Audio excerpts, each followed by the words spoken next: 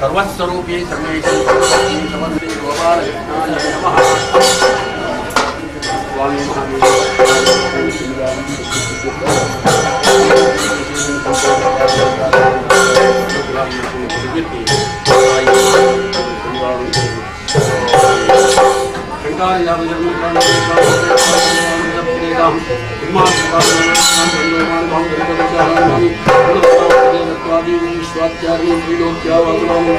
लोकानां वरदा भव बुद्धां श्री गोपालकृष्णाय नमः। अनुग्रह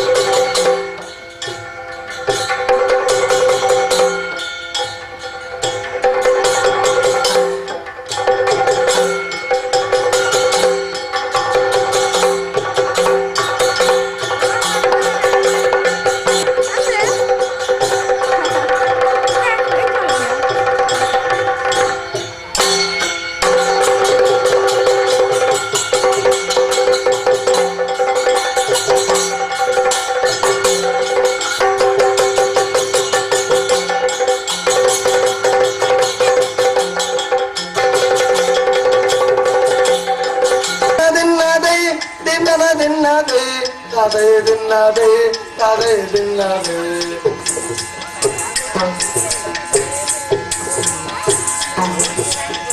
ತದೇ ದಿನ್ನದೆ ತದೇ ದಿನ್ನದೆ ತದೇ ದಿನ್ನದೆ ತದೇ ದಿನ್ನದೆ ತದೇ ದಿನದೆ ತದೇ ದಿನದೆ ತದೇ ದಿನದ ದಿನದೈ ದಿನದ ದಿನದೈ ಜೈ ಜೈ ಜೈ ಜೈ ದತ್ತ ಒಂದೇ ದೇವರ ದೇವ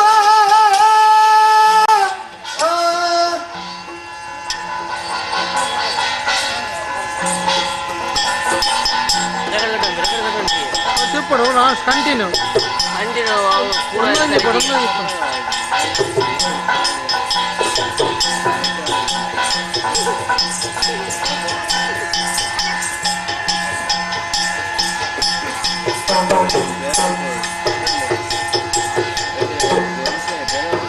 ಒಂದೇ ದೇವರು ದೇವ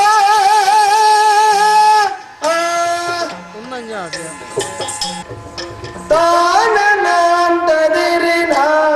ಹರೇ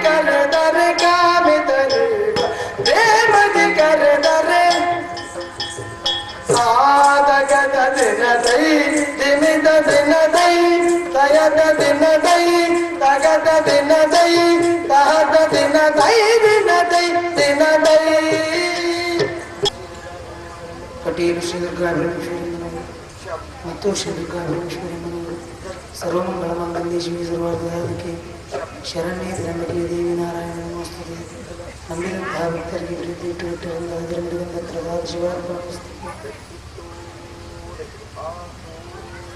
ಆಹೋ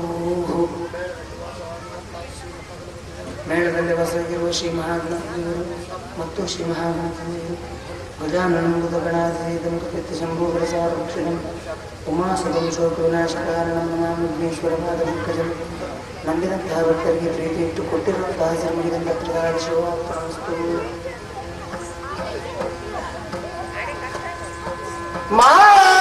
ಮಾಯಗರನು ನೀನೇ ಮಹಿಮನು ನೀನೇ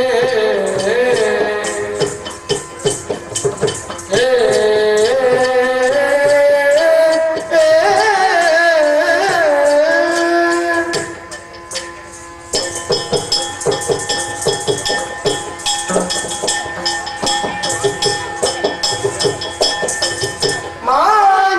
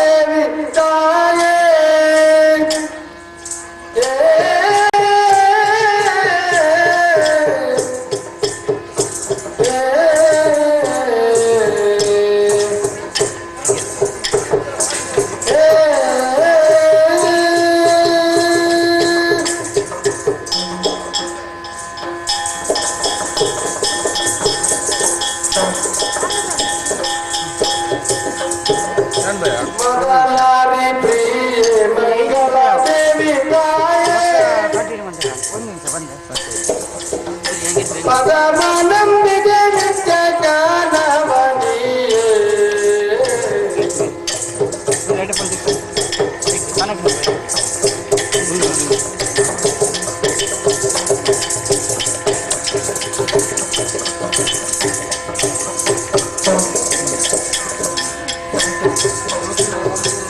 ಪದಮನಂಬಿಗೆ ನಿತ್ಯ ಜ್ಞಾನವನಿಯೇ ಸದಮಲಯ ಮೃದಂಗ ಸನ್ನಿಧಿ ಮದನ ವೈರಿ ಕುಲಪಹಾರಿ ಮಧು ಮದಗಲಿತ ನಿರ್ಧರೇಶ್ವರಿ ಮಧುಕುಲಾನ್ವಿತೆ ವೈಷ್ಣವೇಶ್ವರಿ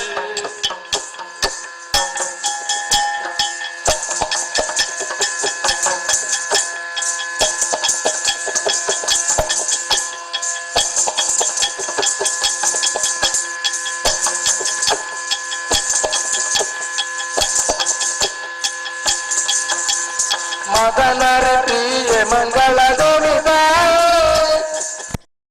ಪದಮನಂಬಿಗೆ ನಿತ್ಯ ಜ್ಞಾನವನಿಯೇ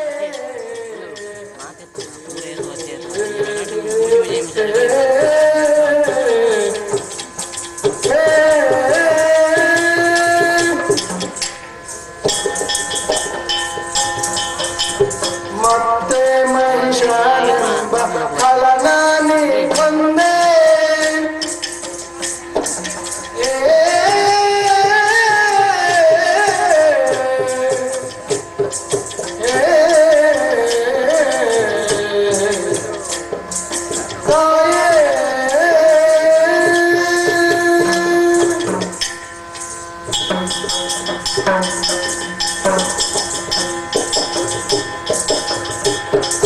ಮತ್ತೆ ಮಹಿಷಾನೆಂಬ ಕಳನಾನಿ ಕೊಂದೆ ಧೂಮ್ರಾಜ್ಯನ ಜನಮಾತ ಗೆಲ್ದೆ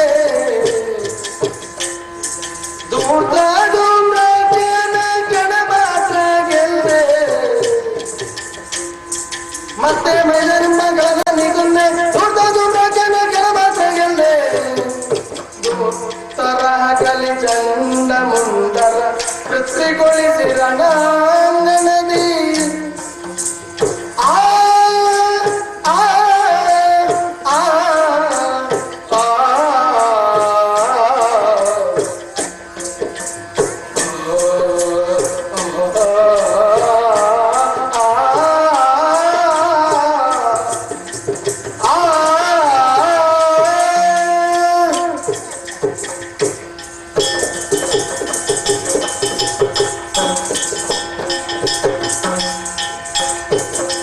ಮತ್ತರ ಕಲಿ ಚಂಡ ಮುಂಡರ ಪೃಥ್ವಿಗೊಳಿಸಿದ ರಣಾಂಗಣದಿ ರಕ್ತ ಬೀಜನ ಕೊಂದು ಧನುಪಮ ಶಕ್ತಿಯುಂಬ ತಗಿದನಾದಿನಿ ರಕ್ತ ಬೀಜನ ಕೊಂದು ಧನುಪಮ ಶಕ್ತಿಯುಂಬ ತಗಿದನಾದಿನಿ ಹುಟ್ಟಿದ ರಭ್ಯ ಕಷ್ಟದಲ್ಲೇ ನಾನೊಂದೇ ಆ ಆ ಆ ಆ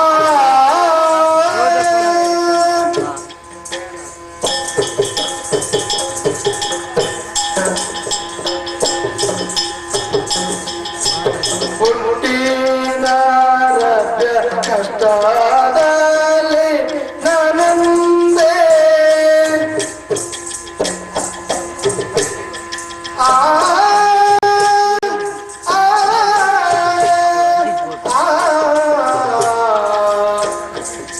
ಆ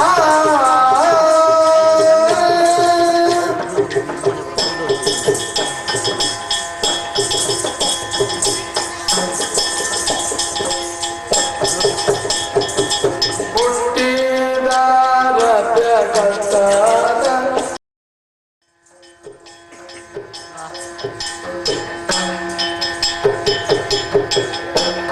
ಹೋಗಿ ಹೇಳ ಮಾತು ಆಗದ ನನಗೆ ಆದಿಗೆ ದೇವರಲ್ಲದ ಬಾರು ಮನೆಗೆ ಕಣ್ಣ ಮುಚ್ಚಲು ನಿದೆ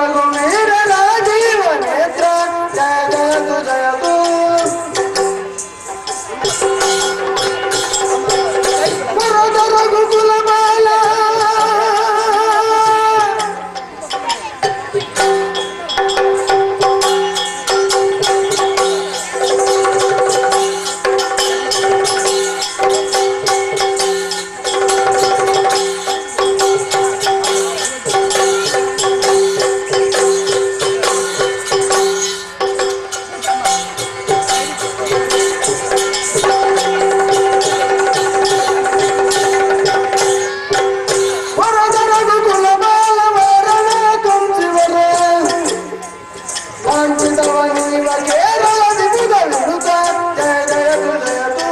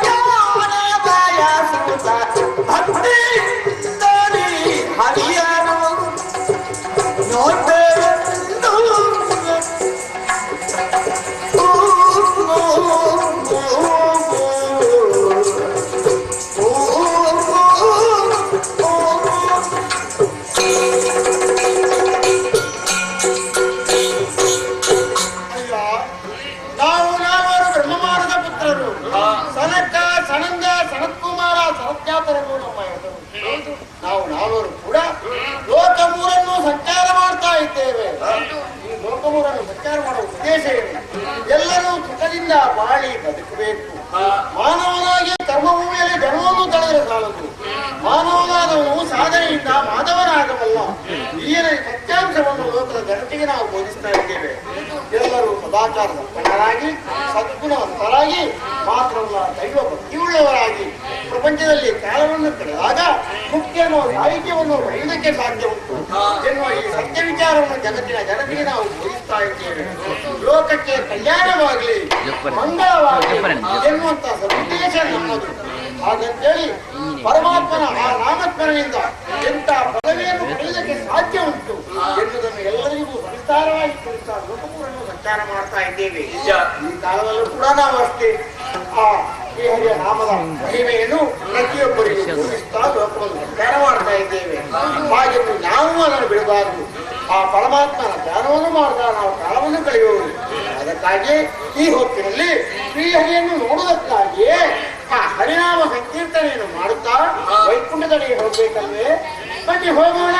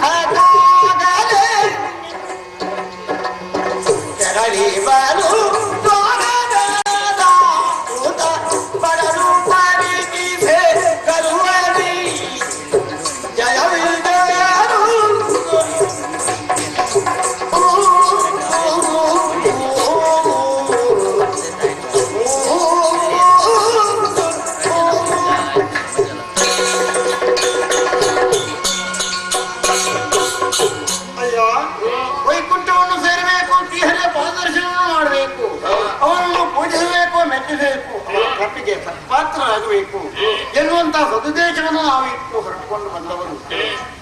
ಹಲವಾರು ದ್ವಾರಗಳಿದ್ರು ಕೂಡ ಹಲವಾರು ಸಮಯದಲ್ಲಿ ಹಲವಾರು ದ್ವಾರಗಳನ್ನೆಲ್ಲ ವಿಚಾರ ಮಾಡಿಕೊಂಡು ಶ್ರೀಹರಿಯನ್ನು ಕಂಡವರು ನಾವಿದ್ದೇವೆ. ಈ ಕಾಲದಲ್ಲಿ ಆದರೂ ಪಶ್ಚಿಮ ದ್ವಾರದಲ್ಲಿ ಬಂದವರಿದ್ದೇವೆ. ಶ್ರೀಹರಿಯನ್ನು ನೋಡಬೇಕು, ಎಂದಿನಂತೆ ಇಂದು ಕೂಡ ಪೂಜೆಯನ್ನು ಮಾಡಬೇಕು ಎನ್ನುವ ಸದುದ್ದೇಶವನ್ನು ಇಟ್ಟುಕೊಂಡು ಬಂದವರು ನಾವು. ಆದ ಕಾರಣ ಕಾಲವನ್ನು ಕಳೆಯುವುದಲ್ಲ, ಆದಷ್ಟು ಶೀಘ್ರದಲ್ಲೇ ಹರಿಯನ್ನು ನೋಡುವಪ್ಪ ಅವರನ್ನು ಪೂಜಿಸಕ್ಕಾಗಿ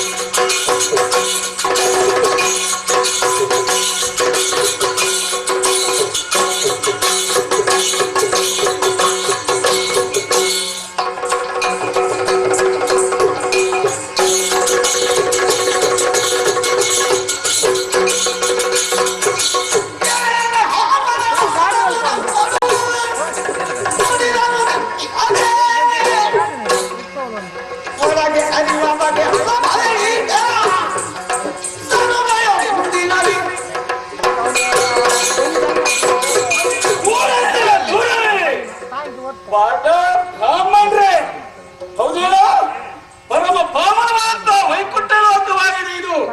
ಇಲ್ಲಿ ಇರುವವನು ಯಾರು? ಅವನಾಗಿ ಅಂತ ಭಾವಿಸ್ತು ಅವನನ್ನು ನೋಡ್ಬೇಕಾದ್ರೆ ಬಾಕಿ ಇರ್ಬೇಕು. ನೀವಿದ್ದೀರಿ, ಅವನನ್ನು ನೋಡುದಕ್ಕೆ ಸಾಧ್ಯವೋ?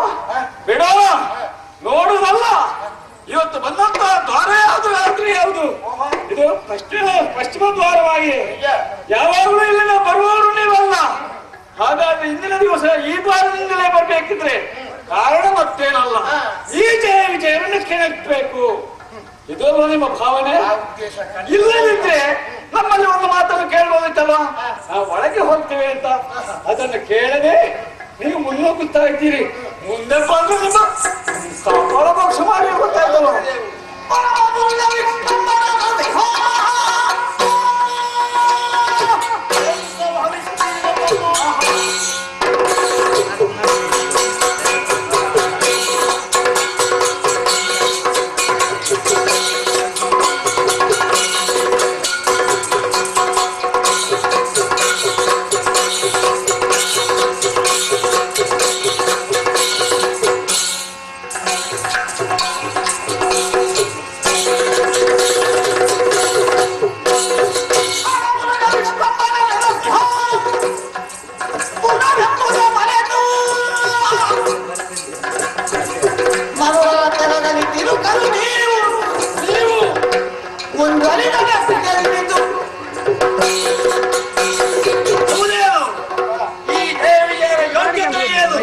ನಮ್ಮಂತಾದಂತಹ ಹೆಚ್ಚುಗಾರಿಕೆ ಏನು ಎಂಬುದನ್ನು ಅರಿಯದೆ ಮುಂದುವರಿಯುತ್ತಾ ಇದ್ದೀರಿ.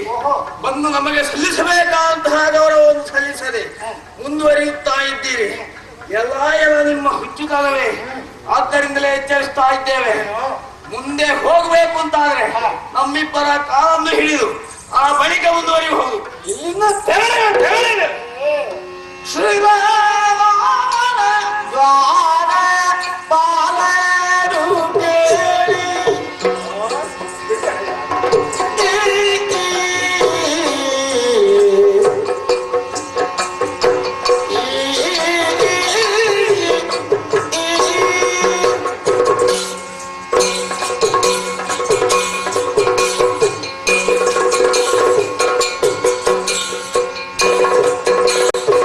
ಶ್ರೀರಾಮ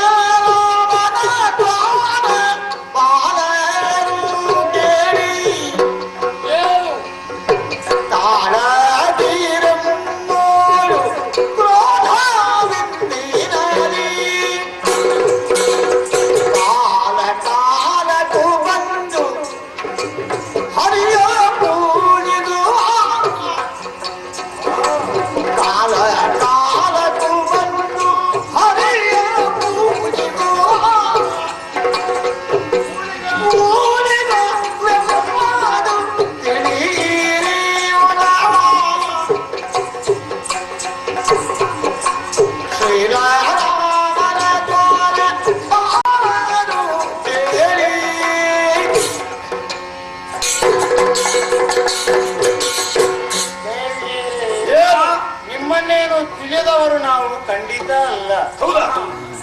ಪ್ರತಿಯೊಂದು ಸಲ ಒಂದೊಂದು ದಿಕ್ಕಿನಲ್ಲಿ ನಾವು ಹೋಗಿ ಶ್ರೀಹರಿಯನ್ನು ನೋಡ್ತಾ ಇದ್ದೀವಿ. ಹಾ. ಈ ಕಾಲಕ್ಕೆ ಪದ್ಮದ್ವಾರದಿಂದ ಹೋಗೋಣ, ಹಾ. ಶ್ರೀಹರಿಯನ್ನು ಕಾಣೋಣ ಎನ್ನುವಂತ ಸದುದ್ದೇಶವನ್ನು ಇರಿಸಿಕೊಂಡು ಬಂದವರೇ ವಿನಃ ನಿಮ್ಮನ್ನು ಕೆಣಕಬೇಕು, ನಿಮ್ಮನ್ನೊಂದು ಹೀಯಾಳಿಸಬೇಕು ಎನ್ನುವಂತ ಆ ಪ್ರವೃತ್ತಿಯನ್ನು ಇಟ್ಟುಕೊಂಡು ಖಂಡಿತ ನಾವು ಬಂದವರಲ್ಲ. ಓಹೋ. ಕಾಲ ಕಾಲಕ್ಕೂ ಬಂದು ಶ್ರೀಹರಿಯನ್ನು ಮೆಚ್ಚಿಸಿ ಅವನನ್ನು ಪೂಜಿಸಿ ಅವನ ಕೃಪೆಗೆ ಸತ್ಪಾತ್ರರಾಗುವವರು ನಾವು ಎಂದಿನಂತೆ ಇಂದು ಕೂಡ ಬಂದಿದ್ದೇವೆ. ಮಾಡುವ ಕರ್ತವ್ಯಕ್ಕೆ ನೀವು ಅಡ್ಡಿಪಡಿಸಿದ್ದಿ ಹೌದಾದ್ರೆ ಪರಮಾತ್ಮನ ಕಾರ್ಯಕ್ಕೆ ನೀವು ಅಡ್ಡಿಪಡಿಸಿದಂತಾಗ್ತದೆ, ಕೊಟ್ಟಂತಾಗ್ತದೆ. ಕಾರಣ ಇದಕ್ಕೆಲ್ಲ ಅವಕಾಶ ಮಾಡಬಾರದು. ಒಳ ಹೋಗುವುದಕ್ಕೆ ನಮಗೆ ಅವಕಾಶವನ್ನು ಕಲ್ಪಿಸಿಕೊಡ್ಬೇಕಂತ ದಾರಿ ಬೇಕಾ ನಿಮಗೆ? ಒಳಗೆ ಬಿಡ್ಲೇಬೇಕಾ? ಬಿಡ್ಲೇಬೇಕಾ?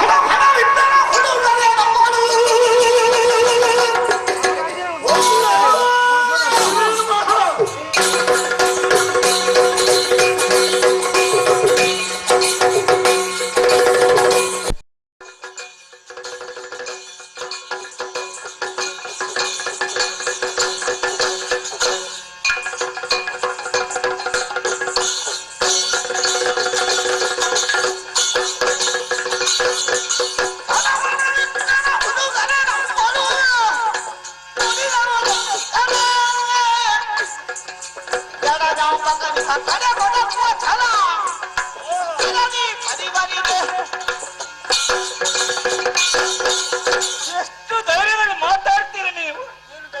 ಹೌದಲ್ಲ? ಉಡುವುದಕ್ಕೆ ಸರಿಯಾದಂತ ಬಟ್ಟೆ ನಿಮಗಿಲ್ಲ, ತಿರುಕರಂತೆ ಕಾಣುತ್ತಾ ಇದ್ದೀರಿ. ನಿಮಗೆ ನಾರಾಯಣನನ್ನು ನೋಡ್ಬೇಕು, ನೋಡುವಂತ ಭಾಗ್ಯ ನಿಮಗೆ ಉಂಟೇನಾ? ಇಷ್ಟು ಕಾಲದಲ್ಲಿ ಬರ್ತಾ ಇದ್ದೇವೆ, ಪೂಜೆ ಮಾಡ್ತಾ ಇದ್ದೇವೆ, ಯಾಕೆ ಭಾಗ್ಯ ಇಲ್ಲ? ಆದ್ರೆ ಈ ದಿನ ಇಲ್ಲ ನಿಮಗೆ. ಯಾಕೆ ಗೊತ್ತಾ? ಆ ವೈಕುಂಠಾಧಿಪತಿ ನಾರಾಯಣ ಯೋಗ್ಯತೆಯನ್ನು ನಾವು ಏನು ಅರಿಯದವರಲ್ಲ, ಬಿಡೋಣ. ಅದು ಅಲ್ಲ, ನಮ್ಮ ಯೋಗ್ಯತೆ ಏನು ಅದನ್ನಾದ್ರೂ ನೀವು ತಿಳಿದಿದ್ದೀರಾ? ನಾವು ಸಾಮಾನ್ಯದವರಲ್ಲ, ಇರುವುದಕ್ಕೆ ದ್ವಾರಪಾಲಕರಾದ್ರೂ ಒಂದು ವೇಳೆ ಲಕ್ಷ್ಮಿಯ ಹೊರಗೆ ಒಳಗೆ ಹೋಗ್ಬೇಕಿದ್ರೆ ನಮ್ಮ ಅನುಮತಿ ಇಲ್ಲದಿದ್ರೆ ಸಾಧ್ಯವಿಲ್ಲ. ಮತ್ತೆ ನೀವುದೇನು ದೊಡ್ಡ ಜನ, ಒಳ ಹೊರ ಹೋಗ್ಬೇಕಾದ್ರೂ ನಮ್ಮ ಅನುಮತಿ ಬೇಕು. ಅಷ್ಟು ಯೋಗ್ಯತಾವಂತರು. ಆ ಮಹಾವಿಷ್ಣುವಿಗಿಂತ ಕಡಿಮೆಯವರು ನಾವಲ್ಲ. ನಮ್ಮಲ್ಲಿ ಕೂಡ 4 ಕೈಗಳಿವೆ, ಆಯುಧ ಕೂಡ ಉಂಟು, ಅದರಲ್ಲಿ ಒಂದು ಮಾತ್ರ ಇಲ್ಲ, ಚಕ್ರ. ಚಕ್ರ ಬೇಡ ನಮಗೆ, ಅದರ ಅದು ಬೇಡ, ಅಗತ್ಯ ಇಲ್ಲ. ಬಣ್ಣದಲ್ಲಿಯೂ ಕೂಡ ಹಾಗೆ, ನಾರಾಯಣನ ಹಾಗೆ ನಾವಿದ್ದೇವೆ. ನಿಮಗೆ ಪೂಜಿಸಬೇಕು ಅಂತ ಆಶೆ ಉಂಟಾದ್ರೆ ನಮ್ಮನ್ನು ಇಲ್ಲಿಯೇ ಪೂಜಿಸಿ ಆಮೇಲೆ ಇಲ್ಲಿಂದ ಹೋಗಿ. ಏನು ನೀವು ಹರಿಯಂತೆ ಎಂಬಂತ ವಾದವನ್ನು ಮಂಡಿಸ್ತಾ ಇದ್ದೀರಿ. ಸುಣ್ಣದ ನೀರು ಬೆಳ್ಳಗಿರ್ತದೆ, ಹಾಲು ಬೆಳ್ಳಗಿರ್ತದೆ, ಎರಡಕ್ಕೂ ಒಂದೇ ಮಹತ್ವ ಅಲ್ಲ. ಹಾಲು ಕುಡಿಲಿಕ್ಕಾಗ್ತದೆ, ಉತ್ತಮ ನೀರನ್ನು ಕುಡಿಲಿಕ್ಕಾಗುವುದಿಲ್ಲ. ಹರಿಯಂತೆ ನೀವಿದ್ರು ಕೂಡ ಹರಿಯೇ ಜಯ ವಿಜಯರು, ಜಯ ವಿಜಯರು. ನೋಡು,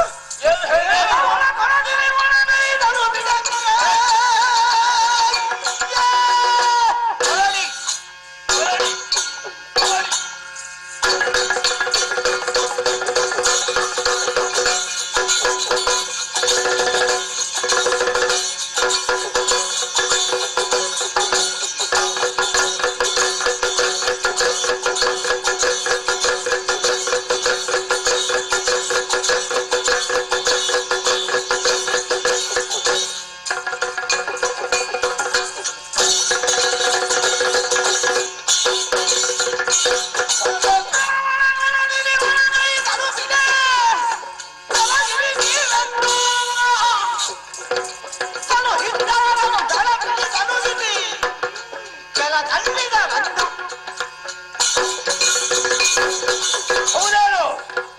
ಹಾರುವವರು ಏಣ್ಣ, ಇವರಿಗೆ ಒಂದು ಗರ್ವ ಉಂಟು. ಸದಾ ಕಾಲ ವೈಕುಂಠಕ್ಕೆ ಬರ್ತಾರೆ ಇವರು. ಅಂತಹ ಯೋಗ್ಯತೆ ತಮ್ಮಲ್ಲಿದೆ ಎಂಬಂತಹ ಆ ಹೆಚ್ಚುಗಾರಿಕೆ, ಅದೇ ಅಹಂಕಾರ, ಅದನ್ನೇ ನಮ್ಮಲ್ಲಿ ತೋರಿಸುವುದಕ್ಕೆ ಮುಂದಾಗಿದ್ದಾರೆ. ಎಲ ಎಚ್ಚರಿಸುತ್ತಾ ಇದ್ದೇವೆ. ನಿಮ್ಮದ್ದಾದಂತಹ ಭ್ರಾಂತುತನದ ಮರುಳುತನವನ್ನು ನಮ್ಮಲ್ಲಿ ತೋರಿಸುವುದಕ್ಕೆ ಮುಂದಾದಿರಿದ್ದಾರೆ. ಇಲ್ಲಿ ನಮ್ಮ ಹತ್ತಿರ ನಡೆಯುವ ಹಾಗಿಲ್ಲ. ಆದ್ದರಿಂದಲೇ ಎಚ್ಚರಿಸುತ್ತಾ ಇದ್ದೇವೆ. ಬಂದ ದಾರಿಯಲ್ಲಿ ಹಿಂದಕ್ಕೆ ನಡೆಯುತ್ತೀರಾ ಅಲ್ಲ, ಏನಾದ್ರೂ ವ್ಯವಸ್ಥೆ ಮಾಡಬೇಕು. ನಿಮ್ಮ ಯೋಗ್ಯತೆ ಬಗ್ಗೆ ನಾವು ಏನು ಹೇಳೋದಿಲ್ಲ, ಆದ್ರೆ ಹರಿಯನ್ನು ನೋಡ್ಬೇಕು ಎನ್ನುವಂತ ಒಂದೇ ಒಂದು ದೃಷ್ಟಿಯಲ್ಲದೆ ಬೇರೆ ಯಾವುದೂ ಇಲ್ಲ. ಇನ್ನೊಬ್ಬರನ್ನು ಅಳೆದು ನೋಡಿ ನಮಗೇನು ಆಗಬೇಕಾದ್ದು ಇಲ್ಲ. ಇದೇ ಉದ್ದೇಶ ಬಿಟ್ರೆ ಬೇರೆ ಯಾವ ಇವತ್ತು ಆಗೋದಿಲ್ಲ, ಅವಕಾಶ ಇಲ್ಲ ಎಂಬುದಾಗಿ ಹೇಳಿದ್ದೇವೆ ಮೊದಲೇ. ಇದಕ್ಕೆಲ್ಲ ನೀವೆಲ್ಲ ತಡೆ ಒಡ್ಡಬಾರದು. ಇಂಥದಕ್ಕೆಲ್ಲ ವಿಘ್ನ ತಂದದ್ದು ಹೌದಾದ್ರೆ ನಮಗೇ ಮಾರಕವಾಗಿ ಹೋಗ್ತದೆ. ಒಟ್ಟಿದ್ರೆ ಏನಾಗ್ತದ? ಅತಿ ಉನ್ನತಿ ಪತನ ಹೇತು ಎಲ್ಲ ಎನ್ನುವುದನ್ನು ಮಾತಿಗೆ ಬುದ್ಧಿ ಹೇಳ್ತಾರೆ. ನಮಗೆ ಹೇಳುವುದಕ್ಕೆ ಮುಂದಾಗಿದ್ದೇವೆ. ಯಾರು ಲೆಕ್ಕಕ್ಕಿಂತ ಎತ್ತರ ಹೋಗಬಾರದು. ಅವ ಹೋದನ ಕೆಳಗೆ ಬೀಳ್ತಾನೆ ಎಂಬ ಅದೇ ಅರ್ಥ ಅದಕ್ಕೆ. ಹೌದಾ? ನೀವೇ ಚೆನ್ನಾಗಿ ಆಲೋಚನೆಯನ್ನು ಮಾಡಿ. ಏನು? ಭೂಲೋಕಲಿದ್ದ ಒಬ್ಬ ಸಾಮಾನ್ಯ ವ್ಯಕ್ತಿಗಳಿಗೆ ನೇರವಾಗಿ ವೈಕುಂಠವನ್ನು ಬಂದು ಸೇರಿಕೊಳ್ಳುವುದಕ್ಕೆ ಸಾಧ್ಯ ಉಂಟೆ? ಖಂಡಿತ ಇಲ್ಲ. ಹಾಗೆ ಸನಕಾದಿಗಳ ಹೇಗೆ ಬಂದ್ರು ಹಾಗೆ ನಮಗೆ ಯೋಗ್ಯತೆ ಉಂಟು. ಪರಮಾತ್ಮನನ್ನು ಕಾಣುವಂತಹ ಚೈತನ್ಯ ನಮ್ಮಲ್ಲಿ ಉಂಟು ಎನ್ನುವುದೇ ಸತ್ಯ ವಿಚಾರ. ವಿನಾಕಾರಣ ಯೋಗ್ಯತೆ ಉಂಟಾ ನಿಮಗೆ? ವಾದ ಮಾಡಬೇಡಿ, ಒಳ ಹೋಗುವುದಕ್ಕೆ ಅವಕಾಶ ಹೌದಾ? ಮಾಡಿಕೊಡಿ. ನಿಮಗೆ ಯೋಗ್ಯತೆ ಉಂಟಾ? ಒಳಗೆ ಹೋಗ್ತೀರಾ?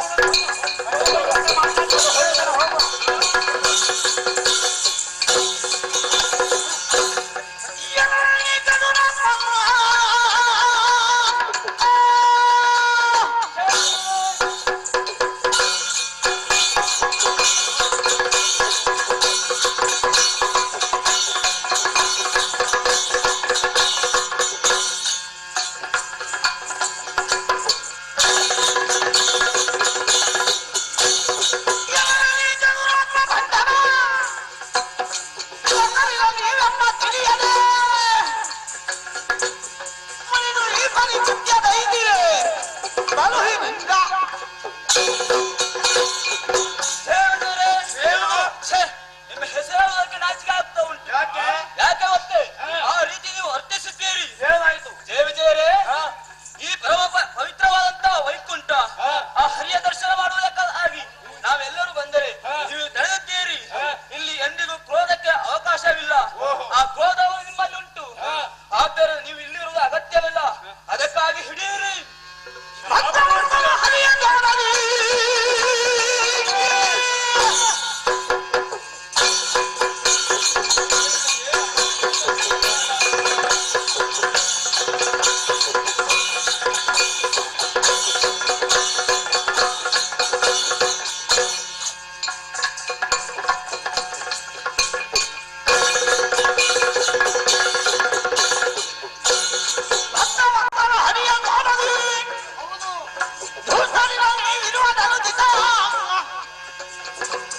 ದೈತ್ಯರಾಗಿ ಜನಿಸಿ ಬಾಳುವುದು ಪೃಥ್ವಿಯೊಳಗೆ.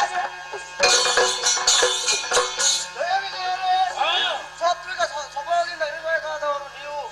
ಆದರೆ ನೀವು ಸಮಗುಣದಿಂದ ವರ್ತಿಸ್ತಾ ಇದ್ದೀರಿ. ಇದು ಸರಿಯಲ್ಲ. ಆದ್ದರಿಂದ ನೀವು ಭೂಲೋಕದಲ್ಲಿ ದುಷ್ಟರಾಗಿ ಹೋಗಿ. ಶಾಪ. ಇದನ್ನು ಪರಿಹರಿಸುವುದಕ್ಕೆ 3 ಮೂರ್ತಿಗಳಿದ್ದಾರೆ.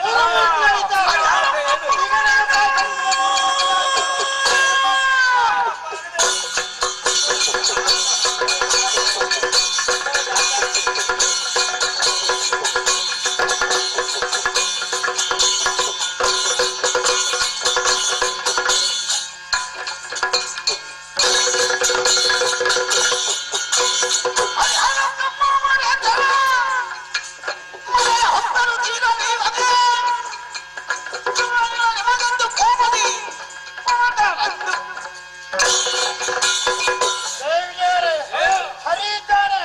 3 ಮೂರ್ತಿಗಳಿದ್ದಾರೆ ನಮ್ಮನ್ನು ಕಾಪಾಡುವುದಕ್ಕೆ ಎನ್ನುವಂತ ಪ್ರಜ್ಞೆ ಮೂಡಿದ್ದು ಈಗ ತಾನೆ. ನೀವು ಕೊಟ್ಟ ಶಾಪ ಲೆಕ್ಕವೇ ಅಲ್ಲ. ಇದರ ಮೊದಲು ಹುಟ್ಟಲಿಲ್ಲಲ್ಲ. ಹೇಗೆ 3 ಮೂರ್ತಿಗಳು ಕಾಪಾಡ್ತಾರೆ ಎಂಬುದನ್ನು ನಾವು ನೋಡಿಕೊಳ್ತೇವೆ. ನಾವು ಕೊಟ್ಟಂತಹ ಶಾಪವನ್ನು 3 ಮೂರ್ತಿಗಳಿಂದ ತೆಗೆದಕ್ಕೆ ಸಾಧ್ಯ ಇಲ್ಲದೆ ಹೋಗ್ಲಿ, ಸಾಧ್ಯ ಇಲ್ಲದೆ ಹೋಗ್ಲಿ, ಸಾಧ್ಯ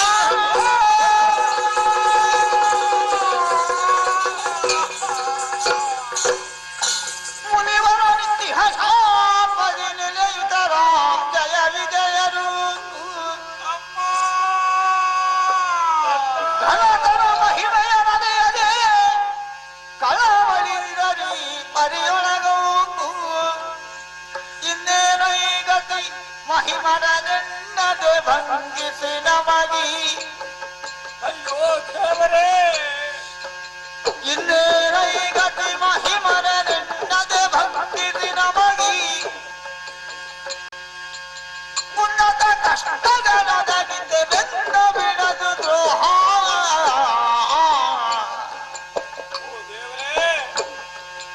ಚಿನ್ಮಯ ಮೂರ್ತಿಯದರು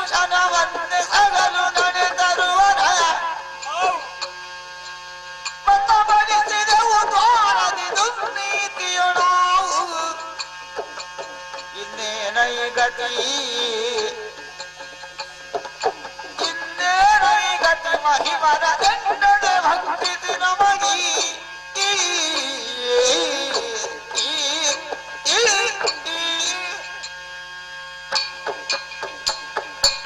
ತಮ್ಮ ವಿಜಯ ಘೋರವಾದ ಶಾಪದಲ್ಲಿ ನಾವು ಮುಳುಗಿ ಹೋದವಲ್ವಾ ಇಂದಿನ ದಿವಸ ಈ ಪರಮ ಪಾವನವಾದ ವೈಕುಂಠ ಲೋಕದಲ್ಲಿ ಅದೆಷ್ಟು ಕಾಲದಿಂದ ನಾವು ದ್ವಾರ ಪಾಲಕರಾಗಿ ಕರ್ತವ್ಯವನ್ನು ನಿರ್ವಹಿಸ್ತಾ ಇದ್ದವರು ತಮ್ಮ ಇಂದಿನ ದಿವಸ ಈ ವೈಕುಂಠಕ್ಕೆ ಸನಕ ಸಂಧಾನಿಗಳೇ ಬಂದ್ರು. ಆದರೆ ಅವರ ಯೋಗ್ಯತೆಯನ್ನು ಅರ್ಥವಿಸದೆ ನಾವು ಅವರನ್ನು ದುಷ್ಟರು ನೀಚರಿಂದ ಬೈದು ಭಂಗಿಸಿ ಅವರನ್ನು ಹೊರದಪ್ಪಿದವರು ನಾವಿದ್ದೇವೆ. ಆದ್ರೆ ಈ ವೈಕುಂಠದಲ್ಲಿ ಇರುವಂತಹ ಸಮಯದಲ್ಲಿ ನಮಗೆ ಇಷ್ಟರವರೆಗೆ ಗರ್ವವೇ ಬಂದಿರಲಿಲ್ಲ. ಇಂದಿನ ದಿವಸ ನಮಗೆ ಅಹಂಕಾರವು ತಲೆಗೆ ಹತ್ತಿ ಹೋಯಿತು. ಅಮ್ಮ ಆ ಅಹಂಕಾರದಿಂದ ನಮಗೆ ಘೋರವಾದಂತಹ ಶಾಪವು ಬಂದೊದಗಿ ಭೂಲೋಕದಲ್ಲಿ ದುಷ್ಟರಾಗಿ ಜನಿಸಿರಿ ಅಂತ ಶಾಪವನ್ನು ಕೊಟ್ಟಿದ್ದಾರೆ. ಅಮ್ಮ ಈ ವೈಕುಂಠ ಲೋಕವನ್ನು ಬಿಟ್ಟು ಹೋಗುವುದಕ್ಕೆ ಮನಸ್ಸಿಲ್ಲ. ಇನ್ನು ಕೂಡ ದ್ವಾರದಲ್ಲಿ ದ್ವಾರಪಾಲಕರಾಗಿ ವೈಕುಂಠವನ್ನು ಕಾಯುತ್ತಿರಬೇಕೆಂಬುದೇ ನಮ್ಮ ಆಸೆ. ಆದ್ರೆ ಬಂದಂತ ಬ್ರಾಹ್ಮಣರು ನಮಗೆ ಶಾಪವನ್ನು ಕೊಟ್ಟಿದ್ದಾರೆ. ಏನು ಮಾಡುವುದು ತಪ್ಪ? ಪರಿಹಾರಕ್ಕೆ ದಾರಿ ಎಂತಿದ ಪರಿಹರಿಸುವ ಬಗೆಯನ್ನು ತಿಳಿಯವು ಇರಿದಾದುದಯ ಹೇಗೆ ಪರಿಹರಿಸ ಎಂತಿದ ಪರಿಹರಿಸುವ ಬಗೆಯನ್ನು ತಿಳಿಯವು ಇರಿದಾದುದಯ ಕಂತುಪಿತನ ಸನ್ನಿಧಿಗೈದಂತರಿಯವ ತಿಳುಹಿ ಅವರಿಗೆ ತಿಳಿಸೋಣ.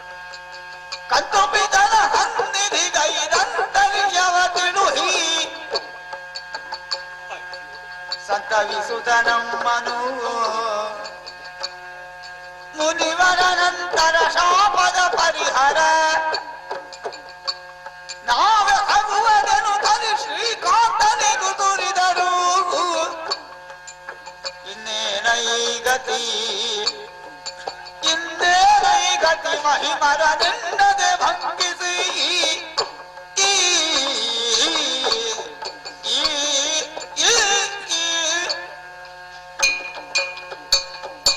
ಅಣ್ಣ ತಮ್ಮ ವೈಕುಂಠದಂತಹ ಪುಣ್ಯ ಲೋಕದಲ್ಲಿದ್ದೂ ಕೂಡ ನಾವು ಅಹಂಕಾರಿಗಳಾಗಿ ಹೋದೆವು. ಹೌದು ತಮ್ಮ. ಅದರ ಪರಿಣಾಮವಾಗಿ ಇದು ಈ ಘೋರವಾದಂತಹ ಶಾಪವನ್ನು ಹೊರಬೇಕಾಗಿ ಬಂದಿದೆ. ಸತ್ಯ. ಹಾಗೆಂದು ಇದರ ಪರಿಹಾರ ಹೇಗೆ ಪರಿಹರಿಸುವುದಕ್ಕೆ ಯಾವ ದಾರಿ ಇದೆ ಎಂಬುದಾಗಿ ಆಲೋಚಿಸುವಾಗ ಏನೂ ಹೊಳೆಯುತ್ತಾ ಇಲ್ಲ. ಹೌದು ತಮ್ಮ. ಆದರೆ ಒಂದು ಏನು? ದೇವಲಿದ್ದಾನೆ ಶ್ರೀಹರಿ ಸದಾ ಕಾಲ ನಮ್ಮ ಮೇಲೆ ಕರುಣೆಯ ಆ ದೃಷ್ಟಿಯನ್ನು ಇರಿಸಿಕೊಂಡಾತ. ಆತ ನಮಗೆ ಬಂದೊದಗಿದಂತಹ ಕಷ್ಟವನ್ನು ಆತನಲ್ಲಿ ಹೇಳಿಕೊಂಡೆವುಂತಾದರೆ ಪರಿಹಾರಕ್ಕೆ ಏನಾದರೂ ದಾರಿ ಸಿಕ್ಕಬಹುದು. ಆದ್ದರಿಂದ ತಡ ಮಾಡುವುದು ಸರಿಯಲ್ಲ. ನೇರವಾಗಿ ಹರಿಯ ಬಳಿಗೆ ನಡೆಯುವುದೆಲ್ಲವನ್ನೂ ಕೂಡ ಹೇಳಿಕೊಳ್ಳೋಣ. ತಮ್ಮ, ನೀನು ಆಡಿದಂತ ಮಾತು ಸತ್ಯ ಅಂತ ನನಗೆ ಎನಿಸ್ತಾ ಉಂಟು. ಇಷ್ಟವರೆಗೆ ಕಾಯ್ದವ ಆ ಶ್ರೀಹರಿ ನಮ್ಮನ್ನು ಇಂದು ಕೂಡ ನಮ್ಮನ್ನ ಕೈ ಬಿಡುವುದಕ್ಕೆ ಸಾಧ್ಯ ಉಂಟಾ? ಅಲ್ವೇ? ಹಾಗಾದ್ರೆ ಆತನ ಬಳಿಗೆ ಹೋಗೋಣ. ನಡೆಯೋಣ, ನಡೆಯೋಣ. ಜಯ ಜಯ, ಜಯ ಜಯ, ನಾರಾಯಣ.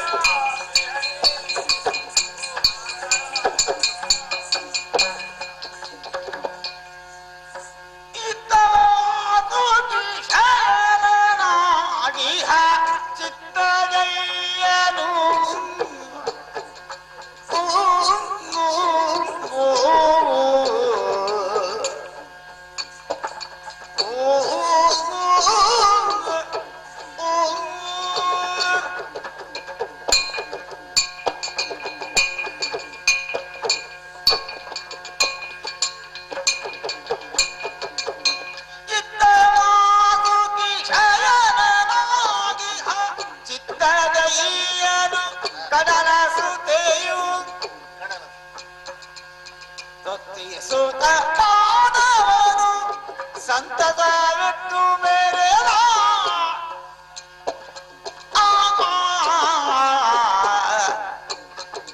ಆ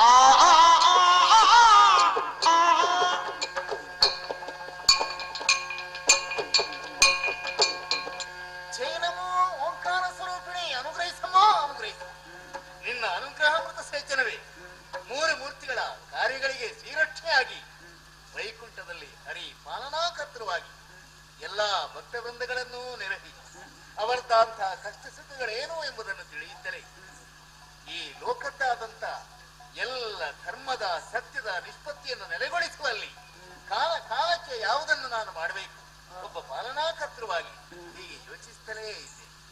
ನನ್ನದಾದಂತಹ ಪಾಲನೆಯಲ್ಲಿ ಎಲ್ಲವೂ ಕೂಡ ಕ್ಷೇಮವನ್ನು ಶಾಂತಿಯನ್ನು ಅನುಭವಿಸಿ ಮುಂದುವರಿಯಬೇಕು. ಇದು ನನ್ನದಾದಂತಹ ಉದ್ದೇಶ. ಆ ಕಾರಣದಿಂದಲೇ ನಾನು ಕೃಪಾಕರನಾಗಿ ಕರುಣಾರ್ದ್ರ ಹೃದಯಿಯಾಗಿ ಎಲ್ಲ ಭಕ್ತರ ಮುಂಭಾಗದಲ್ಲಿ ಕೇಶವನನ್ನೇ ಅರ್ಚಿಸುವಂತಹ ಒಂದು ವಿಭಾಗ ನನ್ನ ನಿತ್ಯ ಕೊಂಡಾಡುತ್ತಲೇ ಇದ್ದಾರೆ ನಮ್ಮ ಸಭೆಯಲ್ಲಿ. ಒಂದೆಡೆಯಲ್ಲಿ ನಿರಾಕಾರವೂ ನಿರ್ಗುಣವೂ ಆದಂತಹ ಚೇತನಗಳೆಲ್ಲ ಸಾಕಾರ ರೂಪದಲ್ಲಿ ಅಭಿವೃದ್ಧಿಗೊಳ್ಳುವುದು ಹೇಗೆ? ವೈಕುಂಠದಲ್ಲಿ ಲಕ್ಷ್ಮೀ ಸಮೇತನಾದಂತಹ ನಾನು, ಕೈಲಾಸದಲ್ಲಿ ಪಾರ್ವತಿ ಸಮೇತನಾದಂತಹ ಹರ, ವಾಣಿಲೋಲನಾಗಿ ಆ ವಿಧಿ ಸತ್ಯ ಲೋಕದಲ್ಲಿ ನಿರಾಕಾರವಾದ್ದು ಯಾವುದು ಅಂತ ತಿಳಿಯುವುದಕ್ಕೆ ಅಸಾಧ್ಯವಾದಂತಹ ಸ್ಥಿತಿಯಲ್ಲಿ ಅದು ಒಂದು ರೂಪವನ್ನಂತೂ ದಂಪತಿಗಳಾಗಿ ಈ ಕಾರ್ಯವನ್ನು ನೆರವೇರಿಸುವಲ್ಲಿ ಇಂತಹ ಒಂದೊಂದು ತಾಣವು ಒಂದೊಂದು ರೂಪವೂ ಯಾಕೆ? ನಿರಾಕಾರವಾದನ್ನು ರೂಪದಲ್ಲಿ ಕಾಣುವುದಾದರೂ ಯಾಕೆ? ಹೀಗೆ ಯೋಚಿಸಿದಾಗ ಭಾವುಕರು ಭಕ್ತರು ಪರಮಜ್ಞಾನಿಗಳೆಲ್ಲ ಶೂನ್ಯದಲ್ಲಿ ತಮ್ಮದಾದಂತಹ ಇಷ್ಟಾರ್ಥವನ್ನು ಕಂಡು ಸಿದ್ಧಿಸಿಕೊಳ್ಳುವುದಕ್ಕಾಗ್ತದೆ. ಸಾಮಾನ್ಯ ಮಟ್ಟದಲ್ಲಿದ್ದವರು ಯಾವುದಾದರೂ ಒಂದು ಚಿತ್ರಣವನ್ನು ಕಂಡೇ ತಾವದನ್ನು ಆರಾಧಿಸಬೇಕಷ್ಟೆ. ಅದಕ್ಕಾಗಿ ಮೂರ್ತಿ ರೂಪದಲ್ಲಿ ಒಂದು ಚಿತ್ರ ಆ ಭಕ್ತರಿಂದ ತಮ್ಮದಾದಂತಹ ಹೃದಯದಲ್ಲಿ ನೆಲೆಗೊಳಿಸಿಕೊಳ್ಳುವುದಕ್ಕಾಗಿ ವಿಭಿನ್ನವಾದಂತಹ ರೂಪಗಳನ್ನಾಂತೂ ಇಂತಹ ದಿವ್ಯ ಚೇತನಗಳೆಲ್ಲ ಒಂದೆಡೆಯಲ್ಲಿ ಭಕ್ತರನ್ನು ಅನುಗ್ರಹಿಸುವುದಕ್ಕೂ ಅವರದ್ದಾದಂತಹ ಪಾಲನೆಗೂ ಮುಂದಾಯಿತು ಅಂತ ಹೇಳಬಹುದು. ಆ ಕಾರಣಕ್ಕಾಗಿಯೇ ಇದ್ದೂ ಇಲ್ಲದಿರುವಂತಹ ಚೇತನ ಅಂತ ಹೇಳುವುದು, ದೈವಿಕವಾದಂತಹ ಎಲ್ಲ ಶಕ್ತಿಗಳನ್ನು ಇದ್ದೂ ಇಲ್ಲದಿರುವ ಚೇತನ ಅಂತ ಹೇಳುವುದು. ಚೇತನ ಇದೆ, ಅದನ್ನು ತಿಳಿಯುವುದಕ್ಕೆ ಮಾತ್ರ ಸಾಮಾನ್ಯವಾದಂತಹ ಹೊರಗಿನ ಕಣ್ಣಿನಿಂದ ಅಸಾಧ್ಯ. ಒಳಗಿನ ಜ್ಞಾನದ್ದಾದಂತಹ ಚಕ್ಷುವನ್ನು ತೆರೆದಾಗ ಆ ಶೂನ್ಯದಲ್ಲಿ ಅಡಗಿರುವಂತಹ ವಿಷಯವಂತ ಕಂಡುಕೊಳ್ಳುವುದಕ್ಕಾಗ್ತದೆ. ಅದಕ್ಕಾಗಿಯೇ ನಮ್ಮನ್ನು ಆರಾಧಿಸುವವರು ಕೂಡ ವಿಭಿನ್ನ ತಳಹದಿಯಲ್ಲಿದ್ದಾರೆ. ಒಂದೆಡೆಯಲ್ಲಿ ಆರ್ತರು, ಅರ್ಥಾರ್ಥಿಗಳು, ಜ್ಞಾನಿಗಳು, ಜಿಜ್ಞಾಸುಗಳು. ಹೀಗೆ ಒಂದೆಡೆಯಲ್ಲಿ ಅರ್ಥಾರ್ಥಿಗಳು ಕೇವಲ ನನಗೆ ನಮಸ್ಕರಿಸುವುದಿದ್ದರು, ನನ್ನ ಹೆಂಡತಿಯಾದಂತಹ ಲಕ್ಷ್ಮಿ ಅನುಗ್ರಹಕ್ಕಾಗಿಯೇ ನನಗೆ ನಿತ್ಯ ನಮಸ್ಕರಿಸುವವರು. ಕೇವಲ ಅರ್ಥವನ್ನೇ ತಮ್ಮ ಜೀವನದಲ್ಲಿ ಸಂಚಯಿಸುವುದಕ್ಕಾಗಿ ದೇವತಾರ್ಚನೆಯನ್ನು ಮಾಡುವರು ಅವರ ಅರ್ಥಾರ್ಥಿಗಳು. ಆಮೇಲೆ ಆರ್ತರು, ಅವರಿಗೆ ಯಾವುದೇ ರೀತಿಯ ಚಿಂತನೆಯೂ ಇಲ್ಲ. ಆ ದೈವಿಕವಾದಂತಹ ಸಾನ್ನಿಧ್ಯದಲ್ಲಿ ತಮ್ಮದಾದಂತಹ ಸಕಲ ಕಷ್ಟವನ್ನು ತೋಡಿಕೊಂಡು ಆರ್ತಧ್ವನಿಯಿಂದಲೇ ಮೊರೆ ಇಡುವವರು ಅವರು ಆರ್ತರು. ಆಮೇಲೆ ಜಿಜ್ಞಾಸುಗಳು, ಇಂತಹ ದಿವ್ಯ ಚೇತನ ಇದೆಯೋ ಇಲ್ವೋ, ಇದ್ರೆ ಹೇಗೆ ಎಂಬಂತಹ ಜಿಜ್ಞಾಸೆಯಿಂದಲೇ ಮುಂದುವರಿದು ದೈವಿಕವಾದಂತಹ ಸಾನ್ನಿಧ್ಯವನ್ನು ಗುರುತಿಸುವುದಕ್ಕಾಗಿ ಮುಂದಾಗುವ. ಆಮೇಲೆ ಜ್ಞಾನಿಗಳು, ಅವರು ಯಥಾರ್ಥವನ್ನು ತಿಳಿದು ಆ ತಿಳಿವಿನ ಆಳದಲ್ಲಿ ಇರುವಂತಹ ದಿವ್ಯ ಜ್ಯೋತಿಯನ್ನು ಕಂಡು ಆ ಮುಖಾಂತರವಾಗಿ ಜೀವನವನ್ನು ಪುನೀತಗೊಳಿಸಿಕೊಳ್ಳುವವು. ನೇತಿ ನೇತಿ ಎಂದು ಮುಂದುವರಿಯುವಂತಹ ಜ್ಞಾನಿಗಳೆಲ್ಲ ಆ ನೇತಿಯಲ್ಲಿ ಎಲ್ಲಿ ಇಂತಹ ಇಷ್ಟಾರ್ಥ ಸಿದ್ಧಿಯನ್ನು ಮಾಡತಕ್ಕಂತಹ ಚೇತನವನ್ನು ಕಂಡುಕೊಳ್ಳಬಹುದು. ಹೀಗೆ ಮುಂದುವರಿತಲೇ ತಮ್ಮದಾದಂತಹ ಜ್ಞಾನದ ಪರಿಧಿಯನ್ನು ಹೆಚ್ಚಿಸುತ್ತಲೇ ಇರ್ತಾರೆ. ಅಂತವರೆಲ್ಲರೂ ಕೂಡ ಇಲ್ಲಿ ಸೇರಿದ್ದಾರೆ. ಎಲ್ಲರೂ ನಮ್ಮನ್ನು ಆರಾಧಿಸ್ತಾ ಇದ್ದಾರೆ. ಇಂತಹ ಆರಾಧಕರೆಲ್ಲರೂ ಕೂಡ ಅವರವರ ಅಭೀಷ್ಟವನ್ನು ಇಲ್ಲಿ ಪೂರೈಸ್ತಾರೆ. ಯದ್ಭಾವಂ ತದ್ಭವತಿ, ಅವರದ್ದಂತಹ ಭಾವವೇನೋ ಅದಕ್ಕೆ ಅನುಸರಿಸಿ ನಾವು ಅವರನ್ನು ಅನುಗ್ರಹಿಸ್ತಾ ಬಂದಿದ್ದೇವೆ. ಇಂತಹ ಅನುಗ್ರಹಕಾರಕವಾದಂತಹ ವೈಕುಂಠದಲ್ಲಿ ಉಳಿದಂತಹ ಲೋಕಗಳನ್ನು ನಿಯಂತ್ರಿಸಿ ನಡೆಯುವಂತಹ ಹರಿ ಇವತ್ತು ಯೋಚಿಸಿದಾಗ ನಮ್ಮಲ್ಲೇ ಕೆಲವೆಲ್ಲ ವಿಶೇಷತೆಗಳು ನಡೆಯುತ್ತದೆ. ಇಲ್ಲಿ ಇದ್ದೂ ಕೂಡ ಇಲ್ಲಿದ್ದಾದಂತಹ ವಿಶೇಷತೆಯನ್ನು ಗುರುತಿಸುವುದಕ್ಕೂ ಇಲ್ಲಿಯ ಶಾಂತಿಯನ್ನು ಸಮಾಧಾನವನ್ನು ತಮ್ಮದಾದಂತಹ ಜೀವನೋತ್ಕರ್ಷಕ್ಕೆ ಅಳವಡಿಸಿಕೊಳ್ಳುವುದಕ್ಕೂ ಆಗದಂತಹ ಒಂದು ವಿಭಾಗ ಇದೆ. ಅವರಿಗೊಂದು ಪಾಠವನ್ನು ಕಲಿಸಬೇಕು ಎನ್ನುವಂತಹ ಕಾರಣಕ್ಕಾಗಿ ನಾನು ಹೀಗೆ ಚಿಂತಿಸುತ್ತಿರುವಾಗ ಅದಕ್ಕೆ ಅನುಗುಣವಾದಂತ ಈ ನಾಟಕ ರಂಗದಲ್ಲಿ ಪಾತ್ರಧಾರಿಗಳಂತ ಆ ದಿವ್ಯ ಚೇತನಗಳ ಈ ಕಡೆಗೆ ಬರ್ತಾ ಇದ್ದಾರಲ್ಲ, ಏನಾಯ್ತು ನೋಡೋಣ, ಏನಾಗ್ತದೆ.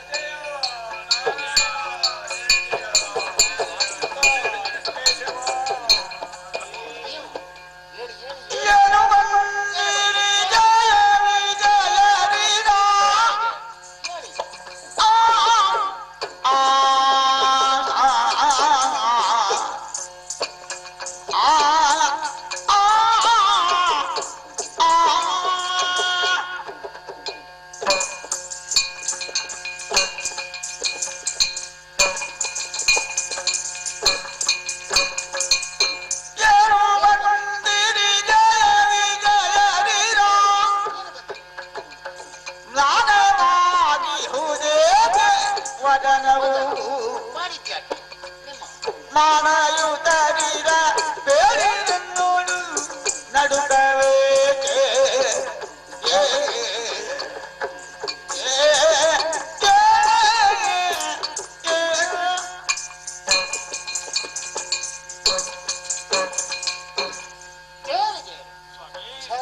ನಿಮ್ಮನ್ನು ಕಾಣಬೇಕಿದ್ರೆ ಎರಡೇ ಕಣ್ಣಾಗಿ ಹೋಯ್ತಲ್ಲ ಅಂತ ನನಗನ್ನಿತ್ತು.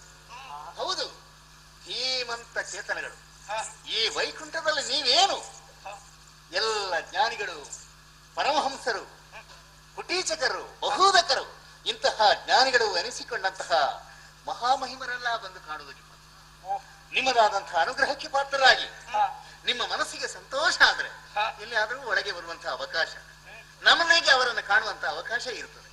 ಅಂತಹ ದಿವ್ಯ ತಾಣದಲ್ಲಿ ನೀವಿದ್ದೀರಿ. ನಿಮ್ಮ ದರ್ಶನ ಮಾತ್ರದಿಂದಲೇ ಅದೆಷ್ಟು ಜ್ಞಾನಿಗಳೆಲ್ಲ ಪುನೀತರಾಗ್ತಾರೆ. ಅಂತಹ ಪರಮ ಪಾವನವಂತಹ ತಾಣದಲ್ಲಿ ಇದ್ದು ನೀವೆಲ್ಲಿಯಾದ್ರೂ ಒಂದು ಸೂಚನೆಯನ್ನು ಕೊಡ್ತಿದ್ರೆ ಲಕ್ಷ್ಮಿ ಸಮೇತನಾಗಿ ನಾನೇ ಬರ್ತೀನಿ. ನೀವ್ ಯಾಕೆ ಕರೆಸಿಕೊಂಡಿದ್ದೀರಿ? ನಿಮ್ಮದಾದಂತಹ ಈ ಕಾರ್ಯದಲ್ಲಿ ಏನಾದರೂ ಲೋಪದೋಷಗಳಿವೆ ಅಥವಾ ನಿಮ್ಮದಾದಂತಹ ಔಚಿತ್ಯಪೂರ್ಣವಾದಂತಹ ವ್ಯಕ್ತಿತ್ವ, ಕಳಂಕರಹಿತವಾದಂತಹ ನಿಮ್ಮ ವರ್ಚಸ್ಸು, ಇದಕ್ಕೇನಾದರೂ ಸಮಸ್ಯೆ ಇಲ್ಲಿ ಬರುವಂತಹ ಜ್ಞಾನಿಗಳಿಂದಲೋ ಭಕ್ತರಿಂದಲೂ ಆಗಿದೆ ಎಂಬುದನ್ನು ನಾನೇ ಕೇಳಿ ಅದಕ್ಕೆ ಬೇಕಾದಂತಹ ಪರಿಹಾರವನ್ನು ಮಾಡಬಹುದು. ನೀವಾಗಿ ಇಲ್ಲಿ ಬಂದಿದ್ದೀರಲ್ಲ, ಆದರೂ ನಿತ್ಯ ಕಳೆಯಿಂದ ಆ ಬಾಲ ಮಾರ್ಕಾಂಡನಂತೆ ತೇಜೋಪುಂಜವಾದಂತಹ ವದನದಿಂದಲೇ ದರ್ಶನವನ್ನು ಕೊಡುವಂತಹ ನೀವು ವದನ ಬಾಡಿದೆ ಮುಖವನ್ನು ಕಂಡಾಗಲೇ ಒಳಗಿನ ಹೃದಯದಲ್ಲಿ ಅದಾವುದು ನೋವಿನ ಛಾಯೆ ಇದೆ ಅಂತ ನನಗನ್ನಿಸ್ತದೆ. ಈ ಮುಖ ಕನ್ನಡಿಯಲ್ಲಿ ಇಂತಹ ನೋವಿನ ಸೆಳೆವು ಸ್ಪಂದಿಸಬೇಕು ಅಂತಿದ್ರೆ ಒಳಗೇನಾದ್ರೂ ಬೇಗುದಿ ಅಥವಾ ಇನ್ನೇನಾದ್ರೂ ನನ್ನದಾದಂತಹ ಕಾರ್ಯದಲ್ಲಿ ನಿಮಗೇನಾದ್ರೂ ಮನಸ್ತಾಪವೇ? ಹೇಳಿ, ಏನಾಗಿದೆ?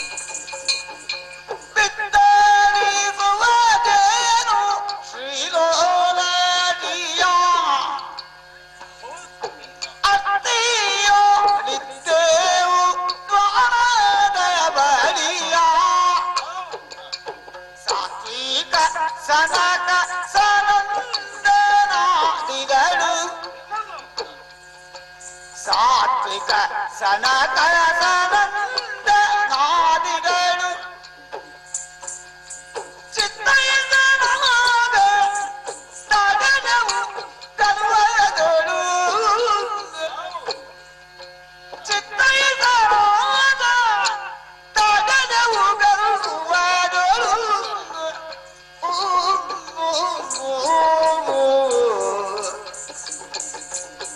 ಧರಿಸುವನೇನು ಶ್ರೀಲೋಲ ಜಿಯ.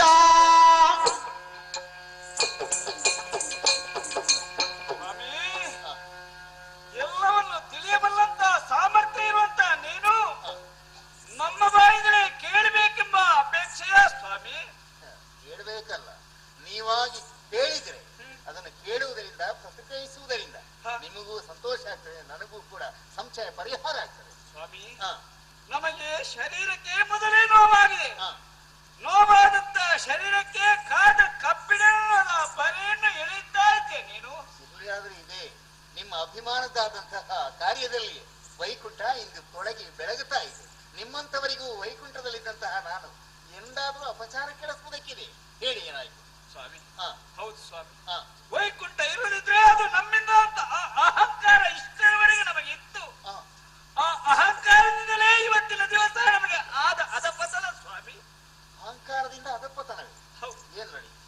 ನಿನ್ನನ್ನು ಕಾಣುವುದಕ್ಕೆ ಸನಕ ಸನಂದಾದಿಗಳು ಇಲ್ಲಿಗೆ ಚಿತ್ತೈಸಿದ್ರು. ಆದ್ರೆ ಬಡ ತಿರುಕರು ಅಂತ ಅವರನ್ನು ಬೈದು ಬಂಧಿಸಿ ಅವರ ಕುತ್ತಿಯ ಕೈ ಹಾಕಿ ತೂರಿದ ಸ್ವಾಮಿ. ತೋಡಿದಿರಿ ನೀವು? ಪರಿಣಾಮ ಏನಾಯ್ತು?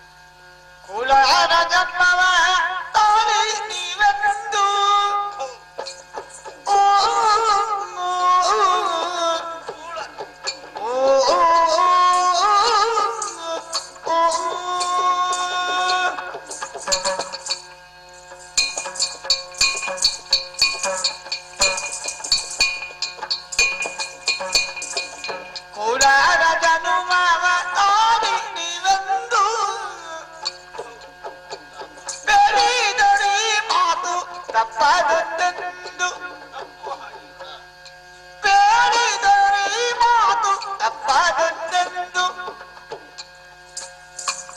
ಕಾಡುವೆ ಇನಿತಾಯ್ತೆ ನಿನ್ನ ಸೇವೆಯನು ಪಾಡಿದರೆ ಸಂತೈಸುತ್ತವರನು ಬಿತ್ತರಿಸುವನೇನು ಶ್ರೀಲೋಕದೀಯ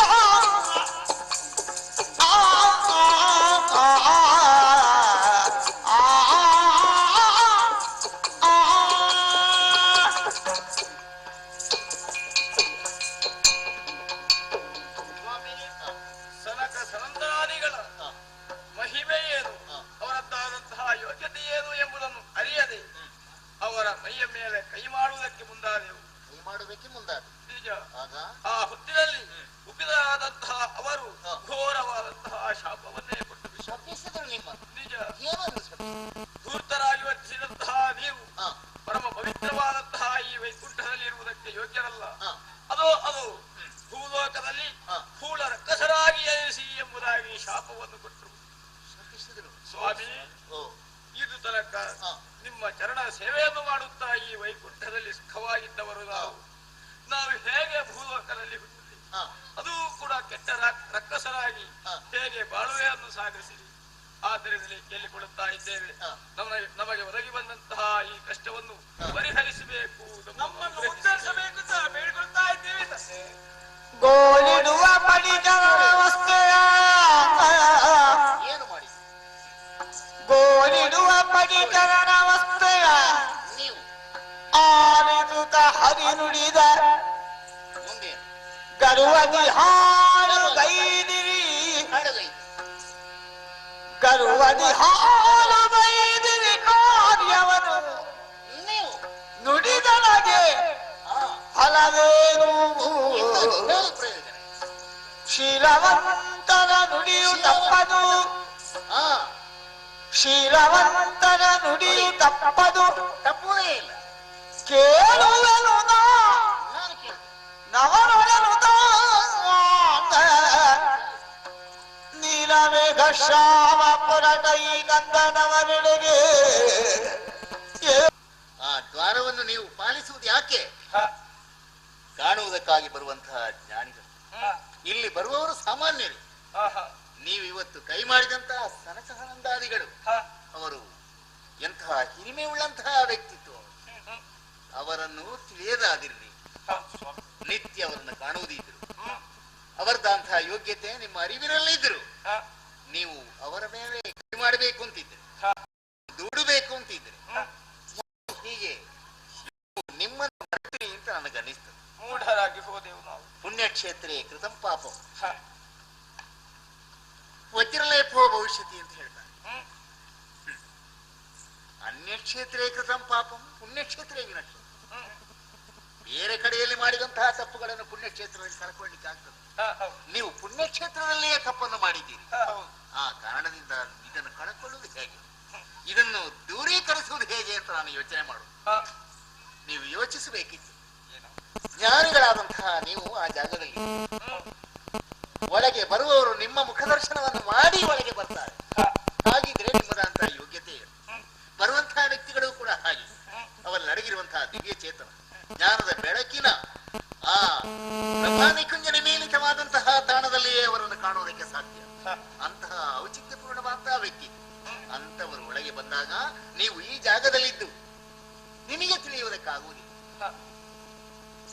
ಮೂಢರಾಗಬಹುದು ಯಾರು ಏನು ತಿಳಿಯದಂತಹ ವ್ಯಕ್ತಿಗಳು. ನೀವು ತಿಳಿದೂ ಮಾಡಿದಂತಹ ತಪ್ಪಿಗೆ ಅವರು ನಿಮಗೆ ಶಪಿಸಿದ್ದು ಸರಿಯೇ. ನೀವು ಭುವಿಯಲ್ಲಿ ಅದೂ ಕೂಡ ಅಜ್ಞಾನಿಗಳಾಗಿ ಮೂಢರಾಗಿ ಉದಿಸಿ ಅಂತ ಹೇಳಿರಬಹುದು.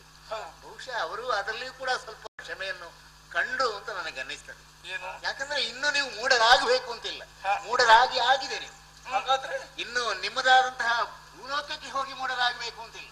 ನೀವು ಮೂಢರು ಮೂರ್ಖರು ವೈಕುಂಠದಲ್ಲೇ ಆದಿರಿ. ಆದ ಕಾರಣ ನಿಮಗೆ ಶಾಪ ಬಂತು. ಇನ್ನು ನಾನೇನು ಮಾಡುವುದು? ಏನು ಮಾಡೋಣ? ಪರಿಹರಿಸಬೇಕು. ನೀವು ಅದೆತ್ತ ಎಲ್ಲಿಯೋ ಜಾರಿದಿರಿ, ಅಲ್ಲಿಯೇ ಬಿದ್ದಿರಿ. ಏಳುವಂತಹ ತಾಣ ಎಲ್ಲಿ ಅಂತ ನನ್ನಲ್ಲಿ ವಿಚಾರಿಸ್ತಾ ಇದೆ. ನೀವೆಲ್ಲಿ ಜಾರಿ ಬಿದ್ದಿರೋ ಆ ತಾಣವನ್ನೇ ಆಧರಿಸಿ ಎದ್ದು ಪರಿಹಾರ ಏನು ಅಂತ ಕೇಳುವುದಿದ್ರೆ ಅಲ್ಲಿ ಔಚಿತ್ಯ ಇತ್ತು ಅಂತ ನನಗೆ ಅನ್ನಿಸ್ತದೆ. ನೀವು ಅವರಲ್ಲಿ ಕೇಳಿದೆ ನನ್ನಲ್ಲಿಗೆ ಬಂದಿದೆ. ಅವರದಂತಹ ಯೋಗ್ಯತೆ ಏನು? ಅವರಿಗೂ ನೀವು ಕೈ ಮಾಡಿದಿರಿ. ಈ ಕೈ ಇರುವುದು ಯಾಕೆ?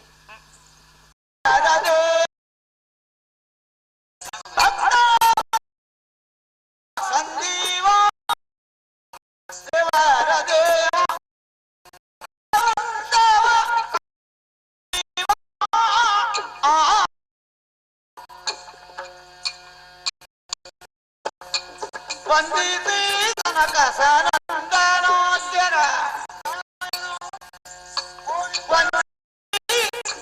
ಸನಕ ಸನಂದನಾದ್ಯರ ಕರೆ ತಂದು ಪದರಿದು ತಿಂದನು ವಿನಯದಿ ಕರೆ ತಂದು ಪದರಿದು ತಿಂದನು ವಿನಯದಿ ಬಂದನು ದೇವರ ದೇವ ಸಂದೀವ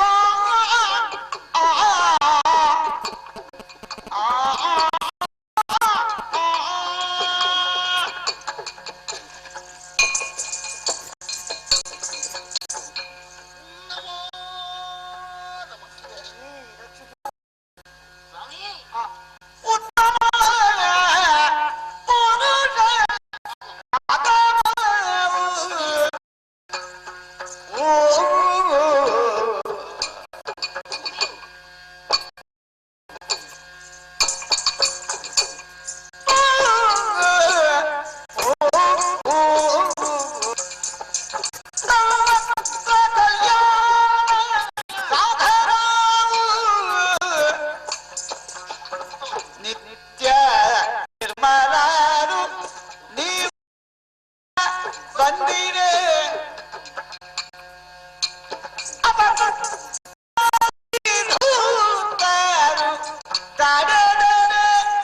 ದ್ವಾರದಿ ನಿತ್ಯ ನಿರ್ಮಲರು ನಿಮಿತ್ತ ಬಂದಿರ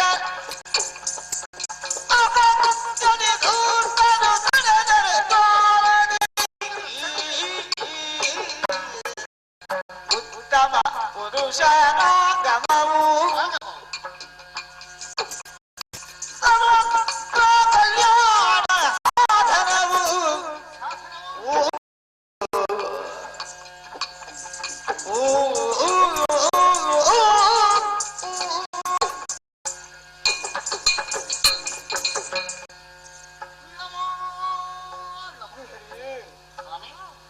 ಉತ್ತಮ ಪುರುಷರಾಗಮ.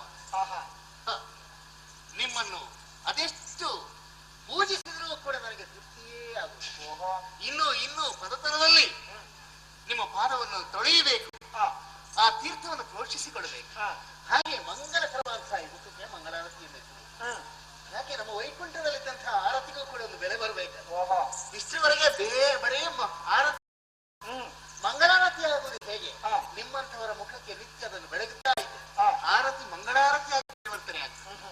ಹಾಗೆ ನಿಮ್ಮ ಈ ಪಾದವನ್ನು ತೊಳೆದಾಗ ಅದೆತ್ತರಿಂದಲೂ ನೀವು ಬರುತ್ತಿರುವಂತಹ ಸಮಯದಲ್ಲಿ ನಿಮ್ಮದಂತಹ ಪಾದದ ಯೋಗ್ಯತೆಯನ್ನು ಜ್ಞಾನಿಗಳು ಹೇಳುತ್ತಿದ್ದಾರೆ.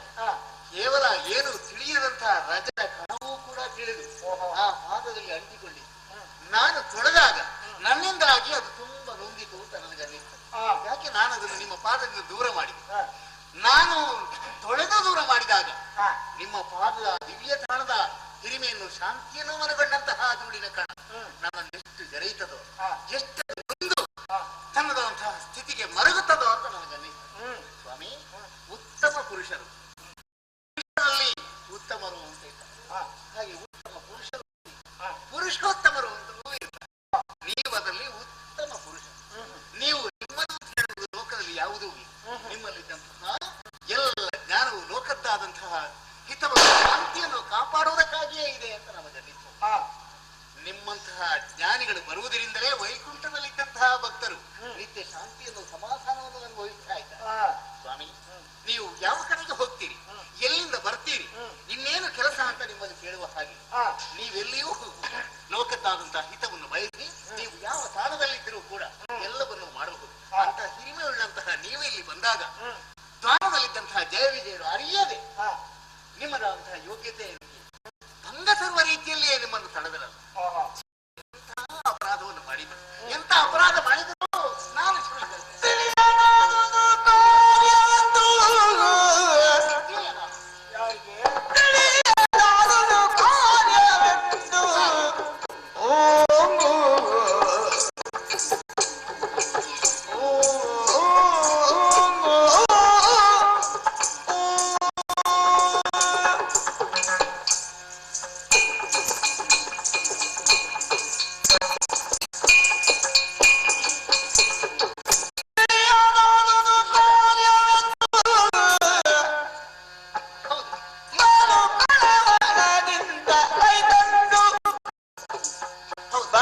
ಕಳವಳದಿಂದ ತಂದು ಅನುವಾದ ಉಪಾಯ ತಿಳುಹಿ ಸಂತೈಸುತ್ತ ಮಹಾವ್ಯಕ್ತನಾದ ನಳಿನಾಕ್ಷಗೆಂದರು ಸಮಹಾವ್ಯಕ್ತನಾದ ನಳಿನಾಕ್ಷಗೆಂದರು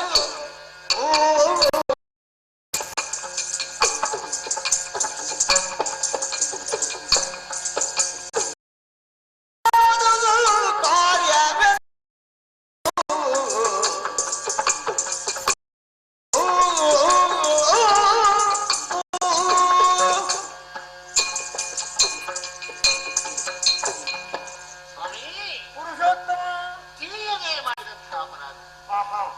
ಯಾಕೆ ಜ್ಞಾನಿಗಳಾಗಿದ್ದಂತಹ ಎಲ್ಲರೂ ಕೂಡ ನಿಮ್ಮನ್ನು ಕಂಡಾಗ ತಿಳಿಯುತ್ತ ನೀವೇನು ಎಂಬುದನ್ನು ಗುರುತಿಸಿಕೊಳ್ಳುವುದಕ್ಕಾಗ್ತದೆ. ಹಾಗೆ ದ್ವಾರದಲ್ಲಿದ್ದಂತಹ ಜಯ ವಿಜಯರು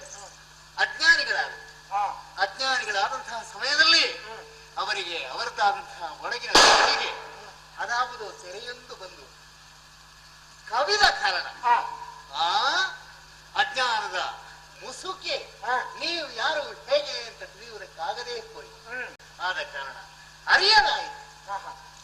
ಅರಿಯದಾಯ್ತೋ ಅಲ್ಲ ತಮಗೆ ಅರಿಯದಾಯ್ತೋ? ನನಗೂ ಕೂಡ ಹಾಗೆ ನೀವು ಬಂದಿದ್ದೀರಿ ಅಂತ ನನಗೂ ಅರಿಯದೇ ಆಯ್ತು.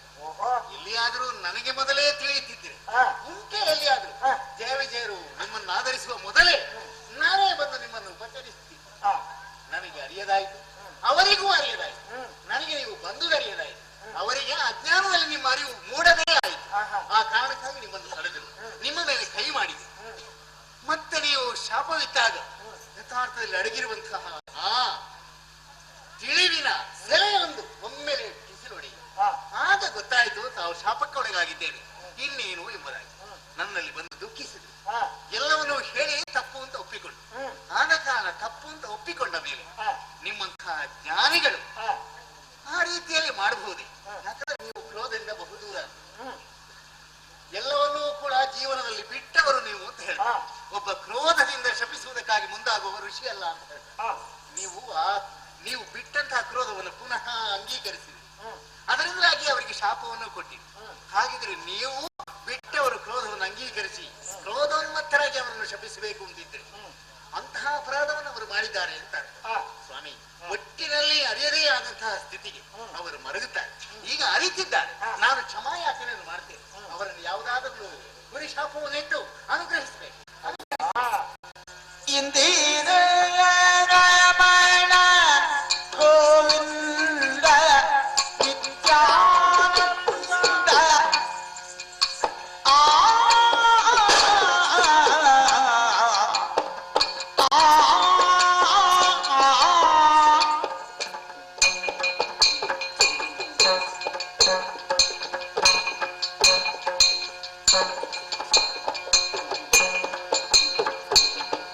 ಇಂದಿರ ರಮಣ ಗೋವಿಂದ ನಿತ್ಯಾನಂದ ನಿಂದಿದವರಿಗೆ ತೆರದೇವಿ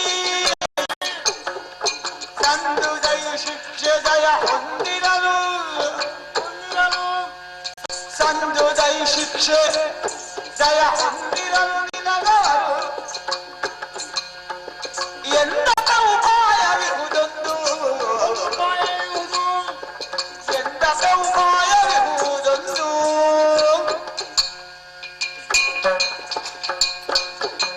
ಓ ಇಂದಿರೆಯ ರಸ ಗೋವಿಂದ ನಿತ್ಯಾನಂದ, ನೀನು ಸದಾ ನೀನು ಆನಂದ ತುಂಬಿರನಾಗಿರುವುದು ಹೇಗೆ? ಪ್ರಪಂಚದಲ್ಲಿ ಎಲ್ಲರೂ ಸಂತೋಷದಿಂದವಾಗ ಮಾತ್ರ ಅಲ್ಲವೇ? ಹಾಗಂತೇಳಿ ಈ ಕಾಲದಲ್ಲಿ ನಡೆದ ಕಾರ್ಯದ ಬಗ್ಗೆ ನಮಗೇನು ಬರೆಯೋದು ಅವರಿಗೂ ಗೊತ್ತಿಲ್ಲ. ಇದನ್ನು ಯಾರು ನಂಬಬೇಕು ದೇವ್ರೆ? ಪ್ರಪಂಚದಲ್ಲಿ ಎಲ್ಲಿ ಏನು ನಡೆಯಿದ್ರು ನಿನಗೆ ತಿಳಿಯದೆ ನಡೆಯುವಂತ ವಿಚಾರವೇ ಇಲ್ಲ. ಹಾಗಿದ್ದು ನನಗೆ ಗೊತ್ತಿಲ್ಲ ಎನ್ನುವಂತ ಮಾತನಾಡ್ತಾ ಇದ್ದಿ. ಕೆಲವೊಮ್ಮೆ ಸ್ವಾಮಿ ಗೊತ್ತಿದ್ರು ಕೂಡ ಹೇಳುವುದಕ್ಕೆ ಗೊತ್ತಿರುವುದಿಲ್ಲ. ಗೊತ್ತಿಲ್ಲದೇ ಇರುವಾಗ ಕೆಲವು ಅಘಟಿತವಾದಂತಹ ಘಟನೆಗಳು ನಡೆದು ಹೋಗ್ತದೆ. ಹಾಗಂತೇಳಿ ಒಂದು ವೇಳೆ ನೀವು ಬರುವಾಗ ನನಗೆ ಗೊತ್ತಿದ್ರು ಆ ಸಂದರ್ಭದಲ್ಲಿ ಬರುವುದಕ್ಕೆ ಗೊತ್ತಿರಲಿಲ್ಲ. ಅದಕ್ಕಿಂತ ಮೊದಲು ಇಂತಹ ಕ್ಲಿಷ್ಟ ಸಮಸ್ಯೆಗಳಲ್ಲಿ ಒದಗಿ ಬಂದಿತ್ತು. ಆಹಾ. ಆ ದುಷ್ಟರು ನಿಮ್ಮ ಮೇಲೆ ಕೈ ಮಾಡಿದ್ರು. ಆ. ಮತ್ತೆ ನಾನು ಬಂದೇನಾದ್ರೂ ಮಾಡುವುದಕ್ಕಿದೆ. ಪರಮಾತ್ಮ ಹ. ಮಾತ್ರವೇ ಅಲ್ಲ, ಆ ದ್ವಾರಪಾಲಕರಾಗಿದ್ದಂತಹ ಜಯ ವಿಜಯರಿಗೂ ಏನು ಅರಿಯದವರು, ಅರಿಯದವರನ್ನು ದ್ವಾರದಲ್ಲಿಟ್ಟು ಏನು ಪ್ರಯೋಜನ ಅಲ್ವೇ? ಹೀಗಿರುವಾಗ ಇದರಲ್ಲಿ ಒಂದು ರೀತಿಯ ನಾಟಕವನ್ನು ನೀನು ಆಡ್ತಾ ಇದ್ದಿ ಸ್ವಾಮಿ. ಎನ್ನುವುದು ನನಗೆ ಸ್ಪಷ್ಟ ಆಗಿದೆ. ಅರಿತವರು ಅಂತ ನಾವು ಇಟ್ಟಿದೆ. ಆ, ಆದ್ರೆ ಆ, ಜ್ಞಾನಿಗಳೆಲ್ಲ ಹೇಳ್ತಾರೆ ನಿಮ್ಮಂತವರು ಚಂದನ ತರು ರಾಮೋದ ಉಪಜಾಯತೆ ಅಂತ. ಆ, ಹೆಚ್ಚು ಪ್ರಾಯ ಆದಾಗ ಗಂಧದ ಮರ ಹೆಚ್ಚು ಪರಿಮಳವನ್ನು ಕೊಡುತ್ತದೆ. ನಾವು ಎಣಿಸಿದ್ದ ಹಾಗೆ ನಿಮ್ಮಂತವರ ದರ್ಶನ ನಿತ್ಯ ಆಗುತ್ತಿರುವಾಗ ನಿತ್ಯ ಜ್ಞಾನದ್ದೇ ಪ್ರಭಾವ ಅವರಲ್ಲಿ ತುಂಬಿ ಅವರು ಜ್ಞಾನಿಗಳಾಗಿ ಮತ್ತು ಹೆಚ್ಚಿನದಂತಹ ಜ್ಞಾನವನ್ನು ಸಂಪಾದಿಸ್ತಾರೆ ಅಂತ. ಇದಕ್ಕೆ ವಿರುದ್ಧವಾಗಿ ನಿಮ್ಮನ್ನು ಕಾಣ್ತಾ ಇದ್ದ ಹಾಗೆ ಅವರಲ್ಲಿ ಅಜ್ಞಾನ ತುಂಬಿತು, ಅಂಧಕಾರ ತುಂಬಿತು, ಅರಿಯದೇ ಆಗಿ ಹೋಯಿತು. ಮತ್ತೇನು ಅಂತ ಹೇಳಿ ಕಪಟ ನಾಟಕ ಸೂತ್ರಧಾರಿ ಎನ್ನುವಂತ ಹೆಸರನ್ನು ನೀನು ಶಾಶ್ವತಗೊಳಿಸ್ತಿ ಅನ್ನೋದಕ್ಕೆ ಯಾವ ಅನುಮಾನವೂ ಇಲ್ಲ. ಇಲ್ಲದಿದ್ರೆ ಯಾವತ್ತೂ ಸಿಟ್ಟು ಬಾರದೆ ಇದ್ದಂತಹ ಈ ಸನಕಾದಿಗಳಿಗೆ ಈ ಕಾಲದಲ್ಲಿ ಇಲ್ಲಿಗೆ ಬಂದವಾಗ ಸಿಟ್ಟು ಬಂದದ್ದು ಯಾಕೆ? ಈ ಪ್ರಶ್ನೆಗೆ ಉತ್ತರ ಎಲ್ಲಿ ಉಂಟು ಸ್ವಾಮಿ? ಇಂದ್ರಿಯ ಜನ್ಯವಾದಂತಹ ಸಿಟ್ಟು ನಿಮಗೆ ಬಂದಿದೆ. ಯಾಕೆ ಅಂತ ನನ್ನಲ್ಲಿ ಕೇಳ್ತಾ ಇದ್ದೀರಿ. ಕೇಳಬೇಕಾದ ಪರಿಸ್ಥಿತಿ ನಾನು ಕೂಡ ನಿಮ್ಮಲ್ಲಿ ಕೇಳಬೇಕು. ಎಲ್ಲವನ್ನು ಬಿಟ್ಟಂತಹ ನೀವು ಘನ ತಪೋದನ ಜ್ಞಾನನಿಧಿಗಳು. ನೀವೇನು ಎಂಬುದನ್ನು ಯಥಾರ್ಥದಲ್ಲಿ ನನಗೂ ಕೂಡ ವಿಶದೀಕರಿಸುವುದಕ್ಕೆ ಅಸಾಧ್ಯವಾದಂತಹ ವ್ಯಕ್ತಿತ್ವ ನಿಮ್ಮದು. ಹಾಗಿದ್ರೆ ನಿಮಗೆ ಸಿಟ್ಟು ಯಾಕೆ ಬಂತು? ನಾನು ಹೇಳುವುದಲ್ಲ, ನೀವು ಹೇಳಬೇಕು. ನಾನು ಹೇಳ್ತೇನೆ. ಚಿತ್ತಜ ಪಿತ ನೀನು. ನಮ್ಮ ಚಿತ್ತದಲ್ಲಿ ಏನು ಇರ್ತದೋ ಅದಕ್ಕೆಲ್ಲ ನೀನು ಕರ್ತೃ. ಬೇಕುಂತಲೇ ನಮ್ಮನ್ನು ಸಿಟ್ಟು ಬರಿಸಿ ಅವರಿಗೆ ಈ ರೀತಿಯ ದಾರಿಯನ್ನು ತೋರಿಸಬೇಕೆನ್ನುತ್ತ ಆ ನಾಟಕ ನಿನ್ನದು. ಇಲ್ಲದಿದ್ರೆ ನಿಜವಾಗಿ ಇಲ್ಲಿಗೆ ಬಂದವನಿಗೆ ಸಿಟ್ಟು ಬರಿಬೇಕಾದ್ದಲ್ಲ, ಅವರು ತಡೆಯಬೇಕಾದವರಲ್ಲ. ಹಾಗೆಯೇ ಎಲ್ಲಿ ಒಳ್ಳೆಯದನ್ನು ಉಳಿಸಬೇಕು ಅಲ್ಲಿ ಉಳಿಸಿ, ಎಲ್ಲಿ ಕೆಟ್ಟದನ್ನು ಕೆಳಗೆ ತಳ್ಳಬೇಕು ಅಲ್ಲಿ ತಳ್ಳುವುದಕ್ಕೆ ನೀನು ಮನ ಮಾಡ್ತಾ ಇದ್ದೀವಿ. ಜಯ ವಿಜಯರು ಈ ಕಾಲ ಆ ರೀತಿಯಲ್ಲಿ ಇದ್ದಾರೆ. ಇವರ ಮುಖೇನ ಈ ರೀತಿ ಮಾಡಿಸಬೇಕೆನ್ನುತ್ತ ನಾಟಕದಲ್ಲಿ ನೀನು ಪಾತ್ರವನ್ನು ಮಾಡಿಸಿದ್ದು ನಮ್ಮ ಹತ್ರ ಅನುಮಾನ ಇಲ್ಲ. ಆದ ಕಾರಣ ಏನೇ ಆಗಲಿ ನಿನ್ನ ಆ ನಾಟಕದಲ್ಲಿ ನಾವು ಕೂಡ ಒಂದು ಪಾತ್ರಧಾರಿಗಳಾಗಿ ಸಣ್ಣದಾಗಿ ಅಭಿನಯಿಸಬೇಕಂತ ಅವಕಾಶ ಸಿಕ್ಕಿತಲ್ಲ, ಅದು ಸಂತೋಷ ನಮಗೆ. ಸ್ವಾಮಿ, ನಿಮ್ಮನ್ನು ಅದರಲ್ಲಿ ಲೋಕ ಕಲ್ಯಾಣಾರ್ಥವಾದಂತಹ ಪಾತ್ರಕ್ಕೆ ನಿಮ್ಮನ್ನು ನಾನು ಉಪಯೋಗಿಸಿದೆ ಅಂತ ತಿಳಿಯಿರಿ. ಆದ್ರೆ ಈ ವೈಕುಂಠಕ್ಕೆ ಬಂದಾಗ ನಿಮ್ಮನ್ನು ನಾನು ಕೆಲಸ ಮಾಡಿಸಿದೆ ಅಂತ ತಿಳಿಯಿರಿ. ಖಂಡಿತ ಇಲ್ಲ, ಸಂತೋಷದಿಂದ ನಾನು ಒಪ್ಪಿಕೊಂಡಿದ್ದೇವೆ. ಇಷ್ಟವರೆಗೆ ಅದನ್ನು ಕಾರ್ಯ ನಿರ್ವಹಿಸಿದ್ದೇವೆ. ಇನ್ನು ಮುಂದೆ ಅದಕ್ಕೆ ಬೇಕಾದ ದಾರಿಯನ್ನು ಏನು ಅಂತ ನಮ್ಮಲ್ಲೇ ಕೇಳಿದಾಗ ನೀವು ಸೂಚಿಸಬೇಕು. ಹೇಳಬಹುದು.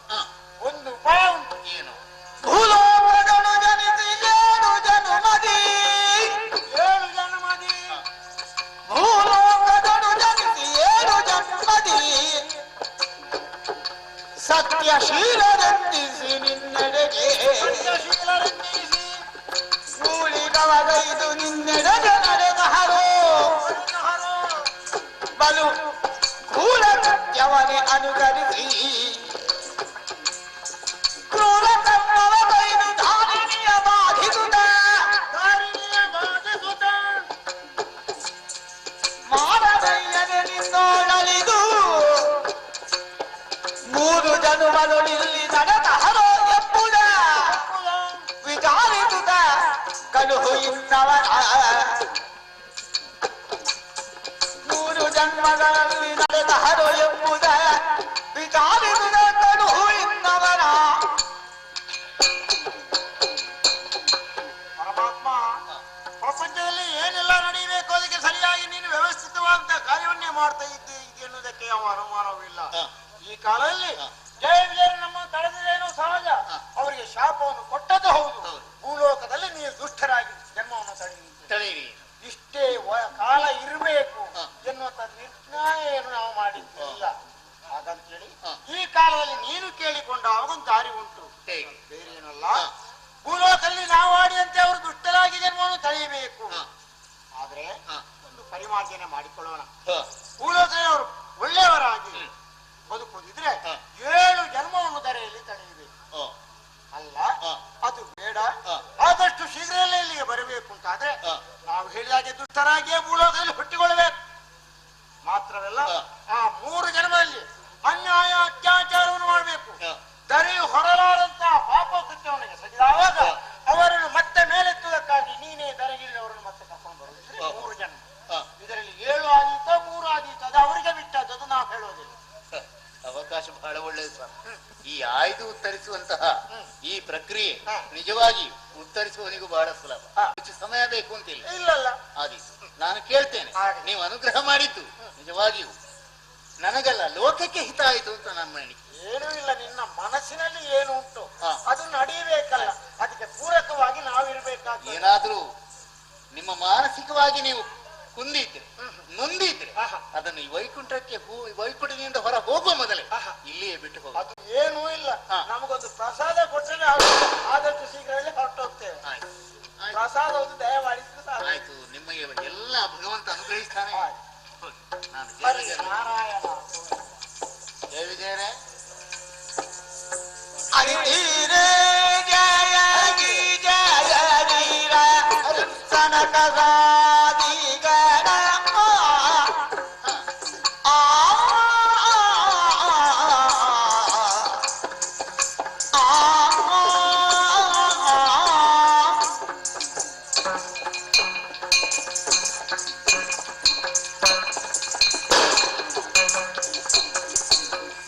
ಅರಿತೀರೆ ಜಯ ವಿಜಯ ವೀರ ಸನಕ ಕಾದಿಗಳ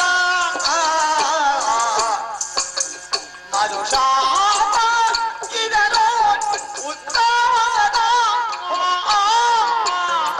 ತೆರವಾದುದರು ಹಿರೇನೆ ತೆರವಾದುದರು ಹಿರೇನೆ ಹರಿಯ ಪದ ಸರಸಿಜಕ್ಕೆ ಎರಗುಡಲಿ ಬೇಸರ ಭಿಮತ ಎರಗುಡಲಿ ಬೇಸರ ಭಿಮತ ಜಯ ವಿಜಯರೇ. ಸ್ವಾಮಿ, ಈಗ ಆ ದೂಡಿದಂತಹ ಜಯ ವಿಜಯರು ನೀವಲ್ಲ, ನೀವು ಯಥಾರ್ಥವಾದಂತಹ ಚಿಂತನೆಯನ್ನು ನೋಡಿದಂತಹ ಜಯ ವಿಜಯ. ಅಂದ್ರೆ ನೀವು ಮಾಡಿದಂತಹ ತಪ್ಪಿನ ಅರಿವು ನಿಮಗಾಗಿದೆ. ಯಾರಿಗೆ ಮಾಡಿದಂತಹ ತಪ್ಪಿನ ಅರಿವಾಗ್ತದೆ ಆತ ನಿಜವಾಗಿಯೂ ಆತ ತಪ್ಪುಗಾರನಲ್ಲ ಅಂತ ನನ್ನ ಅರ್ಥ. ನೀವು ಅದಕ್ಕೆ ಪಶ್ಚಾತ್ತಾಪವನ್ನು ಪಡ್ತೀರಿ, ಪ್ರಾಯಶ್ಚಿತ್ತ ಏನು ಅಂತ ಕೇಳ್ತೀರಿ. ಆದರೂ ನಿಮ್ಮ ಶಾಪಕ್ಕೆ ಒಂದು ಹುರಿಶಾಪ ಏನು, ಅದನ್ನು ನೀಗಿಕೊಳ್ಳುವುದು ಹೇಗೆ ಎಂಬುದನ್ನು ತಿಳಿಸಿದಾಗ ನಾನು ಅವರಲ್ಲಿ ಬೇಡಿಕೊಂಡೆ.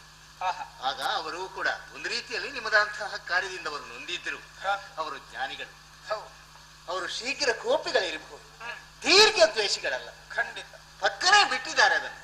ನಿಮ್ಮಲ್ಲಿ ಏನೋ ಅವರಿಗೆ ವಾಗ್ಯುದ್ಧ ನಡೆದು ಆದಂತಹ ಶಾಪ ಒಳ ಬಂದಾಗ ಅವರು ಪೂರ್ತಿ ಪ್ರಫುಲ್ಲಿತರಾಗಿ ನಿಮ್ಮನ್ನು ಕ್ಷಮಿಸಬಹುದು. ಆದರೆ ಶಾಪವಾಗಿ ಇರ್ತದೆ. ಇದಕ್ಕೊಂದು ಪರಿಮಾರ್ಜನೆಯನ್ನು ಮಾಡಿಕೊಳ್ಳುವಂತಹ ದಾರಿಯನ್ನು ಸೂಚಿಸ್ತಾರೆ. ಏನು ಸ್ವಾಮಿ ಅದು? ನೀವು ಸದಾಚಾರ ಸಂಪನ್ನರಾಗಿ, ಧಾರ್ಮಿಕರಾಗಿ, ನೈತಿಕ ಸಾಮಾಜಿಕವಾದಂತಹ ಪ್ರಜ್ಞೆ ಉಳ್ಳಂತಹ ಆದರ್ಶ ವ್ಯಕ್ತಿಗಳಾಗಿ ಭುವಿಯಲ್ಲಿ 7 ಜನ್ಮಗಳನ್ನು ಕಳೆದು ಈ ವೈಕುಂಠವನ್ನು ಸೇರ್ತೀರಿ. ಅಲ್ಲ, ಅಧರ್ಮಿಗಳಾಗಿ ಅನ್ಯಾಯ ಅಧರ್ಮಗಳನ್ನೇ ಮಾಡಿ ಧರ್ಮವನ್ನು, ಗೋವುಗಳನ್ನು, ಸತ್ಯವನ್ನು ನಿರಂತರ ತಿಳುಕಿ ನನ್ನಿಂದಲೇ ಹತರಾಗಿ 3 ಜನ್ಮದಲ್ಲಿ ಈ ವೈಕುಂಠವನ್ನು ಬಂದು ಸೇರಿಕೊಳ್ತೀವಿ. ಇದರಲ್ಲಿ ಯಾವುದನ್ನು ಅವರು ಆಯ್ಕೆ ಮಾಡ್ತಾರೆ ಅದಕ್ಕೆ ಅನುಸರಿಸಿಯೇ ಅವರದಾದಂತಹ ಭುವಿಯ ಆ ಜೀವನ ನಡೀತದೆ, ಜನ್ಮಗಳು ಅದರಿಂದಲಾಗಿಯೇ ಮುಂದುವರಿಯುತ್ತದೆ ಅಂತ ಅವರು ಹೇಳಿದ್ದಾರೆ. ಆದ ಕಾರಣ 3 ಜನ್ಮದಲ್ಲಿ ದುಷ್ಟರಾಗಿದ್ದು ನನ್ನಿಂದಲೇ ಹತರಾಗಿ ವೈಕುಂಠವನ್ನು ಸೇರ್ತೀವಿ. ಅಲ್ಲ, 7 ಜನ್ಮಗಳನ್ನು ಕಳೆದು ಲೋಕೋತ್ತರವಂತಹ ಕೀರ್ತಿವಂತರಾಗಿ, ಧರ್ಮ ಪ್ರಚಾರಕರಾಗಿ, ಧರ್ಮ ಪ್ರಭುಗಳಾಗಿ, ಧರ್ಮೋದ್ಧಾರಕರಾಗಿ ಮೆರೆದು 7 ಜನ್ಮದಲ್ಲಿ ಬರ್ತೀವಿ. ಹೇಳಿ, 7 ಜನ್ಮಗಳು ಏಳು ಜನ್ಮವು ಕೊನೆ ಕಾಲವೆಷ್ಟಿಹುದೋ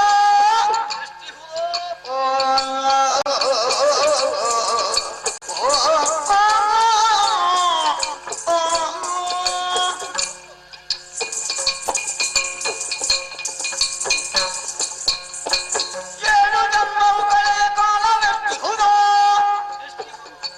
ಬಲು ಕೂಲ ಕೃತ್ಯವನ್ನೇ ಅನುಸರಿಸಿ ಮೂಲೋಕಗಳ ನಿರ್ಲಗೋಲು ಹುಟ್ಟಿಸಿ ಬಹೆವು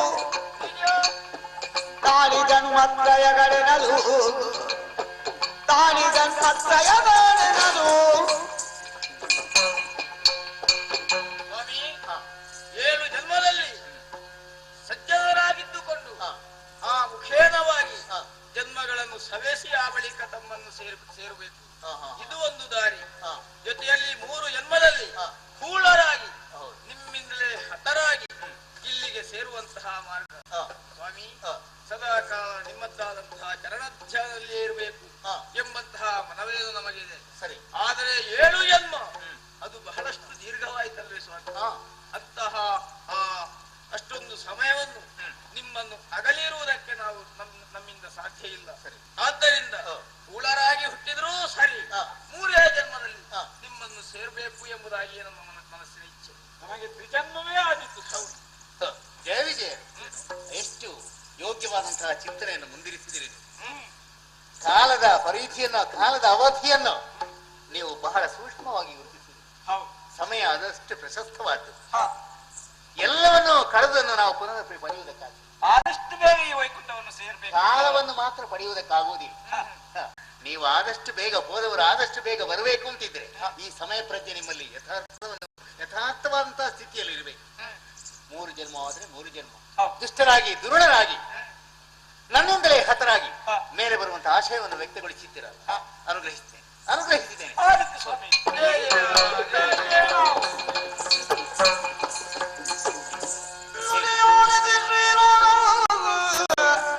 ನಡೆಯುತ್ತ ಮಹಿಯೊಳ ಕೃತ್ಯದಿಂದಿಹುದೆನುದವು ಕಡುತವ ತದಿ ಬೀಳ್ಗೊಟ್ಟ ಹೌದು, ಜನನಾಮಕ ಮನ್ನಿಸಿ ಕಳುಹಿದ ಜ್ವರವು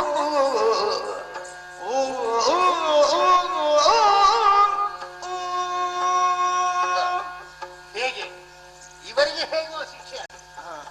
ಇವರ ಈ ಶಿಕ್ಷೆಯಿಂದಲೇ ಧಾರಣಿಯಲ್ಲಿದ್ದಂತಹ ಧರ್ಮೋದ್ಧಾರಕ್ಕಾಗಿ ಧರ್ಮವನ್ನು ನಿರಂತರ ಬಾಧಿಸುತ್ತಿದ್ದಂತಹ ದುಷ್ಟಶಕ್ತಿಗಳನ್ನು ದಮನಗೊಳಿಸುವುದಕ್ಕೆ ಒಂದು ರೀತಿಯ ಪರ್ಯಾಯವಾದಂತಹ ಕ್ಷೇತ್ರ ಇದರಿಂದಾಗಿ ನಿರ್ಮಾಣವಾಗಿ ಅಲ್ಲಿ ಭುವಿಯಲ್ಲಿದ್ದಂತಹ ಶಾಂತಿಯನ್ನು, ಸಮಾಧಾನವನ್ನು ಕಾಪಿಟ್ಟು ಆ ಪ್ರಕೃತಿಯದ್ದಾದಂತಹ ಕಕ್ಷೆಯನ್ನು ದಾಟಿ ಮುಂದುವರಿಯುವಂತಹ ಜನಜೀವನವನ್ನು ಯುಕ್ತವಾದಂತಹ ನಿಷ್ಪತ್ತಿಯಲ್ಲಿ ನೆಲೆಗೊಳಿಸಿ ಧರ್ಮದ ಸಂಸ್ಥಾಪನೆಗಾಗಿ ಇವರನ್ನು ಓದಿಸುವಂತಹ ಕಾಲದಲ್ಲಿ ಎಲ್ಲ ವ್ಯವಸ್ಥೆಯನ್ನು ಮಾಡಿ ಲೋಕವನ್ನು ಉದ್ಧರಿಸ್ತೀರಿ.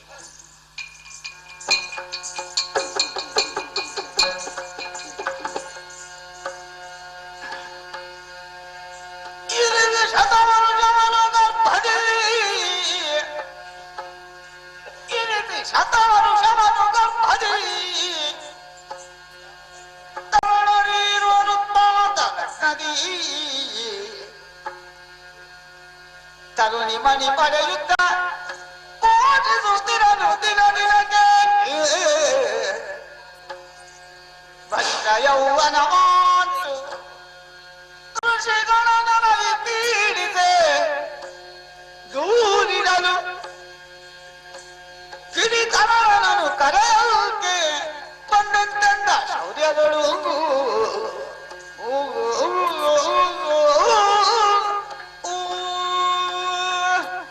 ಕಾಶ್ಯಪ ಮಹಾಮುನಿಗಳಿಗೆ 13 ಜನ ಹೆಂಡಿನಲ್ಲಿ ನಾನೊಬ್ಬಳು ಹಿರಿಯವಳಾಗಿದ್ದೇನೆ.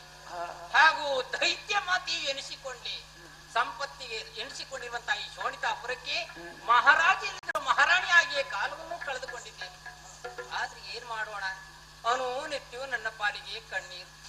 ಯಾಕೆ ಯಾವ ಹೆಣ್ಣೆ ಮಕ್ಕಳಾಗಲಿ ಮಕ್ಕಳನ್ನು ಪಡಿಬೇಕು, ಮಕ್ಕಳ ಅಂದ ಚಂದವನ್ನು ನೋಡ್ಬೇಕೆಂಬ ಆಸೆ ಎಲ್ಲ ಹೆಣ್ಣು ಮಕ್ಕಳಿಗೆ ಇರುವುದಿಲ್ವೇ? ಹಾಗೆ ನಾನು ಆಗಿ ಮಕ್ಕಳನ್ನು ಪಡೆಯಬೇಕು ಎಂಬ ಯೋಚನೆಯಲ್ಲೇ ಇದ್ದೇನೆ. ಆದ್ರೆ ನನ್ನ ಪತಿಯ ಅನುಗ್ರಹಕ್ಕೆ ನಾನು ಪಾತ್ರ ಆಗಬೇಕಲ್ಲ.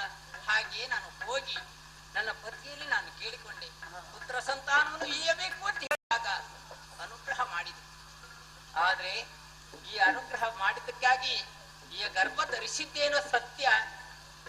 ಆದ್ರೆ ಒಂದು ವಿಚಾರ ನೋಡಿ, ಒಳ್ಳೆ ಮಕ್ಕಳನ್ನೇ ಪಡೆಯಬೇಕು, ಅವರು ಸಜ್ಜನರಾಗಿ ಇರಬೇಕು ಎಂಬ ಉದ್ದೇಶದಿಂದ ಆ ಗರ್ಭ ಧರಿಸಿದಂತಹ ನಾನು 100 ವರ್ಷದವರೆಗೆ ನಾನು ಗರ್ಭದಲ್ಲಿ ಇರಿಸಿಕೊಂಡೆ, ಹೊಟ್ಟೆಯಲ್ಲೇ ಇರಿಸಿಕೊಂಡೆ. ಮುಹೂರ್ತ ಬರಲೇ ಇಲ್ಲ ನೋಡಿ. ಮುಹೂರ್ತ ಬಂದಾಗ ಹರಿಯುವುದು, ಒಳ್ಳೆ ಮುಹೂರ್ತ ನೋಡ್ಬೇಕು ಅಂತ ಒಳ್ಳೆ ಮುಹೂರ್ತ ಬರ್ಲೇ ಇಲ್ಲ ಒಂದು ದಿವಸ. ಹಾಗೆ ನಾನು ಪ್ರಸವಿಸಿದೆ. ಆದ್ರೆ ಹುಟ್ಟಿದಂತಹ ಮಕ್ಕಳು ಸಾಮಾನ್ಯದವರಲ್ಲಪ್ಪ. ಅಯ್ಯೋ ಅಯ್ಯೋ, ಇವರನ್ನು ನೋಡಿದ್ರೆ ಸಾಕು. 2 ಮಕ್ಕಳಿಗೆ ನಾನು ತಾಯಿಯಾಗಿದ್ದೇನೆ. ಹಿರಿಯವನಿಗೆ ಹಿರಣ್ಯಕಶಿಪು, ಕಿರಿಯವನಿಗೆ ಹಿರಣ್ಯಾಕ್ಷ ಅಂತ ಹೆಸರಿಟ್ಟಿದ್ದೇನೆ. ಆದ್ರೆ ಅವರ ತುಂಡಾಟ ನೋಡಿದ್ರೆ ಸಾಕಲ್ಲ.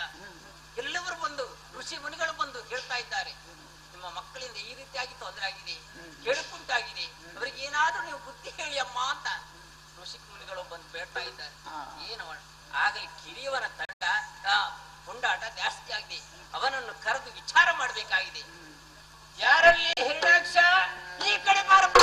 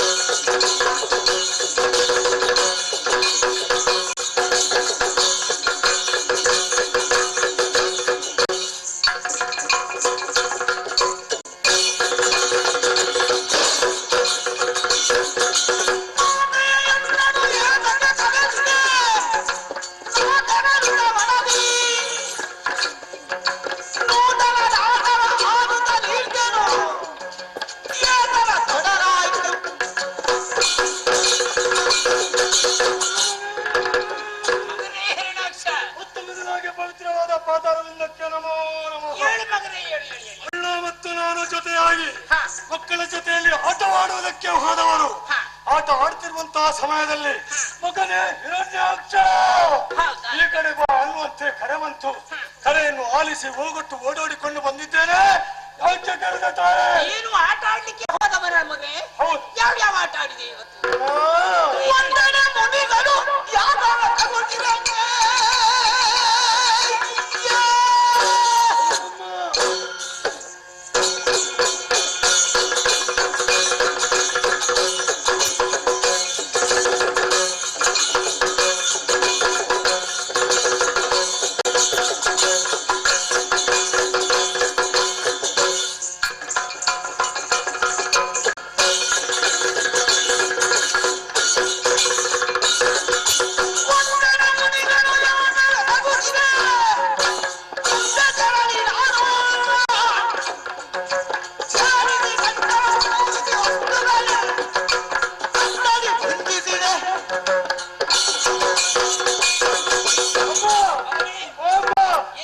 ಅಣ್ಣ ಮತ್ತು ನಾನು ಇರುವರು ಆಟ ಆಡುವುದಕ್ಕೆ ಹೋದದ್ದೇನೋ ಸಹಜ.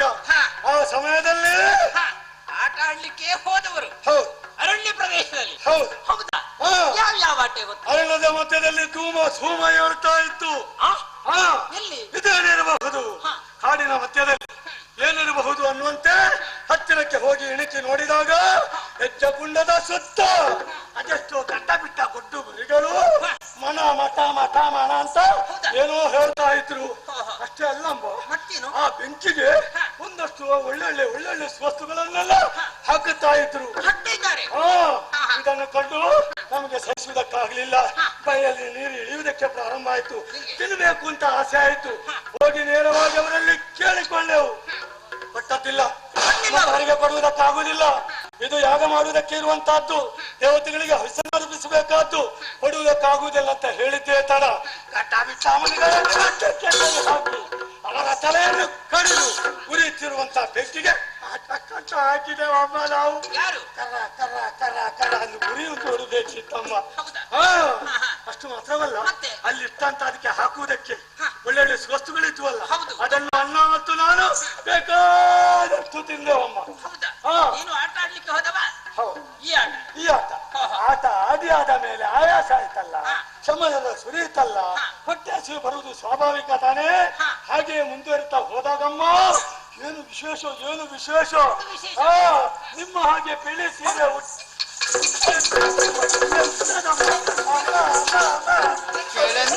ಕುಮಾರ ಕಳಪುರ ವೀರ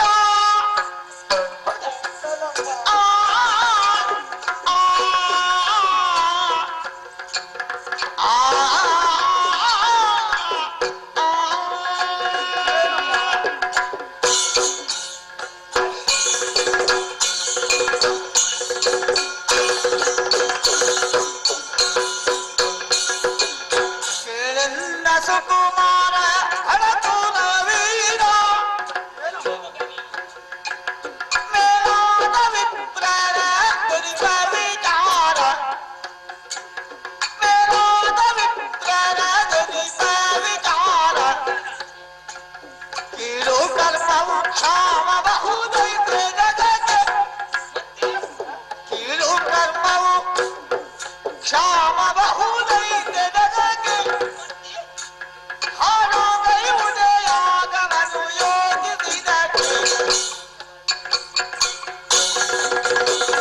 ಕೇಳೆಂದ ಸುಕುಮಾರ ಖಳಗುಣ ವೀರ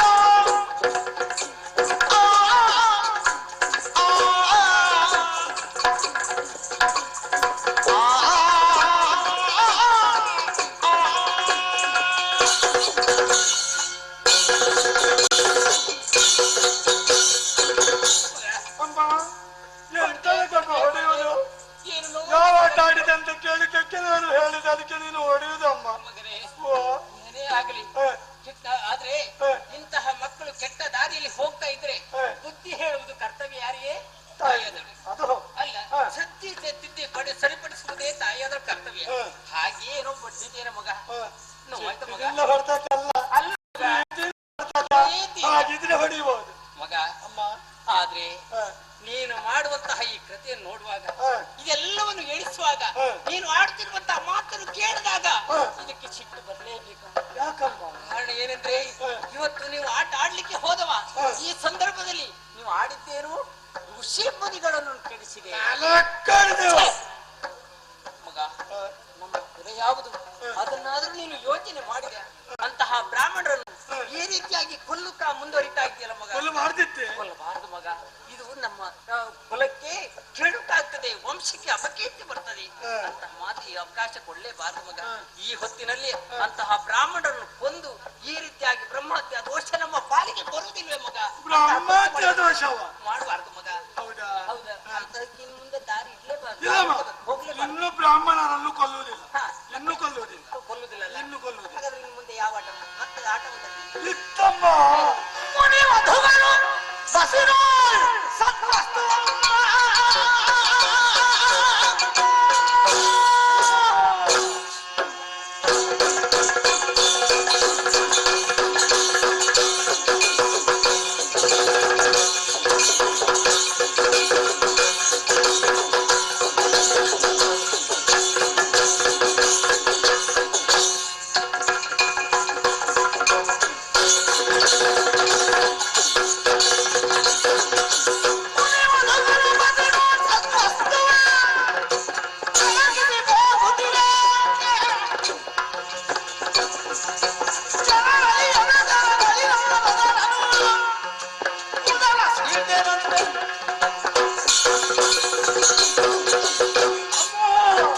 ಆಮೇಲೆ ಆಡಿದ ಆಟ ನೀವು ಗೊತ್ತುಂಟಮ್ಮ.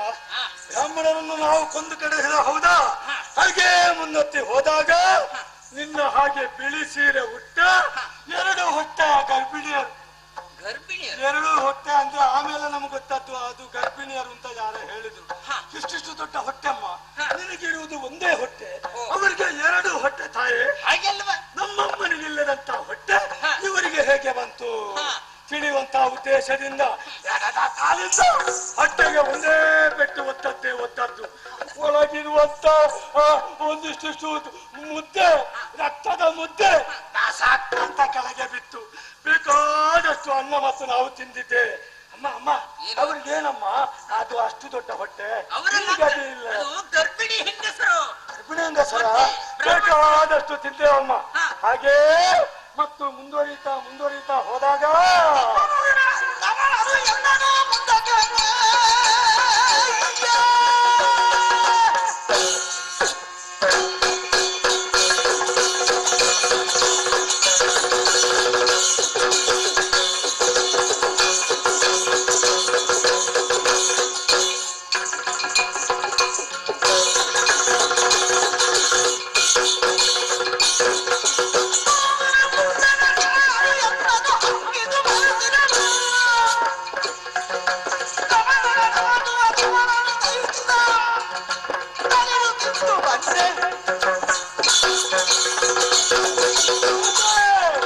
ಮತ್ತು ನಾವು ಮುಂದುವರೆದೆವು ಅಣ್ಣ ಮತ್ತು ನಾನು.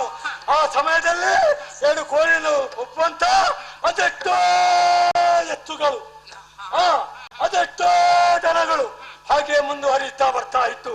ನಮ್ಮ ಹೊಟ್ಟೆ ತಣದಕ್ಕಿಲ್ಲ ಅಂದ್ರೆ ಹೊಟ್ಟೆ ತುಂಬಿದ್ದೇ ಇಲ್ಲ. ಅದನ್ನು ತಿನ್ನಾದ್ರೂ ಕೂಡ ಉದ್ದೇಶದಿಂದ ಹಿಡಿದ ಕಟಾರಿಯಿಂದ ಅದರ ಶರೀರವನ್ನೇ ಬೇರ್ಪಡಿಸಿದೆವು. ಅದನ್ನು ನಾವು ತಿಂದೆವು. ಹಾಗೆಯೇ ಮತ್ತು ಮುಂದೆ ಹೋದಾಗ ಬುಸುಗುಟ್ಟುವ ಸರ್ಪಗಳು ಬುಸ್ ಬುಸ್ ಬುಸ್ ಅನ್ನುತ್ತಾ ನಮ್ಮತ್ತ ಎಡ ಎತ್ತಿ ಕಚ್ಚುವುದಕ್ಕೆ ಮುಂದೆ ಬಂದವು.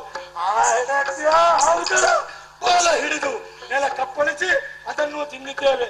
ಇದು ನಮ್ಮ ಇವತ್ತಿನ ಆಟ ತಾಯಿ. ಅಯ್ಯೋ ಮಗನೇ, ಏನ್ ಹೇಳಿದ್ರಿ?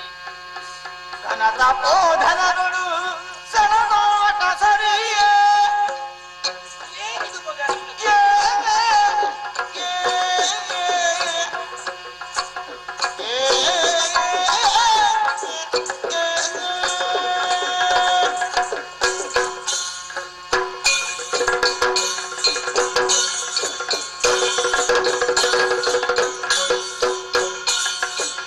ಕನಕ ಬೋಧನಗಳು ಸರನೋಟ ಸರಿಯೇ ಕನಕ ಬೋಧನಗಳು ಸರನೋಟ ಸರಿಯೇ ಮುನಿಪತ್ನಿಯರ ಗರ್ಭಿಣಿಯರ ನಿರಿಯೇ ಮುನಿಪತ್ನಿಯರ ಗರ್ಭಿಣಿಯರ ನಿರಿಯೇ ಘನಪಾಪ ಕಾರ್ಯವು ಪರಿಹಾರವಿಲ್ಲ ಪರಿಹಾರ ಉಂಟೆ ಮಗ ಇದಕ್ಕೆ?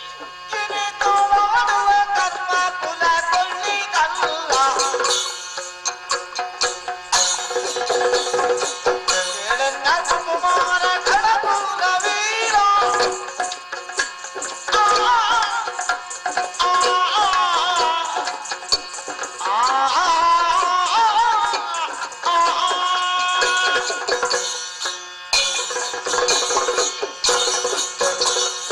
ಅಯ್ಯೋ ಮಗನೇ, ಅಮ್ಮ ನೀವು ಮಾಡುವಂತಹ ಈ ಕೃತಿ, ಹ, ಅಯ್ಯೋ ಇಂತಹ ಒಂದು ಅಪರಾಧ ಏನ್ ಹೇಳಲಿ ಮಗ?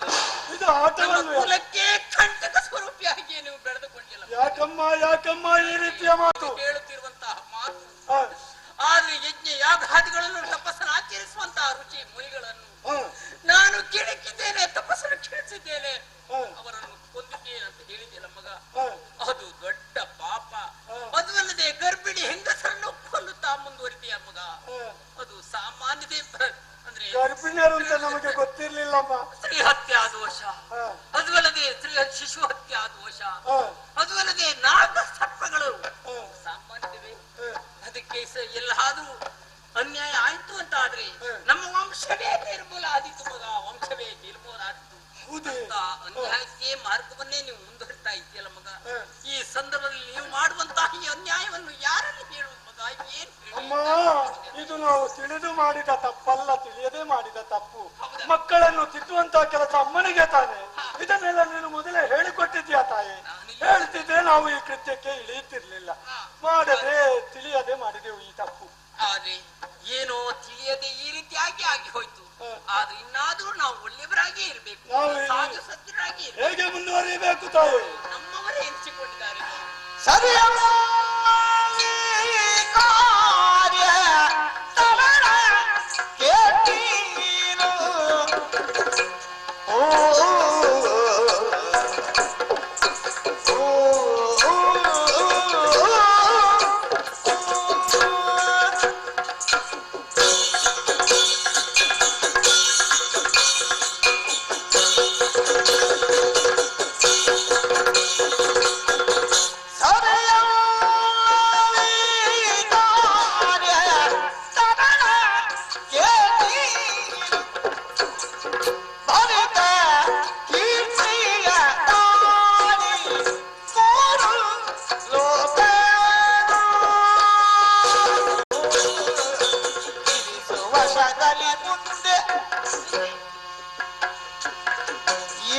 ವಶದಲ್ಲಿ ಮುಂದೆ ಕುಲಕೀರ್ತಿಯ ಹೊದ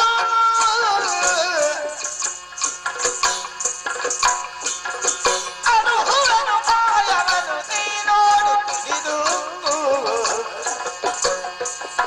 ಅನುಹುರನು ಪಾಯವನ್ನು ನೀನೋಡು ತಿಳಿದು ಸರಿಯಲ್ಲ ಈ ಕಾರ್ಯ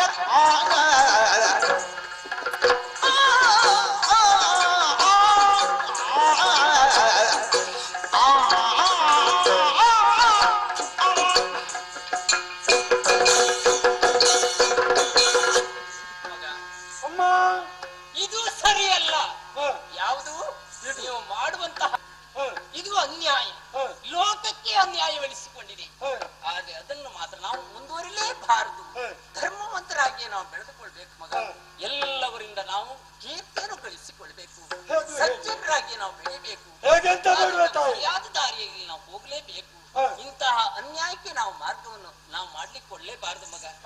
ಯಾವುದೇ ಆಗಲಿ ಧರ್ಮಾತ್ಮರಾಗಿ ಇದ್ರೂ ಸಹ ಅದರಿಂದ ಬರುವಂತಹ ಕೀರ್ತಿ ಅಚ್ಚಳಿದೇ ಉಳಿತದೆ ಮಗ. ಆದ್ರೆ ನಾವು ಕಾಲಿಡ್ಬೇಕಾದ್ರೆ ನಾವು ಕಣ್ಣನ್ನು ಇಟ್ಕೊಳ್ಬೇಕು. ನಾವು ಒಳ್ಳೇದಾಗ್ಬೇಕಾದ್ರೆ ನಮ್ಮ ದಾರಿ ಸರಿಯಾಗಿ ಇರ್ಬೇಕಾಗ್ತದೆ ಮಗ. ದಾರಿ ಸರಿ ಇಲ್ಲ, ಕಣ್ಣಿಟ್ಟು ನಡೆಯಬೇಕು. ಹೌದು, ಇಲ್ಲದಿದ್ರೆ ಎಡವಿ ಬೀಳ್ತೇವೆ. ಎಡವಿ ಬಿದ್ದಾಗಿದೆ. ಇನ್ನು ಎತ್ತು ಸರಿದ ದಾರಿಯಲ್ಲಿ ನಡೆಯಬೇಕು. ಅದಕ್ಕೆ ಏನು ಮಾಡಬೇಕು ತಾಯಿ? ಆದ್ರೆ ನಾನು ಯೋಚನೆ ಮಾಡ್ತಾ ಇದ್ದೇನೆ, ನಮ್ಮವರೇ ಇಲ್ವೇ, ಒಳ್ಳೆಯವರಿಲ್ವೇ? ಯಾರು? ಕಿರಿಯವ್ವೇ ರಾಡುವರು ಸುರಪುರವ, ಕಿರಿಯವ್ವೇ ಎನ್ನುವ ರಾಡುವರು ಸುರಪುರವ.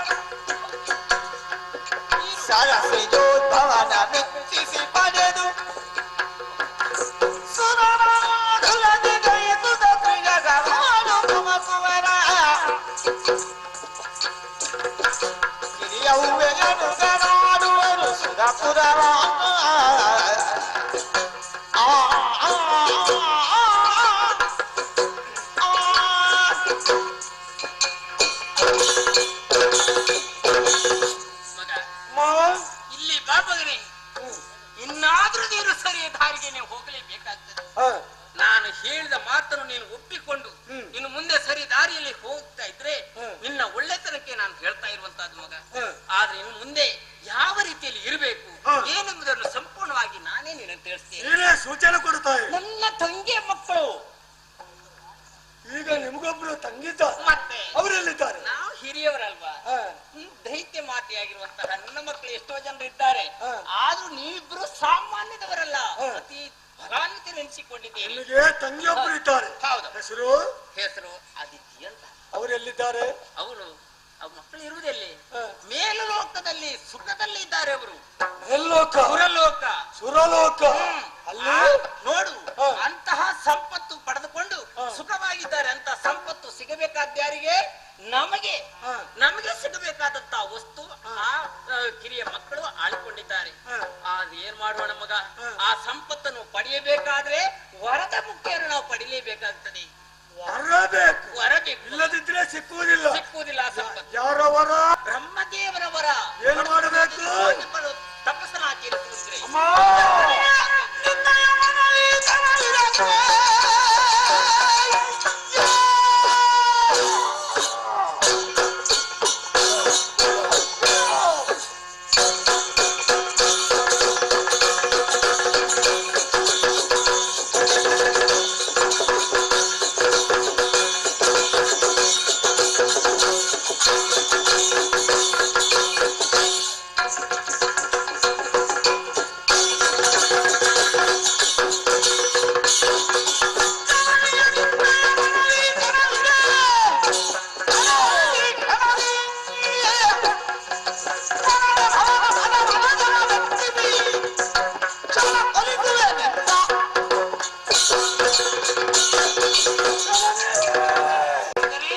ಮಕ್ಕಳನ್ನು ತಿದ್ದಬೇಕಾದ್ದು ತಾಯಿಯಾದವಳ ಆದ್ಯ ಕರ್ತವ್ಯ. ನಾವು ಮಾಡಿದ್ದು ತಪ್ಪು ಅನ್ನುವಂತೆ ಸಮಯೋಚಿತ ಸಲಹೆಯನ್ನು ಕೊಟ್ಟು ಸರಿ ದಾರಿ ಕೊಂಡೊಯ್ದವಳು ನೀನು. ಹೇಳಿದ್ರೆ ಹೇಳಿದ್ರು ತಪ್ಪಾಗ್ಲಿ ಇಲ್ಲ. ಯಾರಿಗೆ ದಕ್ಕಬೇಕಿತ್ತ ಸ್ವರ್ಗದ ಗದ್ದುಗೆ ನಮಗೆ ಸಿಕ್ಕಿದ್ದಿಲ್ಲ. ಈಗ ನಮ್ಮ ಕಿರಿಯಮ್ಮನ ಮಕ್ಕಳು ಅಲ್ಲಿ ಸುಖದಿಂದ ಆಳುತ್ತಾ ಇದ್ದಾರೆ. ಅದನ್ನು ನಾವು ದಕ್ಕಿಸಿಕೊಳ್ಬೇಕು ಅಂತಾದ್ರೆ ಬ್ರಹ್ಮನ ಹೊರಬರಬೇಕೇ. ನನ್ನೊಂದು ಆಣತೆಯನ್ನು ಕೊಟ್ಟರೆ ಸಾಕು. ಈ ಕ್ಷಣದಲ್ಲಿ ನೇರವಾಗಿ ಕಾಡಿಗೆ ಹೋಗಿ ಬ್ರಹ್ಮನನ್ನು ಭಜನೆ ಮೂಲಕ ಒಲಿಸಿಕೊಂಡು ಬರ್ತೇನೆ. ಎಲ್ಲಿ ಹೋಗುದೆಲ್ಲಿಗೆ? ತಪಸ್ಸಿಗೆ ಹೀಗೆ ಹೋಗುದಲ್ಲ. ಅಯ್ಯೋ ತಡಿಬೇಡ. ಎಂತಮ್ಮ ಆದಷ್ಟು ಬೇಗ ಬ್ರಹ್ಮ ಬ್ರಹ್ಮ ದೇವರು ಒಲಿಯಬೇಕಾದ್ರೆ ಕಾಂತಾರವನ್ನು ಸೇರ್ಬೇಕು. ಎಷ್ಟು ಕಾಲ ಆಗ್ತದಂತ ಹೇಳಲಿಕ್ಕೆ ಸಾಧ್ಯ ಇಲ್ಲ ಮಗ. ತಪಸ್ಸು ಮಾಡಿದ್ರೆ ಕಾಡಿನಲ್ಲಿಯ ಮತ್ತೆ ಇಲ್ಲಿ ಆಗುವುದಿಲ್ವಾ? ಇಲ್ಲಿ ಮನೆಯಲ್ಲ. ಅದ್ಯಾಕೆ ಅಲ್ಲಿ ಕಾಂತಾರಕ್ಕೆ ಹೋಗು. ಏಕಾಂತ ಸ್ಥಳ ಆಗ್ಬೇಕು ಮಗ. ಏಕಾಂತ? ಹೌದು. ಅಲ್ಲಿ ಯಾರು ಇರಬಾರ್ದು.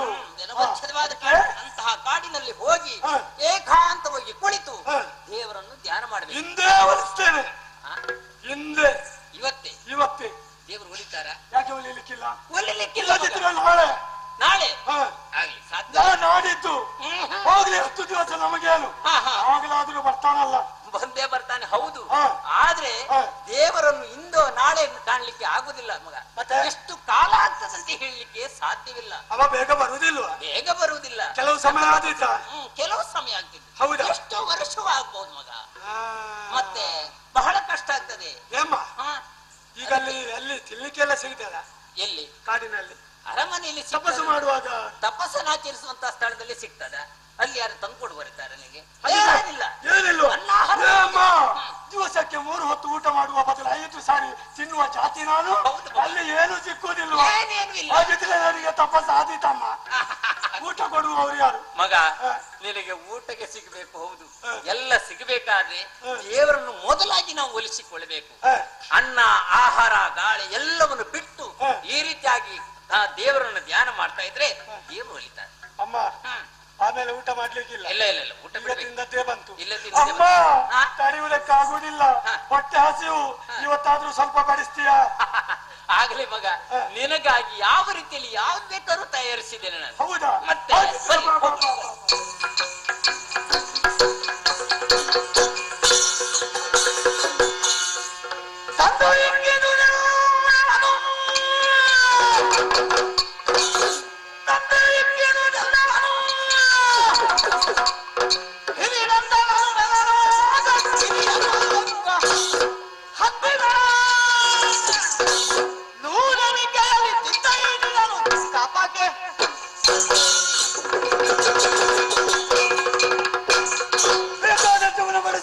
ಉದ್ದೇಶದಿಂದ ನನ್ನಮ್ಮ ಕರ್ಕೊಂಡು ಹೋಗಿ ಬೇಕಾದಷ್ಟು ತಿನ್ನ ಮಗನನ್ನುವಂತೆ ಬಡಿಸಿದ್ರು. ಆದ್ರೆ ಎಷ್ಟು ಇಕ್ಕಿದ್ರೇನು, ಮುಖ್ಯಸ್ಥರು ಮಾತ್ರ ನಮ್ಮ ಅಣ್ಣ ಹಿರಣ್ಯ ಕಶ್ಯಪ. ಎಷ್ಟಾದ್ರೂ ನನ್ನ ಅಣ್ಣನಲ್ವೇ ಸಿಟ್ಟು ಬಂತು, ಸಹಿಸಿಕೊಳ್ಳುವುದಕ್ಕಾಗಲಿಲ್ಲ. ಆದ್ರೆ ಸುಮ್ಮನೆ ಉಳಿದೆ.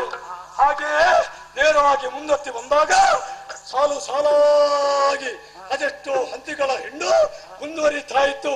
ಹಿಡಿದ ಕಟಾರಿಯಿಂದ ಹಂದಿಗಳ ಕಡಿದು ಬೇಕಾದಷ್ಟು ಮುಕ್ಕಿದವನು ನಾನು. ಇನ್ನು ತಡ ಮಾಡುವುದರಲ್ಲಿ ಅರ್ಥವಿಲ್ಲ. ಏಕಾಗ್ರತೆ ಬೇಕಾದ ಕರ್ತವ್ಯ. ಅಡಿತೇನೆ ಕಾಡಿಗೆ.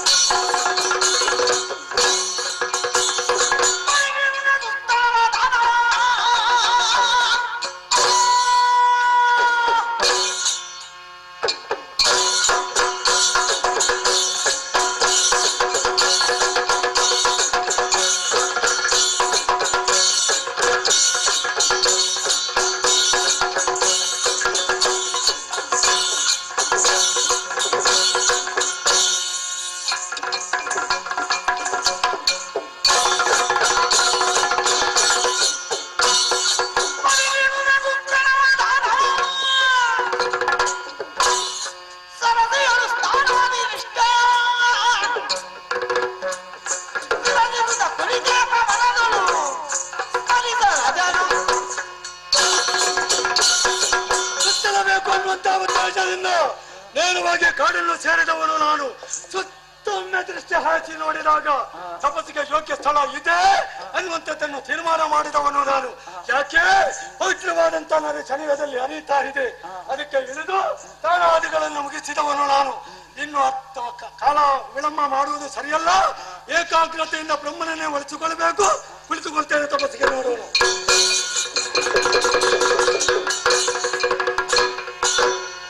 ಶಾರದಾವರ ಹಂಸ ಗಮನನೆ, ಶಾರದಾವರ ಹಂಸ ಗಮನನೆ, ಮೂರು ಲೋಕದ ದಾತ ಬ್ರಹ್ಮನೇ,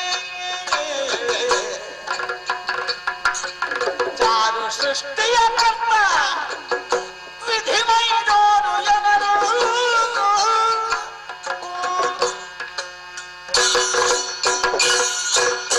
ಜಯ ಜಯ ಜಯ ಜಯ ಜಯ. ಸತ್ಯಲೋಕೇಶ, ಹಿರಣ್ಯಗರ್ಭ, ಹಂಸವಾಹನ, ವಾಣಿರಮಣ, ಭಕ್ತ ಜನ ಬಂದು ಕಾಪಾಡು ತಂದೆ ಕಾಪಾಡು. ನಿನ್ನ ಭಕ್ತನ ಹಂತ ಹಿರಣ್ಯಾಕ್ಷ ಅನನ್ಯ ಭಕ್ತಿಯಿಂದ ನಿನ್ನನ್ನು ಭಜಿಸ್ತಾ ಇದ್ದಾರೆ. ಮೈದೋರು ತಂದೆ ಮೈದೋರು. ಜಯ ಜಯ ಜಯ ಜಯ.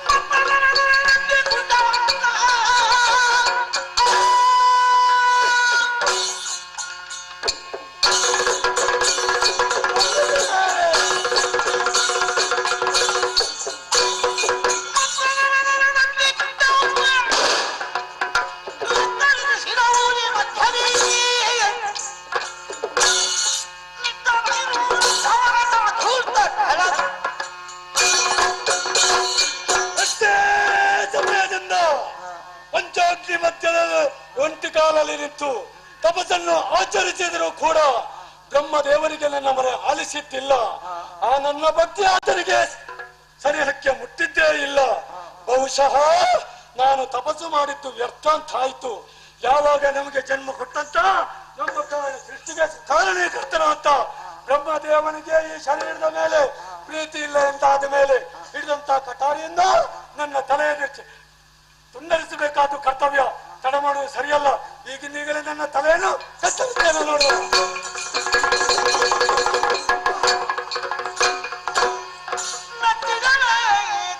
ಮಗನೇ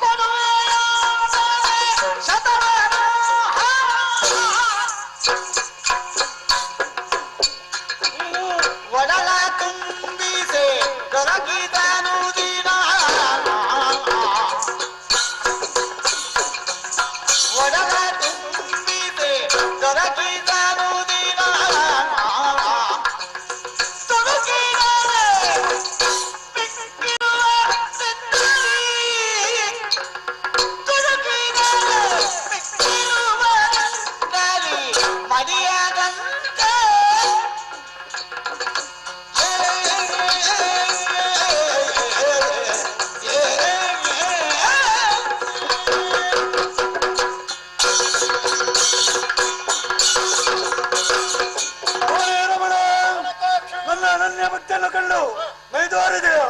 ಕೇಳಿದ ವರವನ್ನು ಕೊಡುವುದಕ್ಕೆ ಬೇಕಾಗಿ ಬಂದೆಯಾ? ಸ್ವಾಮಿ, ಕೊಡುವುದು ದಿಠವೇ.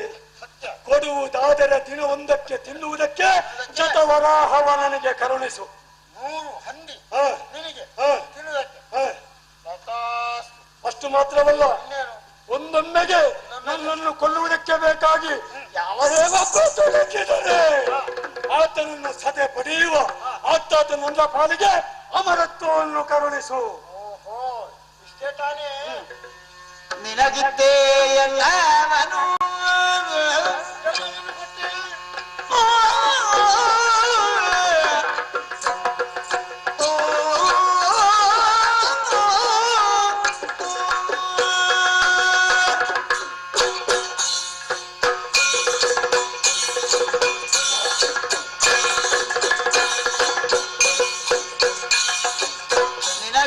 ನಿನಗಿದ್ದೇನೆಲ್ಲವನು ಎಂದಪ್ಪ ಘನತರ ವರಗಳನ್ನು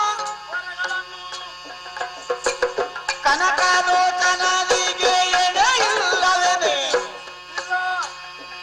ಮಹಾಗಣನಿ ಜಯಿಸುವ ಗದೆಯ ಇದ್ದ ಬೆಲೆಯ ನಿನಗಿದ್ದೇನೆಲ್ಲವನು ಎಂದಪ್ಪ ಘನತರ ವರಗಳನ್ನು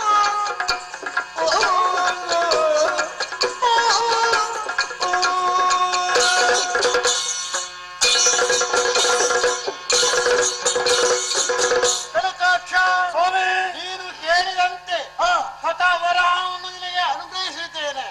ಆದ್ರೆ ಅಮರತ್ವವನ್ನು ಕೇಳಿದ್ದಿ, ಅದನ್ನು ಮಾತ್ರ ಕೊಡುವುದಕ್ಕೆ ಸಾಕಾಗುವುದಿಲ್ಲ. ಹುಟ್ಟಿದಂತಹ ಜೀವಿಗೆ ಸಾವು ಎನ್ನುವಂಥದ್ದು ಕಟ್ಟಿಟ್ಟ ಗಂಟು. ನನಗೂ ಉಂಟ. ಮಾತ್ರವೆಲ್ಲ 3 ಮೂರ್ತಿಗಳಂತ ನಾವು ಕೂಡ ಕಲ್ಪಾಂತದಲ್ಲಿ ಈ ಕಟ್ಟುಪಾಡಿನಿಂದ ತಪ್ಪಿಸುವುದಕ್ಕೆ ಸಾಧ್ಯವೇ ಇಲ್ಲ. ಹೌದಾ? ಯಾವತ್ತು ಕೊಡುವುದಕ್ಕೆ ನಮಗೆ ಅಧಿಕಾರ ಇಲ್ಲವೋ ಅದನ್ನು ನೀನು ಕೇಳಬಾರ್ದು, ನಾನು ಕೊಡಬಾರ್ದು. ನನಗೆ ಅಧಿಕಾರ ಇಲ್ಲ. ಇಲ್ಲ. ಮತ್ತೇನನ್ನು ಕೊಡ್ತೀಯ? ಹಾಗಂತೇಳಿ ನಿನ್ನಂತ ತಪಸ್ಸು ವ್ಯರ್ಥ ಆಗಬಾರ್ದು. ಅದಕ್ಕಾಗಿ ಇದು ಗದಾದಂಡವನ್ನು ನಿನಗೆ ಅನುಗ್ರಹಿಸ್ತಾ ಇದ್ದೇನೆ. ಇದರ ಮಹತ್ವ ಇದರ ಮಹತ್ವ ಇದನ್ನು ಹಿಡ್ಕೊಂಡು ನೀನು ಯುದ್ಧಕ್ಕಾಗಿ ಮುಂದಕ್ಕೆ ಹೋಗದೆ ಹೋದಾದ್ರೆ ಎದುರಾಳಿ ಅರ್ಧ ಶಕ್ತಿಯೇ ನಿನ್ನ ಸ್ವಾಧೀನವಾಗ್ತದೆ. ಅರ್ಧ ಶಕ್ತಿ ನನಗೆ ಬರ್ತದೆ.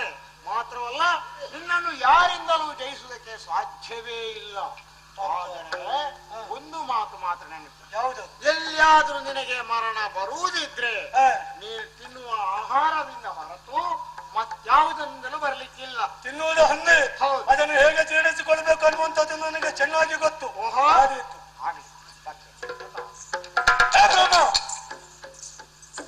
ಎಲ್ಲಿಗೆ? ಸತ್ಯಲೋಕಕ್ಕೆ ಅವಸರ ಆಗ್ತದ? ಸೃಷ್ಟಿಕಾರಿ ಆಗ್ಬೇಕಲ್ಲ ಮಾರಾಯ. ನಿಮಗೆ ಬರುವಾಗ ಅವಸರ ಆಗ್ಲಿಲ್ವಾ? ಬರುವಾಗ ಹಠಾದಲ್ಲಿ ಬಂದು ಹೌದು, ಬೇಕಾದಷ್ಟು ಕಾಯಿಸಿದೆ. ಹೋಗುವಾಗ ಓಡ್ತೀಯ. ಎಲ್ಲಿಗೆ? ಸತ್ಯಲೋಕ. ಇದರ ಮಹತ್ವ ಏನು? ಅದು ಕೊಟ್ಟಾಯ್ತಲ್ಲ ಮಾರಾಯ. ಇದರ ಮಹತ್ವ ಏನು? ಅದೇ ಎದುರಾಳಿ ಅರ್ಧ ಶಕ್ತಿ. ಇದಿರು ನಿಂತವರ ಅರ್ಧ ಶಕ್ತಿ ನನಗೆ ಬರ್ತದೆ. ಈಗ ನೀನು ಕೊಟ್ಟವ, ನೀನು ಪೂರ್ಣ ಬ್ರಹ್ಮ ಅಲ್ಲ. ಈಗ ನೀನು ಅರೆ ಬ್ರಹ್ಮ. ಅರೆ ಬ್ರಹ್ಮ.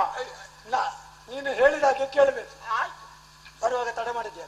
ತಡೆ ಮಾಡಿದ್ದೇನೆ. ಸೃಷ್ಟಿಯ ಕಾರ್ಯಕ್ರಮವೂ ಇತ್ತು. ಮತ್ತೆ ನೀನು ನಿನ್ನ ಭಕ್ತಿ ಎಷ್ಟುಂಟು ಒಂದು ಪರೀಕ್ಷೆ ಮಾಡಿದ್ದಷ್ಟೇ. ಬರೆದು ನೋಡಿದ್ದ? ಹೌದು.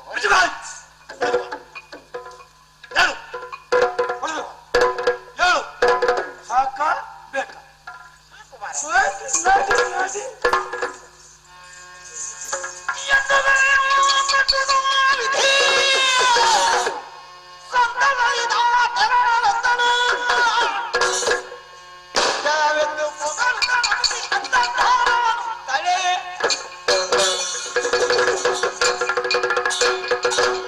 ಬೇಕಾದಂತವರವನ್ನು ಪಡೆದವನು ನಾನು. ಈ ಸಂತೋಷದ ವಿಚಾರವನ್ನು ಅಮ್ಮನಲ್ಲಿ ತಿಳಿಸಬೇಕು. ನಡೀತೇನೆ ಅಪ್ಪ.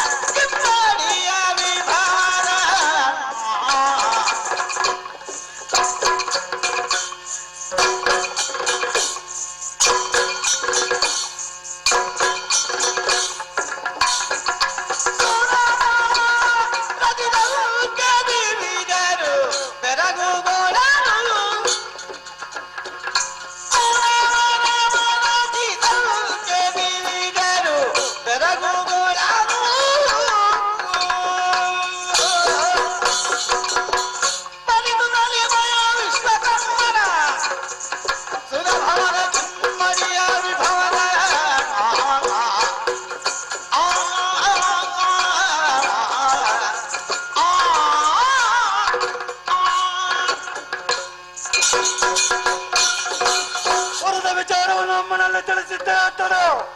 ಬಹಳಷ್ಟು ಸಂತೋಷ ಪಟ್ಟವರು ಅವರು. ಅಷ್ಟು ಮಾತ್ರವಲ್ಲ, ತಪಸ್ಸನ್ನು ಆಚರಿಸಿರುವಂತಹ ನಮ್ಮ ಅಪ್ಪನ ಬಳಿಗೆ ನನ್ನನ್ನು ಕರ್ಕೊಂಡು ಹೋದು ವಿಚಾರವನ್ನೆಲ್ಲ ಸವಿಸ್ತಾರವಾಗಿ ತಿಳಿಯಪಡಿಸಿದರು. ಆ ಸಮಯದಲ್ಲಿ ವಿಶ್ವಕರ್ಮನನ್ನೇ ಭರಿಸಿ, ಅಂದ್ರೆ ನಮಗೆ ಕುಳಿತುಕೊಳ್ಳುವುದಕ್ಕೆ ಸರಿಯಾದಂತ ಸ್ವಸ್ಥಳ ಅನ್ನುವಂಥದ್ದು ಇರಲಿಲ್ಲ. ಅಂದ್ರೆ ಅರಮನೆ ಮನೆ ಅದು ಸರಿ ಇರಲಿಲ್ಲ. ಅದಕ್ಕೆ ಬೇಕಾಗಿ ಆ ವಿಶ್ವಕರ್ಮನಿಂದ ಪುರವೊಂದನ್ನು ನಿರ್ಮಿಸಿ ಶೋಣಿತಾಪುರ ಅನ್ನುವಂತ ಹೆಸರನ್ನಿರಿಸಿದವರಿದ್ದಾರೆ. ಸಂತೋಷವೇ ಸರಿ, ಆದ್ರೆ ಏನು ಮಾಡೋಣ, ಅರಮನೆ ಇದ್ರೆ ಸಾಕಾಗ್ತದೆ, ಸರಿಯಾದಂತ ವ್ಯವಸ್ಥೆ ಅನ್ನುವಂಥದ್ದು ಇಲ್ಲ. ಅದಕ್ಕೆ ಬೇಕಾಗಿ ಅಮ್ಮನಲ್ಲಿ ಕೇಳಿದಾಗ ಸಲಹೆಯನ್ನು ಕೊಟ್ಟವಳಿದ್ದಾಳೆ. ಅದಕ್ಕೆ ಬೇಕಾಗಿ ಕೈಗೊಂಡಿದ್ದೇವಲ್ಲ ನಾವು.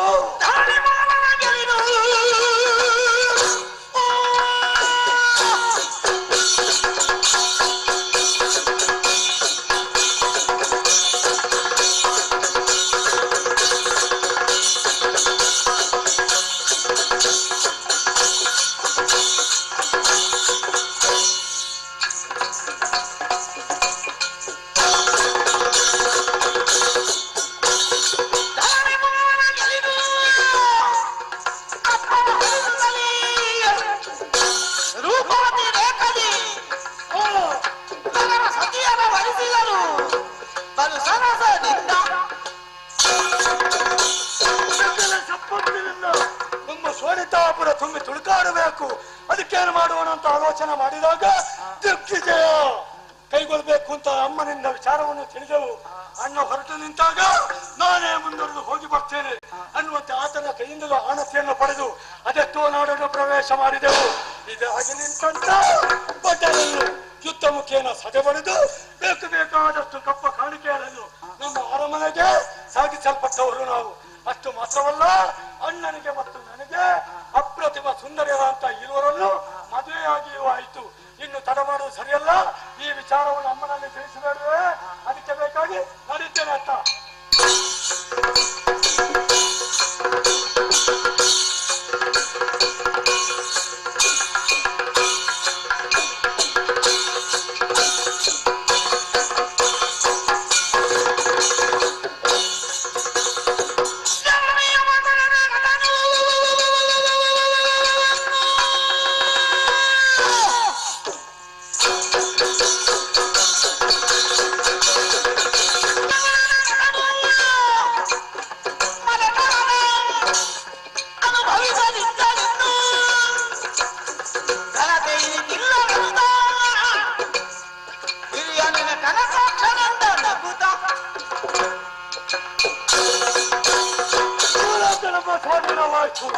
ಮೂರು ಲೋಕದಲ್ಲಿ ಅಪ್ರತಿಮರಾಗಿ ಸಾಹಸಿಗರಾಗಿ ಅದ್ವಿತೀಯರಾಗಿ ಮೆರೆಯಬೇಕು ಅನ್ನುವಂತ ಉದ್ದೇಶದಿಂದ ಆಗಿಂದಾಗಲೇ ಪಾತಾಳ ಲೋಕವನ್ನು ಸೇರಿದೆವು.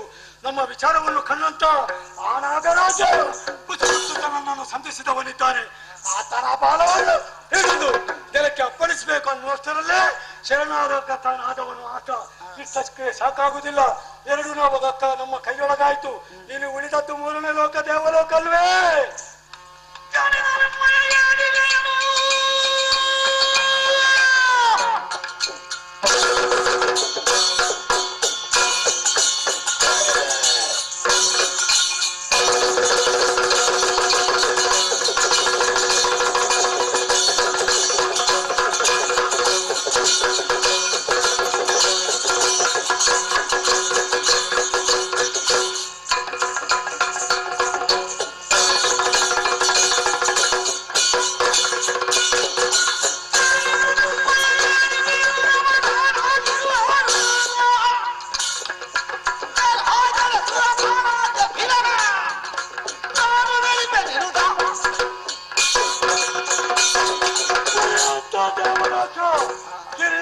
ಮಗ ಸುರಪ್ಪ ಅಲ್ಲಿ ಆಳ್ವಿಕೆಯನ್ನು ಮಾಡ್ತಾ ಇದ್ದಾನೆ. ರಥದಲ್ಲಿ ಆತನನ್ನು ಭಕ್ತಿ ಪಡೆದು ಶಿವ ವಿಚಾರವನ್ನು ಏರಬೇಕು ಅನ್ನುವಂತ ತೀರ್ಮಾನವನ್ನು ಕೈಗೊಂಡಿದ್ದೇನೆ. ತಪಸ್ಸಿನ ಮೂಲಕ ಪಡೆದಂತ ವರದ ಫಲದಿಂದ ಹೇಳ್ತೇನೆ ಸ್ವರ್ಗ.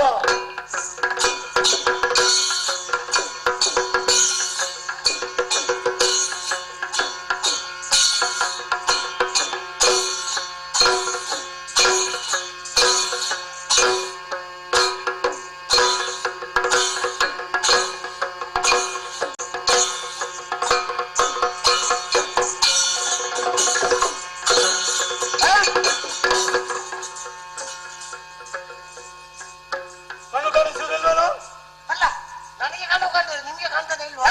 ಮುಚ್ಚು ಬಾ. ಎಂತದು ಮುಚ್ಚು ಬಾಯಿ? ನನಗೆ ಕಣ್ಣು ಕಾಣಿಸುವುದಿಲ್ಲ. ಮತ್ತೆ ಎಂತದು? ಮೇಲೆ ಮೈ ಮೇಲೆ ಬೀಳುದು. ಯಾರು ಈಗ ನಾನು ಮೈ ಮೇಲೆ ಬಿದ್ದದ್ದ? ಮುಖದಲ್ಲಿ ಇರುವುದ ಕಣ್ಣು, ತಲೆ ಹಿಂದ್ಗಡೆ. ಅಲ್ಲ ನನಗೆ ಮುಖದ ಮೇಲೆ ಕಣ್ಣು ಇರುದು, ಹಾ. ನಿಮಗೆ ಎಲ್ಲಿ ಇರುದು ಕಣ್ಣು? ಕಾಣಿಸುವುದಿಲ್ಲ. ಹಾ?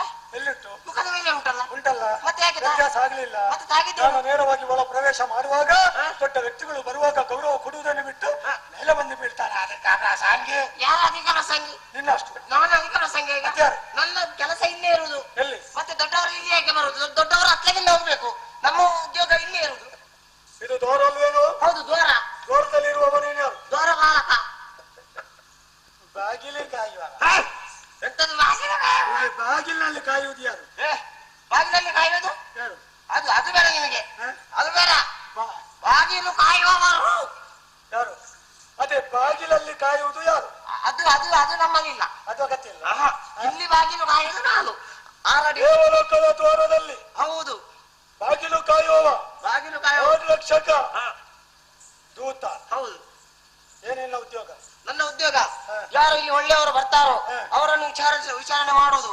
ಕೆಟ್ಟವರು ಬಂದರೆ ಇಲ್ಲಿಂದಲೇ ಅತ್ಲಾಗಿ ಕಳಿಸುವುದು. ಎಟ್ಲಾಗಾದ್ರೂ ಹೋಗ್ಲಿ ಅದು. ಕುಡಿತ ಆ? ಕುಡಿತೇನು? ಮತ್ತೆ ಕೂಡ ಇದ್ದರೆ ಮತ್ತೆ ಇರುವುದು ಯಾಕೆ ಈಗ ಇಲ್ಲಿ? ನಾನು ಕೆಟ್ಟವ ಅಂತ ಭಾವಿಸು. ಆ? ಹೊರ ಕಳಿಸ್ತೀಯ?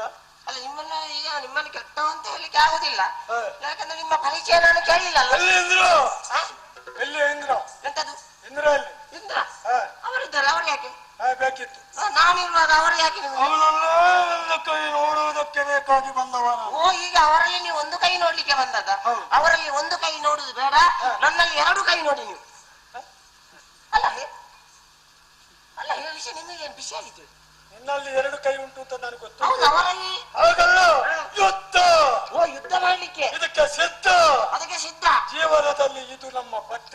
ಹೌದು, ನೀವು ಬಂದದೆಲ್ಲಿಂದ ನನಗೆ ಗೊತ್ತೇ ಇಲ್ವಲ್ಲ. ಶೋಣಿತಾಪುರ. ಶೋಣಿತಾಪುರ. ಹೊಸತೊಂದು ಪುರ ನಿರ್ಮಾಣ ಆಗಿದೆ. ಹಾ, ಅದೇ ಶೋಣಿತಾಪುರ. ಶೋಣಿತಾಪುರ. ಹೌದು. ಅಲ್ಲಿಯ ದಿತಿ ಸುತಾರು ನಾವು. ನೀವು ದಿತಿ ಸುತ್ತೆ. ದಿತಿ ಸುತಾರು. ದಿತಿ ಸುತ್ತಾರು. ಹೌದು. ಈಗ ಬಂದದ್ದು ನಾನು ಒಬ್ಬನೇ. ನೀವು ಒಬ್ಬರೇ ಬಂದ. ನನ್ನಲ್ಲಿ ಪಟ್ಟ ಏರಿದ್ದಾನೆ.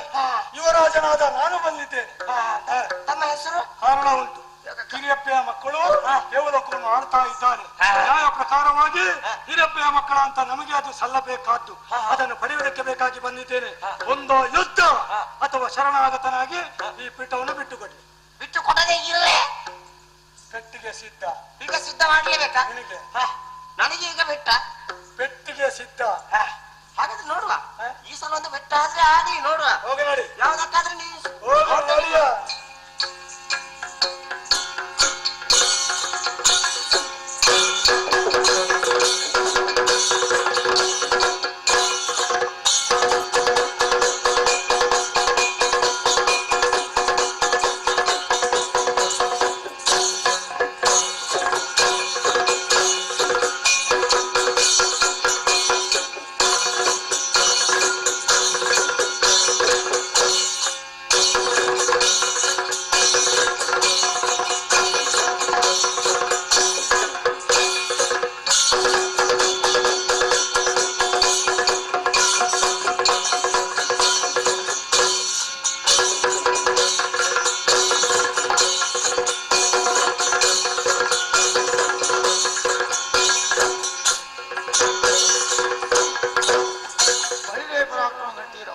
ಮಲ್ಲಿರೇರಯ್ಯ ಇರುವಂತಹ ಸ್ಥಳ ಅಮರಾಧಿಪತಿ ಯಾರೆಂದು ಕೇಳಿದ್ದೀರಿ? ದೇವೇಂದ್ರ ಮಹಾರಾಜರು ಅಂತ ಕೇಳಿದ್ದೇವೆ. ಹಾಗೆಂದುಕೊಳ್ಳಬಹುದು. ಹೊರಟು ಬಂದ ಕಾರ್ಯಕಾರಣ ಅನೇಕ ಉಂಟು. ಅಲಭ್ಯವಾದ ಲಾಭ ಯಾವುದುಂಟು ಅದಕ್ಕೆ ಯೋಗ ಎಂಬುದಾಗಿ ಹೆಸರು. ಅಂತ ಯೋಗ ಎಂಬುದು ಸತ್ಕರ್ಮದಿಂದ ಸಂಪ್ರಾಪ್ತವಾಗಬೇಕಾಗಿದ್ದರೆ ಅದಕ್ಕೆ ದೈವಾನುಗ್ರಹವು ಕೂಡಿ ಬರಬೇಕು.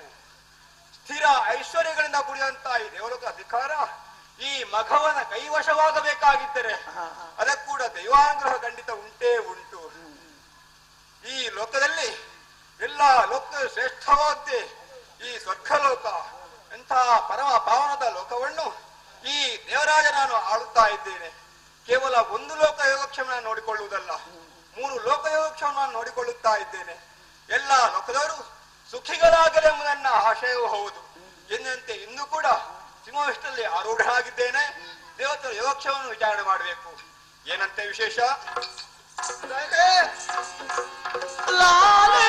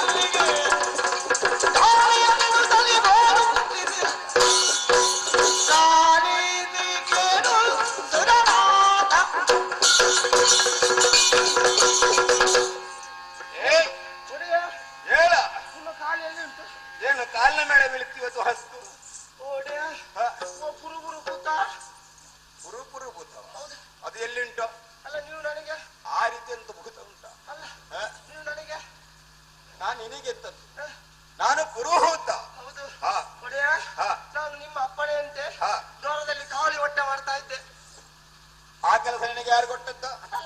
ನೀವು ಅವತ್ತು ನನಗೆ ನೇಮ ಕೊಟ್ಟದಲ್ಲ. ನಿನಗೆ ನೇಮ ಕೊಡಿ ಭೂತ.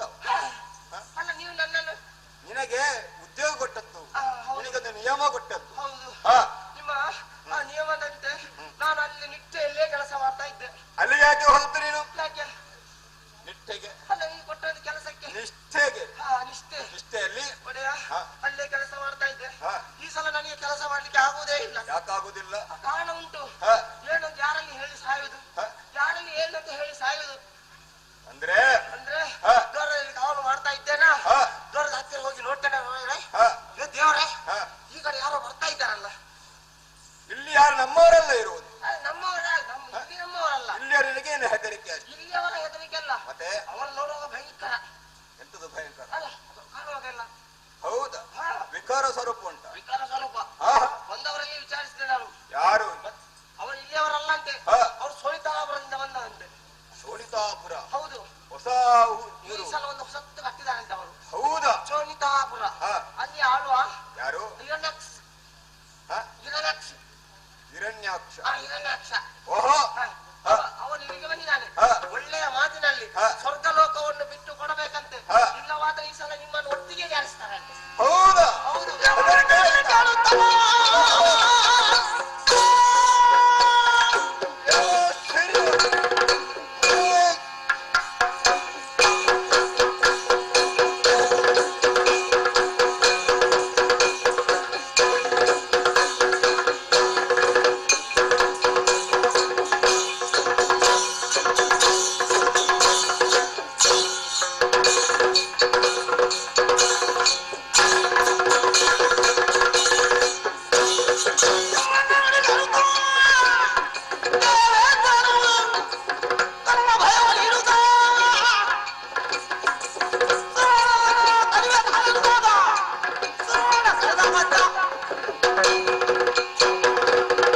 ಆಶ್ಚರ್ಯ!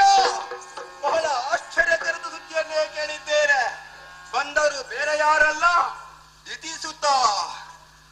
ಇತ್ಯಾರು? ನಮ್ಮ ದೊಡ್ಡಮ್ಮನೇ ಆಗಿದ್ದಾಳೆ. ಹಾಗಾದ್ರೆ ಒಂದೇ ವೃಕ್ಷದ ಫಲಗಳಲ್ಲಿ ಒಂದು ಹಣ್ಣು ಸಿಹಿ ಮತ್ತು ನನ್ನ ಕಹಿಯನ್ನು ಹೇಳಲಿಕ್ಕೆ ಆಗ್ತದೆ. ನಮ್ಮವರಾದಂತ ನಮ್ಮ ಏಳಿಗೆನೆ ಬಯಸಿಲೆಂದಾದ್ರೆ ಅವರಿಗೆ ಅವನಸದ ಕಾಲ ಬಂದಿದೆ ಎಂಬುದರಲ್ಲಿ ಯಾವುದೇ ಸಂದೇಹವಿಲ್ಲ. ಹಾಗಂತ ಯುದ್ಧಕ್ಕೆ ಬರುವಾಗ ನಾವು ಖಂಡಿತವಾಗಿ ಎದುರಿಸಲೇಬೇಕು. ಅದಕ್ಕಾಗಿ ಬಲು ವಿಕ್ರಮಿಗ ಅಂತ ದೇವತೆಗಳನ್ನು ಆರಿಸಬೇಕು. ಯಾರಲ್ಲಿ ದೇವತೆಗಳು?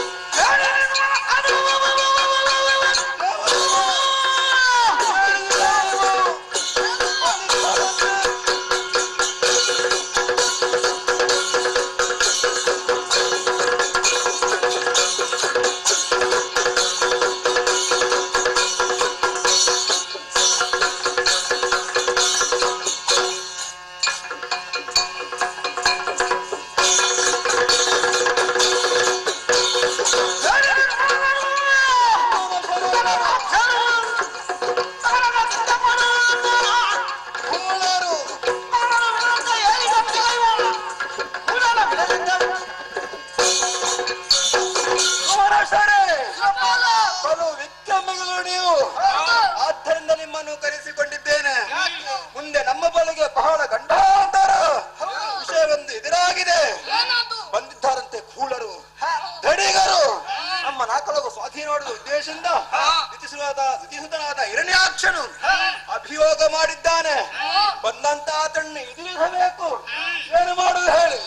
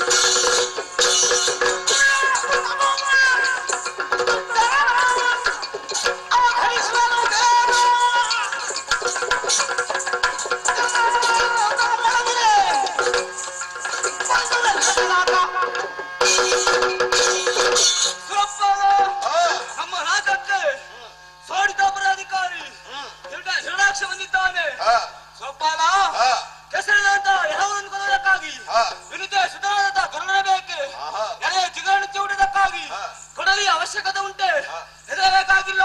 ಅವ ಎಷ್ಟೇ ಏನಾಗಲಿ ನೀವು ಹೋಗುವ ಅವಶ್ಯಕತೆ ಇಲ್ಲ, ನಾನಿದ್ದೇನೆ.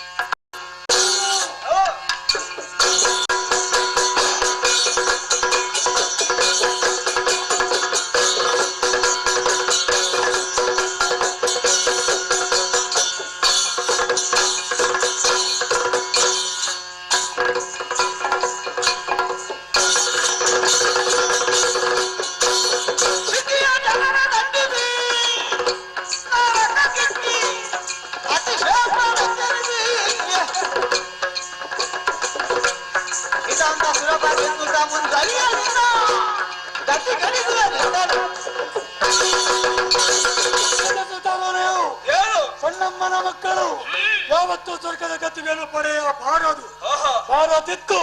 ಆದ್ರೂ ಕೂಡ ನಮ್ಮೆಲ್ಲವರನ್ನು ವಂಚಿಸಿ ಸ್ವರ್ಗದ ಗತಿಯನ್ನು ಏರಿತೀರಿ ಅನ್ನುವಂತ ವಿಚಾರವನ್ನು ತಿಳಿದು ನಿಮ್ಮನ್ನು ಇಳಿಸುವುದಕ್ಕೆ ಬಂದಿದ್ದೇನೆ. ಸಾಧ್ಯ ಉಂಟುಂತಾದ್ರೆ ಇದನಾದ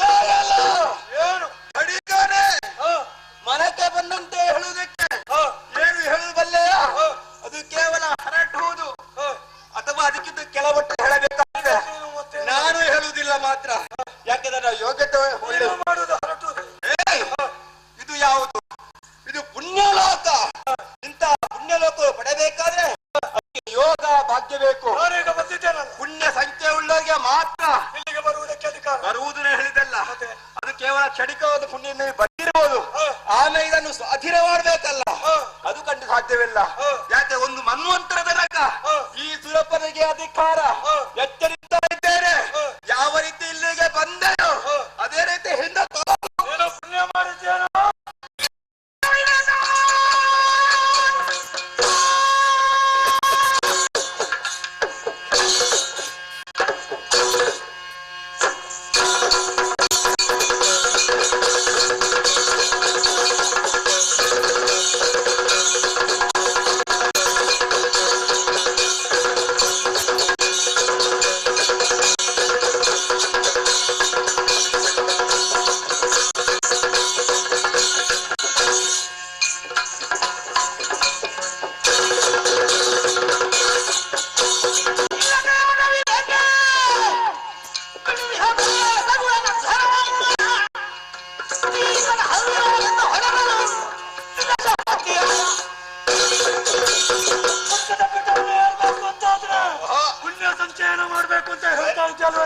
ಸ್ವರ್ಗಕ್ಕೆ ದಾಳಿ ಇಕ್ಕಿದವನು ನಾನು.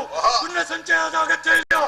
ನಮಗೆ ಬ್ರಹ್ಮನನ್ನೇ ತಪಸ್ಸಿನ ಮೂಲಕ ಮೆಚ್ಚಿಸಿ ವರ ಪಡೆದು ದೇಹ ಶಕ್ತಿ ಒದದೆ ದೈವಿಕ ಶಕ್ತಿಯನ್ನು ಒಗ್ಗೂಡಿಸಿ ನಾನು ಬಂದಿದ್ದೇನೆ. ಸ್ವರ್ಗವನ್ನು ಬಿಟ್ಟು ಕೊಡದೆ ಹೋದೆ ಅಂತಾದ್ರೆ ನಿನ್ನನ್ನು ಹೇಗೆ ಓಡಿಸಬೇಕು ನನಗೆ ಗೊತ್ತುಂಟು.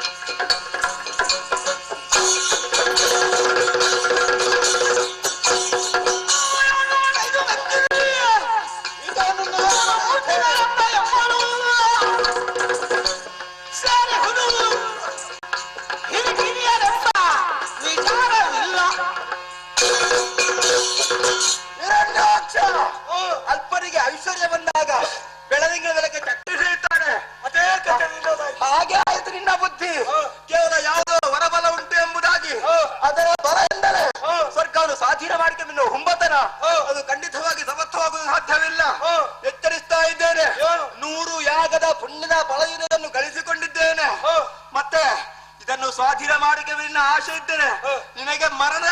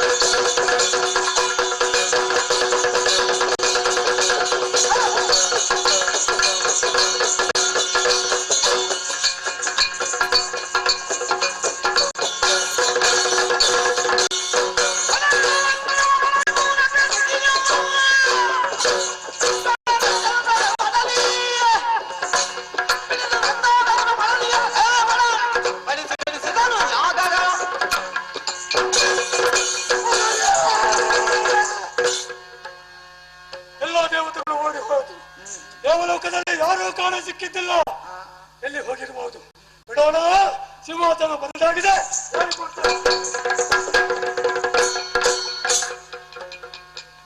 ಅಪ್ಪ, ಅಮ್ಮನ ಆಸೆ ಇಂದಿಗೆ ಫಲಿಸಿತು. ಅಮ್ಮನಿಗೆ ಇದ್ದ ಆಸೆ ಇದು ಒಂದೇ, ಅಮ್ಮನೇ ಸ್ವರ್ಗಲೋಕ ನಮ್ಮ ಸ್ವಾಧೀನ ಆಗಬೇಕು ಅಂತ. ಅಮ್ಮನ ಆಸೆಯನ್ನು ಪೂರೈಸಿದವನು ಹಿರಣ್ಯಾಕ್ಷ. ಇನ್ನು ಮುಂದಕ್ಕೆ ದೇವಲೋಕದ ಅಧಿಕಾರಿ ಹಿರಣ್ಯಾಕ್ಷ. ಎಲ್ಲವರು ಕೂಡ ನನ್ನನ್ನೇ ಪೂಜಿಸಬೇಕು, ನನ್ನನ್ನೇ ಭಜನೆ ಮಾಡಬೇಕು. ಇನ್ನು ಮುಂದಕ್ಕೆ ಯಾಗ ಮಾಡಿದ್ರೆ ಅದರ ಹವೆಸು, ಅರ್ಪಣ ತರ್ಪಣ ಎಲ್ಲವೂ ನನಗೆ ಸಲ್ಲತಕ್ಕದ್ದು. ಎಚ್ಚರಿಕೆ, ಒಂದು ವೇಳೆ ನನ್ನ ಮಾತನ್ನು ಧಿಕ್ಕರಿಸಿ ಎನ್ನಾದ್ರೆ ಹಿಡಿದ ಕಟಾರಿಯಿಂದ ಇನ್ನು ಮುಂದೆ ಆಲೋಚನೆ ಮಾಡದೆ ತಲೆ ಕಡಿಬೇಕಾದೀತು. ಎಚ್ಚರ. ಆದ್ರೆ ಏನು ಮಾಡೋಣ? ಎಷ್ಟು ಹೋರಾಟ ಮಾಡಿದ್ರು ಕೂಡ ಶಕ್ತಿ ಅನ್ನುವಂಥದ್ದು ನನಗೆ ಕಡಿಮೆ ಆದದ್ದಿಲ್ಲ. ಹೋರಾಟ ಮಾಡೋಣ ಯಾರೂ ಇಲ್ಲ, ಮತ್ತಾರಲ್ಲಿ ಹೋರಾಟ ಮಾಡುವುದು? ಯಾವುದಕ್ಕೂ ವಿಶ್ರಾಂತಿ ಪಡೆಯಬೇಕು, ಯಾವುದಕ್ಕೂ ಕಾಲ ಕೂಡಿ ಬರಬೇಕು. ನೋಡು,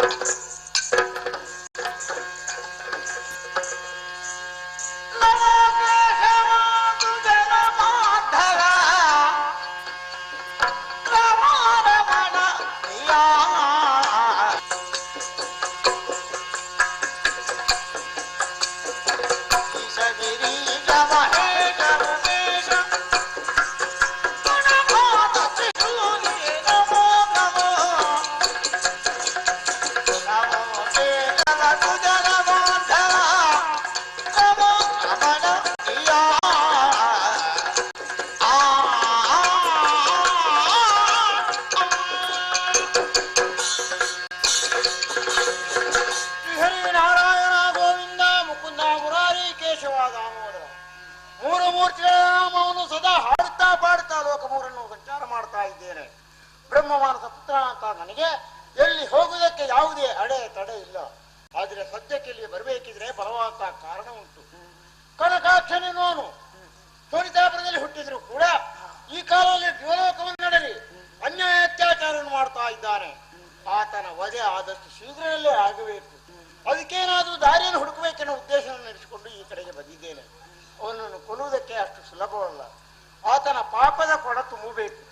ಅದಕ್ಕೆ ಬೇಕಾದ ದಾರಿಯನ್ನು ಹುಡುಕಬೇಕೆನ್ನುತ್ತ ಉದ್ದೇಶಿಸಿ ಹೊರಟು ಬಂದವನಿದ್ದೇನೆ. ಮಾತಾಡ್ತಾ ಕಾಲವನ್ನು ಕಳೆಯುವುದಲ್ಲ, ನೇರವಾಗಿ ಸ್ವರ್ಗವನ್ನು ನಡೆಸುತ್ತೇನಂತೆ.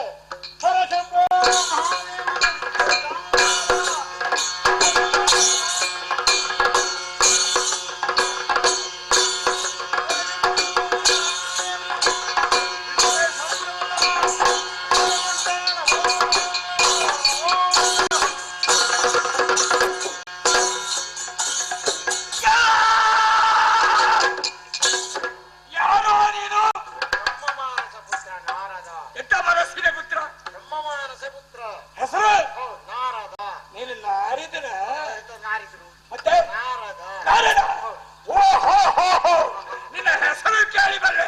ನೀನು ನಿತ್ತಲ್ಲಿ ನಿಲ್ಲೋಗ್ರೆ ಅಲ್ವಂತೆ. ಇವತ್ತಿದ್ದಲ್ಲಿ ನಾಳೆ ಇಲ್ಲ, ಈ ಕ್ಷಣ ಇದ್ದಲ್ಲಿ ಮತ್ತೆ ತಿರುಗಾಟಕ್ಕೆ ಹೊರಟಿದ್ದಲ್ಲ, ಹೇಗೆ ನಿನ್ನ ತಿರುಗಾಟ ಹೇಗೆ ತೊಂದರೆ ಇಲ್ಲ. ಈಗ ಬಂದಿದ್ದಲ್ಲ, ಬಹಳ ಒಳ್ಳೇದಾಯ್ತು. ನಿತ್ಯ ಇದ್ದಲ್ಲ, ಬಾ ಬಾ ಬಾ. ಹೇಳಿ, ಹೇಳಿ. ಸತ್ಕಾರ ಆಗ್ಬೇಕು.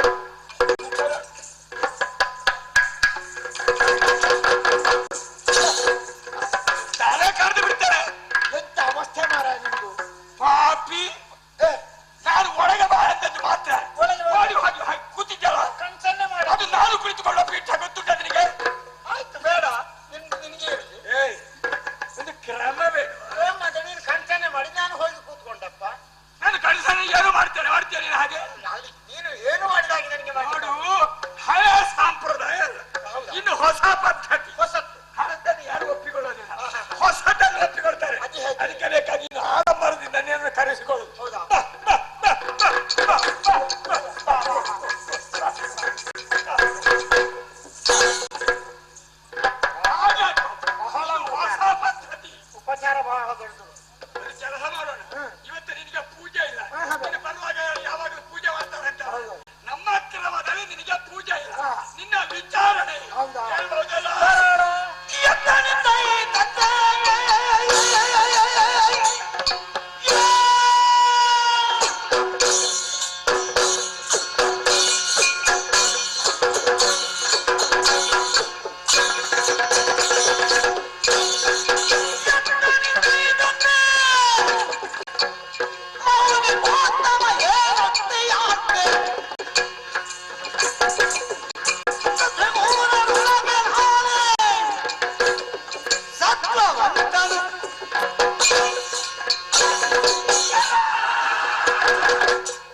ಎಲ್ಲ ಮಾತಾಡ ಮಾರ್ಗ. ನನ್ನ ಸ್ವಭಾವವೇ ಹಾಗೆ. ನಿನ್ನ ಸ್ವಭಾವ ನನಗೆ ಸ್ವಲ್ಪ ಏರು ಧ್ವನಿ, ಹೌದಾ? ಹಾಗಾಗಿ ಮಾತನಾಡುವಾಗ ನಿನಗೆ ಕೇಳಿಕಾಗೋದಿಲ್ಲ. ಹೌದು. ಹೌದಲ್ಲ?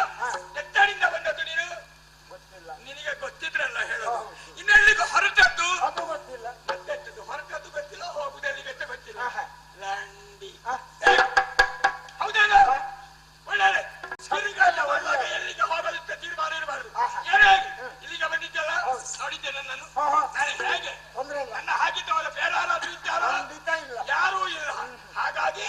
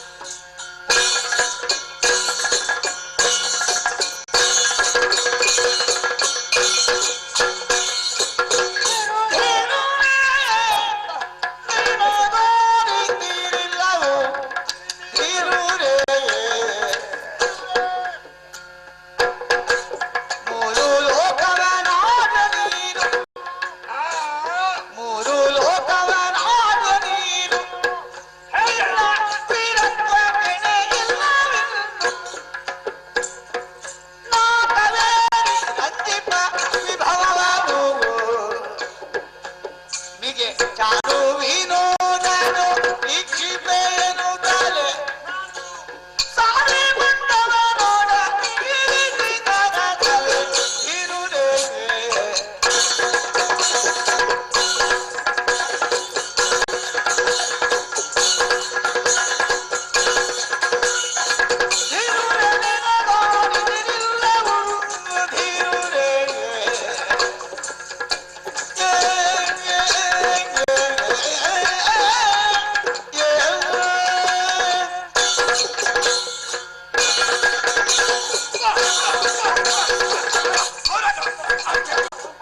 ಒಂದು ಕೈ ನೋಡುವ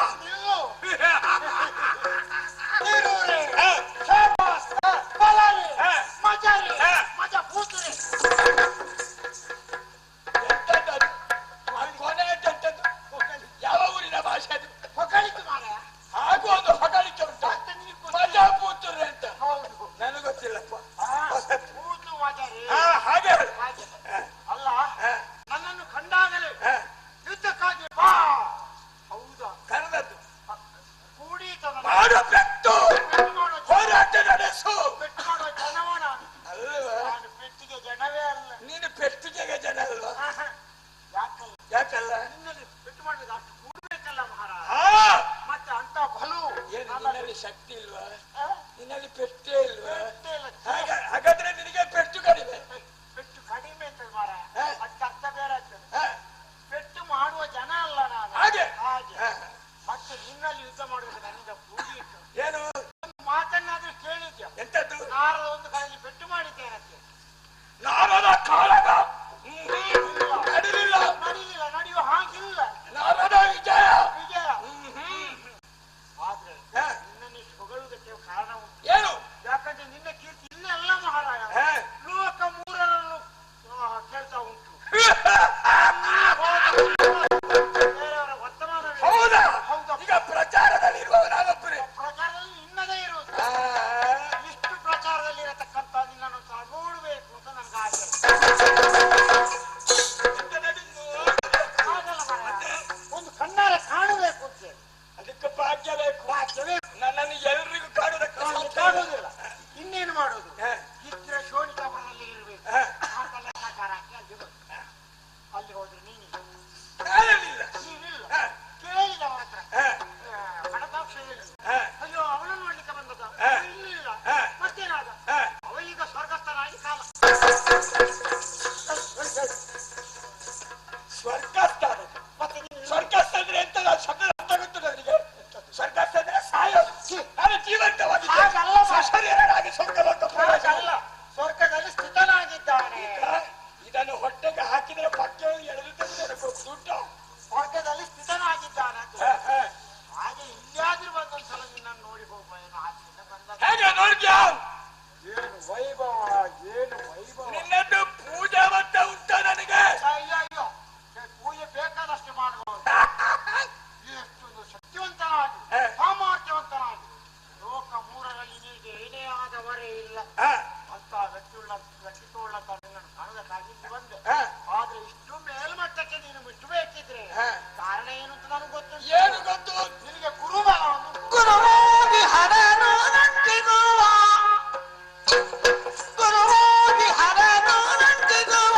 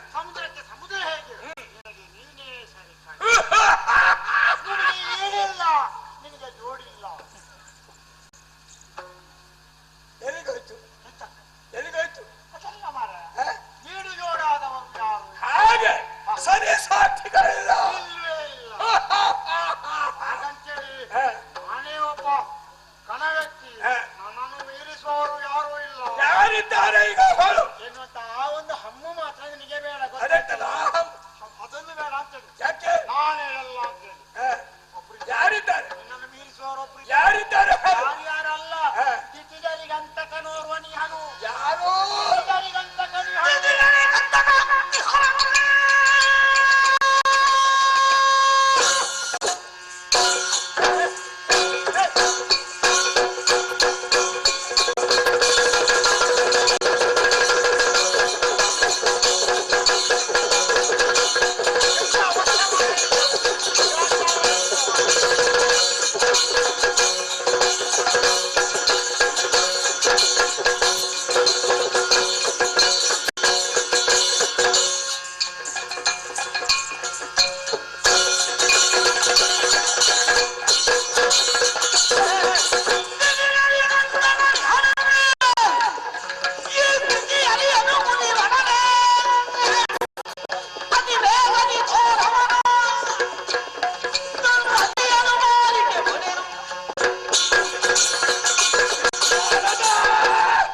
ಯಾರು ಅವರ ಹೆಸರು ಇನ್ನೊಮ್ಮೆ ಉಚ್ಚರಿಸು. ಅದೇ ತಿಥಿಗರಿಗಂತಕ. ಯಾರು ಹೇಳಿದ್ದು?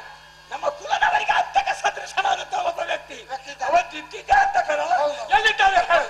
ಮರ್ಯಾದೆಯಿಂದ ತೋರಿಸಿಕೊಟ್ಟ ನಿನ್ನನ್ನು ಬಿಟ್ಟರು, ಕೊಡದಿದ್ರೆ ಏನ್ ಮಾಡಿ ಗೊತ್ತುಂಟು? ಮೊದಲು ನಿನ್ನ ತಲೆ ಕಡಿದು ಬಳಿಕ ಅವರನ್ನು ಅರಸಿ ಅವರನ್ನು ನಾನು ಕೊಲ್ಲದೇ ಇದ್ರೆ ನಾನು ಕನಕಾಕ್ಷರಲ್ಲ, ದಿಟ್ಟಿ ದೇವಿಯ ಮಗನಲ್ಲ. ಎಲ್ಲಿದ್ದಾನೆ?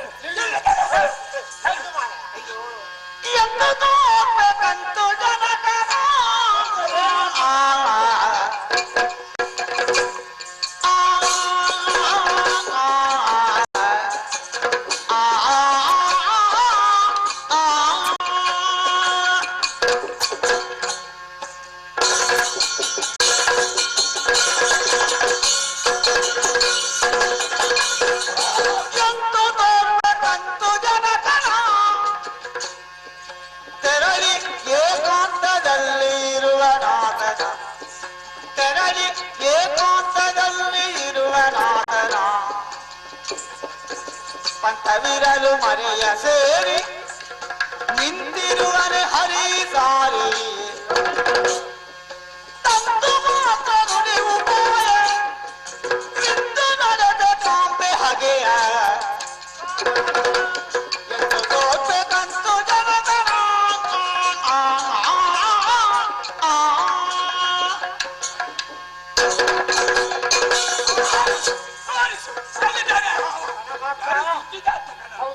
ಅವನನ್ನು ತೋರೆಂದು ನೀನು ಒಪ್ಪಿದರೆ ನಾನೆಂತೂ ತೋರಿಸದ ಇದ್ರೆ ನಿನ್ನನ್ನು ಬಿಡ್ಲಿಕ್ಕಿಲ್ಲ. ಒಂದು ಹೆಜ್ಜೆ ಮುಂದೆ ಇಟ್ಟ ಕಾಲು ಕಳೆದರು ಅಷ್ಟು ಸುಲಭದಲ್ಲಿ ಅವನನ್ನು ತೋರಿಸಲಿಕ್ಕೆ ಆಗುವುದಿಲ್ಲ ಮಹಾರಾಯ. ಅಂತ ಹೇಳುವ ಕೆಲಸ ಯಾಕೆ ನಿನಗೆ? ಹೇಳುವುದಂದ್ರೆ ಪ್ರಸಂಗ ಆದಿತ್ಯ ಪ್ರಸಂಗ ಅಲ್ಲ, ನಾವು ಪ್ರಸಂಗ ಬಿಟ್ಟು ಹೋಗುವವರೇ ಗೊತ್ತಾಯ್ತಲ್ಲ. ಹಾಗಾದ್ರೆ ಹೇಳು ದಾರಿ. ಕಾರಣ ನಿಮ್ಮನ್ನು ಕೊಲ್ಲುವುದಕ್ಕೆ, ನಿಮ್ಮನ್ನು ನಾಶಗೊಳಿಸುವುದಕ್ಕೆ ಹ. ಸಾಮಾನ್ಯ ವ್ಯಕ್ತಿಗಳಿಗೆ ಸಾಧ್ಯ ಉಂಟು? ಸಾಧ್ಯ ಇಲ್ಲ. ಸಾಧ್ಯ ಇಲ್ಲ. ಹ. ಹಾಗಿದ್ರೆ ಯಾರು? ಯಾರು? ಬೇರೆ ಯಾರು ಅಲ್ಲ, ಹ. ಕಪಟ ನಾಟಕ ಸೂತ್ರಧಾರಿ ಎನ್ನುವಂತ ಹೆಸರು ಬಳಿತ ಹರಿ ಅಲ್ಲದೆ ಮತ್ತಾರಿಂದಲೂ ನಿಮ್ಮನ್ನು ನಾಶಗೊಳಿಸಬೇಕು. ಯಾರು? ಹರಿ ನಾರಾಯಣ. ಹರಿ. ಈಗ ನಾನು ಅವನನ್ನು ಹುಡುಕುತ್ತೇನೆ. ಹುಡುಕಬೇಕಾದ್ರೆ ಅವ ಎಲ್ಲಿದ್ದಾನೆ ಅಂತ ಹೇಳಬೇಕು. ಹುಡುಕಿದ್ರೆ ಸಿಗಲಿಕ್ಕಿಲ್ಲ ಮಹಾರಾಯ. ಅವ ಹ. ಈಗ ಇಲ್ಲಿದ್ದಾನೆ ಅಂತ ಹೇಳಿದ್ರೆ ಮತ್ತೊಂದರ ಕ್ಷಣದಲ್ಲಿ ಇನ್ನೊಂದು ಕಡೆಯಲ್ಲಿ, ಹ. ಅಲ್ಲಿದ್ದಾನೆ ಅಂತ ಹೇಳಿದ್ರೆ ಇನ್ನೊಂದು ಕಡೆಯಲ್ಲಿ, ಹ. ಹೀಗೆ ಇಲ್ಲೆಲ್ಲೂ ಇರ್ತಾನೆ. ಹ. ಕಪಟ ನಾಟಕ ಸೂತ್ರಧಾರಿ ಅಂತ ಅವನನ್ನು ಕರೀತಾರೆ. ಹ. ನಾಟಕ ಎನ್ನುವುದೇ ಕಪಟ, ಹ. ಅದಕ್ಕೆ ಸೂತ್ರಧಾರಿ ಆದ್ರೆ ಇವನಲ್ಲಿ ಎಷ್ಟು ಕಾಪಟ್ಯ ಇರ್ಲಿಕ್ಕಿಲ್ಲ. ಹ. ಯೋಚನೆ ಮಾಡು. ಹ. ಈಗ ನಿನ್ನ ನೇರವಾಗಿ ಬಂದು ಕೊಲ್ಲುದಿದ್ರೆ ಇಷ್ಟವರೆಗೆ ಬರಬೇಕಿತ್ತ ಬೇಡ? ಯಾಕೆ ಬರ್ಲಿಲ್ಲವ? ನಿನ್ನ ಬಲುಹಿನ ಮುಂದೆ ನನ್ನದೇನು ನಡೆಯುವುದಿಲ್ಲ ಅಂತ ಗೊತ್ತುಂಟು. ಮತ್ತೆ ಅವನ ಹೆಸರು ಯಾಕೆ? ಅವ ಒಂದು ಮೂಲೆಯಲ್ಲಿ ಕೂತ್ಕೊಂಡು ಹ. ಈಗ ಯೋಚನೆ ಮಾಡ್ತಾ ಇದ್ದಾನೆ, ಏನು ಅಂತ? ಈ ಮಗ ಯಾವಾಗ ಸಿಗ್ತಾನೆ. ಈಗ ಈಗ ನಿನ್ನ ಧ್ವನಿ ಅರ್ಥ ಆಗ್ತವಂತ ನನಗೆ. ಅದಲ್ಲ ಮಹಾರಾಯ, ಅವ ಯೋಚನೆ ಮಾಡ್ತಾ ಇದ್ದಾನೆ, ಹ. ಈ ಕನಕಾಕ್ಷ ಎನ್ನುವಂತ ಈ ಮಗ ಯಾವಾಗ ಸಿಗ್ತಾನೆ. ಅವ ಯೋಚನೆ ಮಾಡುದು ಹ. ಮಹಾರಾಯ. ಹ. ಯಾವ ರೀತಿ ಅವನನ್ನು ವಂಚಿಸಬಹುದು, ಹ. ಹೇಗೆ ಅವನನ್ನು ಮರ್ದಿಸಬಹುದು. ನನಗೆ ಬೇಕಾದ್ದು ಅವ ಎಲ್ಲಿದ್ದಾನೆ ಹೇಗೆ ಹುಡುಕಲಿ? ಈಗ ಅವನೇ ಬೇಕು, ನಿನಗೆ ಬೇಕು ನನಗೆ. ಬೇಕು ಅಂತಾದ್ರೆ ನಾನು ಹೇಳಿದಾಗೆ ನೀನು ಕೇಳಬೇಕು. ನೀನ್ ಹೇಳಿದಾಗೆ ನಾನು ಹೇಳಿದಾಗೆ ಕೇಳಬೇಕು. ಅದ್ರ ಸಿಗ್ತಾರ ಸಿಗ್ತಾರೆ ಅಂತಂದ್ರೆ ಹೇಗೆ ಕೇಳಿದಾಗ ಸಿರಿಯು ಧನೆಯು ಸತಿಯೇ ರಾತನ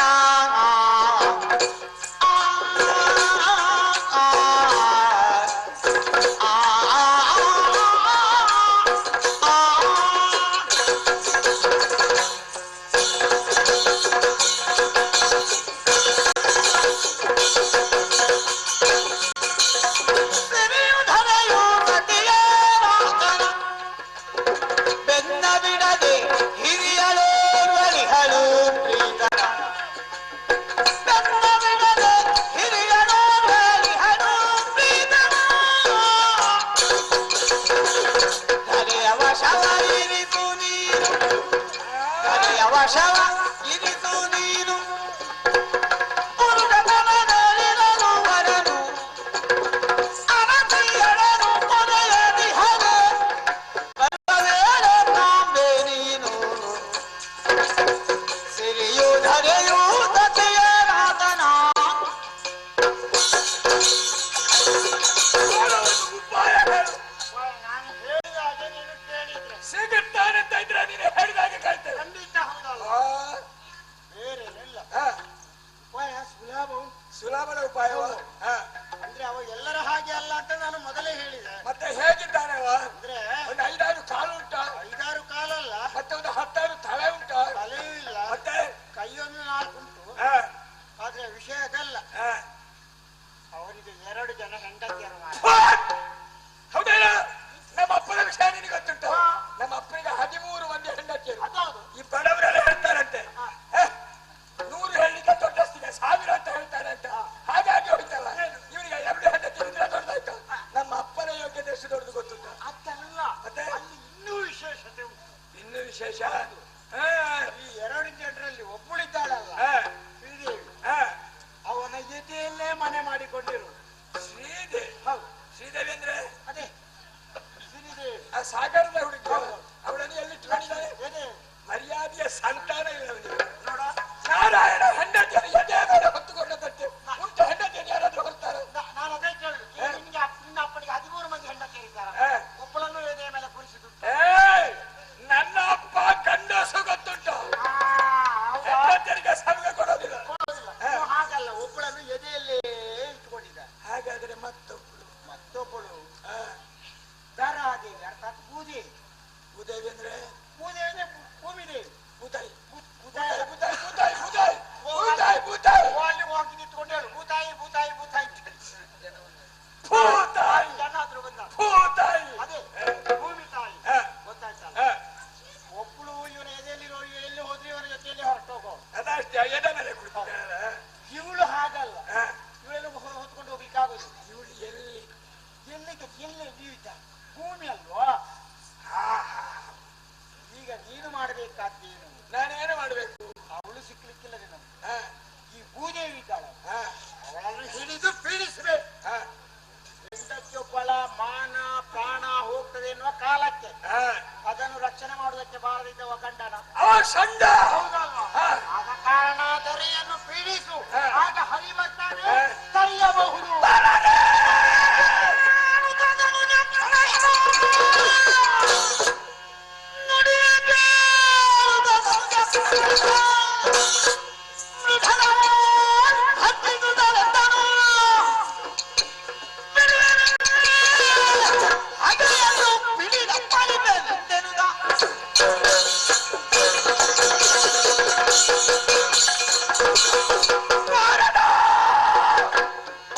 ಹಾಗೆಯೇ ತೋರಿಸಿಕೊಟ್ಟಿದ್ದು ಕ್ರಮವೇ ಹಾಗೆ. ಯಾರಿಗಾದ್ರೂ ಒಳ್ಳೇದಾಗುತ್ತೆ ದಾರಿ ತೋರಿಸಿಕೊಟ್ಟು. ಹಾಗಾದ್ರೆ ನನಗೆ ಯಾರಿಗೇನು ಬಯಸಿದವ ನನಗೆ ಮರಣ ಬರಬಾರದು ಎಂಬ ಹಾಗೆ ತಿಳಿದವನಿ. ನಾನು ಇಷ್ಟು ಪ್ರಯತ್ನ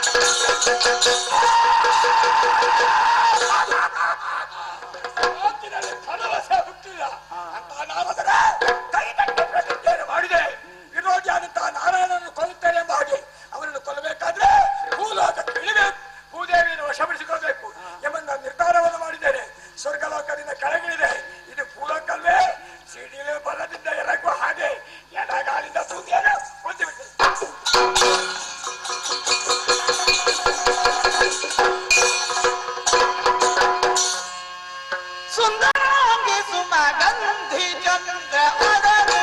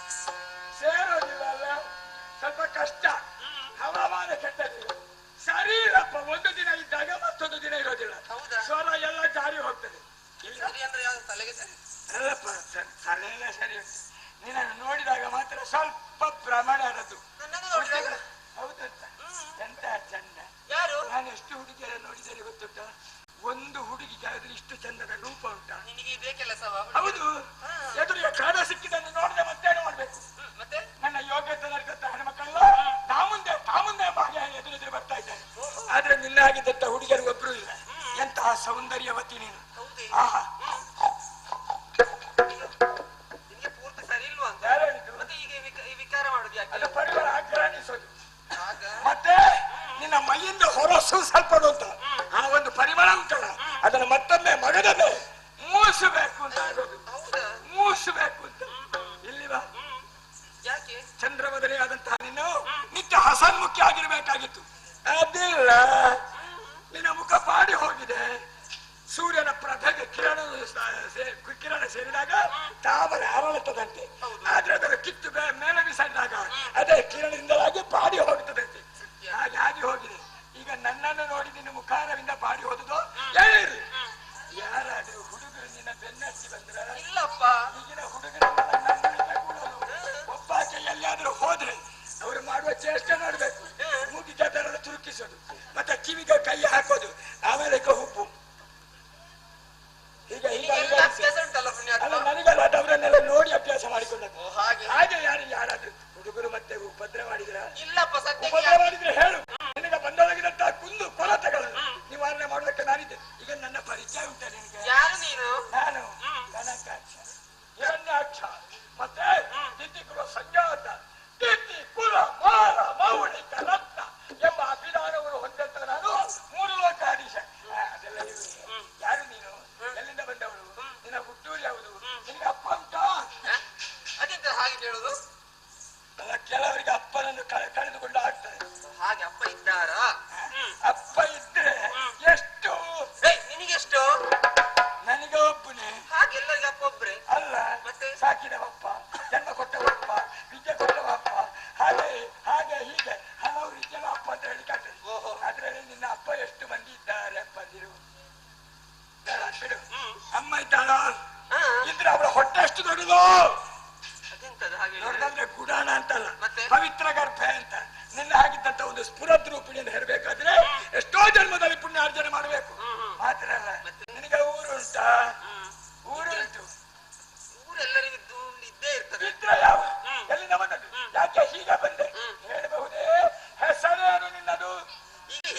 ಅಂದ್ರೆ ನೀನ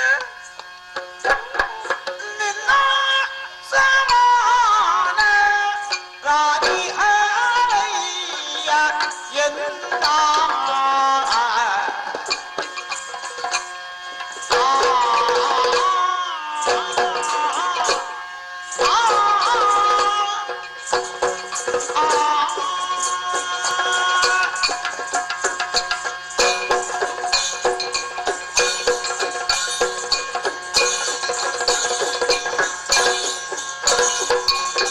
ನಿನ್ನ ಸಮಾನ ರಾಣಿ ಹರಯ್ಯ ಎಂದ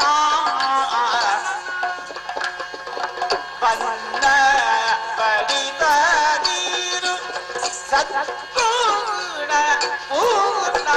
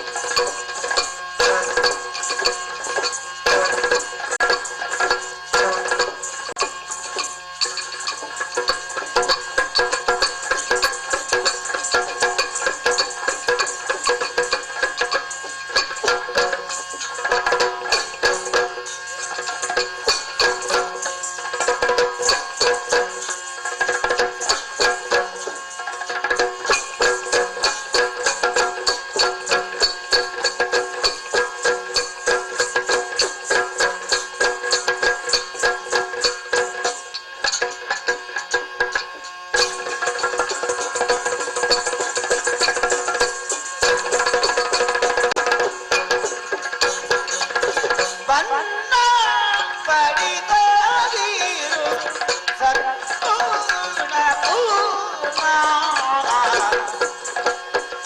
ನಿನ್ನ ಸಮಾನ ರಾಣಿ ಹರಯ್ಯ ಎನ್ನ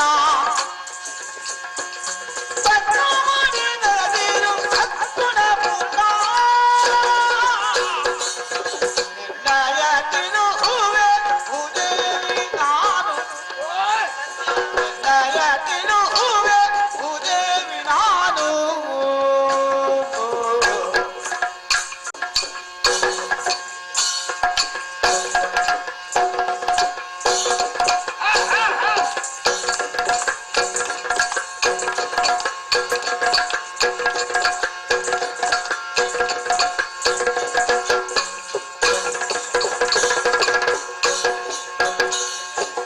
ನಿರ್ಣಯ ತಿಳುಹುವೆ ಉದೇವಿ ನಾನು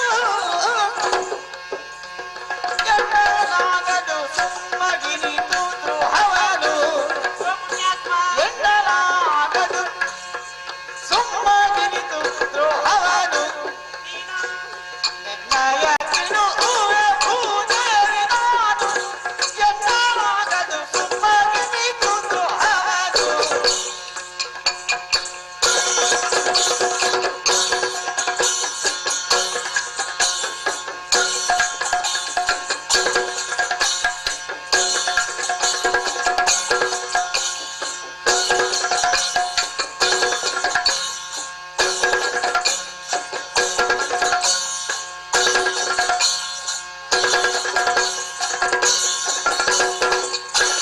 ನಿನ್ನ ಸಮಾನ ರಾಣಿ ಹರಯ್ಯ ಎನ್ನ ಬಣ್ಣ ಬಡಿದ ನೀರು ಸದ್ಗುಣ ಪೂರ್ಣ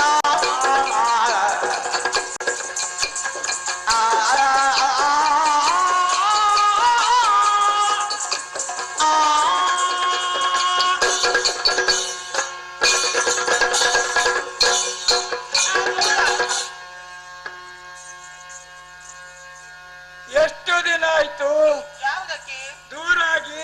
ಯಾವ ದೂರ ಅದೇ ಹೆಂಗಸರಿಗೆ ತಿಂಗಳಿಗೊಮ್ಮೆ ದೂರ ಕೂತ್ಕೊಳ್ಳೋ ಅಭ್ಯಾಸ ಉಂಟಲ್ಲ. ನಿನ್ನ ಕರ್ಮ ವಾ, ಅದು ಹೇಳಿದೆ ನಾನು ಮತ್ತೆಂತದ್ದು? ನೀನು ಹತ್ತಿರ ಬರುವಾಗ ದೂರ ನಿಂತುಕ ಎಂದೆ ಹಾಗೆ ಹೇಳಿ. ನನಗೆ ಪುರುಷರ ಹತ್ತಿರ ನಿಂತು ಮಾತಾಡಿಸ ಅಭ್ಯಾಸವೇ ಇಲ್ಲ. ನನಗೆ ಹೆಂಗಸರಿನ ದೂರ ನಿಂತು ಮಾತಾಡಿಯೇ ಗೊತ್ತಿಲ್ಲ. ಏ ದೇವ್ರೆ, ಹಾ, ಹಾಗಾದ್ರೆ ಏನು ಮಾಡುವುದು? ಹಾಗಾದ್ರೆ ಎಂತ ಮಾಡುದು? ಇಲ್ಲಿ ಬಾ, ಒಂದು ಕೆಲಸ ಮಾಡು. ಹೇಗೆ? ಹೆಚ್ಚು ದೂರವೂ ಬೇಡ, ಹೆಚ್ಚು ಹತ್ತಿರವೂ ಬೇಡ. ನಾವೊಂದು ಸಮಾನಾಂತರ ಸ್ಥಳದಲ್ಲಿ ನಿಂತು ಪ್ರಾರಂಭ ಮಾಡುವಣ ಯಾವುದಕ್ಕೆ? ಸಂವಾದಕ್ಕೆ, ಸಂಭಾಷಣೆಗೆ. ಸಂಭಾಷಣೆಗೆ. ಹಾಗೆ ಹಾ. ಇದು ಹಾ. ಹಿರಣ್ಯಾಕ್ಷ ಅಂದ್ರೆ ನೀನಾ? ಸತ್ತಲ್ಲಿ ಸತ್ತ ಹೋಗ್ಲಿಕ್ಕೆ. ನಾನು ಇಷ್ಟು ಎತ್ತರಕ್ಕೆ ಏರಿದ್ದೆ, ನಿನ್ನ ಬಾಯಲ್ಲಿ ನಾನು ಕೆಳಗಿಳಿದು ಬಿಟ್ಟೆಲ್ಲ. ಯಾಕೆ? ನಾನು ಸತ್ತರೆ ನಿನಗೆ ಲಾಭ ಉಂಟಾ? ಅಯ್ಯೋ, ನಾನು ಹಾಗೆ ಹೇಳಿದ್ದಲ್ಲ, ಮತ್ತೆ? ನನ್ನ ಬುದ್ಧಿಯನ್ನೇ ನಾನು ಅಳಿದುಕೊಂಡದ್ದು. ಯಾಕೆ ಹೇಳಿದೆ ಗೊತ್ತಾ? ಯಾಕೆ ಯಾಕೆ? ನಿನ್ನ ಬಗ್ಗೆ ಹೇಳಿ ಕೇಳಿ ಧಾರಾಳವಾಗಿ ತಿಳಿದಿದ್ದೇನೆ. ಹೌದಾ? ಹೌದಪ್ಪ. ಎಲ್ರು ನನ್ನನ್ನೇ ಹೇಳ್ತಾರ? ನಿಮ್ಮನ್ನು ಹೇಳುದು ಮಾತ್ರವಾ? ಹಾ. ನೀವು ಮಾಡುವಂತಹ ಕೆಲಸ ಏನು? ಯಾರಿಂದ ಮಾಡೋದಕ್ಕೆ ಸಾಧ್ಯ ಉಂಟು? ನಾನು ಒಪ್ಪಲ್ಲ ಕೆಲಸ ಮಾಡೋದು. ಮತ್ತೆ? ಇಬ್ಬರಿದ್ದೇವೆ ನಾವು ಇರ್ಲಿ. ಕೆಲಸ ಮಾಡ್ಲಿಕ್ಕೆ. ಇರ್ಲಿ ಅಪ್ಪ. ಯಾರು ಗೊತ್ತುಂಟಾ? ನಿನ್ನ ಅವ ನಮ್ಮ ಅಣ್ಣ. ಹೌದು. ಹಾಗೆ ಆದ್ರೆ ನಿನ್ನನ್ನು ಎಲ್ಲರೂ ಹೇಳ್ತಾ ಇದ್ದಾರೆ, ಬಾಯಿ ತುಂಬಾ ಹೊಗಳ್ತಾ ಇದ್ದಾರೆ. ಏನು ಅಂತ? ಅವನ ಗಟ್ಟಿ ಮುಟ್ಟಾದ ದೇಹ. ಹಾ. ಇಂಥವ ಈ ಪ್ರಪಂಚದಲ್ಲಿ ಅದೆಷ್ಟೋ ಜನರಿದ್ದಾರೆ. ಹಾ. ಸುಮ್ಮನೆ ನಿನ್ನಂತವರು ಒಬ್ಬ ಇದ್ರೆ ಸಾಲದ? ಕುಲಕ್ಕೆ ರಕ್ತ. ಹ್ಮ್. ಹಾಗೆ ಹಾಗೆ ನನಗೆ ನನ್ನ ಮನಸ್ಸಿನಲ್ಲಿ ಆಸೆ ಇತ್ತು. ಹಾ. ಯಾರಪ್ಪ ಆ ವ್ಯಕ್ತಿಯನ್ನೊಮ್ಮೆ ನೋಡ್ಬೇಕು ಅಂತ ಆಸೆ ಆಯ್ತು ನನಗೆ. ಅದೇ ಅಂತದ್ದು ನೋಡ್ಬೇಕು. ಹಾಗಲ್ಲ, ಮತ್ತೆ ವ್ಯಕ್ತಿಯನ್ನ ಪ್ರತ್ಯಕ್ಷವಾಗಿ ಕಾಣಬೇಕು. ಹೇಗೆ ನೋಡಿದ್ಯಾ? ನೋಡಿದಪ್ಪ. ತೊಂದ್ರೆ ಇಲ್ಲ, ಅಯ್ಯಯ್ಯೋ ತೊಂದ್ರೆ ದೇವ್ರೆ. ಇಲ್ಲ. ಇನ್ನು ನಿನ್ನ ಬಾಳು ಬಂಗಾರ. ಯಾಕೆ ನೋಡಿದಾಕ್ಷಣ ಬಾಳು ಬಂಗಾರ? ಅಲ್ಲ, ನಿನ್ನ ಜನ್ಮ ಪಾವನ ಆಯ್ತು. ಓ, ಹಾಗೆ ಇನ್ನು ಅಷ್ಟು ನಿನಗೆ ದೊಡ್ಡ ಏನಾಗಿತ್ತು ತೊಂದ್ರೆ ಇಲ್ಲ. ಇಷ್ಟು ದೊಡ್ಡ ವ್ಯಕ್ತಿಯನ್ನು ನೋಡಿದಲ್ಲ. ಯಾಕೆ ಹೇಳಿದೆ ಗೊತ್ತುಂಟ? ನನ್ನನ್ನು ಸರಿಯಾಗಿ ನೋಡು, ಮೇಲಿಂದ ಕೆಳಗಿನವರೆಗೆ. ನೋಡಿದೆ. ಉದಾಹರಣೆಗೆ ನನ್ನ ಕಣ್ಣು ನೋಡು, ಹೊನ್ನಿನ ಹಾಗೆ ಇಲ್ವಾ? ಹೌದಪ್ಪ. ಹಾಗೆ ಬಳಬಳಬಳ ಹೊಳಿತಾ ಇದೆ. ಕೆಲವರೆಲ್ಲ ನನ್ನನ್ನು ಹೇಗೆ ಕರೀತಾರೆ ಗೊತ್ತುಂಟ? ಹೇಗೆ? ಹೊನ್ನಯ್ಯ ಹೊನ್ನಯ್ಯ ಹೊನ್ನಯ್ಯ ಅಂತ. ಅದು ನಿನಗೆ ಅಷ್ಟು ಹಿಡಿಸುದಿಲ್ಲ ಅಷ್ಟು. ಯಾರು ಹೇಳಿದ್ದು? ಕಣ್ಣಿಂದ ಪ್ರಾರಂಭ ಮಾಡಿದ್ದು. ಆ ಬಳಿಕ ನನ್ನ ಪೌರುಷವನ್ನು ನೋಡಿ ಶಕ್ತಿಗಾರ ಶಕ್ತಿಗಾರ ಶಕ್ತಿಗಾರ ಅಲ್ಲ ಗಟ್ಟಿಗಾರ ಶಕ್ತಿಗಾರ. ಶಕ್ತಿಗಾರ, ಶಕ್ತಿಗಾರ. ಗೊತ್ತಾಗ್ತದೆ. ಅದು ನಿನ್ನ ಶಕ್ತಿಯನ್ನು ನೋಡಿ. ನಿನ್ನನ್ನು ನೋಡುವಾಗ ಎಲ್ಲ ಹಿಂದೆ ಮುಂದೆ ಆದದ್ದು. ನನಗೆ ಹಾಗೆ ಹೆಣ್ಣು ಮಕ್ಕಳನ್ನು ನೋಡುವಾಗ ಉಂಟಲ್ಲ, ಎಲ್ಲ ಅಡಿ ಮೇಳ.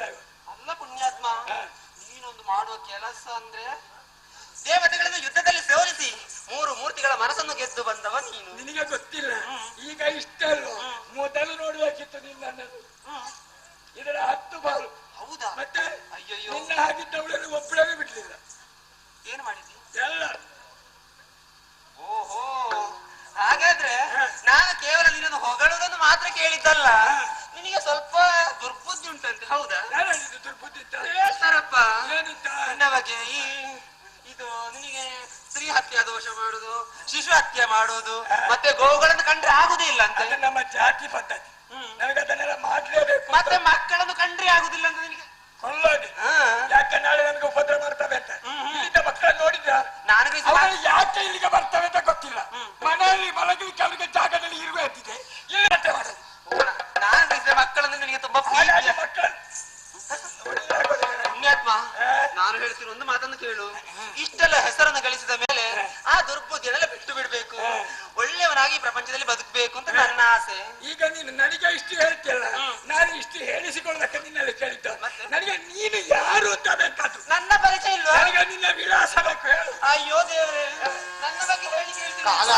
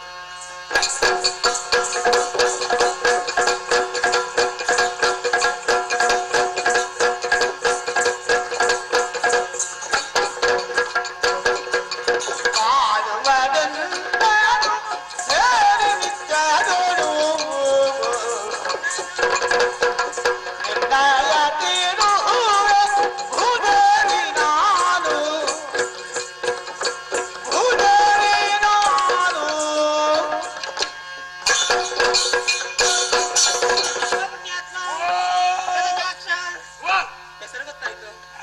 ಹಾಗಾಗಿ ಈಗ ನಾನು ಯಾರೆಂಬುದಾಗಿ ನಿನಗೆ ಎಷ್ಟರವರೆಗೆ ಗೊತ್ತಾಗ್ಲಿಲ್ವೇ? ನನ್ನ ಅಪ್ಪ. ಅಪ್ಪ ಅಮ್ಮ ಅಂತ ನಾನು ಹೇಳುವುದಿಲ್ಲ. ನನ್ನ ಬಗ್ಗೆ ಹೇಳಿದ್ರೆ ಸಾಕಲ್ಲ, ನಿನಗೆ ಅಪ್ಪ ಬೇಕಾ? ನನಗೆ ಯಾಕೆ ಅಪ್ಪ ಗೊಬ್ಬರ ಹೌದಾ? ಹಾಗಾದ್ರೆ ನನ್ನ ಅಪ್ಪನ ವಿಚಾರ ಬದಿಯಲ್ಲಿ ಇರ್ಲಿ. ಅಮ್ಮ ಅಮ್ಮ ಅಮ್ಮನು ಬೇಡ ನಿನಗೆ. ಅಮ್ಮ ಇಲ್ವಾ? ಅಮ್ಮ ಇರ್ಲಿಕ್ಕಿದ್ದಾರೆ, ಆದ್ರೆ ಅಮ್ಮನ ಬಗ್ಗೆಯೂ ಬದಿಗಿರ್ಲಿ. ಬೇಡ, ನಿನ್ನ ಅಪ್ಪನ ಬೇಡ, ಅಮ್ಮನ ಬೇಡ. ನೀನು ಇಷ್ಟು ದೊಡ್ಡವಳಾಗಿ ಬೆಳೆದದ್ದು ಯಾರಿಂದಲಾಗಿ? ನಾನು ಇಷ್ಟು ನಾನು ಬೆಳೆದದ್ದ? ನಾನು ಬೆಳೆದದ್ದು ಹೀಗೆ, ಹೇಗೆ? ಒಳ್ಳೆಯವರ ಮನೆಯಲ್ಲಿ ಹೋಗಿ ಕುಳಿತುಕೊಂಡೆ. ಹಾಗಾಗಿ ಅಲ್ಲಿ ಅವರೆಲ್ಲ ಸಾಕಿ ಸಲಹಿದ್ರು. ಸುಜನರ ಒಳ್ಳೆದಾಯ್ತು. ಇದು ಸುಜನರು ನಿನ್ನಾಗಿದ್ದವರು ನೋಡಿದ್ರೆ ಬಿಡ್ಲಿಕ್ಕಿಲ್ಲ. ನಾ ಮಾತಿನಲ್ಲಿ ಬೇರೆ ಅರ್ಥ ಉಂಟಾ ಅಂತ. ಇರ್ಲಿ, ಈಗ ನನ್ನ ಬಗ್ಗೆ ನೀನು ತಿಳಿದಿಲ್ಲ, ಹೇಳಿ ಕೇಳಿ ತಿಳಿದ ಗೊತ್ತುಂಟ ನಿನಗೆ? ಏನು ಪ್ರಪಂಚದಲ್ಲಿ ಅದೆಷ್ಟೋ ಜೀವಿಗಳಿದ್ದಾರೆ. ಆ ಜೀವಿಗಳಿಗೆ ಆಹಾರ ಕೊಡುವವಳು ನಾನು. ಈಗ ನನಗೆ ಸರಿ ಗೊತ್ತಾಯ್ತು. ಗೊತ್ತಾಯ್ತಾ? ಎಲ್ಲರಿಗೂ ಆಹಾರ ಕೊಡೋದಂದ್ರೆ ಅಡಿಗೆ ಮಾಡೋಳು ಅಂತಲ್ಲ. ಇವತ್ತು ಎಷ್ಟು ಜನರ ಅಡಿಗೆ ಇತ್ತು? ಎಲ್ಲಿ? ಇಲ್ಲಿ ಇಲ್ಲ, ಅಡಿಗೆ ಮಾಡೋಳಲ್ವಾ? ಅಡಿಗೆ ಮಾಡುವವಳಲ್ಲ, ಆಹಾರವನ್ನು ಒದಗಿಸಿ ಕೊಡುವವಳು ನಾನು. ಒದಗಿಸಿ ಕೊಡೋದಂದ್ರೆ ಎಲ್ಲಿನಾದ್ರೂ ತಂದು ಕೊಡೋದು? ನಿನಗೆ ವ್ಯಾಪಾರ ಮತ್ತೆ ಉಂಟ? ವ್ಯಾಪಾರ ಇಲ್ಲಪ್ಪ, ಇನ್ನು ಗೊತ್ತಾಗ್ಲಿಲ್ವೇ? ಬೇಡ, ಇರ್ಲಿ. ಈ ಜೀವಿಗಳಿಗೆ ಏನಾದ್ರು ರೋಗ ರುಜಿನಗಳು ಬಂದರೆ ಅದಕ್ಕೆ ಔಷಧಿಯನ್ನು ಕೊಡುವವಳು ನಾನು. ಈಗ ಸ್ಪಷ್ಟವಾಗಿ ಗೊತ್ತಾಯ್ತು. ಗೊತ್ತಾಯ್ತಲ್ಲ? ಮಹಿಳಾ ವೈದ್ಯ. ಇಂಥದ್ದು ಮಹಿಳಾ ವೈದ್ಯ ಅಲ್ವಾ? ಮತ್ತೆ ನೀನು ಹಾಗೆ ತಿಳ್ಕೊಂಡ್ರೆ ತಿಳ್ಕೊ, ನನ್ನಿಂದ ಏನು ಆಕ್ಷೇಪ ಇಲ್ಲ. ನನಗೆ ನಿನ್ನ ಮದ್ದು ಮತ್ತೆ ಬೇಡ. ಬೇಡ, ನಿನ್ನ ಮದ್ದು ನನಗೆ ಆಗ್ಲಿಕ್ಕೆ. ನೀನಿಗೆ ಬೇಡಪ್ಪ, ಕೊಡುವುದಿಲ್ಲ. ಇನ್ನು ಗೊತ್ತಾಗ್ಲಿಲ್ವೇ ಹಾಗಾದ್ರೆ ನನ್ನ ಬಗ್ಗೆ? ಹಾಗಾದ್ರೆ ಸ್ಪಷ್ಟವಾಗಿ ಹೇಳ್ತೇನೆ. ಹೇಳು. ಶ್ರೀಹರಿಯ ಎರಡನೇ ಧರ್ಮಪತ್ನಿ ಭೂದೇವಿ ಅಂದ್ರೆ ನಾನೇ. ಯಾರು? ಭೂದೇವಿ.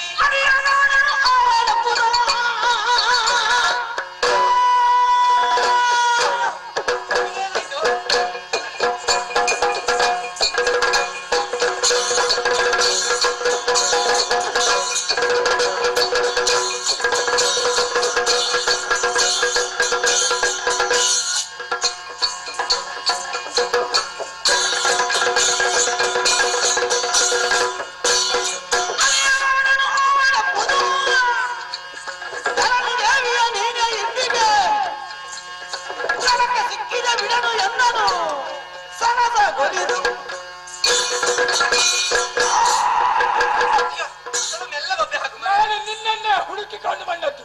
ನನಗೆ ಬೇಕಾಗಿರೋಳು ಇದ್ರೆ ದಿವಸ ನೀನು ಭೂದೇವಿ. ನನಗೆ ಈಗ ಅರ್ಥವಾಯಿತು.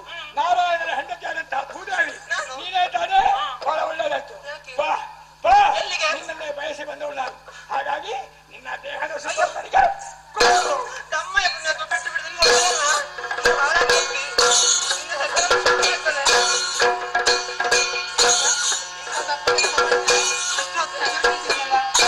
ನೀನು ಬಾಳಾಗಿ ಹೋಗ್ತದೆ.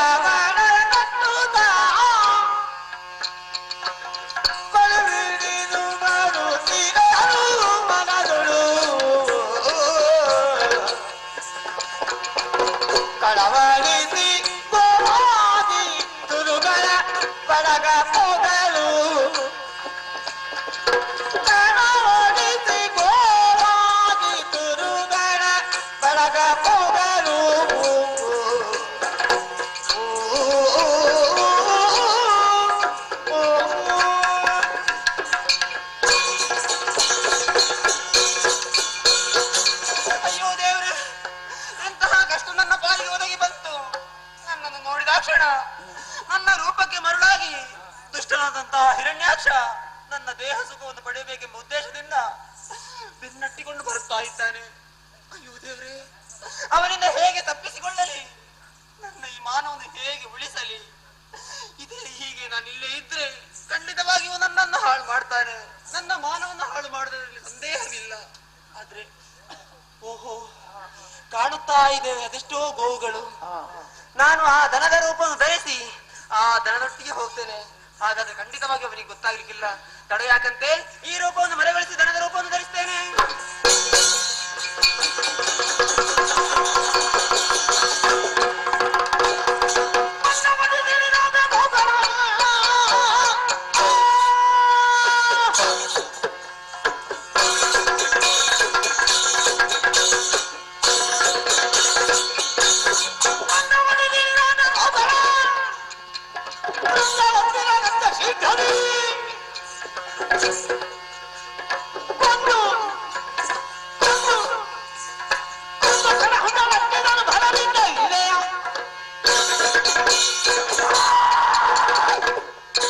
ನಿಜ ರೂಪವನ್ನು ಬರಬರಿಸಿ ಗೋವುಗಳ ರೂಪದಲ್ಲಿ ಗೋವುಗಳ ಹಿಂದಿನ ಒಳಗೆ ನಿಲ್ಲಿಸುತ್ತಾ ಇದ್ದಾರಲ್ಲ, ಒಳ್ಳೆದಾಯ್ತು.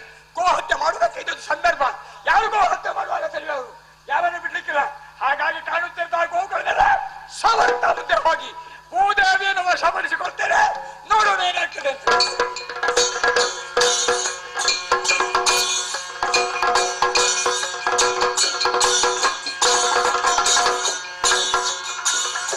ಹರಿಯೇ ಇನ್ನೇನು ಸಗುವೆ ಮರೆತೆ ಎನ್ನನು ಬಹುಪರಿ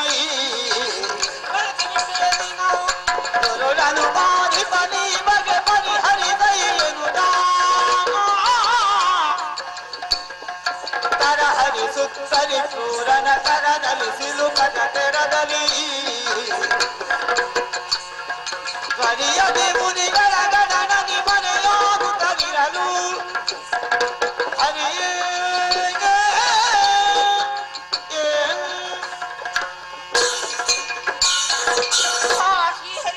ನನ್ನ ಈ ಕಷ್ಟವನ್ನು ಕಂಡು ನೀನು ಸುಮ್ಮನೆ ನಿಂತು ಬಿಟ್ಟಿದೆಯಾ? ನನ್ನನ್ನು ಮರೆತು ಬಿಟ್ಟೆಯ? ದುಷ್ಟನಾದಂತಹ ಹಿರಣ್ಯಾಕ್ಷನ ಸೆರೆಯಲ್ಲಿ ಸಿಲುಕು ಬಿದ್ದಿದ್ದೇನೆ ನಾನು. ಒಮ್ಮೆ ನನ್ನನ್ನು ರಕ್ಷಿಸು. ಬರಲಾರೆಯ? ಗೋವುಗಳ ರೂಪವನ್ನು ಧರಿಸಿದಂದಾದ್ರೆ ಗೋವುಗಳ ತಲೆಯನ್ನೇ ಕಡಿಯುತ್ತಾ ಮುಂದಾಗಿದ್ದಾನೆ. ಆದ್ರೆ ಇನ್ನೇನು ಮಾಡಲಿ? ನಾನು ಹೇಗೆ ಬದುಕಲಿ? ಸರಿ ಸರಿ, ದೂರದಲ್ಲಿ ಕಾಣುತ್ತಾ ಇದೆ, ಇದು ಬ್ರಾಹ್ಮಣ ಸ್ತ್ರೀಯರು. ಸರಿ, ಅದು ನಾನು ಆ ಬ್ರಾಹ್ಮಣ ಸ್ತ್ರೀಯ ರೂಪವನ್ನು ಧರಿಸಿದಂದಾದ್ರೆ ಇನ್ಯಾರು ಬದುಕಬಹುದು. ಅದರಲ್ಲೂ ಗರ್ಭಿಣಿ ಸ್ತ್ರೀಯರು. ಹಾಗಾಗಿ ನನ್ನ ಈ ರೂಪವನ್ನು ಮರೆಗೊಳಿಸಿ ಗರ್ಭಿಣಿ ಸ್ತ್ರೀಯರ ರೂಪವನ್ನು ಧರಿಸ್ತೇನೆ.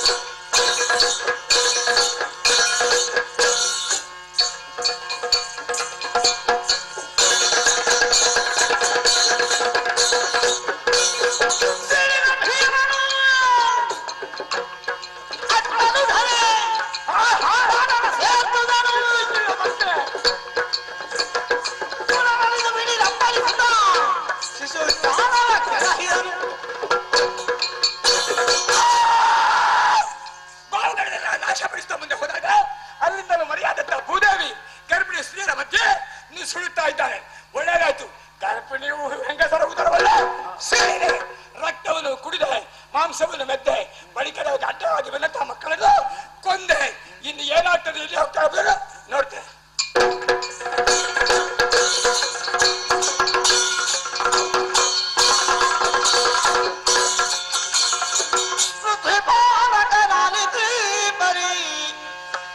ದೈತ್ಯ ನೋಡಿಸುತ್ತಿರಲು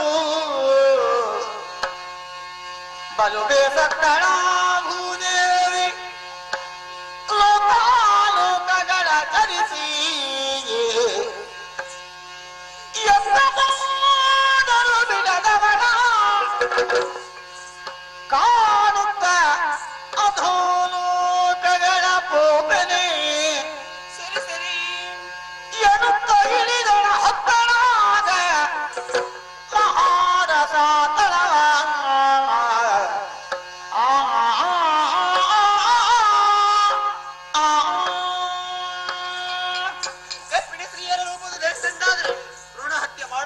ಬಂದಾಗಿದ್ದಾನೆ.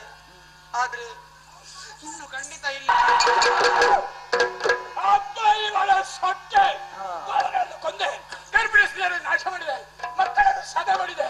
ಈ ಹೊತ್ತು ಅಲ್ಲಿಂದ ತಪ್ಪಿಸಿಕೊಳ್ಳುತ್ತಾ ಈಕೆ ನನ್ನ ಕಣ್ಣಿಗೆ ವಂಚನೆ ಮಾಡೋದಕ್ಕೆ ಬೇಕಾಗಿ ಕೆಳಗಿಳಿಯುತ್ತಾ ಇದ್ದಾಳೆ. ಎಲ್ಲಿಗಿಳಿದಾಳು? ಎಲ್ಲಿಗಿಳಿದಾಳು? ಭೂಲೋಕ ಬಿಟ್ಟು ಪಾತಾಳಕ್ಕ? ಪಾತಾಳದ ರಸಾತಳದ ಹೊಕ್ಕರು ಬಿಡಲಿಕ್ಕಿಲ್ಲ. ಖಂಡಿತವಾಗಿ ಈ ಭೂದೇವಿಯನ್ನು ವಶ ಮಾಡಿಕೊಳ್ಳೋದಿದ್ರೆ ತೆತ್ತಿ ಸಂಜಾತ ಕರಕಾಕ್ಷರಲ್ಲ. ಭೂದೇವಿ, ನಿನ್ನ ಬೆನ್ನ ಹಿಂದೆ ನಾನು ಎಳೆದು ಬಿಡ್ತೇನೆ.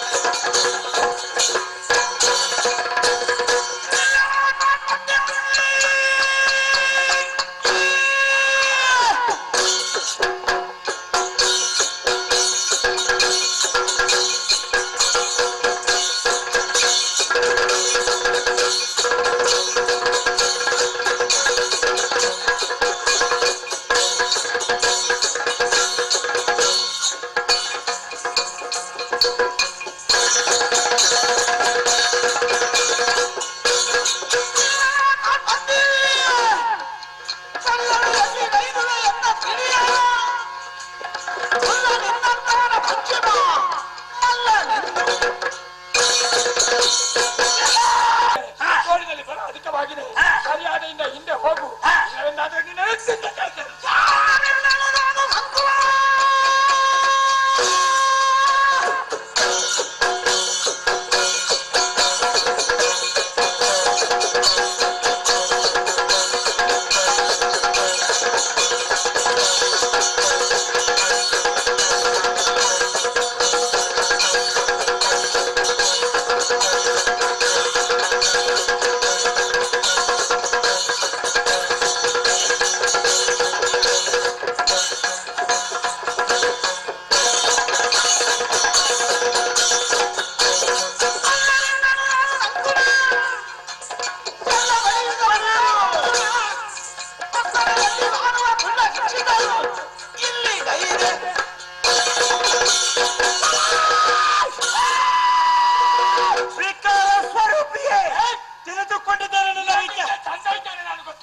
ವಿಚಾರ ಏನೆಂಬುದನ್ನು ಸರಿಯಾಗಿರಲು ತಿಳಿದುಕೊಂಡಿದ್ದೇನೆ. ಏನೆಲ್ಲ ಮಾಡಿದಿ? ಅನ್ಯಾಯಗಾರನೆ ಪಂಚಪಾತಗಳನ್ನು ಮಾಡಿದ್ದೀನಿ. ನೀನು ಋಷಿಮುನಿಗಳನ್ನು ಕೆಡಿಸ್ತೀಯಾ? ಇಂದ್ರಾದಿ ದೇವತೆಗಳು ಸದೆ ಮಾಡಿದೆಯಾ? ನಾಲ್ಕಲೋಕವನ್ನು ಸ್ವಾಧೀನ ಮಾಡಿಸ್ತೀಯಾ? ಅಷ್ಟು ಮಾತ್ರ ಅಲ್ಲದೆ ಗೋ ಹತ್ಯೆ, ಸ್ತ್ರೀ ಹತ್ಯೆ, ಭ್ರೂಣ ಹತ್ಯೆ ಮುಂತಾದ ಎಲ್ಲ ಪಂಚಪಾತಗಳನ್ನು ಮಾಡುತ್ತಿರುವಂತ ನಿನಗೆ ಸರಿಯಾದ ಶಾಸ್ತ್ರ ವಿಧಿಸಕ್ಕಾಗಿ ಬಂದವ ನಾನಿದ್ದೇನೆ. ನಿನ್ನ ಪಾಪದ ಕೂಡ ಹಿಂದೆಗೂ ತುಂಬಿತ್ತು ಬಾ ಸಿದ್ಧನಾಗು.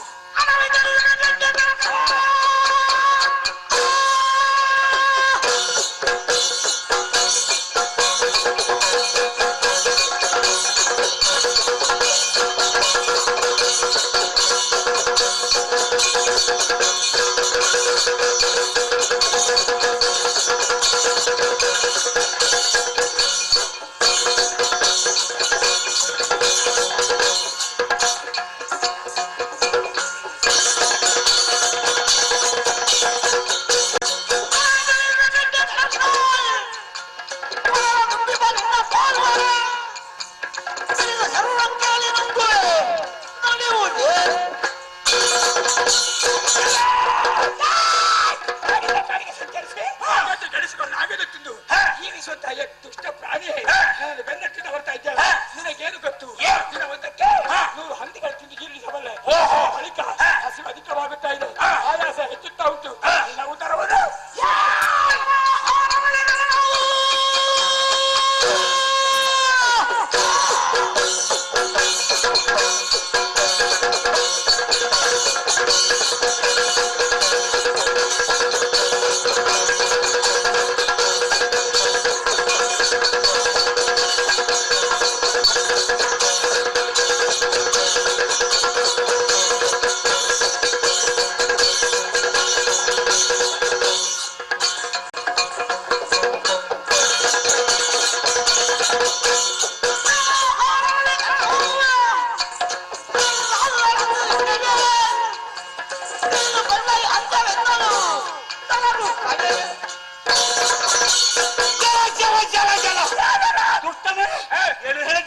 ದಿನ ಒಂದಕ್ಕೆ 100 ಹಂದಿಗಳನ್ನು ತಿಂದಿದ್ದೀನು.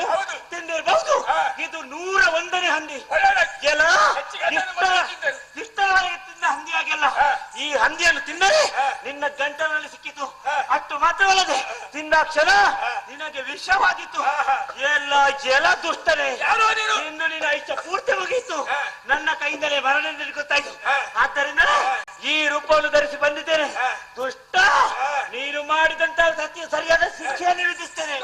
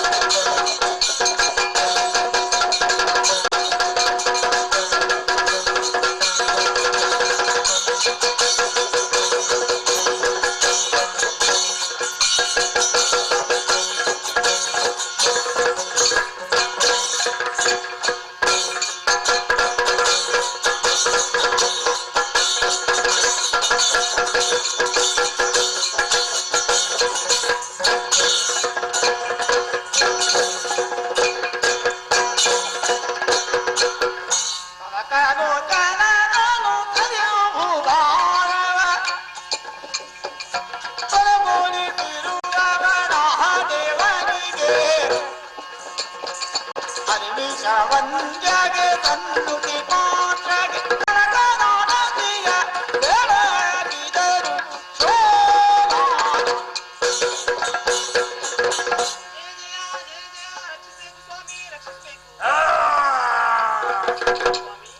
ಮಾನ ಪ್ರಾಣ ಹೋಗುವಂತಹ ಸಂದರ್ಭದಲ್ಲಿ ವರಾಹ ರೂಪವನ್ನು ಧರಿಸಿಕೊಂಡು ನನ್ನ ಮಾನ ಪ್ರಾಣವನ್ನು ರಕ್ಷಿಸಿದ್ದೀರಿ. ನಿಜ. ಧನ್ಯಳಾದ ಸ್ವಾಮಿ, ಧನ್ಯಳಾದ. ಓಹೋ, ಆದ್ರೆ ಸ್ವಾಮಿ, ಏನು ನನ್ನದಾದಂತಹ ಒಂದು ಬೇಡಿಕೆ. ಏನು? ಈ ರೂಪವನ್ನು ಕಂಡು ನಾನು ಮನಸೋತು ಹೋಗಿದ್ದೇನೆ. ಓಹೋ. ಆದ್ದರಿಂದ ಇದೇ ರೂಪದಿಂದ ನಿಮ್ಮ ದೇಹ ಸುಖವನ್ನು ಪಡಿಬೇಕೆಂಬ ಆಸೆಯಾಗಿದೆ ಸ್ವಾಮಿ. ಓಹೋ, ಉದರಿ ದುಷ್ಟನಾಗಿರುವಂತಹ ಹಿರಣ್ಯಾಕ್ಷನನ್ನು ಕೊಂದಿದ್ದೇನೆ. ಅಷ್ಟು ಮಾತ್ರವಲ್ಲದೆ ಈ ವೇಳೆ ನನ್ನ ಸುಖವನ್ನು ಬಿಡಬೇಕು. ನನ್ನ ಆಸೆ ಅಧಿಕವಾಗಿದೆ. ಉದೇವಿ, ಹೆದರಬೇಕಾದ ಅವಶ್ಯಕತೆ ಇಲ್ಲ. ನಿನ್ನ ಇಚ್ಛೆಯಂತೆ ಈಡೇರಿಸ್ತೇನೆ. ಅಷ್ಟು ಮಾತ್ರವಲ್ಲದೆ ನಿನ್ನನ್ನು ಸೇರಿದ ಕಾರಣದಿಂದಾಗಿ ನಮಗೊಬ್ಬ ಗಂಡು ಮಗು ಹುಟ್ಟುವುದಕ್ಕಿದ್ದಾನೆ. ಹೌದು, ಅಷ್ಟು ಮಾತ್ರವಲ್ಲದೆ ಅವರ ಭೂಮಿ ರಕ್ಷಣೆ ಮಾಡುವುದಕ್ಕಿದ್ದಾನೆ. ಮಾತ್ರವಲ್ಲದೆ ಇನ್ನು ಮುಂದಕ್ಕೆ ಈಗ ನೋಡು, ನಾನು ಹಿರಣ್ಯಾಕ್ಷನನ್ನು ಕೊಲ್ಲುವಂತ ವೇಳೆಯಲ್ಲಿ ನನ್ನ ದಾಡಿ ಮುರಿದು ಬಿದ್ದಿದೆ. ಹೌದಲ್ವಾ? ನೋಡು, ಇದೇ ದಾಡಿ. ಈ ದಾಡಿಯನ್ನು ನಿನ್ನ ಮಗನಿಗೆ ಆಯುಧ ರೂಪವಾಗಿ ಕೊಡು. ನಿಮಗೆಲ್ಲ ಶುಭವಾಗ್ತದೆ.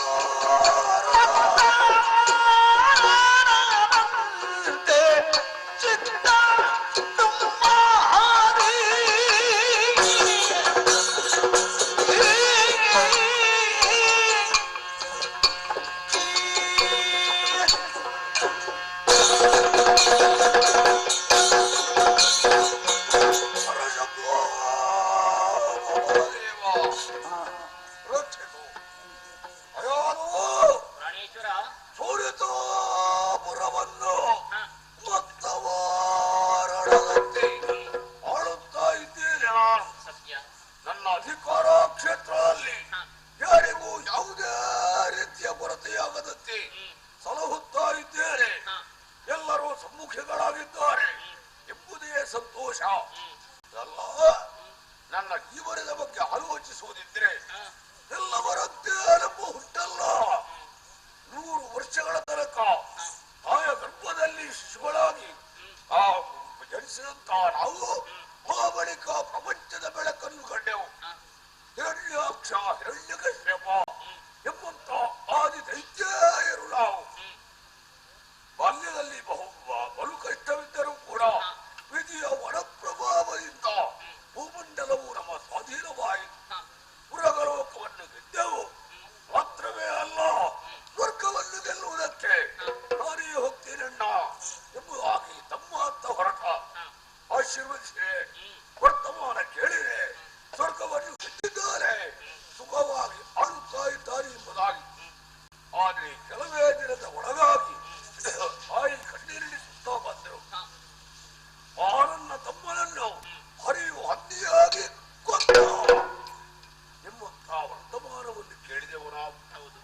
ಹರಿಯನ್ನು ಕೊಂದೇ ಎಂಬುದಾಗಿ ಎಲ್ಲಾ ಕಡೆ ಹುಡುಕಿ ಎಲ್ಲಿಯೂ ಕಂಡದ್ದಿಲ್ಲ. ಕ್ಷೀರಾಬ್ದಿಯ ಬಳಿಯಲ್ಲಿ ವೃತ್ತ ವಿಪ್ರಾಕಾರದಿಂದ ನನಗೆ ವಂಚಿಸಿಬಿಟ್ಟ. ನೋಡ, ಮುನ್ನೊಂದು ದಿನ ಸಿಕ್ಕಾರು ಎಂಬುದಾಗಿ ಮರಳಿ ಬಂದಿದ್ದೇನೆ ನಾನು. ಹಾಗೆ ಬಂದ ಬಳಿಕ ನಮಗೊಬ್ಬ ಪುತ್ರನ ಜನನವಾಗಿದೆ. ಸರಿ ಪ್ರಭು. ಪ್ರಹ್ಲಾದ ಎಂಬುದಾಗಿ ಹೆಸರನ್ನು ಇರಿಸಿದ್ದೇವೆ. ಕಯಾದು ಮಕ್ಕಳಿಗೆ ತಂದೆ ಬಾಲ್ಯದ ಉಳಕೋರ ವಿದ್ಯೆಗಳ ಅರಿಪದೆಂದಡೆ ಲಕ್ಕ ನೆರವಿದ್ದರೂ ಕೊಂದಂತೆ ಎಂಬುದಾಗಿ ಒಂದು ಮಾತುಂಟು. ಹೌದು ಸ್ವಾಮಿ. ಮಗುವಿಗೆ ಅಕ್ಷರಾಭ್ಯಾಸ ಮಾಡಿಸಬೇಕು ಎಂಬ ತೀರ್ಮಾನ ಮಾಡಿದ್ದೇನೆ. ಏನು ಅಭಿಪ್ರಾಯ? ಮಕ್ಕಳಿಗೆ ಸಕಾಲಕ್ಕೆ ಸರಿಯಾಗಿ ವಿದ್ಯಾಭ್ಯಾಸ ಮಾಡಿಸಬೇಕಂತ ನಮ್ಮ ಹೊಣೆಯಲ್ವೇ ಹೇಳಿ. ಅದಕ್ಕಾಗಿಯೇ ಗುರುಗಳಾಗಿರುವಂತಹ ಚಂಡಾಮರ್ಕರಿಗೆ ಆಳನ್ನಟ್ಟಿ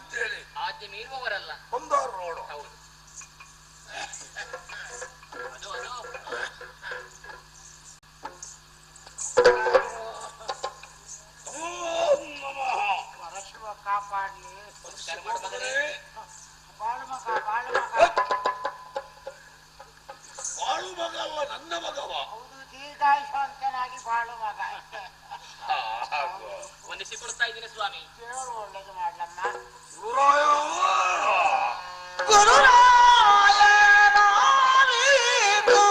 ನಾನೆಂದ ಮಾತಾ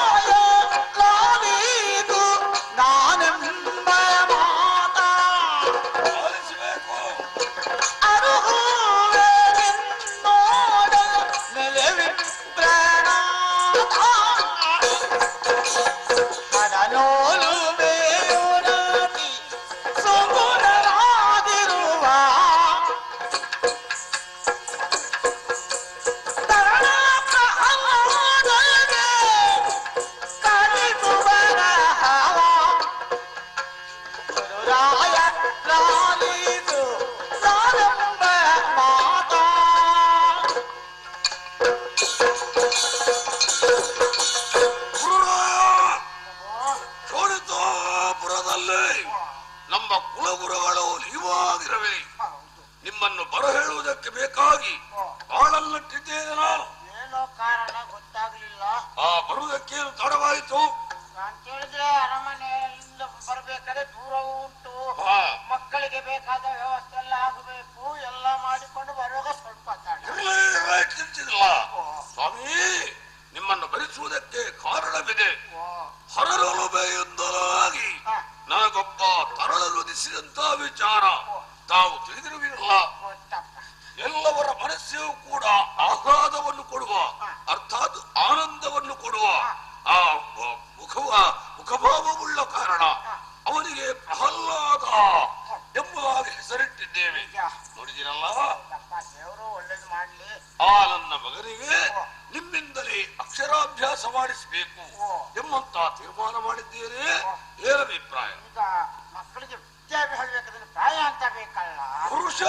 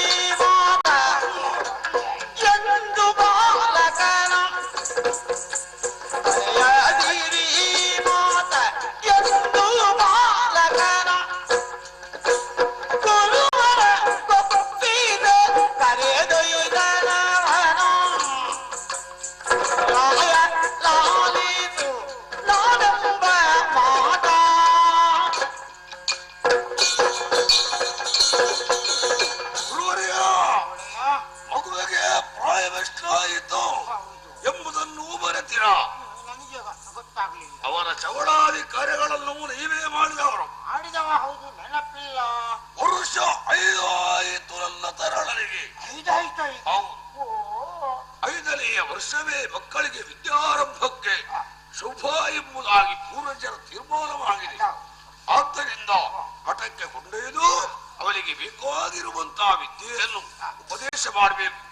ಆದ್ರೆ ಒಂದು ವಿಚಾರ, ನಾನೇನು, ನನ್ನ ಧರ್ಮ ಏನು, ನನ್ನ ಆಚಾರ ವಿಚಾರಗಳು ಏನು ಎಂಬುದನ್ನು ಸರಿಯಾಗಿ ತಿಳಿದು ಅದರಂತೆ ಅವನಿಗೆ ವಿದ್ಯೋಪದೇಶ ಮಾಡಿ ನನ್ನ ವಂಶಾಭಿವೃದ್ಧಿಯನ್ನು ಮಾಡಬೇಕು ಎಂಬುದಾಗಿ ಕೇಳಿಕೊಳ್ತೇನೆ. ತಾವು ಆಜ್ಞೆ ಮಾಡಬೇಕು. ಯಾಕಂತ ಹೇಳಿದ್ರೆ ಮಹಾರಾಜರು ನಮ್ಮ ಮನೆಯಲ್ಲಿ ಒಂದು ದಿವ್ಯ ಜ್ಯೋತಿಯನ್ನು ಮುಂದಕ್ಕೆ ಬೆಳಗುವುದಕ್ಕಿರುವಾಗ ಅದನ್ನು ಯಾರಾದ್ರೂ ನಂದಿಸುವುದಕ್ಕೆ ಪ್ರಯತ್ನ ಮಾಡ್ತಾರೆ. ಖಂಡಿತ ನನ್ನಿಂದ ಕೂಡಿದಷ್ಟನ್ನು ಮಾಡಿ ಆ ಮಗನನ್ನು ಯೋಗ್ಯ ವ್ಯಕ್ತಿಯನ್ನಾಗಿ ರೂಪಿಸುವಂತ ಹೊಣೆಗಾರಿಕೆ ನನಗೆ. ಸಂತೋಷ. ಪ್ರಭು, ಮಗುವನ್ನು ಒಳ್ಳೆಯದು ಒಳ್ಳೆಯದು. ಗುರುವರ್ಯ, ಮಗುವನ್ನು ನಿಮ್ಮ ಕೈಗೊಪ್ಪಿಸ್ತೇನೆ. ಕೇವಲ ಒಬ್ಬ ಮಗು ಎಂಬುದಾಗಿ ಭಾವಿಸಬೇಡಿ. ನನ್ನ ಮತ್ತು ಕಯಾದುವಿನ ಕರುಳ ಬಳ್ಳಿಯನ್ನೇ ನಿಮ್ಮ ಅಂಗೈಯಲ್ಲಿರ್ತೇನೆ. ಇದನ್ನು ಅಭಿವೃದ್ಧಿಪಡಿಸುವಂತಹ ಹೊಣೆಗಾರಿಕೆ ನಮಗೆ ಸೇರಿ. ಆ ಪರಶಿವ ನಡೆಸಬೇಕು. ಮಗ ಅಪ್ಪನ ಕಾಲಿಗೆ ಮೊದಲು ವಂದಿಸಿಕೊ. ಹೇಳ ಮಗನಿ. ಅಪ್ಪ, ಅಮ್ಮ. ಪ್ರಹ್ಲಾದ, ಅಪ್ಪ,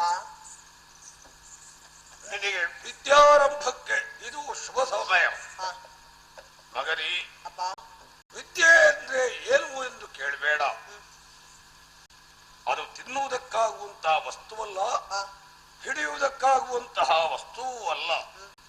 ಅದು ಜೀವನದಲ್ಲಿ ಅಮೂಲ್ಯವಾಗಿರುವ ಸಂಪತ್ತು. ಮಗನೇ, ಯಾವನು ಪ್ರಪಂಚದಲ್ಲಿ ವಿದ್ಯಾವಂತನಾಗಿರ್ತಾನೋ ಅವನು ಸರ್ವತ್ರ ಉಜ್ಜಲಾಗ್ತಾನೆ. ಯಾವನು ಅವಿದ್ಯಾವಂತನಾಗ್ತಾನೋ ಆತ ವಿವಾದ ಪರಿಶೀಲಿಸಲ್ಪಡ್ತಾನೆ. ಹಾಗಾಗಬಾರದು ಮಗನೇ.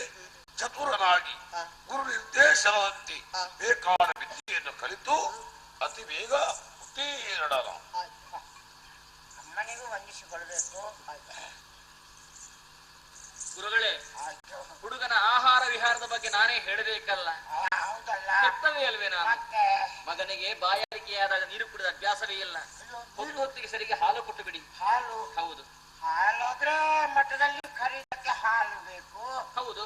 ಹಾಲಂದ್ರೆ ಮನೆ ಮಠದಲ್ಲಿ ಹಾಲು ಬೇಕಲ್ಲ, ಮಠದಲ್ಲಿ ದನ ಬೇಕು. ದನ ಬೇಕು. ಅದೇ ದನ ಇದ್ರೆ ತಾನೇ ಹಾಲು ಇರೋದು. ಹಾಗೆ ಎರಡು ದನ ಇತ್ತು, ಅದರಲ್ಲಿ ಒಂದು ದನ ಕಳೆದ ಮನೆಗಳಲ್ಲಿ ಕರು ಹಾಕಿದೆ. ಹಾಗಾದ್ರೆ ಈಗ ಹಾಲು ಇರಬಹುದಲ್ಲ? ಹಾಲಿರ್ಬಹುದಾದ್ರೆ ಇಲ್ಲಿ ಯಾರು ಮುಟ್ಟುವವರಿಲ್ಲ. ಅಲ್ಲಿ ಕರೀತಾರೆ ಗೊತ್ತಿಲ್ಲ. ಎಲ್ಲಿ? ಹಾಲೋಕದಲ್ಲಿ.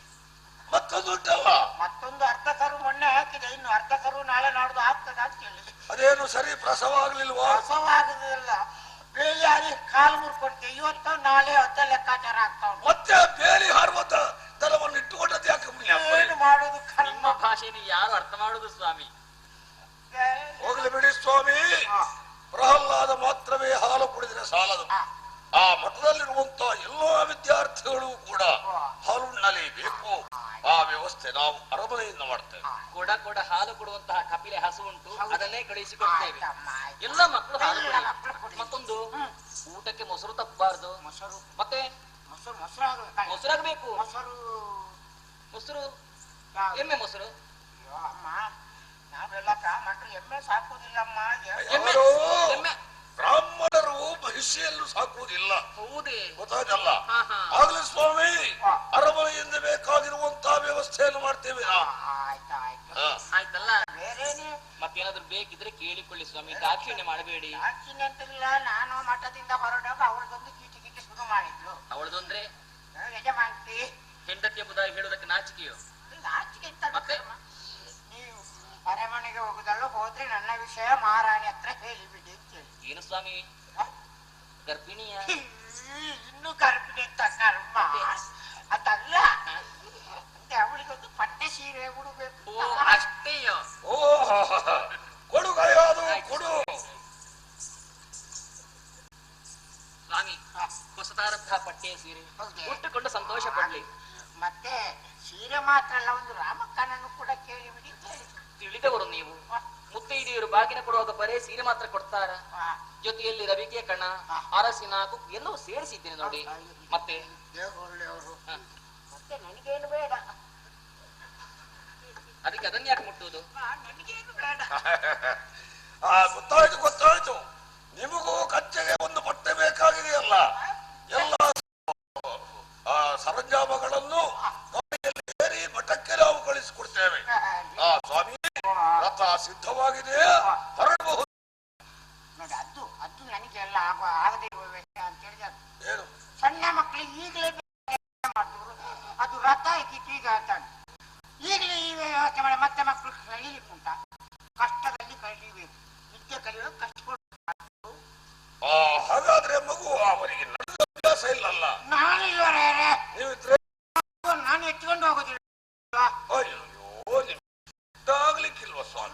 ಸುಮ್ಮಗಿರಿ ಮಹಾರಾಜರ ಎತ್ಕೊಂಡು ಹೋಗಕ್ಕೆ ನನ್ನೊಂದು ಕಷ್ಟ ಆಗಿದ್ದ. ವಿನಯನು ಸತ್ಕರಿಸುದ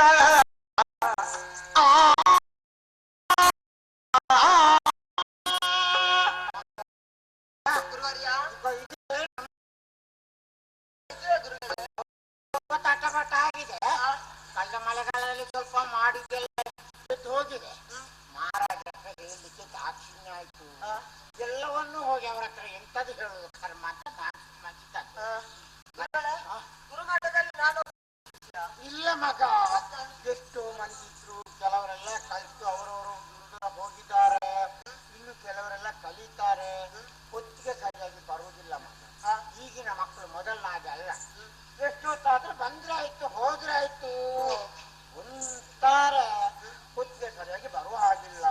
ನೀನಾಗಲ್ಲ, ಇಲ್ಲಿ ಇರ್ಬೇಕು, ಹಾಗೆಯಿಂದ ಕಲಿಬೇಕು. ಆಯ್ತು ನೋಡೋ, ಇವತ್ತು ಎಷ್ಟು ಹೊತ್ತಿಗೆ ಯಾವ್ದೆಲ್ಲ ಬರ್ತಾರೆ, ಯಾರೆಲ್ಲ ಹೋಗ್ತಾರೆ ನೋಡ್ತೇನೆ ಅಂತ.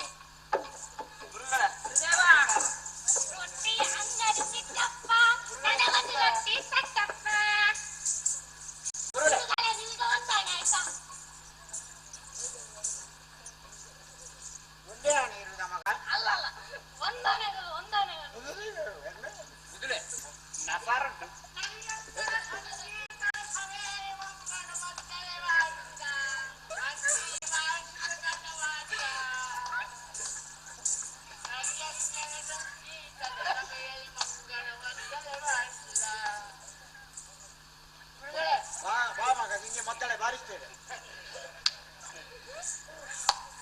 ನರಿಯು ಕಾಟಿಗೆ ಬಂದಿತು ಹಾಗೆ ಮನೆಗಳು. ಒಂದು ಸಲ ಆಯಿತು, ಎರಡು ಸಲ ಆಯಿತು, ಮೂರು ಸಲ ಆಯಿತು, ಶೋಟು ಆಯ್ತು. ನೀನು ಅದನ್ನೇ ಹೇಳಿ ಅಭ್ಯಾಸ ಮಾಡ್ಲಿಕ್ಕೆ ಹೇಳಿದ್ದೆ ನಾನು. ನಾನು ಮೂಲದಿಂದಲೇ ಶುರು ಮಾಡಿದೆ. ನಿನ್ನ ನಾಲಿಗೆಗೆ ಗರಗ ಸೇರಿ ಇವರೆಲ್ಲ ಬೇಗ ಬಂದಿದೆ. ಯಾರಿಗೆ ನಿನ್ನ ಆಗ? ಅಯ್ಯೋ ಕಡೆ ಒಬ್ಬ ಮುಖವೇತ್ರಲ್ಲಿ ಅಂತ ಕಾಣ್ತೇವೆ. ಹಾಗೆ ಗಡಿಗೆ ಕಂಡ ಕಾಣ್ತಾರೆ. ತಡ ಏನಿಲ್ಲ ಗುರುಗಳೇ. ಮತ್ತೆ ನಾನಲ್ಲಿ ಬರುವಾಗ ಅವಳಿದ್ದಾಳಲ್ಲ ಗುರುಗಳೇ, ಆ ಪುಟ್ರಂಗಿ. ಯಾವ ಪುಟ್ರಂಗಿ? ನಮ್ಮ ಮನೆ ಹಾಗಾಗಿ ಹೋಗ್ತಿ ಮಗ. ಪುಟ್ರಂಗಿಯ ಸಹವಾಸ ಮಾಡಿದ್ರೆ ಪುಟ್ರಂಗಿ ಹುಡುಗಿ ಗುರುಗಳೇ. ಹುಡುಗಿ? ಹಾ, ನಮ್ಮ ಮನೆ ಹತ್ತಿರದ ಹುಡುಗಿ. ಅವಳು ಏನ್ ಮಾಡಿದ್ರು? ಅವಳು ಮಾತಾಡಿ ಆಗುವಾಗ ಸ್ವಲ್ಪ ಆಯ್ತು. ಮತ್ತೆ ನಿಮ್ಗೆ ನೀವು ಕಲಿಯುವುದು ಯಾವಾಗ? ಸಿಕ್ಕಿದವರಲ್ಲಿ ಮಾತಾಡ್ಲಿಕ್ಕೆ ಹೋದ್ರೆ ನೀವ್ ಹೇಳ್ತೀರಲ್ಲ ಗುರುಗಳೇ, ಎಂತದ್ದು ಮಾತಾಡುವುದರಲ್ಲಿ ಎಂತದ್ದು ಮಾತಾಡುವುದು? ಮಾತಾಡುವುದಲ್ಲ, ಮಾತಾಡುವುದರಲ್ಲಿ ಮನುಷ್ಯರ ವ್ಯಕ್ತಿತ್ವ ರೂಪಿಸುವುದಕ್ಕಾಗುತ್ತದೆ ಅಂತ. ಅಯ್ಯೋ ದ್ರೋಪದ್ಯಾಚಾರ್ಯ ಮಗನೇ. ಗುರುಗಳೇ ನೀವು ಏನು ಎಷ್ಟು ಹೇಳಿದ್ರು ಕೂಡ ಇಲ್ಲಿ ಕಲಿಯಲಿಕ್ಕೆ ಆಗುದಿಲ್ಲ ಗುರುಗಳೇ. ಕಲಿಯಲಿಕ್ಕೆ ಆಗುದು ಹೇಗೆ? ಮೊನ್ನೆ ನೀವು ಇಲ್ಲಿ ಒಂದು ಕಾರ್ಯಾಲಯದಲ್ಲಿ ಬರೆದು ಹಾಕಿದ್ರಲ್ಲ ಗುರುಗಳೇ. ಹೌದು. ವಿದ್ಯಾರ್ಥಿಗಳಿಗೆ ಉತ್ಸಾಹವೇ ಗೆಲುವು ಉಂಟು. ಎಂತದ್ದು? ವಿದ್ಯಾರ್ಥಿಗಳಿಗೆ ನಿತ್ಯ ಉತ್ಸಾಹವೇ ಗೆಲುವು ಅಂತ. ಉತ್ಸಾಹವೇ ಗೆಲುವು ಅಂತ. ಹೌದು. ಅದನ್ನೇ ಇವ ಎಂತ ಮಾಡಿದ ಗುರುಗಳೇ, ಈಗ ಉದ್ದದವ ಏನು ಮಾಡಿದ? ಅವ ಅದನ್ನ ಹಾಗೆ ಇದ್ದದಲ್ಲಿ ಅದರಲ್ಲಿ ಗೇ ಉಜ್ಜಿದ ಗುರುಗಳೇ. ಗೇ ಉಜ್ಜಿದ. ನಾನು ಹೀಗೆ ಅದನ್ನು ಬಾಯ್ಬಾಯಿ ಮಾಡ್ತಾ ಇರುವಾಗ ಗುರುಗಳೇ, ಮತ್ತೆ ವಿದ್ಯಾರ್ಥಿಗೆ ಉತ್ಸಾಹವೇ ಲವ್ ಅಂತ ಓದಿದೆ ಗುರುಗಳೇ. ಈಗ ನಾನು ನನಗೆ ಹಾಗೇ ಬರುದು ಗುರುಗಳೇ. ಹೌದಾ? ಹೌದು. ನೀನು ಹಾಲಾಗಿ ಹೋಗುದು ಅದರಲ್ಲಿ ಮಗನೇ. ಮತ್ತೆ ಮೊನ್ನೆ ಹೀಗೆ ಮಾಡಿದ ಗುರುಗಳೇ. ಇದೊಂದು ಅಪರಾಧ ಹೇಗೂ ಆಯ್ತಲ್ಲ, ನನಗೆ ಬಾಯ್ಪಾಠ ಹೋಯ್ತು. ಮೊನ್ನೆ ನನ್ನಲ್ಲಿ ಹೇಳಿದ ಗುರುಗಳೇ, ನಾವು ಮಾತ್ರ ಮಾತಾಡುದಲ್ಲ, ನಮ್ಮ ಆಶ್ರಮದಲ್ಲಿದ್ದ ಎಲ್ಲವೂ ಮಾತಾಡ್ತದೆ. ಗುರುಗಳ ಪ್ರಭಾವ ಅಷ್ಟು ದೊಡ್ಡದು ಅಂತ. ಎಲ್ಲವೂ ಮಾತಾಡುದು ಅಂತ ಹೇಳಿದ್ರೆ ಎಲ್ಲವೂ ನಿಮ್ಮ ಪ್ರಭಾವ ದೊಡ್ಡದು ಅಂತ. ನನ್ನ ಪ್ರಭಾವ ಎಂತದ? ನಿಮ್ಮ ಪ್ರಭಾವ ನೀವು ಕಲಿಸಿ ಇಲ್ಲಿದ್ದ ಎಲ್ಲವೂ ಕೂಡ ಎಲ್ಲವೂ ಅಂತ ಹೇಳಿದ್ರೆ ಪ್ರಾಣಿಗಳು ಒಳಗೊಂದು ಬೆಕ್ಕಿನ ಮರಿ ಉಂಟಲ್ಲ ಗುರುಗಳೇ, ಅದನ್ನು ಹೊರಗೆ ಕರ್ಕೊಂಡು ಬಂದ ಗುರುಗಳೇ. ಕರ್ಕೊಂಡು ಬಂದು ಗುರುಗಳೇ, ಒಂದು ಸಣ್ಣ ಇಷ್ಟದಂತ ನಿಮ್ಮ ಕೋಲು ತಕ್ಕೊಂಡ್ರ. ಅದೇ ನಂದೇ ಅಲ್ಲ, ಅದೇ ನೀವು ನಮಗೆ ಬಡಿಯುವ ಕೋಲು ತೆಕ್ಕೊಂಡು ಈ ಬೆಕ್ಕಿನ ಮರಿಯನ್ನು ಇಲ್ಲಿ ಕಟ್ಟಿ ಹಾಕಿದೆ ಗುರುಗಳೇ. ಬೆಕ್ಕಿನ ಮರಿಯನ್ನು ಕಟ್ಟಿ ಹಾಕಿ? ಹೌದು, ಕಟ್ಟಿ ಹಾಕಿ ಗುರುಗಳೇ. ಅದರ ಬಾಲ್ ಹಾಕಿ ಕೋಲಿಟ್ಟ ಗುರುಗಳೇ. ಕೋಲಿಟ್ಟು ಒಮ್ಮೆ ಮೆಲ್ಲ ಒತ್ತಿದೆ ಗುರುಗಳೇ. ಒತ್ತಿದಾಗ ಮೀವು ಅಂತ ಹೇಳಿತು ಗುರುಗಳೇ. ಮೀವು. ಆಗ ನಾನು ಕೇಳಿದೆ ಎಂತದು ಅಂತ. ಅದು ಭೌತಶಾಸ್ತ್ರದ ಒಂದು ನಿಯಮದ ಬಗ್ಗೆ ಹೇಳುವುದು ಅಂತ ಹೇಳಿದೆ. ಹೌದು. ಮತ್ತೆ ಮೆಲ್ಲ ಒತ್ತಿ ಮತ್ತೆ ಗಟ್ಟಿ ಒತ್ತುವಾಗ ಟ್ವೈಸ್ ಅಂತ ಹೇಳ್ತು ಗುರುಗಳೇ. ಆಮೇಲೆ ಟ್ವೈಸ್ ಅಂತಲ್ಲ. ಹೌದು. ಪೆಟ್ಟು ತಿಂತಿ ಮಗನ ಬೇಡದನ್ನೆಲ್ಲ ಕಲ್ತುಕೊಂಡು ಬಂದ. ಹಾಗಾದ್ರೆ ಆಶ್ರಮದ ಯೋಗ್ಯತೆ ಎಷ್ಟು ದೊಡ್ಡದು ಗುರುಗಳೇ. ಬೆಕ್ಕಿನ ಮರಿಯೂ ಮಾತಾಡ್ತದಲ್ಲ ಗುರುಗಳೇ. ನೀನು ಮಾತಾಡುದು ಇನ್ನು ಕಲೀಲಿಲ್ಲ ಮಗನೇ.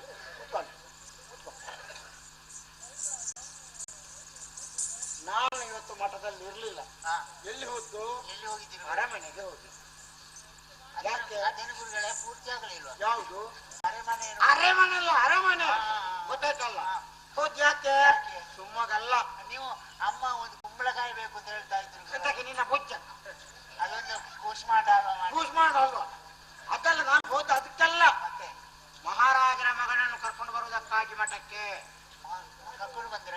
ಓ, ಓ ಗುರುಗಳೇ, ಹಾ, ಇದು ಚಿನ್ನದ ಅಂಗಡಿಯ ಪ್ರದರ್ಶನ ಆಗುಂಟು ಗುರುಗಳೇ. ಚಿನ್ನದ ಅಂಗಡಿ ಎಲ್ಲ ಮಹಾರಾಜ ಅರಮನೆಯಲ್ಲಿ ಅಷ್ಟು ಚಿನ್ನ ಉಂಟು. ಅಷ್ಟು ಚಿನ್ನ ಇದ್ರೆಲ್ಲ ಇವನಿಗೆ ಹಾಕುದ ಗುರುಗಳೇ? ಅವನಿಗೆ ಅಷ್ಟಲ್ವ, ಇನ್ನಷ್ಟು ಅರಮನೆಯಲ್ಲೇ ಉಂಟು. ಹಾಕು ಮಗ. ಇದೆಂತ ಗುರುಗಳೇ? ಎಲ್ಲ ಇವನಿಗೆ ಹಾಕಿದಾರಲ್ಲ? ಎಲ್ಲ ಅಂತಂದ್ರೆ ಹಾಗೆ ಮಹಾರಾಜರ ಮಗ ಗೊತ್ತಾಯ್ತಲ್ಲ, ಅವ ಕೂಡ ನಿಮ್ಮ ಹಾಗೆ ವಿದ್ಯೆ ಕಲಿಯುವುದಕ್ಕೆ ಬಂದವ. ಇವನ ಹೆಸರು ಹೇಗೆ? ಪ್ರಹ್ಲಾದ.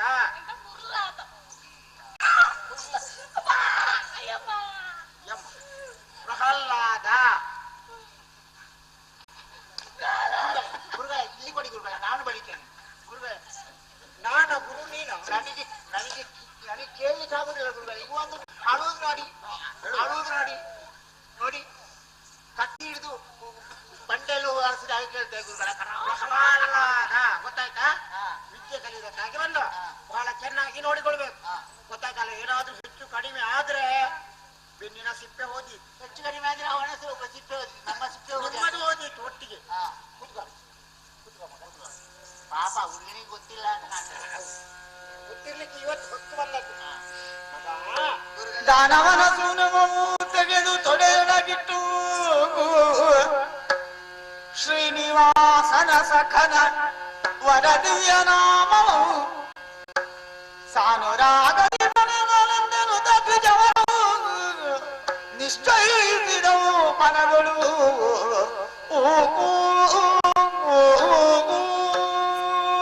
ಮಗು ಪ್ರಹ್ಲಾದ, ಈ ವಿದ್ಯೆಯ ಮಹತ್ವ ಏನು ಅಂತ ನೀನು ತಿಳ್ಕೊಂಡಿದ್ದೀಯಾ? ಈ ವಿದ್ಯೆಯನ್ನು ನಾವು ಸಣ್ಣ ಪ್ರಾಯದಲ್ಲೇ ಕಲಿಯಬೇಕು. ಕಲಿತಂತ ವಿದ್ಯೆ ನಮ್ಮ ಜೀವನ ಪರ್ಯಂತ ನಮ್ಮ ಜೊತೆಯಲ್ಲಿದ್ದು ನಮ್ಮನ್ನು ಕಾಪಾಡ್ತದೆ, ಗೊತ್ತಾಯ್ತಲ್ಲ. ಈ ಯಾವ ವಸ್ತುವನ್ನಾದ್ರೂ ಕದ್ದುಕೊಂಡು ಹೋಗುವುದಕ್ಕಾಗ್ತದೆ, ವಿದ್ಯೆಯನ್ನು ಇನ್ನೊಬ್ಬರಿಂದ ಕದ್ದುಕೊಂಡು ಹೋಗುವುದಕ್ಕಾಗುವುದಿಲ್ಲ. ನೀರಿನಲ್ಲಿ ಹಾಕಿದ್ರೆ ಅದು ನೆನೆದು ಹೋಗುವುದಿಲ್ಲ, ಬಿಸಿಲಿನಲ್ಲಿ ಹಾಕಿದ್ರೆ ಒಣಗಿ ಹೋಗುವುದಿಲ್ಲ ಅಂತ ಒಂದು ವಿಷಯ ಅಂತ ಅಂದರೆ ಹೇಳಿದ್ರೆ ಮುಗಿಯುವುದೇ ಇಲ್ಲ. ಅಲ್ಲ ನಮಗೆ ಉಪಯೋಗ ಮಾಡಿದಷ್ಟು ಅದು ಮುಗಿಯುವುದಿಲ್ಲ ಅಂತ. ನಾನು ಮಾತ್ರ ತಿನ್ನ ಅಂದ್ರೆ ಮುಗಿಯುವುದಿಲ್ಲ ಅಂತ ಹೇಳುದು. ಕೆಟ್ಟು ತಿಂತಿ ಅಲ್ಲ ಅವನಿಗೆ ಗೊತ್ತಾಗುವ ನಾನು ಇದ್ದವರಲ್ಲಿ ಸ್ವಲ್ಪ ಹಿರಿಯವಾದ ದಾಕ್ಷಿಣ್ಯದಲ್ಲಿ ಸುಮ್ಮಗಿರೋದು. ನಾನು ಇಲ್ಲಿಂದ ಹೋಗುದಿಲ್ಲ ಗುರುಗಳೇ. ನಿನ್ಗೆ ಹೋದ್ರೆ ಎಂತ ಮಾಡುದು ನೀವು? ಅಲ್ಲ ನೀವು ಅವತ್ತು ಹೇಳಿದಿರಲ್ಲ ನನಗೆ, ಏನೋ ಇಲ್ಲಿ ನಿನ್ನ ಪುಣ್ಯಕ್ಕೆ ಇಷ್ಟವರೆಗೆ ಉಳಿದಿದ್ದಿ, ಅಲ್ಲ ಬೇರೆ ಎಲ್ಲಿ ಹೋದ್ರೆ ಎಲ್ಲರಿಗೂ ನೀವು ಯೋಗ್ಯತಾ ಪತ್ರ ಕೊಟ್ಟು ಕಳಿಸಿದಿರಲ್ಲ ಗುರುಗಳೇ. ನಾನು ಹೋಗ್ಲಿಲ್ಲ ಇಲ್ಲಿವರೆಗೆ. ನಿನ್ನ ನಾಲಿಗೆ ಸರಿಯಾಗಿ ನೀವು ಹೇಳಿದಿರಲ್ಲ ನಮ್ಮ ಕಾಲ ಕಳೆದ ಮೇಲೆ ನಾನೇ ಗುರು ಮಠದಲ್ಲಿ. ಶಂಕರನಾರಾಯಣ, ನಿನ್ನನ್ನು ಗುರು ಮಠದಲ್ಲಿ ಗುರು ಮಾಡಿಯೋ ಅಲ್ಲಿ ಮುಗಿಯಿತು. ಏನು ಗುರುಗಳೇ, ನಾನು ಇದನ್ನು ಒಂದು ದೊಡ್ಡ ಕಲಾಶಾಲೆ ಆಗಿ ಪರಿವರ್ತನೆ ಮಾಡಬೇಕು ಅಂತ ಇದ್ದೇನೆ ಗುರುಗಳೇ. ಕೆಲವೆಲ್ಲ ಸಂಶೋಧಕರೆಲ್ಲ ಇದ್ದಾರೆ ಇಲ್ಲಿ. ನಿನ್ನದು ಸಂಶೋಧನೆ ಎಂತದರಲ್ಲೆಲ್ಲ ಮಾಡ್ತಿ? ಸಂಶೋಧನೆ ಎಂತದ್ರಲ್ಲಿ ಈಗ ಒಂದು ನಿಮ್ಮ ಹುಡುಗ ಈಗ ಮಾಡಿದಲ್ಲ, ಇವರೆಲ್ಲ ಇದ್ದಾರಲ್ಲ, ಮಕ್ಕಳಿಗೆ ಏನು ಇಲ್ಲದೆ ಕಲಿಸುವುದು ಹೇಗೆ ಅಂತ ನಾನು ಸಂಶೋಧನೆ ಮಾಡಿದ್ದೇನೆ.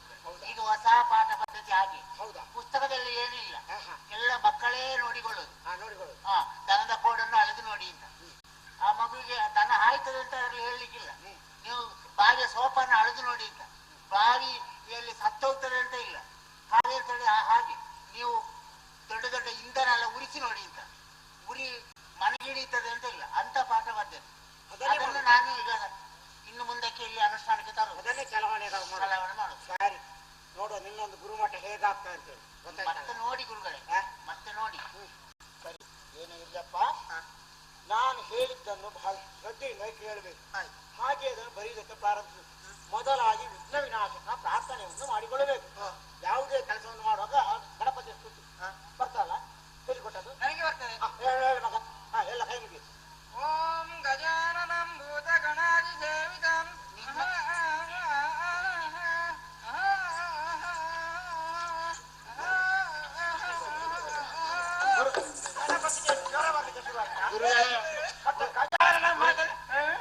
ಗುರುಗಳೇ, ಹತ್ತಿರ ಹೋಗಬೇಡಿ. ಆಚೆಯಿಂದ ಗಟ್ಟೆಯಿಂದ ಏನೋ ಸೇರಿಕೊಂಡದ್ದು, ಅದು ಸುದ್ದಿ ಮಾಡುದಲ್ಲ, ಅದು ಯಾವುದೋ ಪ್ರಯತ್ನ. ಉಚ್ಚಾಟನೆಗೆ ಸರಿಯಾಗಿ ಮಾಡುವ. ನಾನು ಉಚ್ಚಾಟನೆ ಮಾಡಿಸ್ತೇನೆ. ಕುತ್ತಿಗೆ ಹೇಳಿದಾಗ ಏನು ಮತ್ತೆ ನೀವು ಮುಂದುವರಿಸಲಿಕ್ಕಾಗಲ್ಲ? ಮುಂದುವರಿಸಬೇಕಾ ಗುರುಗಳೇ? ಮುಂದುವರಿಸ್ತೀಯ ಮಗನೇ? ಹೇಗೆ ಮುಂದುವರಿಸ್ತಿ? ಮುಂದುವರಿಸ. ನಿನ್ನ ನೀ ಮಠಕ್ಕೆ ಸೇರಿಸುದಕ್ಕೆ ನಿನ್ನ ಅಪ್ಪನಿಗೆ ಒಂದು ತೆಂಗಿನ ಮರ ಮಾಡ್ಬೋದಿತ್ತು ಮಗ. ಏನು ಕಾಯಿಲೆ ಇದ್ರೆ ಸಿಪ್ಪೆ ಆದ್ರೂ ಮತ್ತೆ ಯಾವಾಗ ಬರುವುದು? ಎಲ್ಲ ಕೈ ಮುಗೀರಿ. ನಾನು ಹೇಳಿದ ಕೇಳಿ. ಓ ಇವ ಇದ್ದಾನೆ ಗುರುಗಳೇ. ಇವ ಈ ಮಠದಲ್ಲಿ ಆಗಿದ್ದಷ್ಟೇ, ಗುರು ಮಠದಲ್ಲಿ ಆಗ್ಲಿಕ್ಕಿಲ್ಲ. ಕಳೆದ ವರ್ಷ ಈ ಮಠದಲ್ಲಿ ಇದ್ದದ್ದು ಅಂತ ಕಾಣ್ತದೆ. ಮಠದಲ್ಲಿ ಇದ್ದ ಆ ಮಠವನ್ನು ಲಗಾಡಿ ಮಾಡಿ ಕಡೆಗೆ ಯಾವಾಗ ನೋಡಿದ್ರು ಅರ್ಜುನದ ಪಾಯಸದ್ದೇ ನೆನಪು ಗುರುಗಳೇ. ನೀವು ಏನ್ ಹೇಳಿದ್ರು ಗೊತ್ತಾಗಲಿಲ್ಲ ಅವನಿಗೆ. ಕೈ ಮುಗಿರಿ. ಎಲ್ಲ ಕೈ ಮುಗಿರಿ. ಹೇಳಿದಾಗೆ ಗಜಾನನಂ ಭೂತ ಗಣಾದಿ ಸೇವಿತಂ. ಭೂತ ಗಣ ಹೇಳಿದ್ನಲ್ಲ, ನಿನ್ನ ಅಪ್ಪ ತಗಣೆ ಸೇವಿಸಿದ್ದು ಗುರುಗಳೇ. ಇಷ್ಟರಲ್ಲಿ ಹೇಳಿದ್ದು ನಾನೇ. ಒಬ್ಬ ಜಗೀತಾ ಇರುದು ಮಾತ್ರ, ಬಾಯಿ ಮಾತ್ರ ಜಗಿಯುದು ಮಾತ್ರ, ಶಬ್ದ ಇಲ್ಲ ಗುರುಗಳೇ. ಸುಮ್ಮನೆ ಜಗಿಯುದು. ನೀನು ಇಷ್ಟು ಜಗಿದ್ಯಲ್ಲ. ಗಜಾನನಂ ಭೂತ ಗಣಾದಿ ಸೇವಿತಂ ಕಪಿತ ಜಂಭೋ ಫಲಸಾರ ಭಕ್ಷಿತಂ. ಯಾರು ಹೇಳಿದ ಕಾಪಿ ಬಿತ್ತ ಅಂತೇಳಿ? ಕಪಿತ ಜಂಭೋ ಫಲಸಾರ ಭಕ್ಷಿತಂ.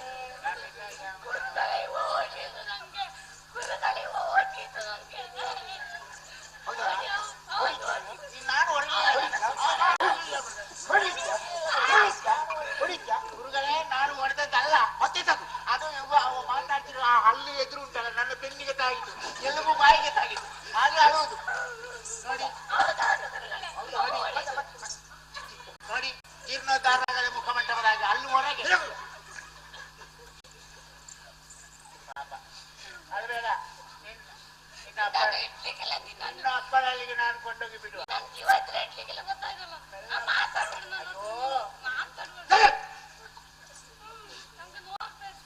ಅಯ್ಯೋ ನಿನ್ಗೆ ಜೀವ ಉಂಟಲ್ಲ ಮಗ.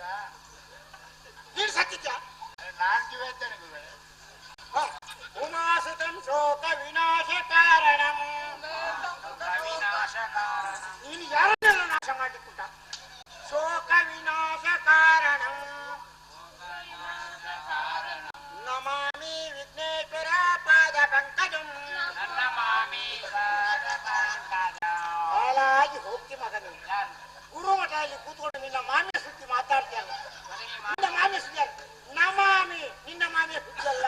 ಗುರುಗಳೇ ನಾನೊಂದು 20 ವರ್ಷದಿಂದ ಇದ್ದೇನೆ. ನನಗೆ ಒಂದು 10 ವರ್ಷ ಹೋಗಿದೆ ಇದು ಬರುವಾಗ. ಇವರೆಲ್ಲ ಮೊನ್ನೆ ಬಂದವರು. ಬಂದಿತ್ತು ಗುರುಗಳೇ. ಹುಡುಗನಿಗೆ ಬರ್ತಂತ ನೋಡಿ ಇಷ್ಟು ಹೀಗೆ ಮುಗುಳಿ ಅಡಿಕೊಂಡಿದ್ದಾನೆ, ಕೈ ಹೇಳುದಿಲ್ಲ. ಹೇಳು ನಮಾಮಿ ವಿಘ್ನೇಶ್ವರ ಪಾದ ಪಂಕಜಂ. ಅವ ಹೇಳಿ ಗೊತ್ತಾಗಲ್ಲ. ನಾವು ಹೇಗೂ ಇಲ್ಲಿ ಇದ್ದೇವೆ ನೋಡಿ. ಎಲ್ಲ ಹೊಯ್ಗೆ ಹಾಕಿ ಆಮೇಲೆ ಬರೀಲಿಕ್ಕೆ ಪ್ರಾರಂಭ. ನಿನಗೆ ಒಯ್ಗೆ ಬೇಡ ಮಗ. ಇನ್ನೊಂದು ದೊಡ್ಡ ಕಲ್ಲು ತರದು ಒಳ್ಳೇದು. ನೋಡಿ ನಾನ್ ಮೇಲೆ ಬರ್ತದನ್ನು ಸರಿಯಾಗಿ ನೋಡಿಕೊಂಡು ಬರೀಬೇಕೇನು? ಪಾಲಲೋಚನನ ಸುನಾಮವ ಗುರುವರ, ಪಾಲಲೋಚನನ ಸುನಾಮವ ಗುರುವರ, ಮೇಲು ಪಂಕ್ತಿಯ ಬರೆದು ಮೇಲ್ಪಂಕ್ತಿಯಲ್ಲಿ ಬರೀತೇನೆ. ಬಾಲನು ನೀನಿದ ಬರೆಯನೆ, ಶ್ರೀಲಕ್ಷ್ಮೀ ಲೋಲನೆನ್ನುತ್ತ ಬರೆದ. ಸರಿಯಾಗಿ ಯೋಚನೆ ಮಾಡಬೇಕು. ನಾನು ಮೇಲ್ಪಂಕ್ತಿಯಲ್ಲಿ ಏನು ಬರೀತೇನೋ ಅದನ್ನು ನೋಡ್ಬೇಕು. ಹಾಗೆಯೇ ನೀವು ಕೂಡ ಬರೀಬೇಕು. ಬರೆಯುವಾಗ ಬಾಯಲ್ಲಿ ಹೇಳಬೇಕು. ಗೊತ್ತಾಯ್ತಲ್ಲ? ಯಾಕೆ ಅದು ನಮ್ಮ ಸ್ಫಟಿಕ ಪಟಲದಲ್ಲಿ ಚೆನ್ನಾಗಿ ಉಳಿಬೇಕು. ಅದಕ್ಕಾಗಿ ನೋಡಿ, ಮೊದಲಾಗಿ ಮೇಲ್ಪಂಕ್ತಿಯಲ್ಲಿ ಪಾಲಲೋಚನ. ಏನು ಹೇಳಿ? ಪಾಲಲೋಚನ. ಬರೀರಿ, ನೀವು ಕೂಡ ಬರೀರಿ. ಪಾಲಲೋಚನ, ಪಾಲಲೋಚನ, ಕಮಲಲೋಚನ. ಕಮಲದ ಪರಿಚಯ ಕೂಡ ಉಂಟು ಇವನಿಗೆ. ನಿನಗೆ ಪರಿಚಯ ಉಂಟ? ನನಗಿಲ್ಲ ಗುರುಗಳೇ. ಅವ ಏನಾದ್ರು ತಪ್ಪು ಬರೀದ್ರೆ ಏನೇನು ಮಾತಾಡ ನೋಡು. ಆ ಕಾ ಅಲ್ಲಲ್ಲಿ ಸೇರ್ಬೇಕಾದ ಪಾ ಆಗ್ಬೇಕು. ಪಾಲಲೋಚನ. ಏನು? ಪಾಲಲೋಚನ, ಕಮಲಲೋಚನ. ಮತ್ತೆ ಅವಳ ಗಮನಿಸಬೇಕು.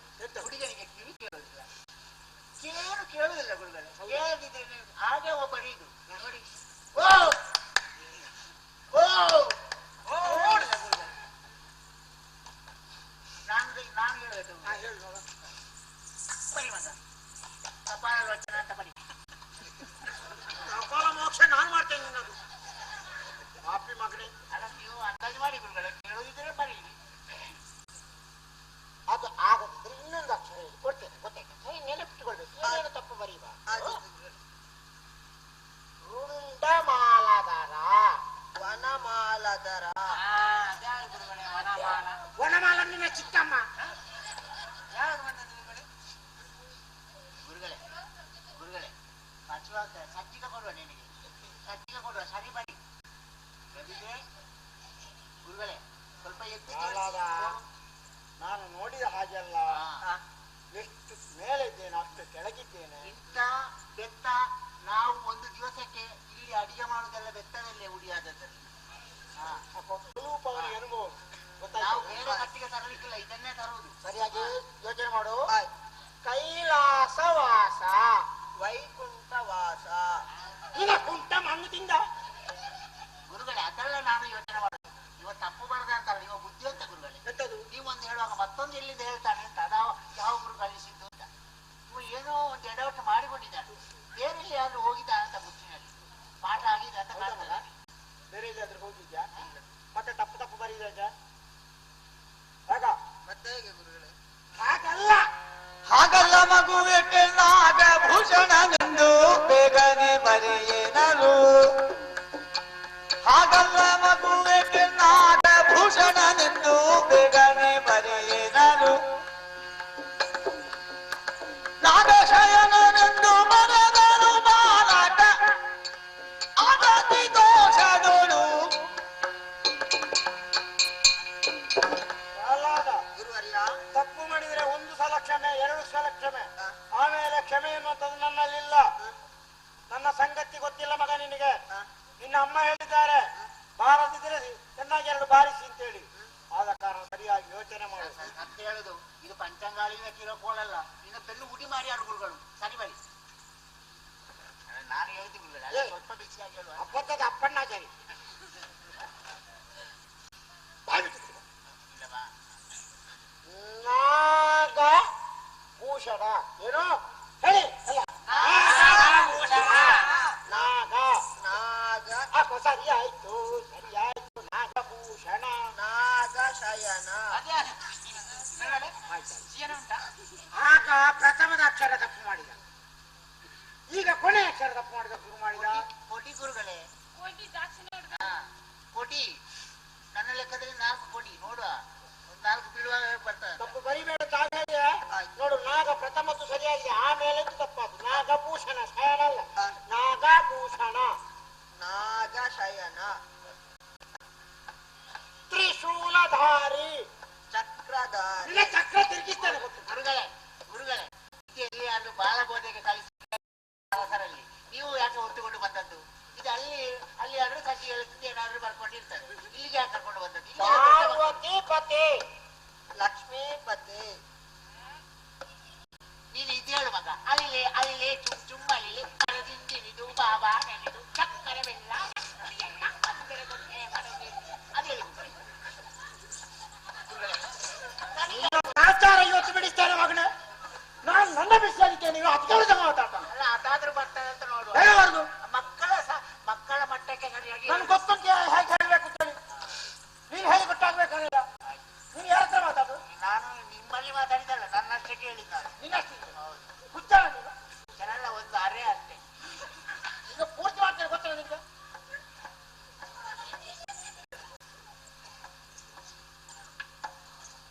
ನಿಮಗೆ ಯಾರೋ ಹೇಳಿಕೊಟ್ಟ ಆಗ್ತಲ್ಲ. ನನಗೆ ಹೇಳ್ತೇನೆ ಮಗನೇ. ಮತ್ತೆ ನಿಮ್ಮನ್ನೇ ಹೇಳುದಲ್ಲ. ಹೌದು, ಬೇಡಕ್ಕೆ ಮಾಡಿದ್ರೆ ನಾನೇ. ಪ್ರಚಾರದಲ್ಲಿ ಇರುವುದು ನಿಮ್ಮದೇ ಅಲ್ವಾ ಹೆಸರು? ಅದಕ್ಕೆ ಯಾರು ನೀವಾದ್ರೂ ಸೇರಿಕೊಳ್ತೀರಲ್ಲ. ಹೌದು, ಈಗ ನಿಮ್ಮನ್ನು ಹೇಳಿ ನಾನು ಶಿಷ್ಯ ಅಂತ ಹೇಳುದಿಲ್ಲ ಮನೆಯಲ್ಲಿ. ನನಗೆಲ್ಲ ನಿಮಗೆ ಬರಲಿ. ಈಗ ದೊಡ್ಡ ದೊಡ್ಡ ಅಕ್ಷರ ಕಷ್ಟ ಆಗ್ತದ. ಎರಡು ಅಕ್ಷರದಲ್ಲಿ ಹೇಳ್ತೇನೆ. ಆಯ್ತು. ತರಳ ಇನ್ನಾದರೆಯು ಬರೆಹರ. ತರಳ ಇನ್ನಾದರೆ ಹರಿ ಹರಿ ಹರಿ ಅಂತ ಬಾಲಕನು ತಾನತಿ ಹರಿಬೇಡಿದ್ದ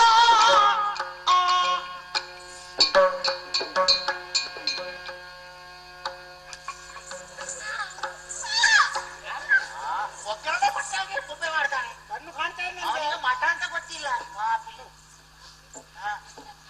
ನೋಡಿ ದೊಡ್ಡ ಅಕ್ಷರ ಕಷ್ಟ ಆಗುದಿದ್ರೆ ಎರಡೇ ಎರಡು ಅಕ್ಷರದಲ್ಲಿ ಮುಗಿಸ್ತೇನೆ. ಈಗ ಬೆಲ್ಲ ಕೊಡುವ ಗುರುಗಳೇ, ಒಂದು ಉಂಡೆ ಬೆಲ್ಲ ಕೊಡುವ. ಸರಿ ಬರಿ. ಸರಿ ಬರಿಬೇಕು, ತಪ್ಪು ಮಾಡಬಾರ್ದು. ಇಲ್ಲಿಂದ ಆದ್ರೂ ತಿದ್ದುಕೊಂಡು ಹೋಗ್ಬೇಕು. ಗೊತ್ತಾಯ್ತಲ್ಲ? ಹಾ ಮತ್ತು ಅಕ್ಕ ಸಣ್ಣ ಮಕ್ಕಳಿಗೆ ಗೊತ್ತು, ನಿಮಗೆ ಅದು ಬರುವುದಿಲ್ಲ ಅಂತ ಹೇಳಿದ್ರೆ ಹಾ ಹಾ ರ ಗುರುಗಳೇ ಈ ಬೇಡ ಹಾಯ್ ಅಂತ ಬರೀರಿ ಗುರುಗಳೇ. ಹಾಯ್ ಅಂತ ಫುಲ್ ಮಾಡೋ ಬರೀತಾರೆ ನೋಡ. ನೀವು ಬೇಕಂತ ಕಲಿಸುವುದಿಲ್ಲ ಮಗನೇ. ಹಾಯ್ ಎಂತದ ಹಾಯ್? ಮಕ್ಕಳಿಗೆ ಅದು ಬೇಗ ಬರ್ತದೆ. ಹಾಯ್ ಅದಲ್ಲ ಗುರುಗಳೇ. ಅಲ್ಲ ಅಕ್ಷರ ಬರ್ತಾರ. ಹರ ಅರೆ ಹರ ಅರೆ ಸಿಟ್ಟು ಬಂದ ಸುಮ್ಮಾಗಿರೋದಿಲ್ಲ ಪ್ರಹ್ಲಾದ. ಇನ್ನು ಬೆನ್ನ ಸಿಪ್ಪೆ ಹೋಗಿತ್ತು. ಬರಿ ನಾಗಭೂಷಣ ನಾಗಶಯನ ನಾಗಭೂಷಣ ನಾಗಶಯನ ಕೈಲಾಸವಾಸ ವೈಕುಂಠವಾಸ ಕುಂಟ ಮಣ್ಣು ತಿಂದ ಪಾರ್ವತೀಪತಿ. ಲಕ್ಷ್ಮೀಪತಿ ನಿನ್ನ ಲಕ್ಷ್ಮಿ ಮಣ್ಣು ತಿಂದಳು. ಗುರುಗಳೇ ತಗೊಂಡು ಬನ್ನಿ. ಹರಿಯ ಸೊಪ್ಪು ಹರಿಯ ಬೀಜ ತಗೊಂಡು ಹರ ಹರಿ ಹರ ಹರಿ ಹರ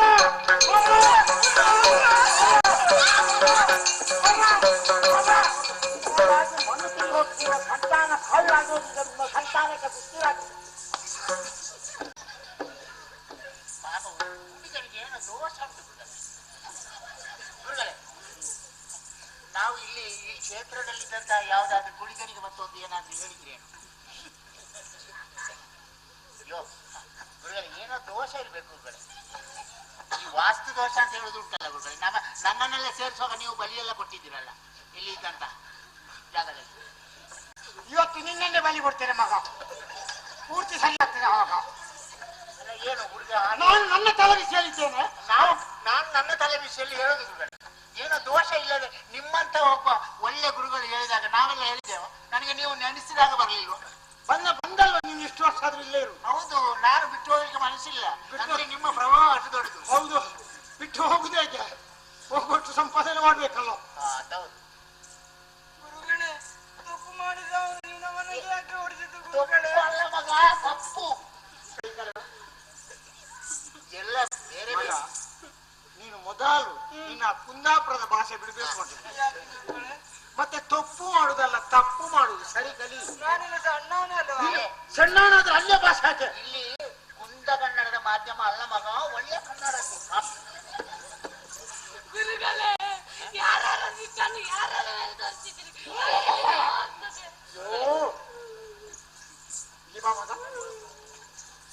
ನಂಗೊಂದು ಕಡೆಯಿಂದ ಕಾಲು ನೋವು, ನೀವು ಹೊಡೆದಲ್ಲಿ ನಿಲ್ಲು ಮಗ, ಸತ್ಯ ಹೇಳ್ಬೇಕು. ನಿನ್ನ ಬಾಯಿಯೊಳಗೆ ಕೈ ಹಾಕಿದವ್ರು ಯಾರು? ಬಾಯಿಯೊಳಗೆ ಕೈ ಹಾಕುದು ಹೇಗೆ ಗುರುಗಳೇ? ಬೇಲಿ ಆದ್ರೆ ಈಗ ಇರ್ಲಿಕ್ಕಿಲ್ಲ. ಇದು ಎಂತದಿದು? ಇದು ಭದ್ರವಾದಂತ ಕೋಟೆ. ಕತ್ತೆ ಕಿರಿಚಿದಾಗ ಕಿರಿಚಲ್ಲ ಮಗನೇ ನೀನು. ನಂಗೆ ನೋಡ್ತದೆ. ನಾನು ಅವನಿಗೆ ಹೊಡಿಲಿಲ್ಲ, ನಿಮ್ಗೆ ಹೊಡೆದದ್ದು ಯಾರು ಯಾರು? ನನಗೆ ಹೊಡಿಲಿ ಗುರುಗಳೇ, ಇವುಗಳು ಅವನಿಗೆ ಹೊಡಿದು ಬೇಡ. ಯಾಕಂದ್ರೆ ಆ ಒಗ್ಗರಣೆ ಕೊಟ್ಟ ಹಾಗೆ ಆಡುವುದು ನನಗೆ ಕೇಳಲಿಕ್ಕೆ ಆಗುದು. ನನಗೆ ಹೊಡಿಯಿರಿ. ನಿಮ್ಗೆ ಹೊಡೆದ್ರೆ ಕೂಗ್ಲಿಕ್ಕೆ ಗೊತ್ತಿಲ್ಲ. ಅಲ್ಲ ನನಗೆ ಕೂಗುದು, ನಾನು ಅದಲ್ಲ ಯಾಕೆ? ಅಲ್ಲ ನಾನು ಕಾರಣ ಉಂಟು. ಅವ ಮಹಾರಾಜರ ಮಗ. ಅವನಿಗೆ ಹೊಡೆದ್ರೆ ನಾಳೆ ಬಂದು ಅವನ ಅಪ್ಪ ಕೇಳಿದ್ರೆ ಉತ್ತರ ನಾನು ಕೊಡ್ಬೇಕು. ನಿಮ್ಗೆ ಹೊಡೆದ್ರೆ ನಿಮ್ಮ ಅಪ್ಪ ಬಂದು ಕೇಳುವವ ಯಾರು? ನನ್ನ ಅಪ್ಪ ಬರ್ಲಿಕ್ಕಿಲ್ಲ ಗುರುಗಳೇ. ಹೌದು, ಬರ್ಲಿಕ್ಕೆ ಮುಗಿಸಿಯಾಗಿದೆ. ನಾವು ತೀರಿ ಹೋಗಿದ್ದಾರೆ. ಅದೇ ಮುಗಿಸಿಯಾಗಿದೆ. ತಿನ್ನಿದ್ದಿ ಹೌದು. ನಡೀದೆಲ್ಲ ಎಲ್ಲ ನಡಿ. ಇವನನ್ನು ಏನು ಮಾಡಿದ್ರು? ಅವರಲ್ಲಿ ಏನಾದ್ರು ನಾನು ಮಾಡ್ತೇನೆ. ನೋಡಿ ತುಳಸಿ ಅಡ್ಡಾಗಿ ಅಲ್ಲೇ ಕೂತಿದ್ದಾರೆ ಪಾಪ. ನಾಳೆ ರಜೆ. ಧರಣಿಪತಿ ಕೇಳನುಗನಾಟವ ಗುರುವರನು ಕಾಣುತ್ತ ಬಾಲನ ಕರೆದು ನಿಜ ಮನೆಗೈದಿ ಭೋಜನ ಗೈದು ವಿನಯದಲ್ಲಿ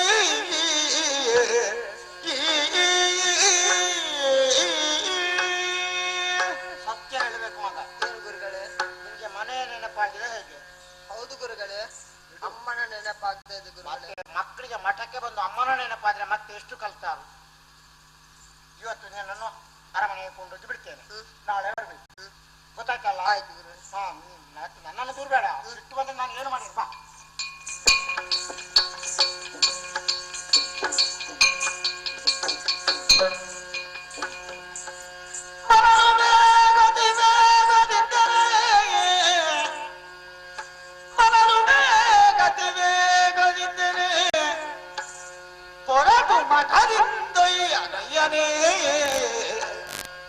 ಬರುವ ಕಂದನ ಕಂಡು ಕರಳಿಂದ ಪಿತ ಮುರಿದು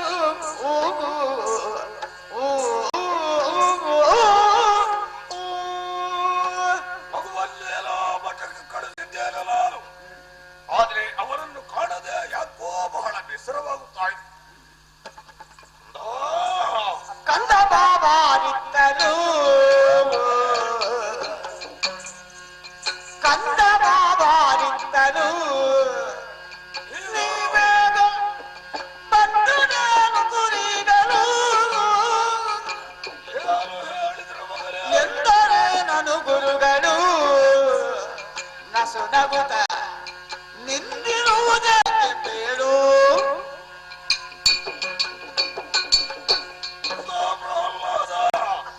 ನಿನ್ನನ್ನು ಕಾಣದೆ ನನ್ನ ಮನಸ್ಸು ತೊಳಬಳಗೊಳ್ಳುತ್ತಾ ಇತ್ತು. ಅದೇ ಸಮಯಕ್ಕೆ ಸರಿಯಾಗಿ ಬಂದೆ. ಬಹಳ ಆನಂದವಾಯಿತು. ಪ್ರಹ್ಲಾದ ಯಾವಾಗಲೂ ನನ್ನನ್ನು ನೋಡಿದ ಕ್ಷಣ ಅಪ್ಪ ಅಪ್ಪ ಎಂಬುದಾಗಿ ಓಡಾಡಿ ಬಂದು ನನ್ನ ತೊಡೆಯೇರುತ್ತಾ ಇದ್ದವ. ಯಾಕೋ ದೂರದಲ್ಲಿ ನಿಂತೆ? ರಾಜಕಾರ್ಯದಲ್ಲಿ ಮಗ್ನರಾದ ನಿಮ್ಮ ಏಕಾಗ್ರತೆಗೆ ಭಂಗ ತರುವುದು ಬೇಡ ಎಂಬುದಾಗಿ ದೂರದಲ್ಲೇ ನಿಂತು ಬಿಟ್ಟಪ್ಪ. ಶಹಬಾಸ್, ಗುಣವಂತ ಮಗ, ಗುಣವಂತ ಮಗನೇ. ಗುರುಗಳು ಎತ್ತಿಕೊಂಡೇ ಬೈದ್ರೆ ಆ ಮಠವೆಲ್ಲವನ್ನು ನೋಡಿದೆ ಅಲ್ಲ, ಅಲ್ಲಿಯ ವಿದ್ಯಾರ್ಥಿಗಳ ಪರಿಚಯವಾಯಿತೆ, ನಿಯಮಗಳೆಲ್ಲವನ್ನು ಕಲಿತೆಯಲ್ಲ. ಮಗು ಸುಮ್ಮನೆ ಹೋಗಿ ಬಂದೆಯ ಅಲ್ಲ, ಗುರುಗಳೇನೋ ಅಂತ ಹೇಳಿದ್ರೆ ನೀನೇನಾದ್ರು ಕಲಿತೆಯ ಮಗನೇ? ಹರಳೆಂದು ಬರೆಯನು ತಲಿ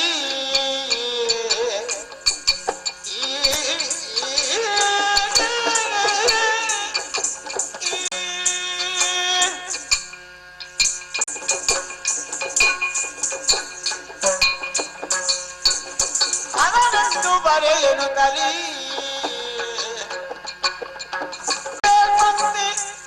ಗುರುಮನೆಯ ನಾಮುದದಲ್ಲಿ ಹರಿಯೆಂದು ಬರೆದೆನಯ್ಯ ಎಂದೆನುತ ಹರುಳದಲ್ಲಿ ಮುಗಿದ ಕೈಯ.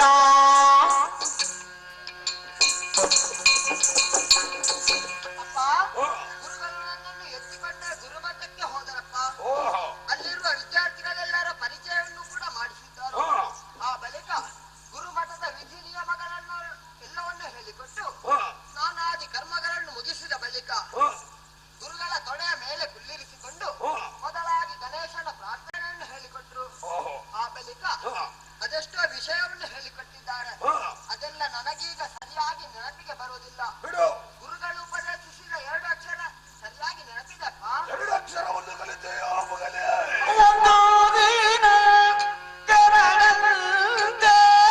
ಕಂದ ತಿಳಿದರೆ ಸಾಕು. ಒಂದು ದಿನ ಕೆರಳಂದೆ ಕಂದ ತಿಳಿದರೆ ಸಾಕು.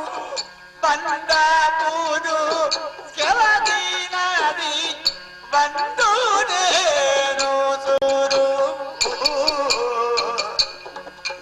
ಒಂದು ದಿನ ಕೆರಳಂತೆ ಕಂದ ತಿಳಿದರೆ ಸಾಕು.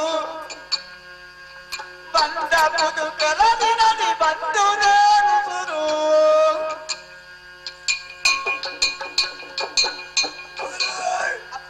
ಒಂದೇ ದಿನದಲ್ಲಿ 2 ಅಕ್ಷರವನ್ನು ಕಲಿತೆಯ ಮಗನೇ? ಸಂತೋಷವಪ್ಪ, ಸಂತೋಷ. ಕೆಲ ವಿದ್ಯಾರ್ಥಿಗಳು ವರ್ಷ ಪೂರ್ತಿ ಮಠಕ್ಕೆ ಹೋದರೂ ಕೂಡ ಸುಟ್ಟು ತಿನ್ನುವುದಕ್ಕೆ 1 ಅಕ್ಷರ ಬರುವುದಿಲ್ಲ. ಅಂತಲ್ಲಿ ಒಂದೇ ದಿನದಲ್ಲಿ 2 ಅಕ್ಷರವನ್ನು ನೀನು ಕಲಿತೆ ಎಂದಾದ್ರೆ ಅತಿ ಶೀಘ್ರವಾಗಿ ನೀನು ಕಲವಿದ್ವಾಂಸ ಆಗುವೆ.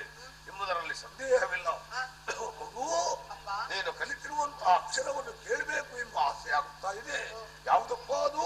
ಅಪ್ಪ. ಹೇಳು ಹೇಳು ಹೇಳು. ಗುರುಗಳು 2 ಅಕ್ಷರ ಹೇಳಿಕೊಟ್ಟದ್ರಲ್ಲಿ ಹಾ. ಮೊದಲನೆಯ ಅಕ್ಷರ ಹ ಎಂದು, ಆಹಾ. ಎರಡನೆಯ ಅಕ್ಷರ ರ ಎಂದು, ಹಾ. ಇದನ್ನು ಜೊತೆಯಾಗಿ ಬರೆಯುವುದಕ್ಕೆ ಹೇಳಿದ್ದಾರಪ್ಪ. ಹಾ.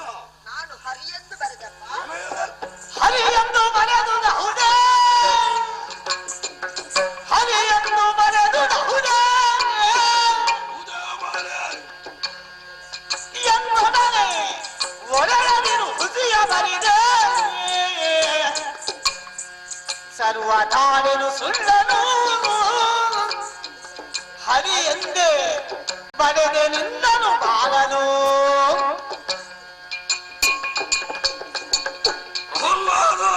ಅಪ್ಪ, ಗುರುಗಳು ಹರ ಎಂಬುದಾಗಿ ಬರೆಯುವುದಕ್ಕೆ ಉಪದೇಶ ಮಾಡಿದರು. ಹಾಗೆ ಬರೆದೆ ಹರಿ ಎಂದು ಬರೆದಪ್ಪ. ಹಾಗೆಂದೇ ಬರೆದೆಯಾ? ಹೌದಪ್ಪ. ಇಲ್ಲ, ಸಾಧ್ಯ ಇಲ್ಲ. ಅಕ್ಷರ ಎಂದ್ರೆ ಏನು ಎಂಬುದಾಗಿ ತಿಳಿಯಲ್ಲ. ನೀನು ಹಾಗೆ ಬರೆಯುವುದಕ್ಕೆ ಸಾಧ್ಯವಿಲ್ಲ. ಈಗ ಅರ್ಥ ಆಯ್ತು. ಏನಪ್ಪ? ನಿನ್ನ ಅಪ್ಪನ ಆನಂದದ ಮುಖವನ್ನು ಮಾತ್ರವೇ ನೀನು ನೋಡಿರುವರಲ್ಲದೆ ನನ್ನ ಸಿಟ್ಟಿನ ಮುಖವನ್ನು ನೀನು ಕಂಡವರಲ್ಲ.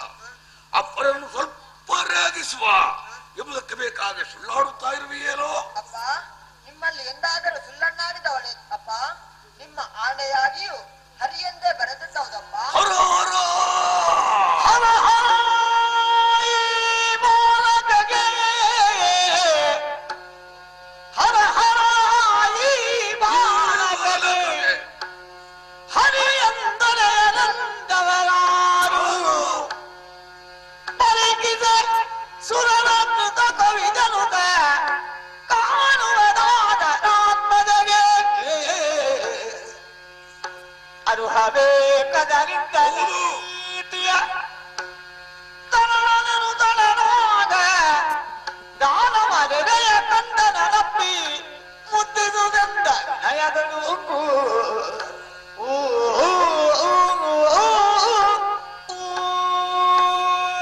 ಹರ ಹರ ಏನೋ ಆಶ್ಚರ್ಯವಿದು.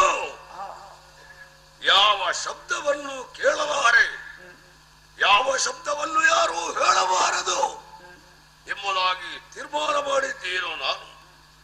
ಅದೇ ಆ ಹರಿಯ ಶಬ್ದ ನನ್ನ ಕಿವಿಗೆ ನನ್ನ ಮಗನಿಂದ ಕೇಳುತ್ತಾ ಇದೆ. ಯಾಕೆ ಹೀಗಾಯಿತು? ಯಾರಿವರಿಗೆ ನಿರ್ದೇಶನವನ್ನು ಕೊಟ್ಟವರು? ಇಲ್ಲ, ನನ್ನ ಮಗನಿಗೆ ದುರ್ಬೋಧನೆಯನ್ನು ಮಾಡಿ ನನ್ನನ್ನು ಎದುರಿಸಿಕೊಳ್ಳುವಂತ ಎದೆಗಾರಿಕೆಯವರು ಈ ಪ್ರಪಂಚದಲ್ಲಿ ಯಾರೂ ಇಲ್ಲ. ಹಾಗಾದ್ರೆ ಈ ಕಿರಿಯ ಬಾಲಕರಿಗೆ ಯಾರು ಈ ಪ್ರಚೋದನೆಯನ್ನು ಕೊಟ್ಟವರು ಎಂಬುದಾಗಿ ಆಲೋಚಿಸಿ ಎಂದಾದ್ರೆ ಪರೀಕ್ಷಿಸಲು ಸುರರ ಕೃತ್ರಿಮವಿದು. ನನ್ನ ಮಗನನ್ನೇ ನನಗೆ ಎತ್ತಿ ಕಟ್ಟುವಂತೆ ಏನೋ ದುರ್ಬೋಧನೆಯನ್ನು ಮಾಡಿದ್ದಾರೆ. ಬಿಡೋಣ, ಅವರನ್ನು ಮತ್ತೆ ನೋಡಿಕೊಳ್ತೇನೆ ನಾನು. ಆದ್ರೆ ನನ್ನ ಮಗನನ್ನು ತಿದ್ದಬೇಕಾದ್ದು ನನ್ನ ಕರ್ತವ್ಯ.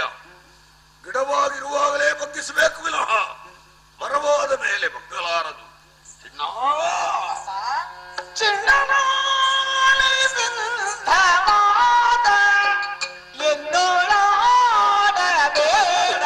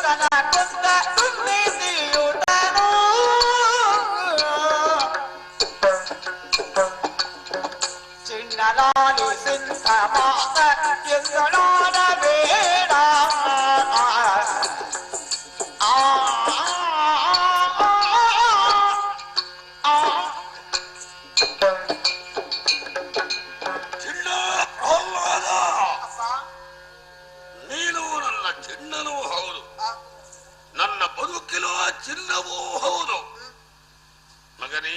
ಜನಕ ಈಗ ಹೇಳಿದಂತ ಆ ಶಬ್ದ ಉಂಟಲ್ಲ, ಅದನ್ನು ಇಲ್ಲೊಂದು ಬಾರಿ ಹೇಳದಿರು ಮಗನೇ, ಹೇಳದಿರು. ಅದು ಕೇಳುವುದಕ್ಕಿದ್ದಂತಹ ಶಬ್ದವಲ್ಲ.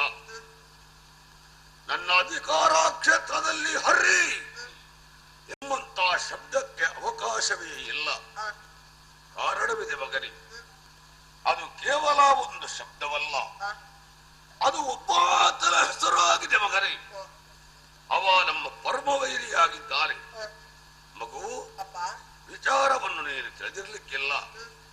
ನಿನ್ನ ಅಜ್ಜಿಗೆ ನಾನೊಬ್ಬನೇ ಮಗನಲ್ಲ, ನಿನ್ನ ಕಿರಿಯಯ್ಯ ನನ್ನ ತಮ್ಮ ಒಬ್ಬ ಇದ್ದ. ಏನು ಮಾಡೋಣ ಹೇಳು. ಆ ಹರಿಯು ಹಂದೆಯಾಗಿ ನಿನ್ನ ಚಿಕ್ಕಪ್ಪನಾದ ಹಿರಣ್ಯಾಕ್ಷನನ್ನು ಕೊಂದು ಬಿಟ್ಟಿದ್ದಾರೆ. ಅವ ನಮ್ಮ ಬದ್ಧ ವಿರೋಧಿ.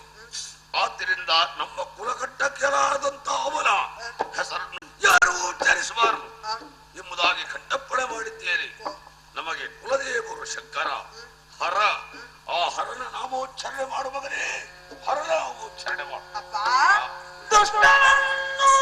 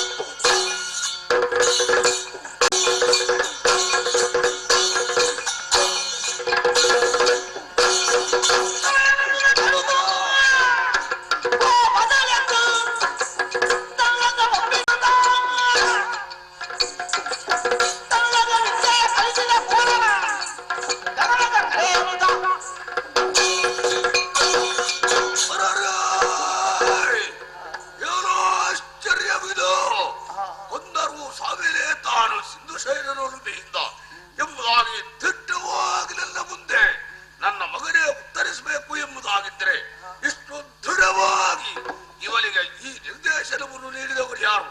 ಮತ್ತೆ ಯಾರೂ ಅಲ್ಲ, ಆ ಕೋಳ ಗುರು ಇದ್ದಾನಲ್ಲ.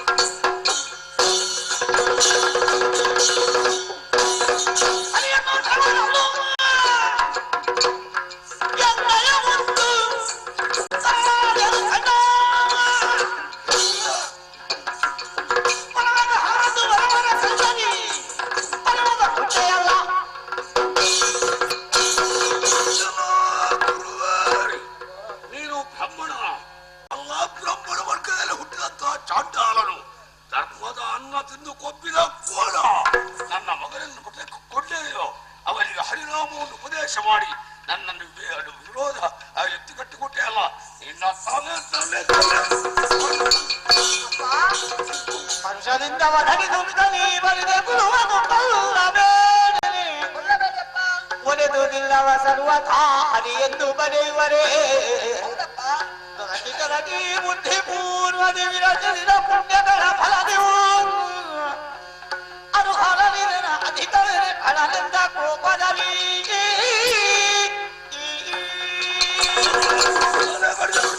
ಅಪ್ಪ ಗುರುಗಳನ್ನ ಬಂದು ಪಾಪವನ್ನು ಕಟ್ಟಿಕೊಳ್ಳುತ್ತೀರೇ ಜನಕ. ಅಪ್ಪ ಗುರುಗಳು ಎಂದಿಗೂ ಕೂಡ ಶ್ರೀಹರಿಯ ನಾಮಕರಣವನ್ನು ಹೇಳಿಕೊಡ್ಲಿಲ್ಲಪ್ಪ.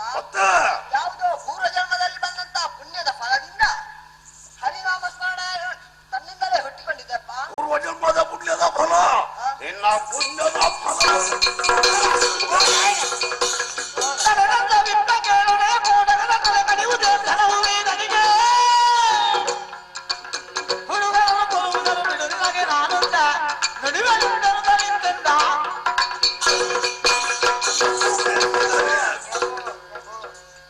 ಸಿಟ್ಟಿನ ಬರೆಯಲ್ಲಿ ಎಂತ ಕೃತ್ಯವನ್ನು ಮಾಡುವುದಕ್ಕೆ ಮನ ಮಾಡ್ತಾ ಇದ್ದೆ. ಏನು ಏನು ಮಂಗದ ಮರಿಯ ತಲೆಯನ್ನು ಕಡಿಯುತ್ತೀರ?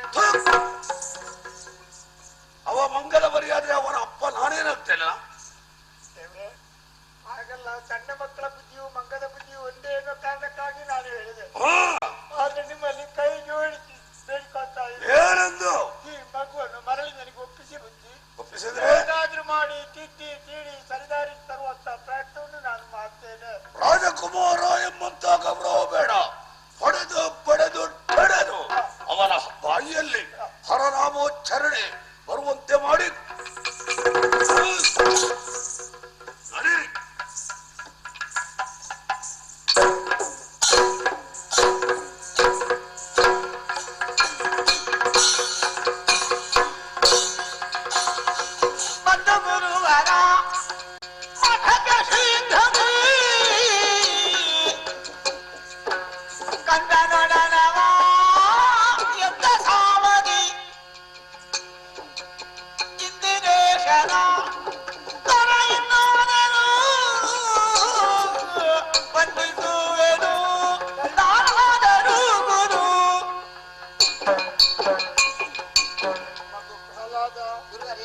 ನಿನ್ನ ಅಪ್ಪನ ಸಿಟ್ಟು ಏನು ಅಂತ ನೀನು ಈಗಲಾದ್ರೂ ಅರ್ಥ ಮಾಡಿಕೊಂಡೇ ಅಲ್ಲ.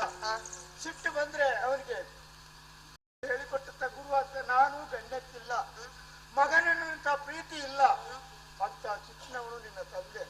ಆದ ಕಾರಣ ಮಗ ಎಷ್ಟು ಕಾಲದ ಹಲವು ಮಕ್ಕಳಿಗೆ ವಿದ್ಯೆಯನ್ನು ಹೇಳಿಕೊಡ್ತಾ ಇದ್ದೆ.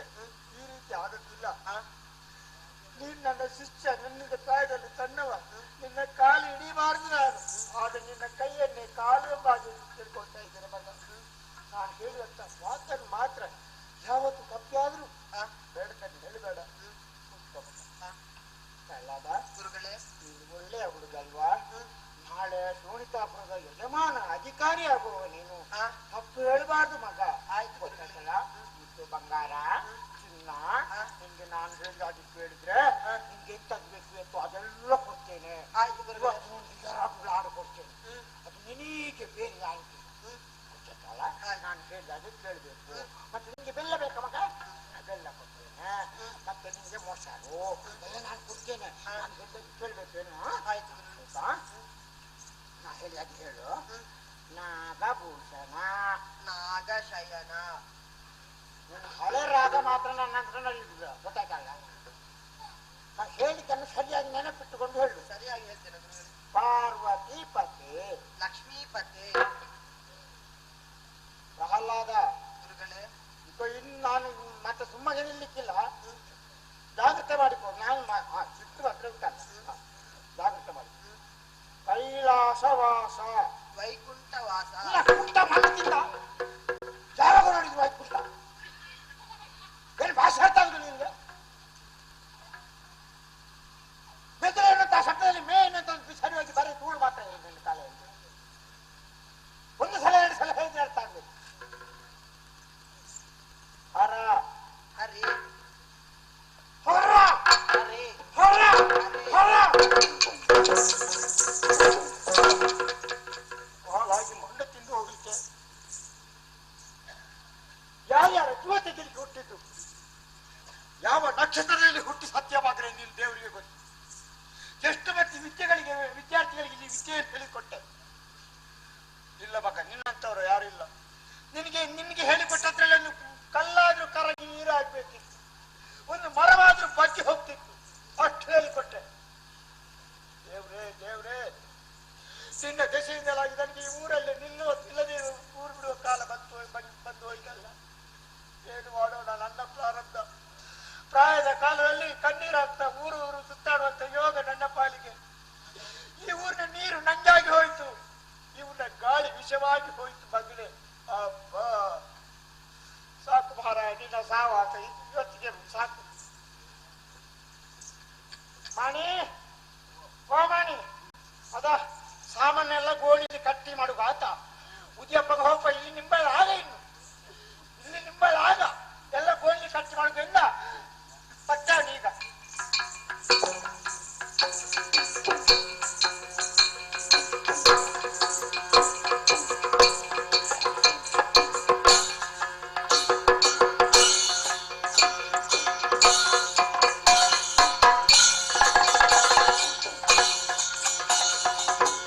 ನಿಶಿಗರ ಗಣಿಯೇ ಕೇಳಯ್ಯ,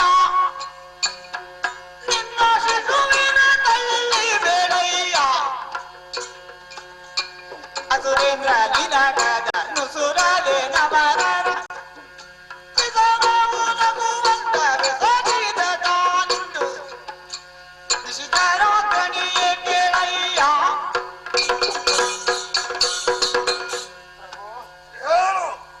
ಹೇಗಾದ್ರೂ ಮಾಡಿ ತಮ್ಮ ಮಗನನ್ನು ತಿದ್ದಿ ಸರಿದಾಗಿ ತರ್ತೇನೆ ಬಾಗಿ ನಿಮ್ಮಲ್ಲಿ ಮಾತು ಕೊಟ್ಟು ಮಗುವನ್ನು ಮಗಕ್ಕೆ ಕರ್ಕೊಂಡು ಹೋದೆ. ಆದ್ರೆ ಏನು ಮಾಡೋಣ? ನಾನು ಎಷ್ಟು ಹೇಳಿದ್ರು ನನ್ನ ಮಾತನ್ನು ಕೇಳ್ತಾ ಇಲ್ಲ. ಹೊಡೆದರು ಬಡೆದರು ಅವನ ಬಾಯಲ್ಲಿ ಬರುವಂತ ಮಾತು ಒಂದೇ, ಹರಿನಾಮ ಬಿಟ್ಟರೆ ಬೇರೆ ಯಾವುದು ಬರ್ತಾ ಇಲ್ಲ. ಕೇವಲ ಅವ ಮಾತ್ರ ಹರಿನಾಮ ಸಂಕೀರ್ತನೆ ಮಾಡುವುದಲ್ಲ, ಉಳಿದ ಮಕ್ಕಳಿಗೆ ಅದನ್ನೇ ಬೋಧಿಸ್ತಾ ಅದೇ ರೀತಿಯಲ್ಲಿ ಎಲ್ಲರೂ ಬಾಗು ಹಾಕಿ ಮಾಡ್ತಾ ಇದ್ದಾನೆ. ಹೋದ ಕಾರಣ ಕೈ ಮುಗಿದು ಬೇಡ್ತಾ ಇದ್ದೇನೆ, ನಿಮ್ಮ ಶಿಶುವಿನ ತಳ್ಳಿ ಬೇಡ, ಎಲ್ಲಿಯಾದ್ರೂ ಊರು ಬಿಟ್ಟು ಹೋಗಿ ಅಂತ ಹೇಳಿದ್ದು ನಾನು ಬಿಟ್ಟು ಹೋಗ್ತೇನೆ, ಬೇಡಿಸಿದ್ದೇನೆ.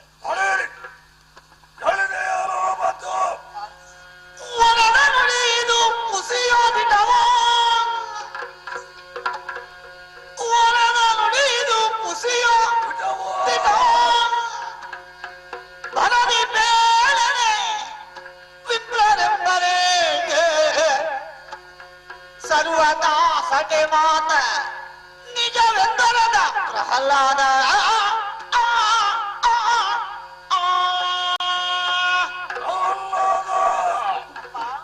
ಗುರುಗಳು ಆಡಿದಂತ ಮಾತನ್ನು ಕೇಳದೆ ಅಲ್ಲ, ಗುರುವರೆದ ಮಾತು ದಿಟವೋ ಯೋ ಪುಲಿಯೋ ಹೇಳನಲ್ಲಿ.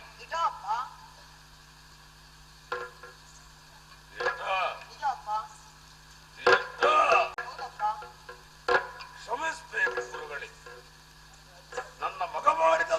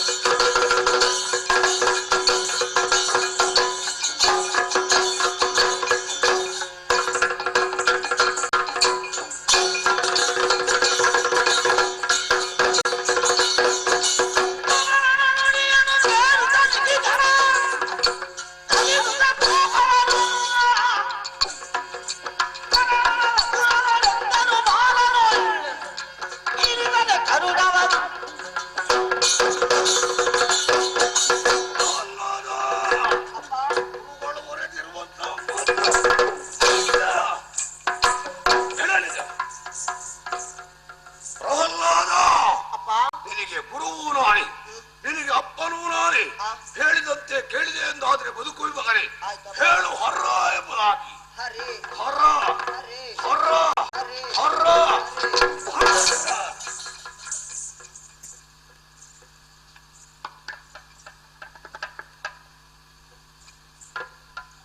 ಅವಸರವಾಗಿ ಹೋಯಿತು. ಸಿಟ್ಟಿನ ಭರದಿಂದ ಮಗುವಿಗೆ ಹೊಡೆದೆ ಬಡಿದೆ.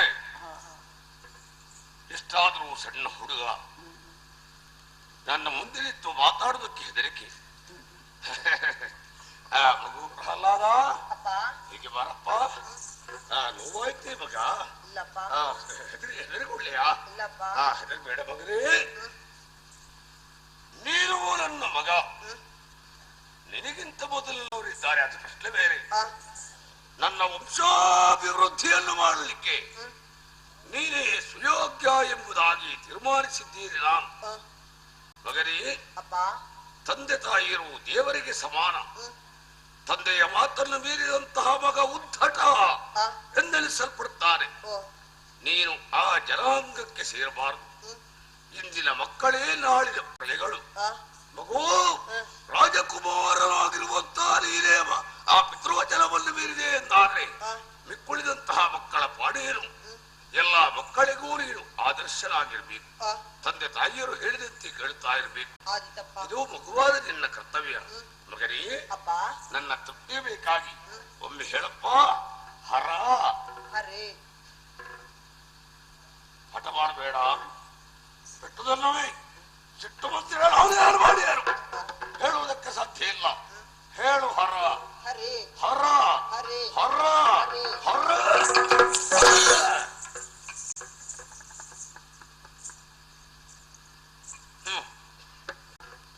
ಕೆಟ್ಟ ಶಬ್ದ ಕೇಳಿ ಕೇಳಿ ಕೇಳಿ ನನ್ನ ಕಿವಿಯೇ ಕರ್ಕಶವಾಗಿ ಹೋಯಿತು. ಯಾವ ಹರ, ಯಾವ ಹರಿ, ಯಾರು ದೇವರು? ಪ್ರಕೃತ ನಾನೇ ಈ ಪ್ರಪಂಚಕ್ಕೆ ದೇವರು ವಿನಃ ನನ್ನಲ್ಲಿ ಮೀರಿದ ದೇವರೇ ಯಾರು? ಹೀಗೆ ಬಾ ಮಗನೇ, ನಿನ್ನ ಹರಿಯೂ ದೇವರಲ್ಲ, ಹರಲೂ ದೇವರಲ್ಲ. ಈ ವರ್ತಮಾನ ಕಾಲದಲ್ಲಿ ನಾನೇ ದೇವರು. ಆದ್ದರಿಂದ ಮುಗಿ ಕೈ. ಓಂ ನಮೋ ಕನಕ ಕಶ್ಯಪಾಯ. ಓಂ ನಮೋ ನಾರಾಯಣಾಯ. ಯಾವ ನಿನ್ನ ನಾರಾಯಣನವ? ಅಲ್ಲಂತೆ. ಓಂ ನಮೋ ಕನಕ ಕಶ್ಯಪಾಯ. ಓಂ ನಮೋ ನಾರಾಯಣಾಯ. ಓಂ ನಮೋ ಕನಕ ಕಶ್ಯಪಾಯ. ಓಂ ನಮೋ ನಾರಾಯಣ. ಓಂ ನಮೋ ಕನಕ ಕಶ್ಯಪಾಯ. ಓಂ ನಮೋ ನಾರಾಯಣ.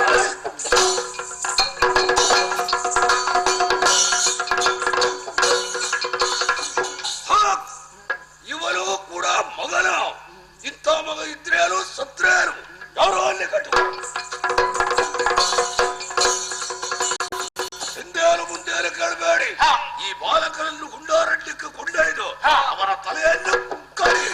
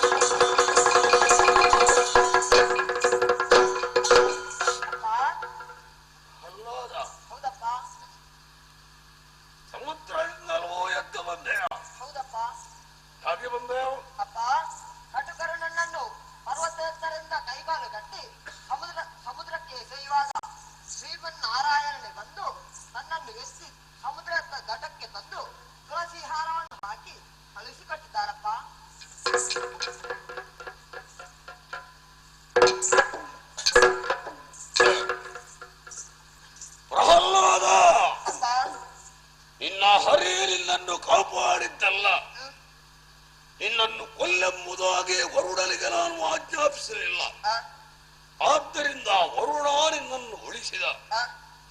ಹೋಗಲಿ ಬಿಡೋಣ, ಆಯುಷ್ಯ ಉಂಟು, ಬದುಕಿ ಬಂದೆ. ಮಗನೇ, ನಿನಗೆ ನನ್ನ ಮೇಲೆ ಹಗೆ ಇರಬಹುದು. ನಿನ್ನನ್ನು ಹೊಡೆದೆ ಬಡಿದೆ ಕೊಲ್ಲುವಂತಹ ಪ್ರಯತ್ನವನ್ನು ಮಾಡಿದೆ ನಾನು. ಆದ್ದರಿಂದ ನೀನು ಮನನೊಂದಿರಬೇಕು. ಬಿಡು ಮಗನೇ, ಅದೆಲ್ಲವೂ ಒಂದು ಕಳೆದಂತಹ ಸ್ವಪ್ನ ಎಂಬುದಾಗಿ ಬರೆತು ಬಿಡು. ಆದರೆ ನನ್ನ ಮಗನಾಗಿದ್ದ ಕಾರಣ ನನ್ನ ಅಪ್ಪಣೆಯಂತೆ ನಡೆಯಬೇಕಾದ್ದು ನಿನ್ನ ಕರ್ತವ್ಯ. ಅದಕ್ಕಾಗಿ ಹೇಳ್ತೇನೆ, ಮಗುವು ಒಂದೇ ಒಂದು ಬಾರಿಗೆ ನನ್ನಲ್ಲಿ ಯಾವುದೇ ಬೇಸರವನ್ನಿಡದೆ ಹರ ಎಂಬುದಾಗಿ ಹೇಳು. ಬರುವುದಿಲ್ಲ, ಬರುವುದಿಲ್ಲ, ಬರುವುದಿಲ್ಲ. ಯಾರು ಅಲ್ಲಿ ಕೈಯಾಲು? ಪ್ರಹ್ಲಾದ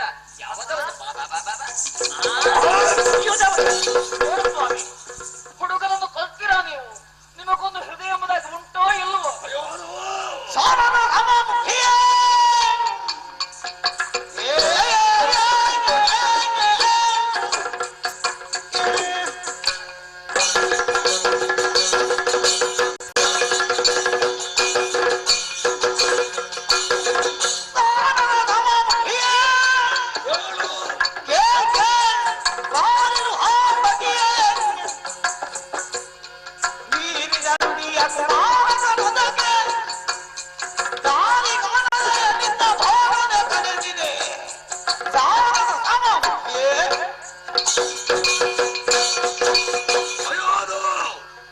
ನಿನ್ನ ನಡುವಿನಿಂದ ಪ್ರಹ್ಲಾದರಲ್ಲಿ ಅತ್ತೆ ಬಿಸಾಡಿದಾಗ ನಿನ್ನ ಮಾತೃ ಹೃದಯ ನೊಂದಿತೆ.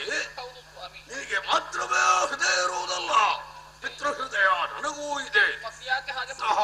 ಇವ ಹಾಗೆ ಅಲ್ಲದೆ ಮತ್ತೇನು ಹೇಳು? ಇನ್ನೂ ಎಳೆಯವನನ್ನು ಎತ್ತಿಕ್ಕುವಂತಹ ಪ್ರಯತ್ನ ಮಾಡಬೇಕಿತ್ತು. ನೀವು ಮಾಡಿದೆ ಕೈಯಾದು, ಮಾಡಿದೆ. ಸ್ವಲ್ಪ ಹೊಡೆಯಬೇಕಿತ್ತು, ಬಡಿಬೇಕಿತ್ತು. ಎಲ್ಲವನ್ನೂ ಮಾಡಿ ಆಯಿತು. ಏನು ಮಾಡಿದರೂ ಕೂಡ ನೀರ ಮೇಲಿಟ್ಟಿರುವ ಹೋಮವಾಯಿತು ನನ್ನ ಪ್ರಯತ್ನ. ಈಗ ಅರ್ಥವಾಯಿತು ಸ್ವಾಮಿ. ಬಹುಶಃ ನಿಮ್ಮನ್ನು ಸಿಟ್ಟನ್ನು ಕಂಡಂತಹ ಹುಡುಗ ಭಯಗೊಂಡಿರಬೇಕು. ನಾನೊಂದು ಮಾತು ಕೇಳಲೆ ಪ್ರಭು, ಏನದು? ನನಗೊಂದು ಅವಕಾಶ ಕೊಟ್ಟಿದೆ ಎಂದಾದ್ರೆ ನಾನು ತಿದ್ದುವಂತಹ ಪ್ರಯತ್ನ ಮಾಡ್ತೇನೆ. ತಡೆ,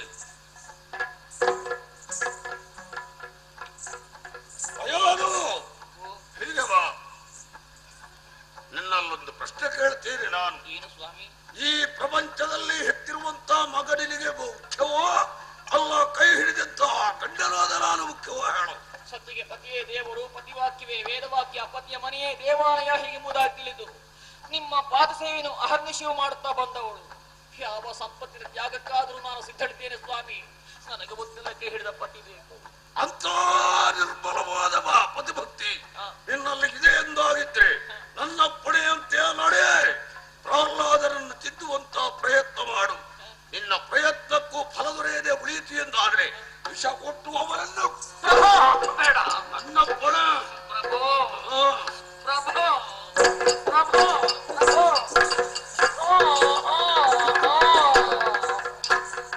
ಹರಹರಾದ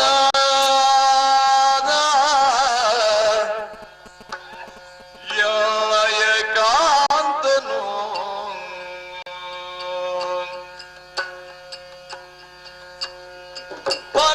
ಹೊರಗೇಳುತ್ತ ಇಲ್ಲೋ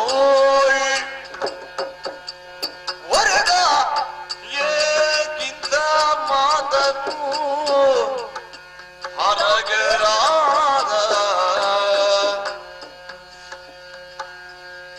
ತರಳನ ಕರೆದು ನಾನು ಕೊಡುವುದೆಲ್ಲದು ಗರಳವ ಅವರಿಗಿನ್ನೂ ಹರಗರಾದ ಹರನೇ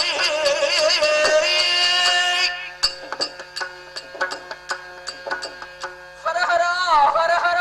ನಾನೆಂತಹ ಕಟ್ಟಾಜ್ಞೆಯನ್ನು ನನ್ನ ಈ ಕಿವಿಗಳಿಂದ ಕೇಳುತ್ತಾ ಇದ್ದೇನೆ. ಭಗವಂತ, ನನಗೆ ಯಾಕೆ ಸ್ವಾಮಿ ಕೇಳುವಂತಹ ಶಕ್ತಿಯನ್ನು ಕೊಟ್ಟೆ? ನನ್ನ ಎರಡು ಕಿವಿಗಳು ಕಿವುಡಾಗಿ ಹೋಗುತ್ತಾ ಇದ್ದರೆ ಒಳ್ಳೆಯದಿತ್ತೋ ಏನೋ. ಕಾಸಿನಂತಹ ಸೀಸ ಶಬ್ದವನ್ನೇ ನನ್ನ ಕಿವಿಗೆ ಸುರಿದಂತೆ ಭಾಸವಾಗುತ್ತಾ ಇದೆ. ಅಲ್ಲ, ಹರಿತವಾರ್ಥ ಶಿವರಿಂದ ನನ್ನ ಉದರವನ್ನೇ ತಿವಿದಂತಹ ಅನುಭವವಾಗುತ್ತಾ ಇದೆಯಲ್ಲ. ವಿದ್ಯಾರ್ಜನೆಗಾಗಿ ಹೊರಂತಹ ಮಗನ ವಿಷಯಕವಾಗಿ ಏನಾದರೂ ಒಂದು ಸಂತೋಷ ವರ್ತಮಾನ ಕೇಳಬಹುದೆಂಬುದಾಗಿ ಕುತೂಹಲ ಭರಿತನಾಗಿ ಓಡೋಡಿಕೊಂಡು ಬಂದೆ. ಆದರೆ ಮಧ್ಯಾಡಿಯಂತಹ ಮಾತಾದ್ರೂ ಏನು ಕೈಯಾದು? ಪ್ರಹ್ಲಾದ ನಮ್ಮ ಮಗನಲ್ಲ, ಅವ ನಮ್ಮ ಹಗೆಯಾಗಿದ್ದಾನೆ. ಹರಿಯ ನಾಮವನ್ನು ಉಚ್ಚರಿಸುವಂತಹ ಮಗನನ್ನು ತಿದ್ದುವಂತಹ ಪ್ರಯತ್ನ ಮಾಡುದು, ಕೇಳದೆ ಹೋದರೆ ವಿಷ ಕೊಟ್ಟು ಕೊಲ್ಲು ಎಂಬುದಾಗಿ ಹೇಳಿಬಿಟ್ಟರಲ್ಲ. ಯಾವ ನಾಲಿಗೆಯಿಂದ ಮಗನನ್ನು ನಾನು ಕರೆಯಲಿ? ಯಾವ ಕೈಗಳಿಂದ ವಿಷವನ್ನು ಎತ್ತಿಕೊಡಲಿ? ವಿಷ ಕೊಟ್ಟಿಯಿಂದಾದ್ರೆ ಪರಿಣಾಮದ ಕಡೆಗೆ ಲಕ್ಷ್ಯ ಬೇಡವೇ ನನಗೆ? ಏನಾಗಿ ಹೋಯಿತು? ವಿಷವನಿದ್ದರೆ ಬಾಲನು ಯೋಚಿಸನೇ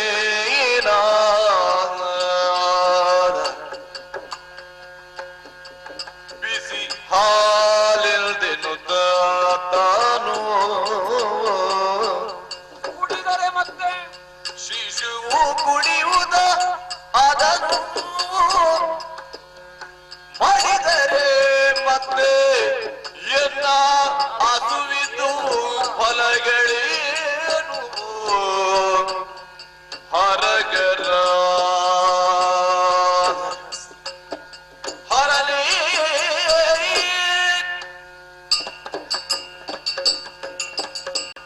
ಸಂತಾನವನ್ನು ಬೇಕೆಂಬುದಾಗಿ ಕಲ್ಲು ಗುಂಡುಗಳಿಗೆ ಹರಕುವಂತಹ ತಾಯಂದ್ರೆ ಎಷ್ಟು ಮಂದಿ ಬೇಕು ಹೇಳಿ? ಗುಣವಂತರಾದ ಮಗ ಪ್ರಹ್ಲಾದನನ್ನು ಉಳಿಸಿಕೊಳ್ಳುತ್ತಾ ಯೋಗವೇ ಈ ಕೈಯಾದವಿಗೆ ಇಲ್ಲ ಅಂತೇಳಿ ಕಾಣ್ತದೆ. ಇಲ್ಲವಾಗಿದ್ರೆ ಹೆತ್ತವೇ ನಾನು ಎಲ್ಲಿಯಾದ್ರೂ ಸ್ತನ್ಯ ಪಾನ ಮಾಡಿಸುವುದರ ಬದಲಾಗಿ ವಿಷ ಕೊಡುವಂತಹ ಕಾಲ ಉಂಟೆ. ಹೊತ್ತು ಹೊತ್ತಿಗೆ ಸರಿಯಾಗಿ ಅಮ್ಮ ಹಾಲನ್ನೇ ಕೊಡ್ತಾಳೆ ಎಂಬುದಾಗಿ ತಿಳಿದು ನಾನು ಕೊಟ್ಟಂತಹ ವಿಷವನ್ನೇ ಕೊಡುವಂತಹ ಪ್ರಹ್ಲಾದ ಮತ್ತೆ ಬದುಕಿ ಉಳಿಯುವುದಕ್ಕೆ ಸಾಧ್ಯ ಉಂಟೆ? ವಿಷ ಕುಡಿದು ಕಪ್ಪು ಮೈಯವನಾಗಿ ನೆಲದ ಮೇಲೆ ಬಿದ್ದು ವಿಳವಿಳಿದ ಒತ್ತಾಡುತ್ತಾ ಅಮ್ಮ ಅಮ್ಮ ನನ್ನನ್ನು ಕೊಲ್ಲುವುದಕ್ಕೆ ಬೇಕಾಗಿ ಮುಂದಾದೆಯಾ ಎಂಬುದಾಗಿ ಕೇಳಿದ್ದಾದ್ರೆ ಅವನ ಪ್ರಶ್ನೆಗೆ ನಾನು ಏನು ಉತ್ತರ ಕೊಡಲಿಯಪ್ಪ? ಸಂದಿಗ್ಧದಲ್ಲಿ ಸಿಲುಕಿಬಿಟ್ಟೆ. ಮುಂದೆ ಹೋದರೆ ದರೆ, ಹಿಂದೆ ಬಂದರೆ ಹುಲಿ. ಉಗುಳಿದ್ರೆ ಶುದ್ಧ ಕರ್ತದೆ, ನುಂಗಿದ್ರೆ ಗಂಟಲು ಸುಡ್ತದೆ. ಪತಿಯ ಆಜ್ಞೆಯನ್ನು ಮೀರುವುದಕ್ಕೆ ಸಾಧ್ಯವೇ ಹೇಳಿ? ಹುಡುಗನಲ್ಲಿರುವಂತಹ ವಾತ್ಸಲ್ಯ ಕೈಯಾದ್ರೂ ಕಡಿಮೆ ಆದೀತೆ. ಏನು ಮಾಡೋಣ? ನನ್ನ ಸ್ಥಿತಿ ಈಗ ಕತ್ತರಿಯಲ್ಲಿ ಸಿಲುಕಿದಂತಹ ಅಡಿಕೆಂತಾಗಿ ಹೋಗಿದೆಯಲ್ಲ. ಸರಿ, ನಾನು ಯಾಕೆ ಯೋಚನೆ ಮಾಡಬೇಕು? ಪತಿಯ ಆಜ್ಞೆಯಂತೆ ಮುಂದುವರಿಯಬೇಕಾದ್ದು ನನ್ನ ಧರ್ಮವಾಗಿದೆ. ನನ್ನ ಮಾತನ್ನು ಮೀರಿಯಾನೆ ಹುಡುಗ. ನೋಡೋಣ, ಕರೆದು ಈತ ನುಡಿಗಳಿಂದ ನುಡಿಸುವಂತಹ ಪ್ರಯತ್ನ ಮಾಡ್ತೇನೆ. ಪ್ರಹ್ಲಾದ, ಪೃಥ್ವಿ ಬದಿಗೆ ಕಳನ ಸತಿ ಎತ್ತುಕೊಳ್ಳುತ್ತಲಿದ್ದಳ ಮೋಗದ ಪುತ್ರನನ್ನು ಕರೆಸುತ್ತ ಬಿಗಿದಪ್ಪಿ ಮುದ್ದಾಡಿ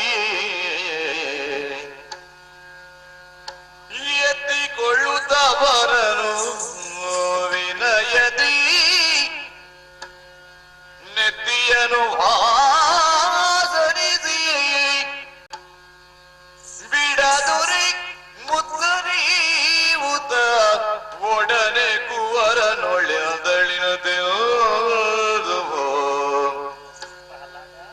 ಮಗನೇ ಮಗನೇ ಮಗನೇ ಬಿಡು ಚಲ ಸರಿಯೇ ನಿನಗದು ಕಂದ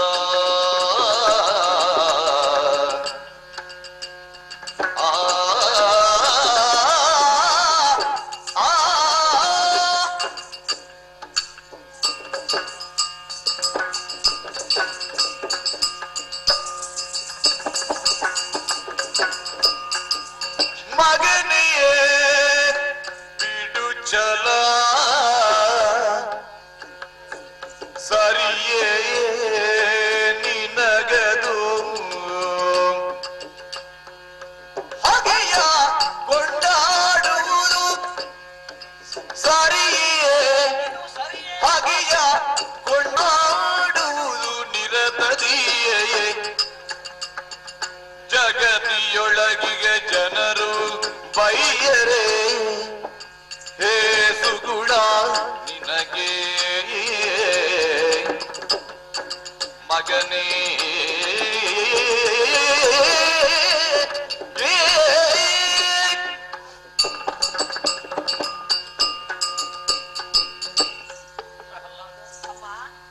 ನನ್ನ ಮುದ್ದಿನ ಮುದ್ದೆ ನನ್ನ ಬಂಗಾರವೇ ಯಾಕಪ್ಪ ದೂರ ಸರಿಯುವೆ ಅಪ್ಪ ನಿನ್ನನ್ನು ನೋಯಿಸಿದಂತ ಎಂಬುದಕ್ಕೆ ಬೇಕಾಗಿ ನನ್ನಲ್ಲಿ ಸಿಟ್ಟನ್ನ ಅಂತುಕೊಂಡೀಯ ಬಾಕಂದ ಬಾ ಮಗನೇ ನನ್ನ ಒತ್ತಿನಲ್ಲಿ ಇದ್ದುಕೋ ಕಂದ ಅಮ್ಮ ಇನ್ನೊಮ್ಮೆ ಎದೆಗಾನಿಸಿಕೊಂಡು ಬೆನ್ನನ್ನು ನೇವರಿಸಿ ಶಿರವನ್ನು ಆಘ್ರಾಣಿಸುತ್ತಾ ಹೊತ್ತು ನನ್ನ ಹೆತ್ತ ಒಡಲು ತುದಿ ಬರುತ್ತಾ ಇದೆ ಮಗನೇ ಆದರೆ ನಿನ್ನ ವಿಷಯಕವಾಗಿ ನನಗಾಗುವಂತಹ ನೋವು ಅಷ್ಟಿಷ್ಟಲ್ಲವಪ್ಪ ಕಂದ ಅಮ್ಮ ನಿನ್ನ ವಿಚಾರವಾಗಿ ನಿನ್ನ ಓರೆಗೆ ಗೆಳೆಯರಿಂದ ಹಾಗೆ ನಿನ್ನ ಅಪ್ಪನಿಂದ ಎಲ್ಲವನ್ನು ಅರಿತವಳು ನಾನು ಕಂದ ಏನಮ್ಮ ಛಲವನ್ನು ಮಾಡುವೆ ಮಗನೇ ಈ ಎಳೆಯ ಪ್ರಾಯದಲ್ಲಿ ಈ ರೀತಿಯ ಛಲ ಯಾವತ್ತೂ ಸರಿಯಲ್ಲ ಕಂದ ಅಮ್ಮ ಪರಿಣಾಮವನ್ನು ಉಚ್ಚರಿಸುವಂತೆ ನೀನು ಹೌದಮ್ಮ ಅದು ಯಾರು ಬಲ್ಲಯ್ಯ ನಿನ್ನ ಅಪ್ಪನ ಹರಿಯಾಗಿದ್ದಾನೆ ಹರಿಯ ಹೆಸರನ್ನು ಯಾರು ಹೇಳ್ತಾರೋ ಅಂತಹವರನ್ನು ಕೊಲ್ಲುವುದಕ್ಕೂ ಹೇಸುವವರು ನಿನ್ನ ಅಪ್ಪನಲ್ಲ ಸರಿಯಾಗಿ ಗಮನಿಸು ಕಿತ್ತಾಳೆಯ ತಟ್ಟೆ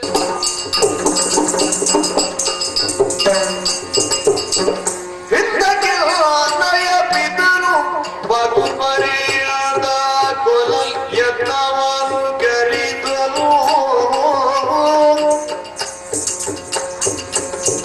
ನೋದು ಬಿಡಿಸಿದರ ಹಸುಮಗು ಎಂದು ಎನ್ನಾದ ನೋದು ಬಿಡಿಸಿದರಾರು ಹಸುಮಗು ಎಂದು ಎನ್ನ ಬಿಡಿಸಿದರಾರು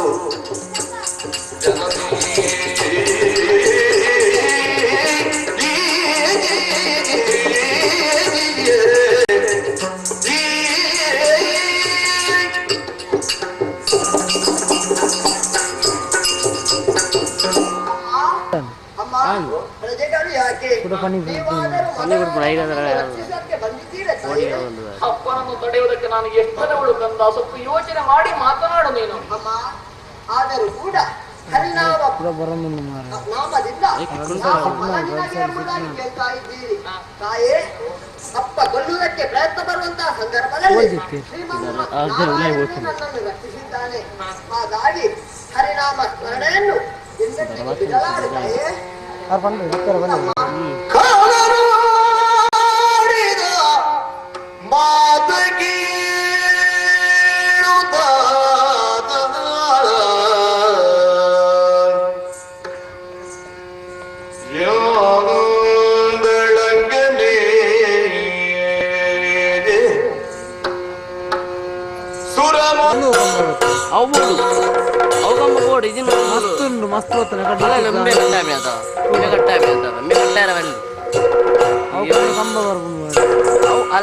ಅವು ಕಟ್ಟಾಗ್ಬಿಟ್ಟು ಒಂದು 3 ಗಂಟೆ ಕಟ್ಟಾಗ ಅಂಚೆ ಅಂಚೆ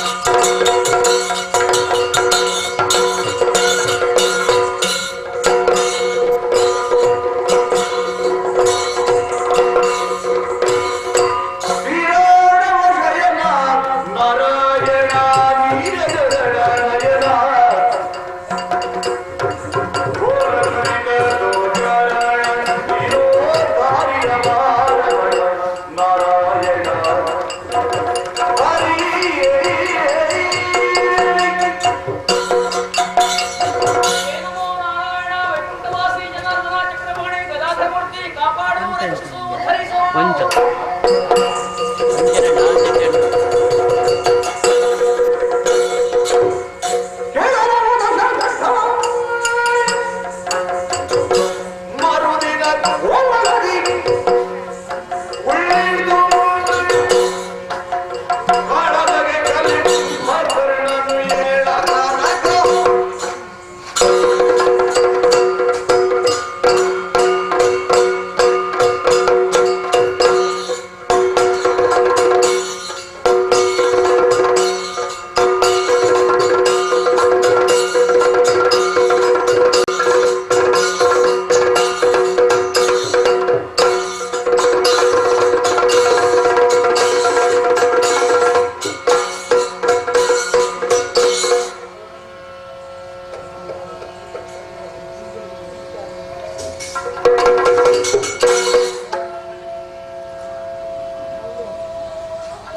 ಚಿಕ್ಕದು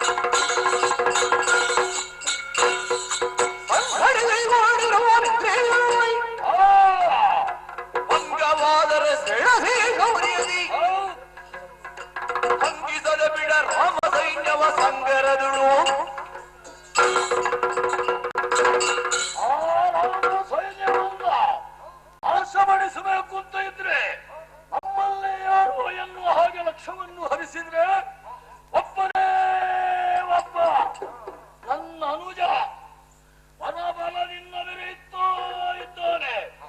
ಆದ್ರೆ ಅವನನ್ನು ಎಬ್ಬಿಸಿ ರಣಧಾರುಳಿಗೆ ನಾನು ಅಟ್ಟಿದ್ದೇ ಹೌದಾಗಿದ್ರೆ ಆ ರಾಮನನ್ನು ಬಲಿ ಕೊಡುವುದಕ್ಕೆ ಅವನೇ ಸಮರ್ಥನಿದ್ದಾನೆ. ಅದಕ್ಕಾಗಿಯೇ ಎಬ್ಬಿಸ್ತೇನೆ ಅನುಜನನ್ನು. ಅನುಜನ ಗೊಪ್ಪನ್ನು ಅಡಗಿಸ್ತೇನೆ. ಮಿಕ್ಕಿದ ಮರ್ಕಟಾಜ್ಯರನ್ನು ಪ್ರಾಣಾಭೂತಗಳನ್ನು ಹೊತ್ತಿಕೊಡ್ತೇನೆ. ಅದಕ್ಕಾಗಿ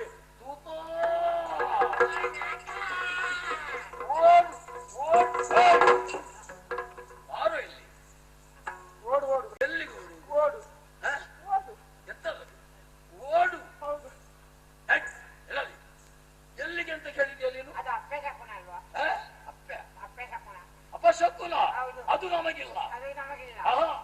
ಈಗಿಂದೀಗಲೇ ನನ್ನ ಅನುಜ ಇದ್ದಾನಲ್ಲ ಕುಂಭಶ್ರವಣ ಕುಂಭಕರ್ಣ ಅವ ಮಲಗಿದ್ದಲ್ಲಿಗೆ ಹೋಗಬೇಕು. ಹೋಗಿ ಅವನನ್ನು ಎಬ್ಬಿಸುವೆ.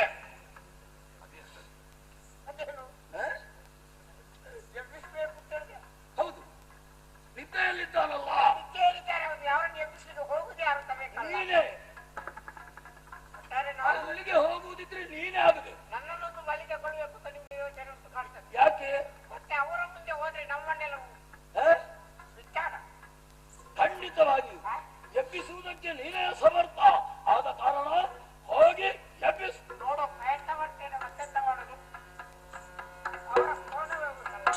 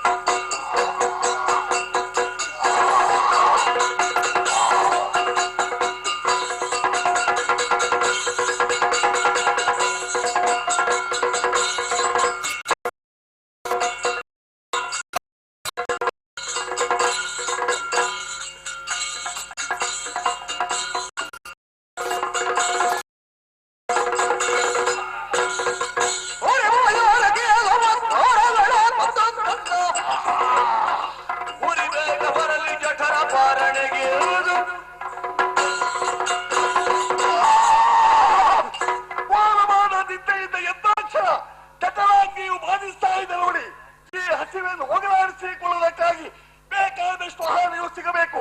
ಸಿಗುವುದಿಲ್ಲವೆಂದಾದ್ರೆ ಏನು ಮಾಡ್ತೇನೆ ತಿಳಿದಿದ್ದೀರಾ? ತಿನ್ಬೇಡಿರಿ, ಹೋಗಲ್ಲ.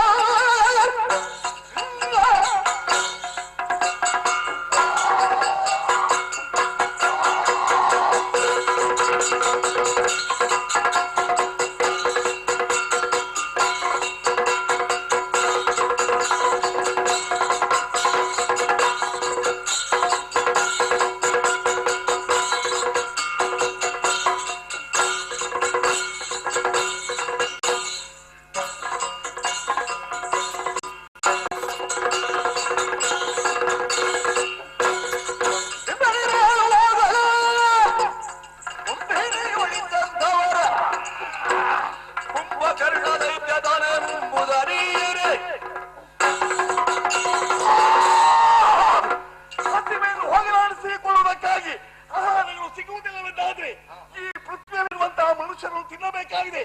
ಸಪ್ತ ಸಾಗರದ ನೀರನ್ನು ಕುಡಿಯಬೇಕಾಗಿದೆ. ಹುಡುಕಿಕೊಂಡು ಹೋಗಿಬಿಡೋಣ ಆ ಕಡೆಗೆ.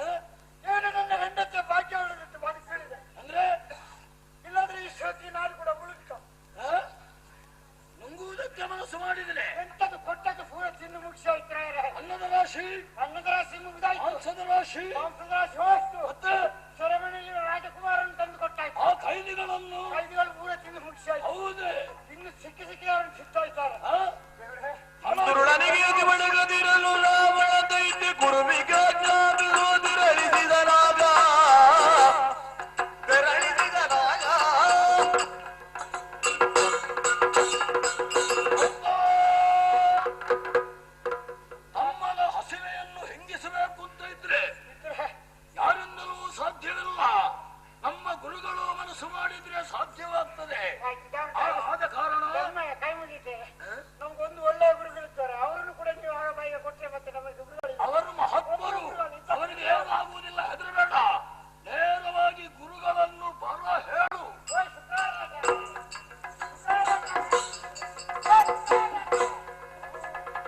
ಆಚಾರ್ಯರೇ, ಪ್ರಣಾಮಗಳು. ನನ್ನ ತಮ್ಮನ ಹಸಿವನ್ನ ಇಂಗಿಸಬೇಕು ಎನ್ನುವ ಹಾಗೆ ಪ್ರಾರ್ಥಿಸ್ತಾ ಇದ್ದೇನೆ.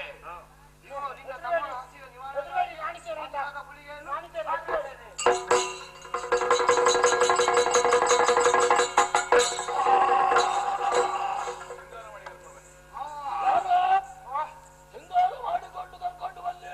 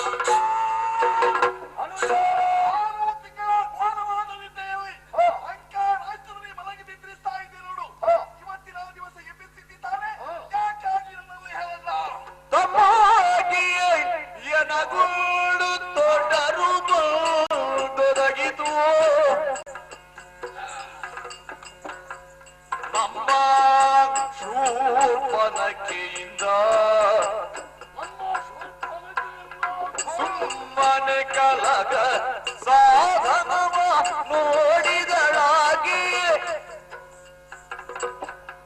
ಶರ್ಮಲೋಳ್ ಇರುವುದಕ್ಕೆ ಸಾವಿರ ವ್ಯಾಗೆ ತಮ್ಮಾಗಿ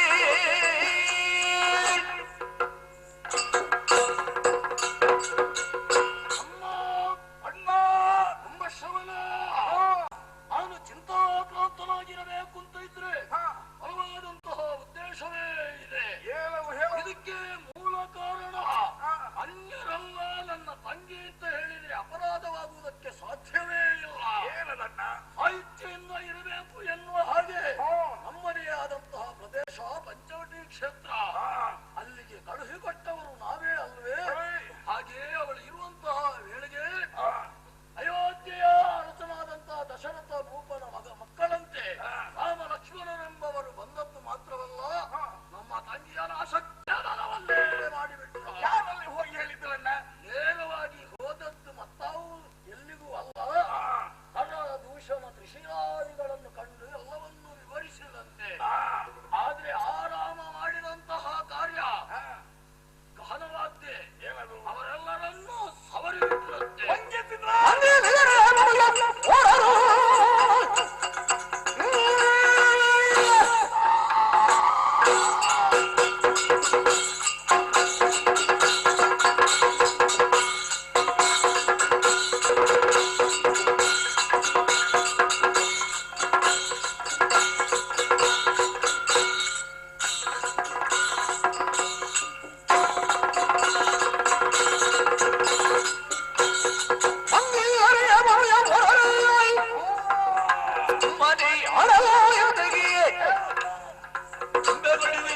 ಮುಂದಳ ಕಾರ್ಯವೇನು?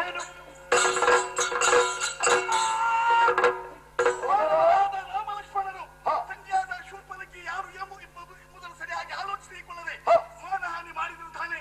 ಆ ಕನಕಭೂಷಣರು ಕೊಂದಿದ್ದಾರಲ್ವಾ, ಆ ವಿಷಯ ಅಂತಿರಲಿ. ತಂಗಿ ಆ ಬಳಿಕ ಏನು ಮಾಡಿದ್ರು ಹೇಳನ್ನಲ್ಲಿ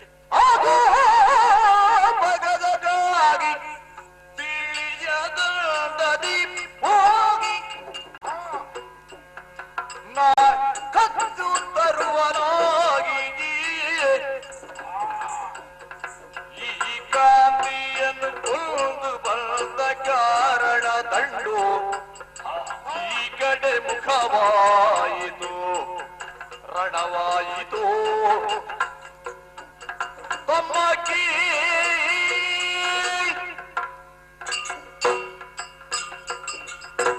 ಅಮ್ಮ ಅಣ್ಣ ನೇರವಾಗಿ ಶೂರ್ಪನಖೆಯು ಇಲ್ಲಿಗೆ ಬಂದವಳಿದ್ದಾಳೆ. ಸದ್ಯದ ಪರಿಸ್ಥಿತಿಯನ್ನು ಕಂಡಂತ ನನಗೆ ನೋಡುವುದಕ್ಕೆ ಸಾಧ್ಯವಾಗದೆ ಹೋಯಿತು.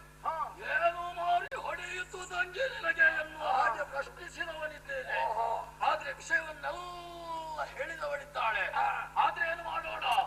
ಅದು ನಮ್ಮ ತಂಗಿಗೆ ಆದಂತ ಅಪಮಾನ ಅಲ್ಲ, ಇದು ನಮಗೆ ಆದಂತ ಅಪಮಾನ ಎನ್ನುವ ಹಾಗೆ ತಿಳಿದು ರಾಮನ ಮಡದಿಯಾದಂತಹ ಸೀತೆಯನ್ನ ತಂದು ಅಶೋಕ ವನದಲ್ಲಿ ಇರಿಸಿದೆ.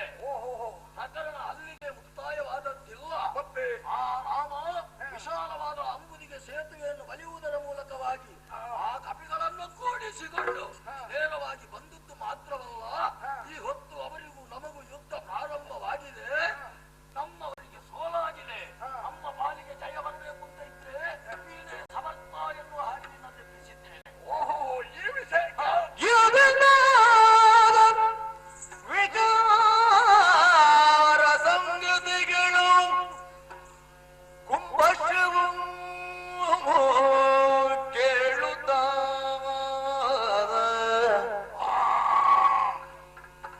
ಕಾಂತ ಭ್ರಾಮಕದಿಂದ ಬಂದ ಕದನವು ಲೇಸಾಗಿದು ಈ ಸಾರಿಯರು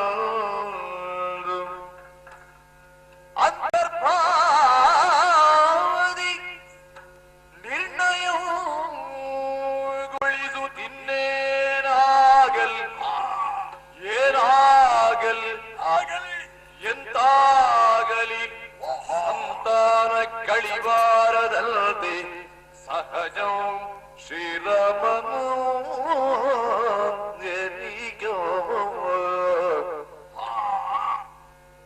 ಏನಾಗಲಿ ಎಂದಾಗಲೆನುತ ಯೋಚಿಸಿ ಕುಂಭಶ್ರವು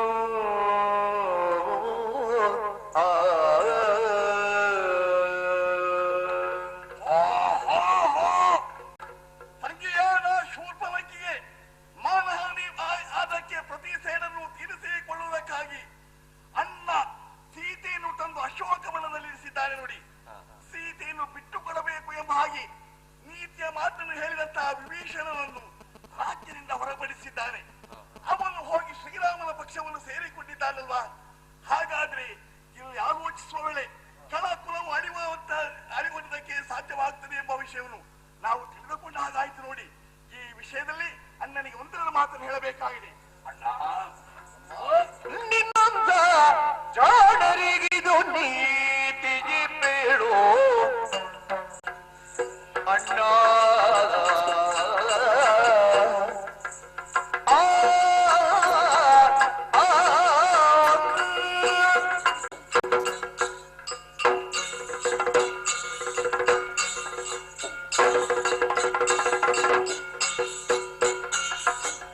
ನಿನ್ನಂತ ಜಾಣರಿಗಿದು ನೀತಿಯೇ ಬೇಡೋ ಬೇಡೋ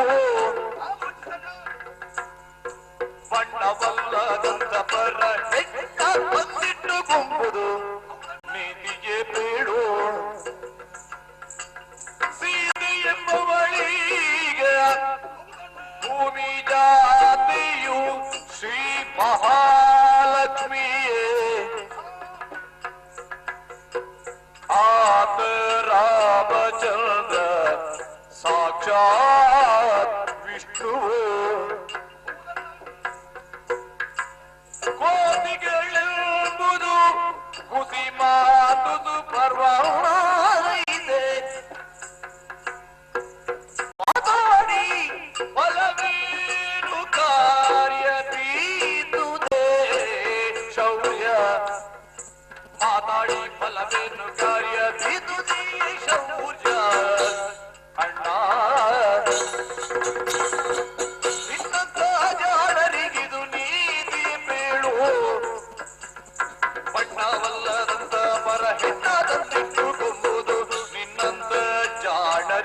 ನೀತಿಯೇ ನೀತಿಯೇ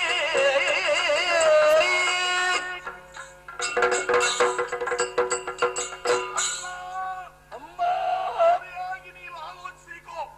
4 ವೇದ, 6 ಶಾಸ್ತ್ರ, 18 ಪುರಾಣ, 96 ತತ್ವವನ್ನು ತಿಳಿಯುವಂತಹ ಮಹಾನ್ ಮಹಿಮನನ್ನು ತಂಗಿಯಾದ ಶೂರ್ಪನಖಿಯ ಮಾತನ್ನು ಕೇಳಿ ರಾಮ ಲಕ್ಷ್ಮಣನಿಲ್ಲದಂತಹ ವೇಳೆ ಸಾಧಿಸಿ ಸೀತೆಯನ್ನು ತಂದು ಅಶೋಕವನದಲ್ಲಿರಿಸಿ ಕಾರ್ಯವನ್ನು ಕೆಡಿಸಿಕೊಂಡೆ ನೋಡು. ನಿನ್ನಂತವರಿಗೆ ಇದು ನೀತಿಯ ಅಣ್ಣ. ಆ ಸೀತೆ, ರಾಮ, ಲಕ್ಷ್ಮಣ ಯಾರು ಎಂಬುದನ್ನು ನೀನು ತಿಳಿದುಕೊಳ್ಳುವುದಕ್ಕೆ ಸಾಧ್ಯವಾಗಲಿಲ್ಲ ನೋಡು. ಸಾಕ್ಷಾತ್ ಲಕ್ಷ್ಮಿ ಈ ಧರಿತ್ರಿಯಲ್ಲಿ ಅವತರಿಸಿದ್ದಾಳೆ. ಶ್ರೀಮನ್ನಾರಾಯಣನ ಈ ರೂಪದಲ್ಲಿ ಧರಿಸಿಕೊಂಡು ಬಂದಿದ್ದಾರೆ. ಅವನು ಕೂಡಿಕೊಂಡಿರುವಂತಹ ಕವಿ ಬಳಗವು ಬರೇ ಕವಿಗಳಲ್ಲ, ದೇವತೆಯ ಅಂಶದಿಂದಾಗಿ ಈ ರೂಪವನ್ನು ಧರಿಸಿಕೊಂಡಿದ್ದಾರೆ. ಅಣ್ಣ, ಈ ವೇಳೆ ಒಂದು ನಿತ್ಯ ಮಾತನ್ನು ಹೇಳ್ತಾ ಇದ್ದೇನೆ. ರಾಮನ ಪಾದಕ್ಕೆ ಒಪ್ಪಿಸಿ ನಾವು ಮಾಡಿದ ತಪ್ಪು ಎಂಬ ಹಾಗೆ ಕ್ಷಮೆಯಾಚನೆ ಬೆಳೀತಾದ್ರೆ ಬದುಕಬಹುದು. ಇಲ್ಲದಿದ್ದರೆ ಬಹಳ ಕಷ್ಟ.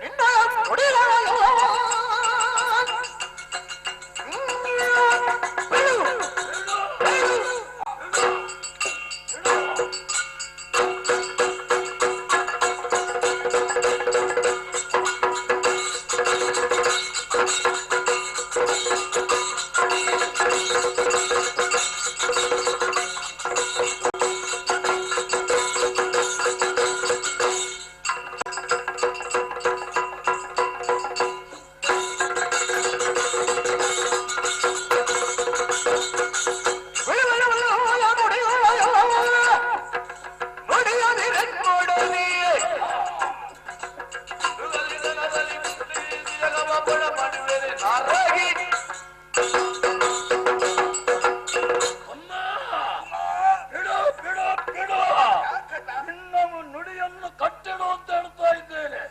ಈ ನೀತಿಯ ಮಾತು ಇವತ್ತು ಹೊಸತೇನು ಕೇಳುವುದಲ್ಲ, ಎಲ್ಲರಿಂದಲೂ ಕೇಳಿ ತಿಳಿದವ.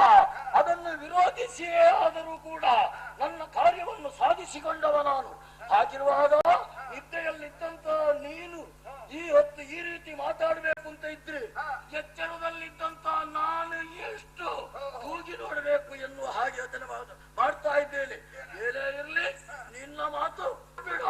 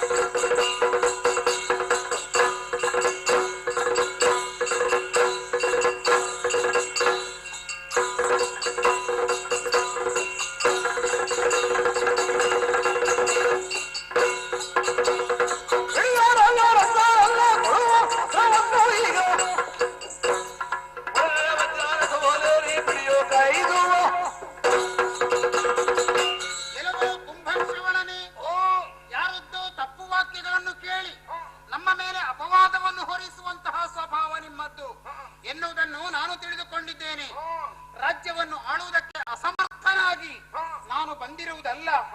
ನನ್ನ ಅಪ್ಪನ ವಾಕ್ಯವನ್ನು ಪಾಲಿಸುವುದಕ್ಕಾಗಿ ನಾವು ಕಾಡಾಡಿಗಳಾಗಿ ಬಂದಿದ್ದೇವೆ. ನಿಮ್ಮಂತಹ ಕಳ್ಳರು ಕಳ್ಳತನವನ್ನು ಮಾಡಿದಾಗ ಅದಕ್ಕೆ ಪ್ರತೀಕಾರವನ್ನು ಮಾಡಬೇಕು ಎಂಬ ಉದ್ದೇಶದಿಂದ ಯುದ್ಧಕ್ಕೆ ಬಂದಿದ್ದೇನೆ.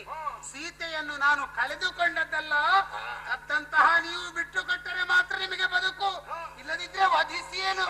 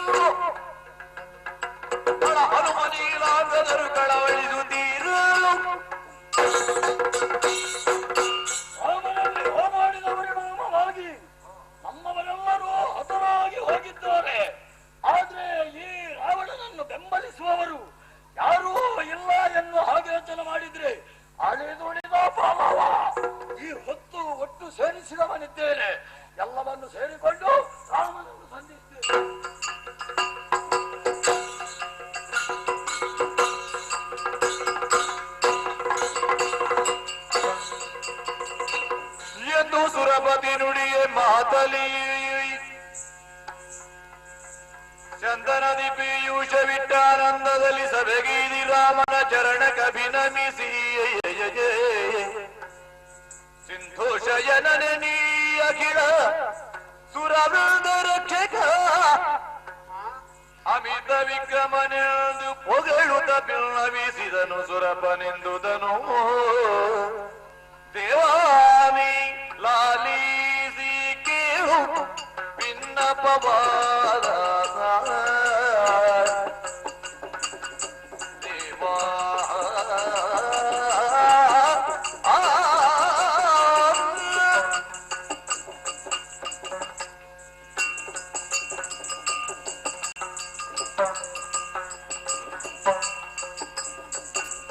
ದೇವಾ ನೀ ಲಾಲಿಸಿ ಕೇಳು ಭಿನ್ನಪವಾದ ಆವಿವಾರಿಬೆ ನಾಗಪತಿಯ ಸನುಮತವಾದ ಧೂಳನಾಥನು ರಥವೇರಿ ನಿಂತಿರುವ ಪರಮಾತ್ಮ ನೀ ಪಾದಾಚಾರಿಯಾಗಿರುವಾಗ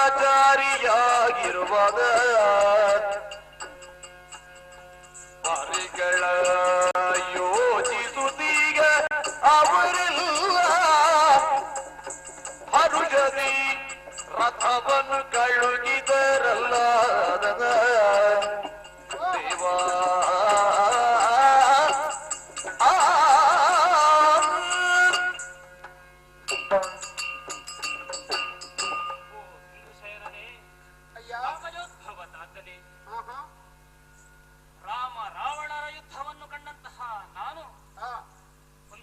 ಆಶ್ಚರ್ಯಚಕಿತನಾದವ. ಓಹೋ. ಆದರೆ ದುರುಳ ಅಟ್ಟಹಾಸದಿಂದ ಮೆರೆಯುತ್ತಾ ಇದ್ದ. ಹಾ. ರಥವನ್ನೇರಿ ಯುದ್ಧವನ್ನು ಮಾಡುತ್ತಾ ಇದ್ದವ. ನೀನಾದರೂ ಕೂಡ ಕಾಲ್ನಡಿಗೆಯನ್ನು ಯುದ್ಧವನ್ನು ಮುಂದುವರಿಸುತ್ತಾ ಇದ್ದವ. ಹೌದು. ಈ ಸಂದರ್ಭದಲ್ಲಿ ಹಾ. ಹರ ವಿರಿಂಚಿಗಳ ಅನುಜ್ಞೆಯಂತೆ ಆ ಸುರಪನ ಆಣತಿಯಂತೆ ಶೀಘ್ರಾತಿ ಶೀಘ್ರವಾಗಿ ರಥವನ್ನು ಹಾಗೂ ದಿವ್ಯವಾದಂತಹ ಧನುಶರಾವಣಿಗಳನ್ನು ಹೊತ್ತುಕೊಂಡು ಇಲ್ಲಿಯವರೆಗೆ ಬಂದಿದ್ದೇನೆ. ರಥವನ್ನಡರಿ ನೀನು ಯುದ್ಧವನ್ನು ಮುಂದುವರಿಸಬೇಕು ದೇವ, ಯುದ್ಧವನ್ನು ಮುಂದುವರಿಸಬೇಕು. ಮೂರು ಮೂರ್ತಿಗಳ ಅಪ್ಪಣೆಯಂತೆ ಸುರಪಾಲನಿದ್ದಂತಹ ವಸ್ತುಗಳನ್ನು ಇಲ್ಲಿಗೆ ತಂದವನು ನೀನು ಯಾರೆಂದು ಗೊತ್ತಾಗಲಿಲ್ಲ. ಸುರಪನ ಸಾರಥಿಯಾಗಿಗೆ ನಾನು ಆ ಆ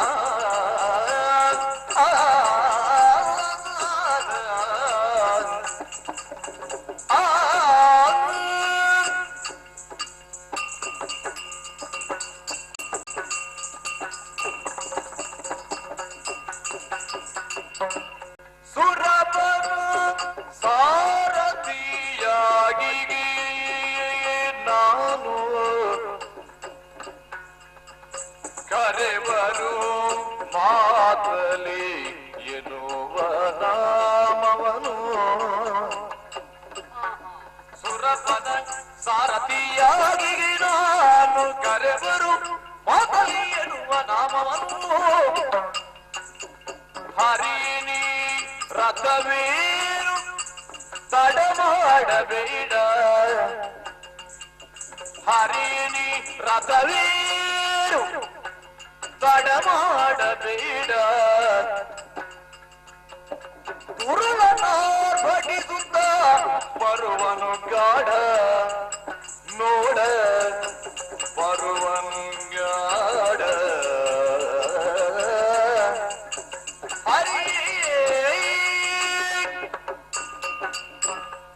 ಈ ದಿವ್ಯ ವರೂಥವನ್ನು ಧನುಶರಾವಣಿಗಳನ್ನು ಈ ಸಂದರ್ಭದಲ್ಲಿ ಇಲ್ಲಿಗೆ ಹೊತ್ತು ತಂದವ ನಾನೇ ಸುರಪ್ಪನ ಸಾರಥಿ. ಮಾತಲಿ ಎನ್ನುವ ಹಾಗೆ ನನ್ನನ್ನು ಕೊಂಡಾಡುತ್ತಾ ಇದ್ದಾರೆ. ಮಾತಲಿ. ಹೌದು. ಓಹೋ. ತಂದೆಯೇ, ಅಯ್ಯ. ಸಾಗರೋ ಸಾಗರೋಪಮ ಗಗನೋ ಗಗನಾಕಾರಂ ರಾಮ ರಾವಣಯೋರ್ಯುದ್ಧಂ ರಾಮ ರಾವಣಯೋರಿವ ಎನ್ನುವಂತಹ ಮಾತು ಹೌದು. ನಿಮ್ಮ ಯುದ್ಧಕ್ಕೆ ಯಾವತ್ತೂ ಉಪಮೆಯೇ ಇಲ್ಲ. ಈ ಸಂದರ್ಭದಲ್ಲಿ ಅಟ್ಟಹಾಸದಿಂದ ಮೆರೆಯುತ್ತಾ ಇರುವಂತಹ ಅವನನ್ನು ನೀವು ದೆಸೆಗೆಡಿಸಬೇಕು ಎಂದಿದ್ದರೆ ಖಂಡಿತವಾಗಿಯೂ ನಾನು ತಂದಂತಹ ಈ ಪಾವನವಾದಂತಹ ರಥವನ್ನೇರಬೇಕು, ಯುದ್ಧವನ್ನು ಮಾಡಬೇಕು ತಂದೆ, ಯುದ್ಧವನ್ನು ಮಾಡಬೇಕು. ಮಾತಲಿ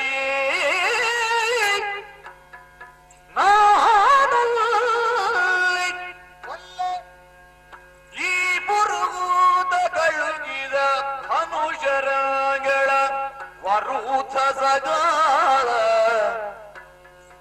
ಅವರ ಗಂಗಿಗೊಳಗಾಗುವನು ತಾನಲ್ಲ. ಅಲ್ಲ.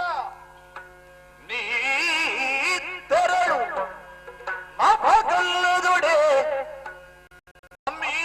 ತೆರದ ಸಮರಾಂಗಣದ ಸತ್ವಾತಿಶಯ ಪರಿಗಿಸುವ ಮನವಿರೇ ಇದ್ದರೆ ಪಿಂತೆ ಸಾರೆನುತ ಮಾತಲಿ ಅಯ್ಯ ಮಾತಲಿಯೇ, ಯಾವುದೋ ದೃಶ್ಯವನ್ನು ಕಾಣುತ್ತಾ ಈ ಹಿಂದೆ ಇದ್ದವನು ನೀನು. ಸುರಪಾಲನಿಗೂ ಈ ಆಸೆ ಇರಬಹುದು, ಮೇಲ್ಲೋಕದಿಂದ ರಾಮ ರಾವಣರ ಯುದ್ಧವನ್ನು ಈಕ್ಷಿಸುತ್ತಿರಬಹುದು. ಆದರೆ ರಾಮನೊಬ್ಬ ಅಸಮರ್ಥ ಆಗಬಹುದು ಮುಂದೆ ಎಂಬ ಕಾರಣದಿಂದಲೇ ನನಗೆ ದಿವ್ಯ ಅಸ್ತ್ರಗಳನ್ನು ವರೂಥವನ್ನು ನಿನ್ನಿಂದ ಕೊಡಲ್ಪಟ್ಟಿದ್ದಾನೆ. ಅದನ್ನು ಏರಿ ಮಾಡುವಂತಹ ಯುದ್ಧವನ್ನು, ಅರ್ಥಾತ್ ಯುದ್ಧದಿಂದ ನಾನು ಅವನೊಡನೆ ಸಮರವನ್ನು ಸಾಧಿಸಬೇಕು ಎಂಬ ಧ್ಯೇಯ ನಿಮ್ಮದ್ದಾಗಿದೆ. ಅಯ್ಯ, ಇದು ನನಗೆ ಅಗತ್ಯವಿಲ್ಲ. ಈ ಹಿಂದೆ ಮಹಾಶೂರ ಪರಾಕ್ರಮಿಗಳನ್ನು ಯುದ್ಧದಲ್ಲಿ ನಾವು ಜಯಿಸಿಕೊಂಡಿದ್ದೇವೆ. ಆವಾಗಲೂ ನಾವು ಕಾಲ್ನಡಿಗೆಯಿಂದಲೇ ಇದ್ದದ್ದಲ್ಲದೆ ಯಾರ ಸಹಾಯವನ್ನು ಪಡೆಯಲಿಲ್ಲ. ನಮಗದು ಅಗತ್ಯವೂ ಇಲ್ಲ. ಈಗ ನಿನ್ನಲ್ಲಿ ಹೇಳ್ತಾ ಇದ್ದೇನೆ, ನೀನು ತಂದಂತಹ ರಥವನ್ನು ನಾನು ಏರಿಕೊಂಡಾಗ ಮುಂದಕ್ಕೆ ಜನಾಂಗದಿಂದ ಯಾವುದೋ ಕೆಟ್ಟ ವಚನವನ್ನು ಕೇಳುವಂತಹ ಸಂದರ್ಭ ಬರ್ತದೆ. ಇನ್ನೊಬ್ಬರ ಹಂಗಿನಲ್ಲಿ ನಾನು ಕಾಲ ಕಳೆಯುವವನಲ್ಲ. ನೀನು ತನ್ನಿರುವ ಆ ದಿವ್ಯ ರಥ ನನಗೆ ಬೇಕಾಗಿಯೂ ಇಲ್ಲ. ನೀನದನ್ನು ತೆಗೆದುಕೊಂಡು ಮೇಲ್ಲೋಕವನ್ನು ಸೇರಬಹುದು, ಅಥವಾ ರಾವಣರ ಘೋರ ಯುದ್ಧವನ್ನು ನೋಡುವ ಕುತೂಹಲ ಇದ್ರೆ ಸ್ವಲ್ಪ ಹಿಂಭಾಗಕ್ಕೆ ಸರಿದು ನಿಲ್ಲಬಹುದಯ್ಯ. ನಂಬಿಯೊಳಗ ಭಾನುಸುತ ನಳ ನೀಲ ಹನುಮ ಸುಶೀಲ ಜಾಂಬವ ಮುಖ್ಯರಗಲು ಕಂಡು ರಘುಪತಿಯುವೋ ವಾನರರ ಮತವೆಡೆದು ನಾ ಗೀರ್ವಾಣಪತಿ ಹಂಗಿನೊಳು ಗೆಲುವ ವಿಧಾನ ತಪ್ಪದು ಎನ್ನುತ್ತ ರಥವೇರಿದನು ಕರವೈರಿಯ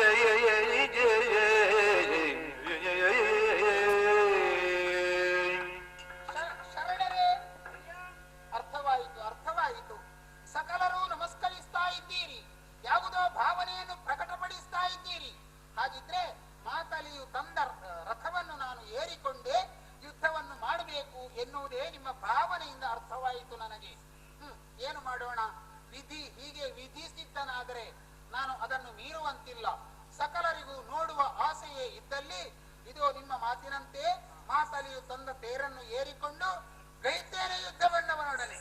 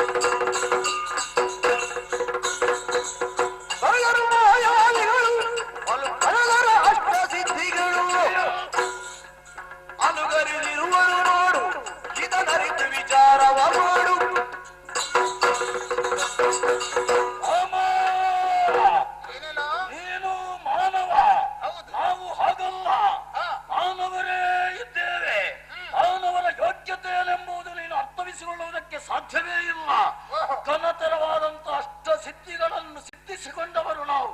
ಹಾಗಿರುವಾಗ ಇದನ್ನು ತಿಳಿದು ವಿಚಾರವನ್ನು ನೀನು ಮಾಡಬೇಕಿತ್ತು. ಹಾಗೆ ತಿಳಿದು ವ್ಯವಹಾರ ಮಾಡುತ್ತ ಹೇಳ್ತಾ ಇದ್ದೇನೆ.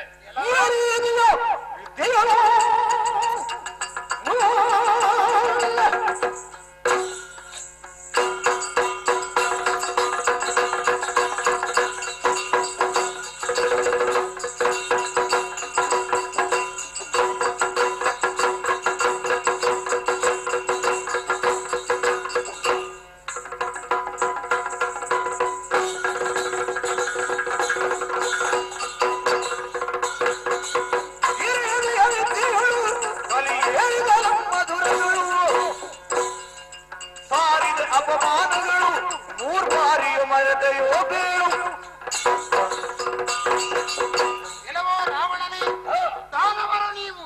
ನಾವು ಸಾಮಾನ್ಯ ಮಾನವರೆಂಬ ಕ್ಷುಲ್ಲಕ ಭಾವನೆ ನಿನ್ನಲ್ಲಿದೆ. ದೇವಂತಕ ನರಾಂತಕರನ್ನು ಕೊಂದಾಗ ರಾಮ ಏನು ಎನ್ನುವುದನ್ನು ನೀನು ಅರ್ಥ ಮಾಡಿಕೊಳ್ಳಿಲ್ಲ. ಮಹಾಮಾಯಾವಿಗಳು ನೀವು.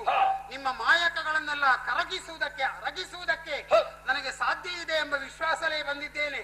ಆದ್ದರಿಂದ ಹೇಳ್ತೇನೆ, ಮಾಡಬೇಕಾದ ಕರ್ತವ್ಯವನ್ನು ಬಿಟ್ಟು, ಅಂದ್ರೆ ನಿನ್ನ ತಪ್ಪನ್ನು ಒಪ್ಪುವುದನ್ನು ಬಿಟ್ಟು ಮುಂದುವರಿದರೆ ಆರಿಸೇನು ಹೇಳು.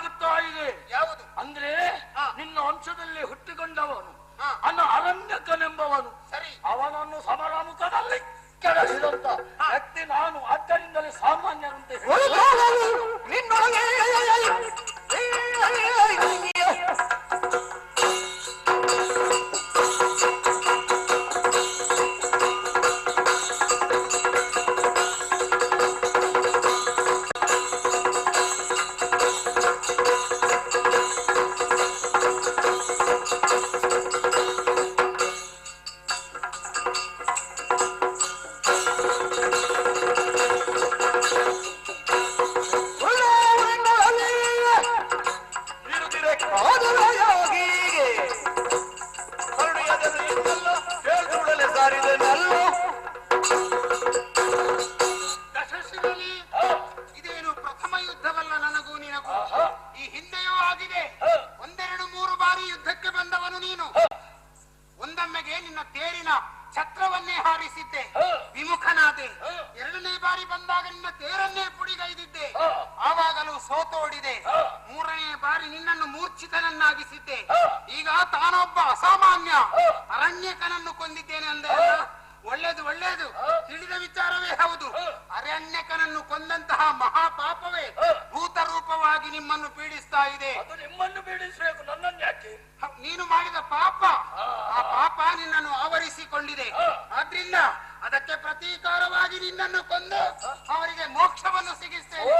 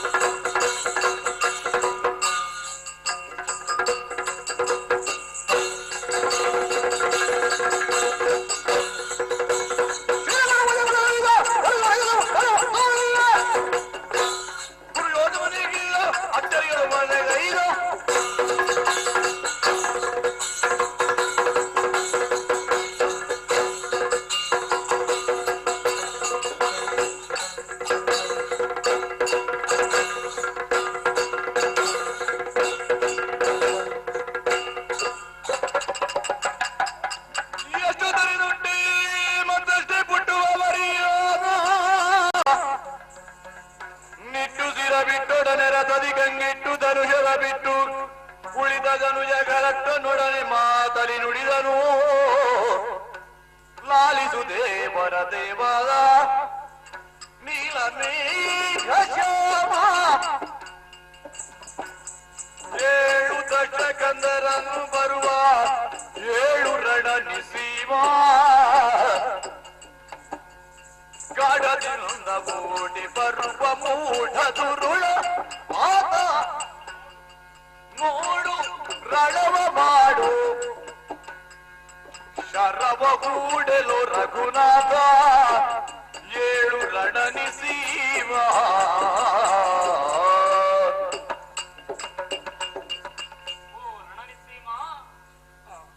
ಸಾಮಾನ್ಯ ನರನೋಪಾದಿಯಲ್ಲೇ ಕಣ್ಣೀರನ್ನು ಸುರಿಸುತ್ತಾ ಯುದ್ಧ ವಿಮುಖನಾಗಿ ನೆಲನೋಟಕನಾಗಿ ನೀನು ಕುಳಿತಿದ್ದಿ.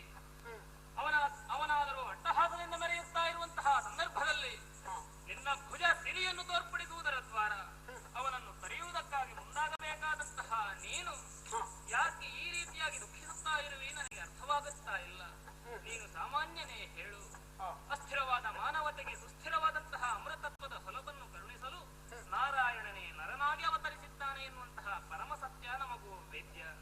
ಮುಕ್ಕೋಟಿ ಬರ್ತಿಲರ ಬಗೆಯ ಬಯಕೆ ಅರಳಿ ಹೂವಾಗುವುದಕ್ಕೆ ಕಾರಣನಾದವ, ಮಮು ಮುನಿಗಳ ಮನೋರಥ ಮೂರ್ತವಾಗುವುದಕ್ಕೆ ಸಾಕಾರ ಸ್ವರೂಪನಾದವ, ಕಗ್ಗತ್ತಲ ಕಾಳಿಗೆ ಕರಗಿ ನೀರಾಗುವುದಕ್ಕೆ ಕಾರಣನಾದವ, ಸ್ಮೃತಿ ಸಂಪುಟ ಕರೆಯುವುದಕ್ಕೆ ಕಾರಣೀಭೂತನಾದವ ದೇವನಲ್ಲವೇ ನೀನು. ಹೋರಾಡು ಸ್ವಾಮಿ, ಹೋರಾಡು ಹೋರಾಡು. ಮಾತಲಿ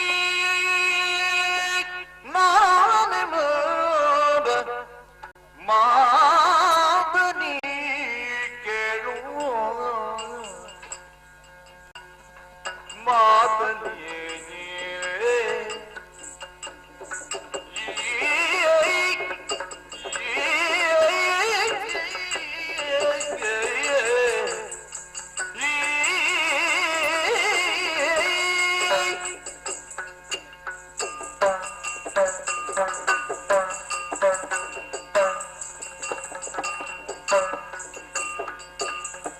ಮಾತಲಿಯೇ ನಾನೆಂಬ ಮಾತನಿ ಕೇಳು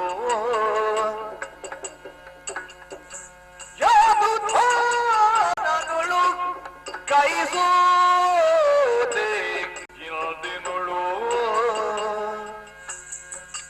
ಯಾವುದು ಧಾನಗಳು ಕೈಸೋದೆ ಇಲ್ದಿನುಳು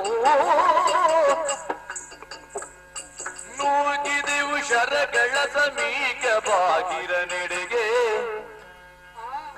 ನೂಗಿದೆವು ಶರಗಳ ಸಮೀಕ ಬಾಗಿರ ನೆಡೆಗೆ ಸ್ವೀಕರಿಸಿದಳು ಮೃತ್ಯು ಆ ಮೃತ್ಯು ಸ್ವೀಕರಿಸಿದಳು ಮೃತ್ಯು ಈ ಕಡುಗಲಿಯುಳು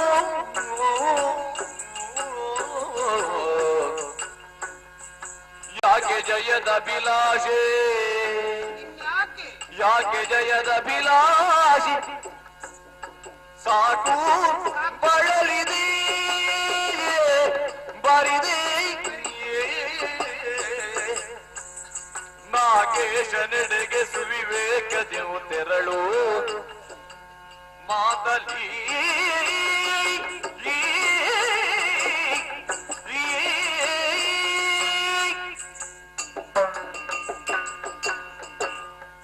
ಓ ಮಾತಳಿಯೇ, ನನ್ನ ಬಗ್ಗೆ ಅನುಕಂಪದೊಂದಿಗೆ ಕಣ್ಣೀರನ್ನು ಸುರಿಸುತ್ತಾ ಯಾಕೆ ಸ್ವಾಮಿ ಸುಮ್ಮಗೆ ಕುಳಿತಿದ್ದೀಯಾ?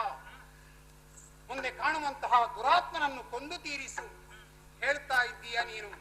ನಮಗೆ ನಡೆದಂತಹ ಘೋರ ಯುದ್ಧವನ್ನು ನೀನು ಸರಿಯಾಗಿ ಈಕ್ಷಿಸಿದವನಲ್ವೇ?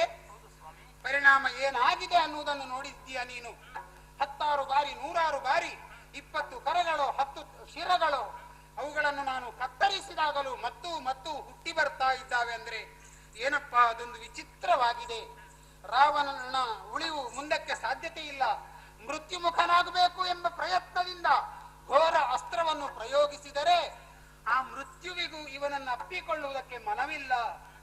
ಆಕೆಯು ತಿರಸ್ಕಾರ ಮಾಡಿ ಮತ್ತೆ ಮತ್ತೆ ಬಿಟ್ಟೇ ಬಿಟ್ಟಳು ಎಂಬ ಪರಿಸ್ಥಿತಿ ಯುದ್ಧ ಕ್ಷೇತ್ರದಲ್ಲಿ ನಡೆದು ಹೋಯಿತು ಮಾತಲಿ. ಆದ್ರಿಂದ ಸೋತೆ, ನಾನು ಕೈ ಸೋತೆ ದಾನವನ ಮುಂದೆ ಏನನ್ನೂ ಮಾಡುವುದಕ್ಕೆ ನನ್ನಿಂದ ಸಾಧ್ಯತೆ ಇಲ್ಲ. ಸೋಲನ್ನೇ ಒಪ್ಪಿಕೊಳ್ಳುವ ಜೊತೆಗೆ ನಿನಗೊಂದು ಮಾತನ್ನು ಹೇಳ್ತೇನಪ್ಪ. ಈ ವಿಧಾನದಿಂದಲಾದರೂ ದುರುಳ ರಾವಣನ ವಧೆ ಆಗಬೇಕು ಎಂಬ ಭಾವನೆಯಿಂದ ಕಳುಹಿಕೊಟ್ಟಿದ್ದಾನಲ್ಲ ತೇರೋ ದಿವ್ಯ ಅಸ್ತ್ರಗಳು, ನನಗದರ ಅಗತ್ಯವಿಲ್ಲ. ನೀನದೆಲ್ಲವನ್ನು ಪಡೆದುಕೊಂಡು ಮತ್ತೆ ನಿನ್ನದ್ದಾದ ಸ್ವರ್ಗದತ್ತ ಏರಿ ಹೋಗು. ನಾನು ಏನನ್ನೂ ಮಾಡಲಾರೆ. ಶರಣ ಬಾರಯ್ಯೇ ಎನ್ನ ಮರೆಯ ಗೊತ್ತೆಯ ಬರಿದೆ ಶರಣ ಬಾರಯ್ಯೇ ಎನ್ನ ಮರೆಯ ಹೊಕ್ಕೆಯ ಬರಿದೆ ಎರಡು ಒಡೆದವದಾಯ್ತು ಧರೆಯೊಳೆ ಮಗಿದು ತೆರಳು ನಿನ್ನಗ್ರಜನ ಚರಣ ಕಾಲದದಾಗಿಯೇ ಅವನಿಗೆ ಹರುಷದೆವು ಜೀವಿಸುವ ತೆರನ ನೋಡು ಇನ್ನೂ ಶರಣ ಬಾರೈ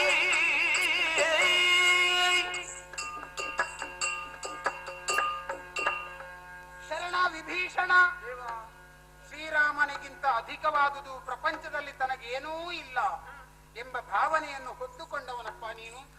ಆ ಕಾರಣದಿಂದಲೇ ಸರ್ವ ಸಮರ್ಥ ಶ್ರೀರಾಮನೆಂದು ನನ್ನ ಮರೆಯ ಹೊಕ್ಕೆ ಸಕಲವನ್ನು ಸೂಚನೆಯಾಗಿ ನನಗಿತ್ತೆ. ನಿನ್ನ ಮಾತಿನಿಂದಲೇ ಸಕಲರನ್ನು ಗೆಲ್ಲುತ್ತಾ ನಾವು ಈ ತನಕ ಬಂದೆವು. ಆದ್ರೆ ನಾನೀಗ ಅಸಮರ್ಥನಾಗಿದ್ದೇನೆ. ಮುಂದೆ ನಾನೇನೂ ಮಾಡುವಂತಿಲ್ಲ. ಈ ಧರೆಯಲ್ಲಿ ಎರಡು ಮಾತುಗಳಾಗಿ ಹೋಯಿತು ನಮಗೆ. ಯಾಕಂದ್ರೆ ಯಾರು ಕೂಡ ನುಡಿಯೊಂದೇ. ನನಗೊಂದು ವಾಕ್ಯವಿದೆ, ಒಂದೇ ಮಾತು, ಒಂದೇ ಬಾಣ, ಒಬ್ಬಳೇ ಹೆಣ್ಣು ಅಂದ್ರೆ ನನ್ನ ಸತಿ. ಇಂತಹ ಪಂಥಗಳು ನನ್ನಲ್ಲಿದ್ದಾವೆ. ಅದೆಲ್ಲವೂ ತಪ್ಪಿ ಹೋಗುವಂತಹ ಸ್ಥಿತಿ ಬಂತಪ್ಪ. ರಾವಣನನ್ನು ಕೊಲ್ತೇನೆ, ಸುವರ್ಣಲಂಕೆಯ ಅಧಿಕಾರಿಯನ್ನಾಗಿ ನಿನ್ನನ್ನು ಮಾಡಿಸ್ತೇನೆ ಹೇಳಿದ್ದೆ ನಾನು. ಆದ್ರೆ ಎರಡು ಮಾತಾಯಿತು. ಹಿಂದಿನ ಮಾತನ್ನು ಬಿಡಬೇಕಾಯಿತು. ಮುಂದೆ ನೀನೊಂದು ಉಪಾಯವನ್ನು ಮಾಡು. ಏನು ದೇವ? ಅರಮನೆ ಬಿಟ್ಟು ಅಣ್ಣನನ್ನು ತೊರೆದು ಬಂದವನು, ಅಲ್ಲಿಗೆ ಸಾಗು. ಅಣ್ಣನ ಜೊತೆಯಾಗಿದ್ದುಕೊಂಡು ಪ್ರಪಂಚದಲ್ಲಿ ಸುಖವಾಗಿ ಬಾಳಿ ಬದುಕುವುದಕ್ಕೆ ಪ್ರಯತ್ನ ಮಾಡು. ತೆರಳು ವಿಭೀಷಣ, ನೀನು ತೆರಳು.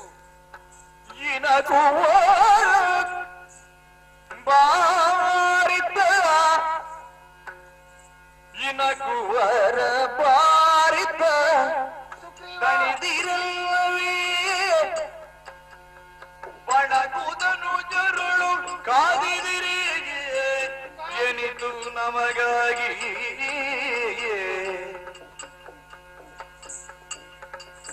ಬನದೊಳಾಡಿದ ನುಡಿಯವು ಇಂದಿನಲ್ಲಿ ನಿಲುಗಡೆಯಾಯಿತು.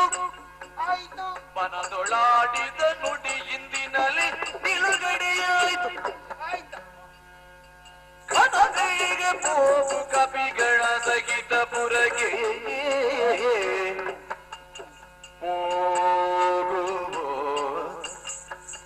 ಕುವರ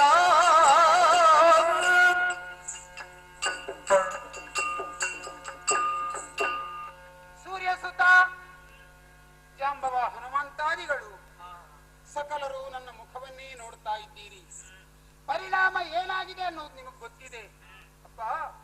ಈ ತನಕ ನೀವೆಲ್ಲರೂ ಶ್ರೀರಾಮನಿಗಾಗಿ ತನ್ನ ಸತಿಯನ್ನು ಕೂಡಿಕೊಳ್ಳುವುದಕ್ಕಾಗಿ ಎಂಬಂತೆ ಅದೆಷ್ಟೋ ಪ್ರಯತ್ನವನ್ನು ಮಾಡಿದಿರಿ. ಈ ತನಕ ಘೋರ ಯುದ್ಧವನ್ನು ಮಾಡುತ್ತಾ ಬಳಲುತ್ತಿದ್ದವರು ನೀವು. ಆದರೆ ಏನು ಮಾಡೋಣ, ಯಾರೆಷ್ಟು ಬಳಲಿದರೂ ನಮಗೆ ಯಾವುದೇ ಸತ್ಫಲವಿಲ್ಲ ಎಂಬ ಮಾತು ಸತ್ಯವಾಗಿ ಹೋಯಿತು. ಅಂದು ಕಾನನದಲ್ಲಿ ನಮಗೆ ತುಲ್ಯಾರಿ ಮಿತ್ರತ್ವವಾಗಿತ್ತು. ತೀರ್ಮಾನವೇ ಸೀತೆಯನ್ನು ಹುಡುಕುವಲ್ಲಿ ಸಹಕರಿಸ್ತೇನೆ. ನಿನ್ನ ಸಹಕಾರ ಎಲ್ಲ ಒಳಿತೇ ಹೌದು, ಆದ್ರೆ ಇಲ್ಲಿ ಪಡೆದುಕೊಳ್ಳುವಲ್ಲಿ ಮಾತ್ರ ನಾನು ಅಸಮರ್ಥನಾಗಿದ್ದೇನೆ. ಆದ್ರಿಂದ ಮುಂದೆ ಯಾವುದೇ ಸ್ಥಿತಿಗತಿ ನಮ್ಮದು ಇಲ್ಲ. ನನ್ನನ್ನೇ ಹೊಂದಿಕೊಂಡು ಬದುಕುವಂತೆಯೂ ನೀವಿಲ್ಲ. ಆದ್ರಿಂದ ಹೇಳ್ತೇನೆ, ನೀನು ನಿನ್ನ ಕಪಿ ಬಳಗವನ್ನು ಸೇರಿಕೊಂಡು ಹೋಗಯ್ಯ ಕಿಷ್ಕಿಂದೆಗೆ ಹೋಗು ಪುಣ್ಯಾತ್ಮ. ತಮ್ಮ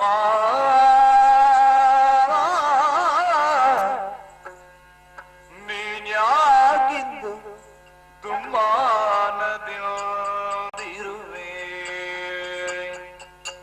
ಯಾಕೆ ತಮ್ಮ? ತಮ್ಮ ನೀ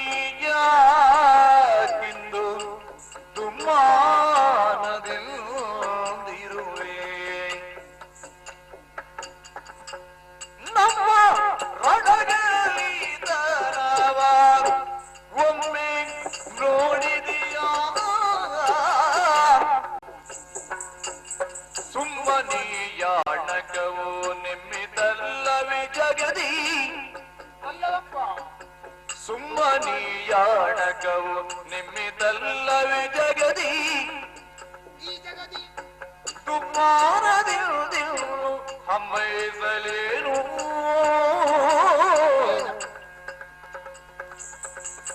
ಧರಣಿಜಯ ನೀಗಾಡಿ ಪುರದೊಳ್ ಅಪಜಯ ಗೂಡಿ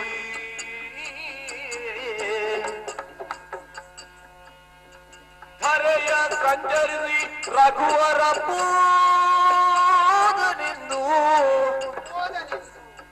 ಧರೆಯ ಸಂಚರಿಸಿ ರಘುವರ ಪೂದನೆಂದು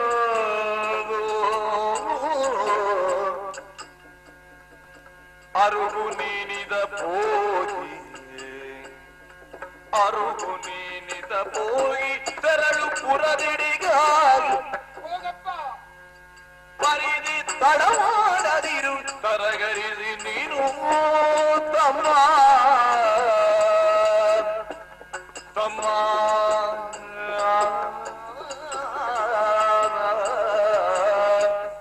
ತಡ ಮಾಡದಿರು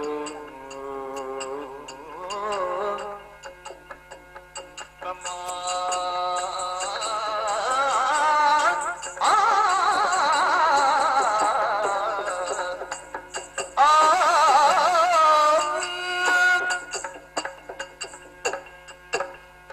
ಸೌಮಿತ್ರಿ ಬಂದೆಯ ಮಗನಿ ನನ್ನ ಜೊತೆಯಲ್ಲಿ ಅಂದು ನೀನು ಪಿತೃವಿಗೆ ಸಮಾನನು ನೀನು ಮಾತಾ ಸ್ವರೂಪಿಣಿ ಸೀತೆ ಹೀಗೆಲ್ಲ ಆಡಿಕೊಂಡು ನಿಮ್ಮ ಸೇವಾ ಭಾಗ್ಯವೇ ನನಗದು ಸಂಪತ್ತು ಎಂಬ ಭಾವನೆಯನ್ನು ಇರಿಸಿಕೊಂಡು ನಮ್ಮ ಜೊತೆಯಾಗಿ ಬಂದೆ ತಮ್ಮ.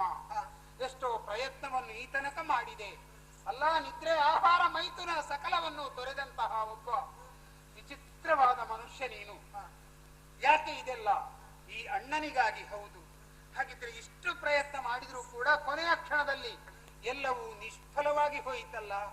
ನೀನೇ ಕಣ್ಣಿಂದ ನೋಡುತ್ತಿದ್ದೆ ನಮ್ಮೊಳಗೆ ನಡೆದಂತಹ ಘೋರ ಯುದ್ಧ. ಪರಿಣಾಮವೇನೂ ಇಲ್ಲ, ನಮಗೆ ಯಾವುದು ದಕ್ಕುವಂತಿಲ್ಲ.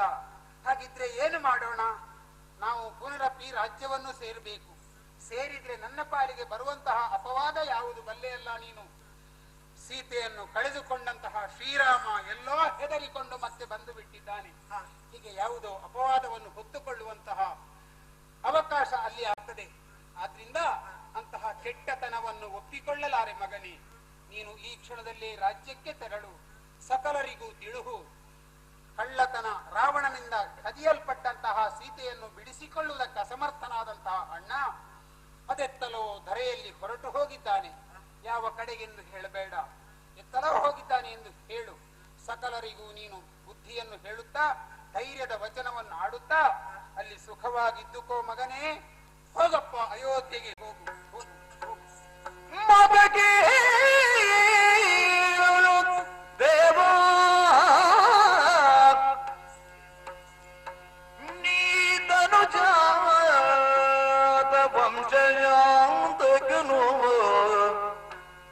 ದ್ರೋಹಿಣನ ತಾತ ನೀ ಬರೆಯ ಮಾತುಗಳಾಡಲೇಕಿನ್ನು ಬಲ್ಲೆದೇವನ ಚರಿದ ಇದನ್ನೆಲ್ಲ ತೋರಿಸಲ್ಯಾಗೋ ರಘುನಾಥ ಮಲ್ಲಮ್ಮಯವಿ ನೀನೆನುತ ನರನೆಲ್ಲ ನೀ ಕುಲ್ಲಲೋಚನ ನಿರ್ಮ ಮಾತಾ ಬಲ್ಲೆ ಬಲ್ಲೆ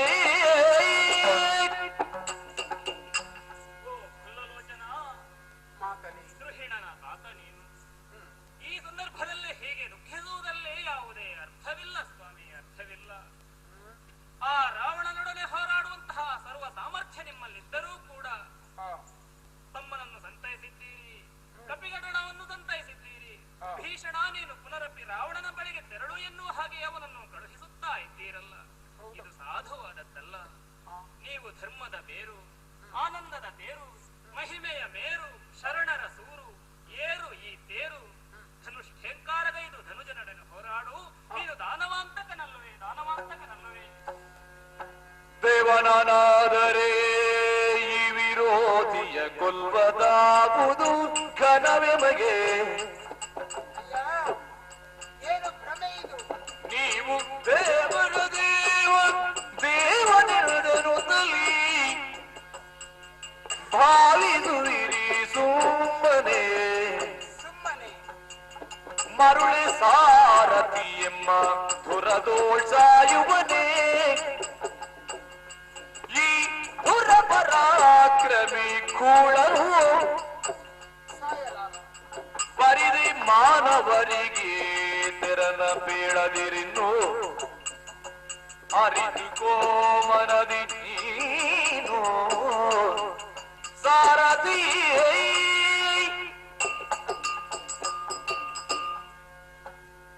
ಸಾರಥಿಯೇ, ನನ್ನ ಬಗ್ಗೆ ಯಾವುದೋ ಘನ ಭಾವನೆಯನ್ನಿರಿಸಿಕೊಂಡಂತಹ ನೀನು ದೇವರ ದೇವ ಎಂಬ ಮಾತನ್ನು ಹೇಳ್ತಾ ಇದ್ದೀಯ. ನಾನೊಬ್ಬ ಮಹಾದೇವನಾಗುತ್ತಿದ್ದರೆ ಸಾಮಾನ್ಯನಾದ ಈ ದುರುಳ ದಾನವನನ್ನು ವಧಿಸುವಲ್ಲಿ ನಾನು ಅಸಮರ್ಥನಾಗುತ್ತಿದ್ದೇನೆ. ಹಾಗಿದ್ರೆ ನಿನಗದು ಕೇವಲ ಭ್ರಮೆ ಅಲ್ಲದೆ ನಾನು ದೇವರ ದೇವನಲ್ಲ, ನಾನು ಸಾಮಾನ್ಯ ಮಾನವನೇ ಹೌದು.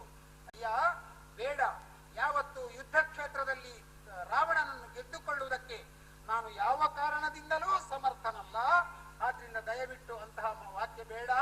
ತೆರಳು ನಿನ್ನ ಪುರವನ್ನು. ಹೋಗಯ್ಯ, ಹೋಗು. ಅವತರಿಬುದು ಸೂರ್ಯಗೆ ವಜ್ರವ್ಯಾಧಿಗೆ ಕಾರ್ಯ ಸಮನಿಸುವುದು ದೈಭುವನ ರಕ್ಷಕ ನೀನಯ್ಯ. ಏನದು ವಿಚಿತ್ರ? ಮೇಲ್ಮುಖದಿಂದ ಯಾವುದೋ ವಾಕ್ಯಗಳು ಕೇಳುತ್ತಾ ಇದ್ದಾಗ ಆಲಿಸುತ್ತಿದ್ದೆ ನಾನು. ಅರ್ಥವಾಯಿತು. ಅಗಸ್ತ್ಯರೇ ಮುಖದಲ್ಲಿ ನಿಂತು ಅದು ನನಗೆ ಸೂರ್ಯ ಕವಚವನ್ನು ದಯಪಾಲಿಸಿದ್ದಾರೆ. ಇದನ್ನು ಧಾರಣೆ ಮಾಡಿಕೋ ರಾಮ. ಮುಂದೆ ನಿಂತಹ ದುರಾತ್ಮ ರಕ್ಕಸನನ್ನು ಕೊಂದು ತೀರಿಸು. ಇದೆಲ್ಲವೂ ನಮ್ಮ ಆಶಯ. ನಿಮಗೆ ಆಶೀರ್ವಾದವಿದೆ ಎಂಬ ಮಾತನ್ನೇ ಹೇಳಿದ್ದಾರೆ. ಸಂತೃಪ್ತನಾಗಿದ್ದೇನೆ. ಧಾರಣೆ ಮಾಡಿಕೊಳ್ಳಲೇ ಕವಚ.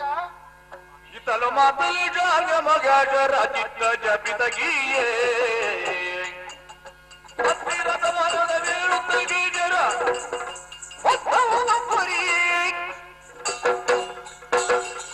ಸ್ವಾಮಿ, ಧರ್ಮಧರ್ಮವನ್ನು ಪ್ರತಿಷ್ಠಾಪಿಸುವ ಈ ಶುಭಾವಸರದಲ್ಲಿ ಶಾರ್ನ ಮಹಾಧನುಸ್ಸನ್ನು ನಿಮಗೆ ಪ್ರದಾನ ಮಾಡಿದ್ದೇನೆ, ಸ್ವೀಕರಿಸಬೇಕು.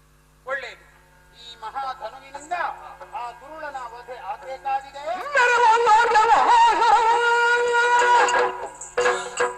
ಕರತರ ತಿರುಹದಲ್ಲಿ ಬಿಡಿದ ಧನುವಿಗೆ ಕುರಿ ಬಿಡಿಯಲನಿತರುಳು ವಿಶ್ವಾಘಾರ ಆನಾದ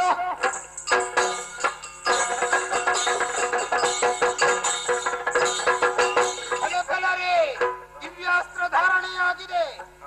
ಅಗಸ್ತ್ಯರಿದ್ದಂತಹ ಕವಚವನ್ನು ಧರಿಸಿಕೊಂಡಿದ್ದೇನೆ. ಈ ಕ್ಷಣದಲ್ಲಿ ರಾವಣನ ವಧೆಯಾಗುವುದಂತೂ ಖಂಡಿತ. ಆದರೂ ಅವನ ಮರಣ ಕಾಲದಲ್ಲಿ ರಾಮನೆಂಬವನು ಯಾರು ಎನ್ನುವುದನ್ನು ಸ್ಪಷ್ಟವಾಗಿ ಅರ್ಥವಿಸಿಕೊಳ್ಳುವುದಕ್ಕಾಗಿಯೇ ತತ್ಕ್ಷಣದಲ್ಲೇ ವಿರಾಟ್ ಸ್ವರೂಪಿಯಾಗಿ ತೋರ್ತೀನಿ.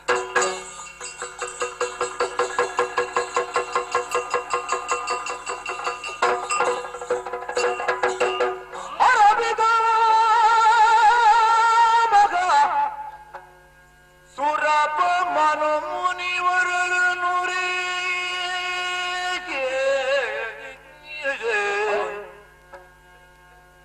ಬ್ರಹ್ಮಾಂಡ ಕೋಟಿಯ ಧರಿಸಿರುವ ಶ್ರೀ ವಿಮಲ ಮೂರ್ತಿಯ ಕಂಡನ ಸುರೇಂದ್ರ ಕಂಡನು ದಶವದನ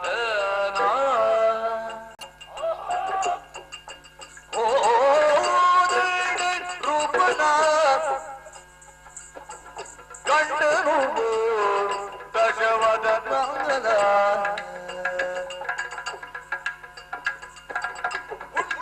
ಪುಂಡರೀಕಾಂಬಕನ ಜಗತೋ ಖಂಡ ರೂಪನ ಖಂಡ ಬಲ ಬ್ರಹ್ಮಾಂಡ ಕೋಟಿಯ ಹರಿದಿರುವ ಕೃಪೆಗೊಂಡು ತಲಕುವ ಜಾಂಡ ಧೀಜನ ಕಂಡನು ಕಂಡನು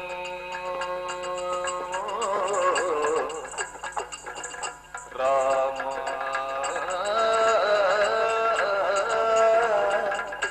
ಶ್ರೀರಾಮ ರಾಮ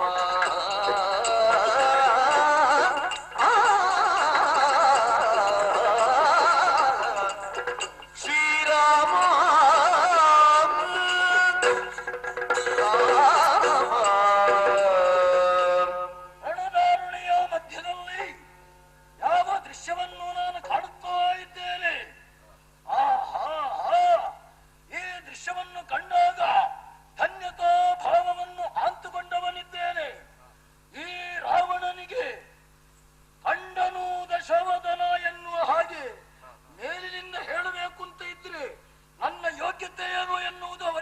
ವ್ಯರ್ಥವಾಗಿದೆ.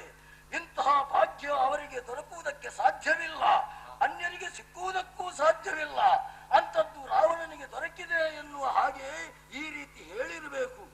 ಏನೇ ಇರಲಿ, ಇಂತಹ ದಿವ್ಯ ರೂಪವನ್ನು ಕಂಡಂತಹ ನಾನೇ ಭಾಗ್ಯಶಾಲಿ. ಪುಂಡರೀಕಾಂಬನನ್ನು ಕಾಣುತ್ತಾ ಇದ್ದೇನೆ, ಜಗದಗ್ಗಂಡ ಮೂರ್ತಿಯನ್ನು ನೋಡುತ್ತಾ ಇದ್ದೇನೆ. ಮಹಾಶಾರ್ಘವ ಧನುವನ್ನೇ ಹಿಡಿದಂತಹ ಈತ ಯಾರು ಎನ್ನುವ ಹಾಗೆ ಲಕ್ಷ್ಯವನ್ನು ಹರಿಸಿದ್ರೆ, ಇವನ ಅಕ್ಷುಗಳನ್ನೊಮ್ಮೆ ನಾನು ನೋಡಿದ್ದು. ಅಕ್ಷುಗಳಲ್ಲಿ ಸೂರ್ಯ ಚಂದ್ರರೇ ರಾರಾಜಿಸ್ತಾ ಇದ್ದಾರೆ, ಭುಜ ದಂಡೆಯಲ್ಲಿ ಬ್ರಹ್ಮ ರುದ್ರರು ಗೋಚರವಾಗುತ್ತಾ ಇದ್ದಾರೆ, ದೇಹದಲ್ಲಿ ದೇವಾದಿ ದೇವತೆಗಳು, ಪಾದ ತಳದಲ್ಲಿ ಮನು ಮುನಿಗಳು ಅನವರತು ಸ್ತೋತ್ರವನ್ನೇ ಮಾಡುತ್ತಾ ಇದ್ದಾರೆ. ಧನ್ಯ ಧನ್ಯ ಧನ್ಯ, ಕೃತಾರ್ಥನಾದೆ. ಇಂತಹ ದಿವ್ಯ ಮೂರ್ತಿಯನ್ನು ಕಂಡ ಕ್ಷಣದಲ್ಲಿ ನನ್ನ ಭಾಗ್ಯೋಯದ ಉದಯದ ಬಾಗಿಲು ತೆರೆಯಿತು ಅಂತ ಹೇಳಿದ್ರೆ ಅಪರಾಧವಾಗುತ್ತದೆ, ಸಾಧ್ಯವಿಲ್ಲ. ಅದಕ್ಕಾಗಿ ಕ್ಷಣ ಕಾಲ ಮೈಮರೆತು ಸುಮ್ಮನೆ ಇದ್ದು ಬಿಡ್ತೇನೆ ಅಂತ ನೋಡು. ಇಂದಿರಾಪತಿಗಳು ಜಗಂಧರಮಯ ನುಡಿಯ ಮಾತುಗಳಿಂದ ಮಾತಾಡಿಸಲು ಉಪಕ್ರಮಗೈದ ನಾಕ್ಷಣಕ್ಕೆ ಸಾಕು ಸಾಕು ಬೇಡ ಛಲಪಡು ನಿನಗೆ ಬಲು ಜೋಕೆ ನೋಡು, ಸಾಕು ಸಾಕು ಬೇಡ ಛಲಪಡ.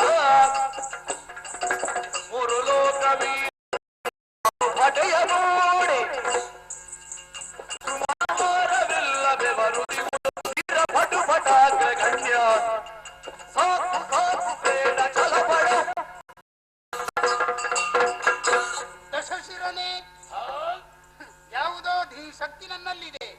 ಶ್ರೀರಾಮನನ್ನು ಗೆದ್ದುಕೊಂಡೇನು, ಈ ಸುವರ್ಣಲಂಕೆಯನ್ನು ಚಿರವಾಗಿ ಆಳುತ್ತಾ ಬಾಳಿಯೇನು ಎಂಬ ಬಗ್ಗೆ ವಿಶ್ವಾಸ ತಳೆದಿದ್ದವನು ಈ ಕ್ಷಣದವರೆಗೆ. ಆದ್ರೆ ವಿಶ್ವ ವಿರಾಟ್ ಸ್ವರೂಪವನ್ನು ಕಂಡ ಕ್ಷಣದಲ್ಲೇ ನನ್ನ ಪಾದ ಮೂಲಕ್ಕೆ ಶರಣಾಗಿ ಕುಳಿತಿದ್ದೀಯ. ಮತ್ತೊಂದಾವರ್ತಿ ನಿನಗೆ ಎಚ್ಚರಿಕೆಯನ್ನು ಕೊಡ್ತಾ ಇದ್ದೇನೆ. ನನ್ನೊಡನೆ ಹಠವನ್ನು ಸಾಧಿಸಿಕೊಂಡು ಮುಂದೆ ಅಸುನೀಗುವುದು ಬೇಡ. ಇನ್ನಾದರೂ ಛಲವನ್ನು ಸಾಕು ಮಾಡು. ನನ್ನವಳಾದ ಸೀತೆಯನ್ನು ಒಪ್ಪಿಸು.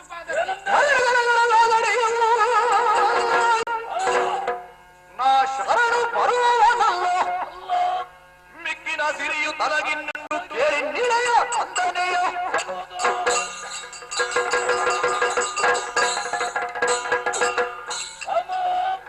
ಸಾಕು ಮಾಡು, ಸಾಕು ಮಾಡು ನಿನ್ನ ಮಾತನ್ನು. ಖಂಡಿತವಾಗಿಯೂ ನಿನ್ನ ಮಡದಿಯಾದಂತಹ ಸೀತೆಯನ್ನು ನಾನು ಕೊಡುವವನಲ್ಲ. ಯಾಕೆಂದ್ರೆ ರಾವಣನಾಗಿಯೇ ಮೆರೆದಿದ್ದಾನೆ. ನನ್ನದನ್ನು ಮತ್ತೊಮ್ಮೆ ಒಪ್ಪಿಸುವಂತಹ ಜಾಯಮಾನ ನನ್ನದೇ ಖಂಡಿತವಾಗಿಯೂ ಅಲ್ಲ. ಆದ ಕಾರಣ ಈ ಹೊತ್ತು ಸರ್ವದಾ ಸೀತೆಯನ್ನು ಕೊಡುವುದಿಲ್ಲ. ಯಾಕೆ? ನಿನ್ನ ಮಡದಿಯಾದಂತಹ ಸೀತೆ ಎನ್ನುವ ಸ್ತ್ರೀಯನ್ನು ಬಯಸಿದವನು ನಾನು ಖಂಡಿತವಾಗಿಯೂ ಅಲ್ಲ. ಮಿಕ್ಕಿನ ಸಿರಿಯು ಏನಾಗುಂಟು ಅದನ್ನೇ ಆಶಿಸಿದವ ನಾನು. ಆದ್ದರಿಂದಲೇ ಒಂದು ವೇಳೆ ನಿನ್ನ ಮಾತಿನ ಪ್ರಕಾರವಾಗಿ ನಿನ್ನ ಮಡದಿಯನ್ನು ನಾನು ಒಪ್ಪಿಸಿದ್ದೆ ಹೌದಾಗಿದ್ರೆ ಗಿರಿಜಾ ವರುಣ ಬಂಟ ನೆನ್ನಿಸಿಕೊಳ್ಳುವುದಕ್ಕೆ ಸಾಧ್ಯವೇ ಇಲ್ಲ. ಆದ್ದರಿಂದ ಭೂಮಿಯೇ ಅಡಿಮೇಲಾಗಲಿ, ಶರದಿಯ ನೀರು ಬತ್ತಿ ಹೋಗಲಿ. ಮಾತ್ರವಲ್ಲ, ಈ ಹೊತ್ತು ಸರ್ವದಾ ಸೀತೆಯನ್ನು ಕೊಡುವುದಿಲ್ಲ. ಇದು ದಿಟ್ಟ. ಏನಯ್ಯ ಶರಣ ನಿನ್ನಣ್ಣನ ಮಾತು ನಿವಾರಿಸಿದೆಯೋ ಮನವೇ? ಆದಷ್ಟು ಬೀದರು ಕೇಳನಿದನು ಬುದ್ಧಿ ಶೋಕನಲ್ಲವೇ ಜಗದಿ. ನಡೆದ ಪರಿಸ್ಥಿತಿಯನ್ನು ಕಣ್ಣಾರೆ ಕಿವಿಯಾರೆ ಕೇಳಿ ನೋಡಿದೆಯಲ್ಲ. ಅದೋ ನಿನ್ನ ಅಣ್ಣ ಛಲವನ್ನೇ ಸಾಧಿಸ್ತಾ ಇದ್ದಾನೆ. ಆದ್ರೆ ನನ್ನಲ್ಲೊಂದು ಸಂಕೋಚವಿದೆಯಪ್ಪ. ಎಷ್ಟಾದ್ರೂ ನೀವಿರುವರು ಒಬ್ಬಳೇ ತಾಯಿಯ ಗರ್ಭದಿಂದ ಜನಿಸಿಕೊಂಡವರು, ಅದೇ ತಾಯಿಯ ಮಡಿಲಲ್ಲಿ ಆಡುತ್ತಾ ಸ್ತನ್ಯವನ್ನು ಉಂಡವರು. ಅಂತಹ ಬಂಧುತ್ವ ನಿಮ್ಮೊಳಗಿದೆ, ರಕ್ತ ಸಂಬಂಧ. ಯಾರೇ ಆದ್ರೂ ತನ್ನ ಬಂಧುಗಳ ಮರಣವನ್ನು ಕಂಡು ತೃಪ್ತರಾಗುವುದಿಲ್ಲ. ಹಾಗಿದ್ರೆ ಸ್ವಂತ ನಿನ್ನ ಅಣ್ಣನನ್ನು ನಾನು ಕರೆಯಲ್ಲಿ ಮಲಗಿಸುವಾಗ, ಅರ್ಥಾತ್ ಆತ ಅಸುನೀಗುವಾಗ ನಿನ್ನ ಕರುಳು ಯಾವ ರೀತಿಯಲ್ಲಿ ಮಿಡಿಯಬಹುದೋ, ಕಣ್ಣೀರು ಸುರಿಯಬಹುದೋ ಎಂಬ ಅಳುಕು ನನಗಾಗುವುದರಿಂದ ನಿನ್ನಲ್ಲಿ ಕೇಳ್ತಾ ಇದ್ದೇನೆ. ಛಲವನ್ನೇ ಹಿಡಿದಂತಹ ರಾವಣನನ್ನು ನಾನು ಮುಂದೆ ಏನು ಮಾಡ್ಬೇಕಯ್ಯ? ತಂದೆ ತಾಯಿಗಳನ್ನ ತಮ್ಮಂದಿರಾಯ ಬಂಧು ಬಾಂಧವರೆಲ್ಲರೂ ಇಂದಿರಾವತಿಯೇ ನೀನು ನಂಬಿರುವೆ, ಆನಂದದಿ ಕೃಪೆಯ ತೋರೋ.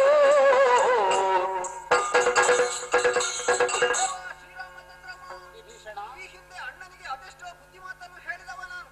ಆದ್ರೆ ನನ್ನ ಮಾತನ್ನು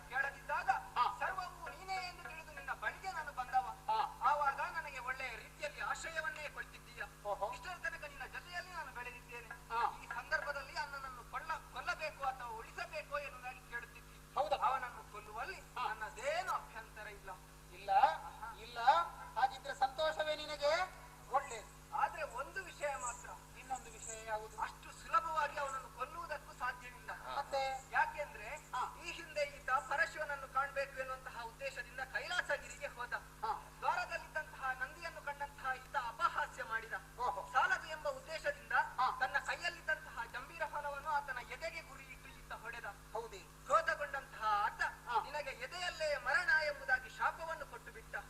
ಆದ್ದರಿಂದ ಎಲ್ಲಿಗೆಲ್ಲ ಬಾಣ ಪ್ರಯೋಗ ಮಾಡಿದ್ರೆ ಅವ ಸಾಯುವುದಕ್ಕೆ ಸಾಧ್ಯವಿಲ್ಲ. ಇಲ್ಲ. ನೇರವಾಗಿ ಎದೆಗೆ ಗುರಿ ಇಟ್ಟು ಬಾಣ ಪ್ರಯೋಗ ಮಾಡಿದ್ರೆ ಅವನನ್ನು ಕೊಲ್ಲಬಹುದಯ್ಯ. ಇದು ಗುಟ್ಟು, ಅದೋ ಪ್ರಯೋಗಿಸ್ತೇನೆ.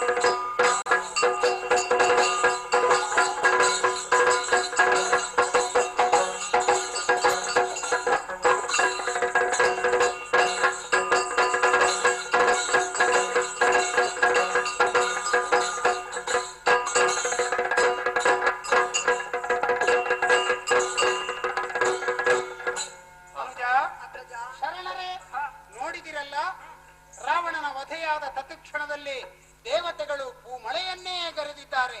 ಹಾಗಿದ್ರೆ ಸಕಲ ಪ್ರಪಂಚದ ಸಕಲರೂ ಕೂಡ ಸಂತೋಷವನ್ನು ಅನುಭವಿಸಿದ್ದಾರೆ ಎಂಬ ಬಗ್ಗೆ ನಾವು ಸಂತೋಷ ಭರಿತರಾಗಿದ್ದೇವೆ. ರಾವಣ ವಧೆ ಮುಕ್ತಾಯವಾಯಿತು. ಇನ್ನೇನು ವಿಶೇಷವಲ್ಲ, ರಕ್ಕಸರ ಉಪಟಳ ಇಲ್ಲ. ಆದರೆ ನಮ್ಮದ್ದಾದ ಕರ್ತವ್ಯ ಕೆಲವು ಆಗುವುದಕ್ಕಿದೆ. ಅತ್ತ ಕಡೆ ನಾವು ಗಮನಿಸೋಣವೇ?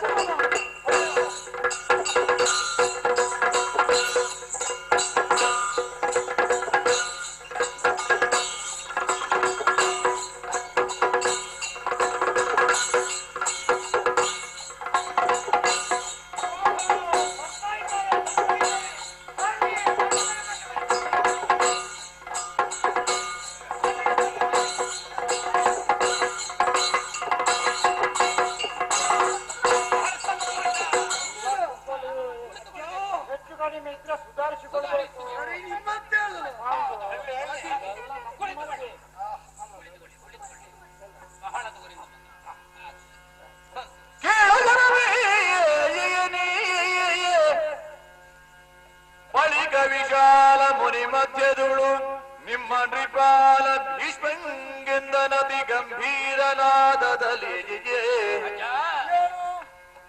ಬಾಳನೇತರ ಬರೀನಿಬ ಭೂಪಾಲರಿವರುಳ್ ಅಗ್ರ ಪೂಜ್ಯರ ಬೇಳಿನಿ ಗಾಂಧಿಯ ನುಡಿದನು ವೇದ ಸಮ್ಮತವಾದ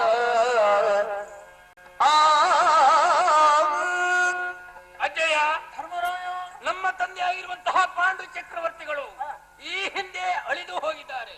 ಅಳಿದು ಹೋದ ಪ್ರಕರಣವಾಗಿ ಅವರಿಗೆ ಸ್ವರ್ಗದಲ್ಲಿ ಸ್ಥಾನ ಸಿಗದೆ ಹೋಯಿತು. ಆ ಸ್ಥಾನಕ್ಕೆ ಸಿಗಬೇಕಾದ್ರೆ ಏನ್ ಮಾಡ್ಬೇಕ ಚಿಂತೆಯಲ್ಲಿ ಇರ್ತಿರುವಾಗ ನಾರದ ಮುನಿಗಳೇ ಬಂದು ನನಗೆ ಹೇಳಿದ್ದಾರೆ. ಹೌದೌದು, ಆದ್ರೆ ಇನ್ನು ಮುಂದೆ ರಾಜಸ್ವಯಾತ್ರವನ್ನು ಕೈಗೊಳ್ಳು ಅಂತ. ಹಾಗೆ ನಾನು ರಾಜಸ್ವಯಾತ್ರವನ್ನು ಕೈಗೊಂಡಿದ್ದೇನೆ. ಹೌದು, ಎಷ್ಟೋ ದೇಶಾಧಿಪಾಲಕರು, ಸಾಮಂತರು, ಧೀಮಂತರು ಎಲ್ಲವರು ಬಂದು ಸೇರಿಕೊಂಡಿದ್ದಾರೆ. ಇದು ಪೂರ್ಣಾಹುತಿಯ ಕಾಲ. ಸ್ವಲ್ಪ ಸಂಶಯಕ್ಕೆ ಎಡೆಯಾಯ್ತು ಅದೇ ಮತ್ತೇನಲ್ಲ, ಇಂತ ಮುಂದೆ ಮಂದಿಯಲ್ಲಿ ಇನ್ನು ಮುಂದೆ ಪೂಜಾಗ್ರಹ ಪೀಠಕ್ಕೆ ಯಾರನ್ನು ಇರಿಸಲಿ ಅಂತ ಯೋಚನೆ ಮಾಡ್ತಾ ಇದ್ದೇನೆ ಅಜ್ಜ. ಕಂದ ಕೀಳಂಬರದೊಳಗಿರುವ ಮರರು ಇಂದ್ರದಿ ಬಾಲ ಬಂದಿಯಲಿಯೇ ಇಂದು ಶೇಖರನಿ ಭೂಮಿಗೆ ಪೂಜಾ ಪಾತ್ರ ಗೋವಿಂದನಲ್ಲದೆ ಬೇರಿಂದುಂಟೆ ಕಂದ ಕೇಳು.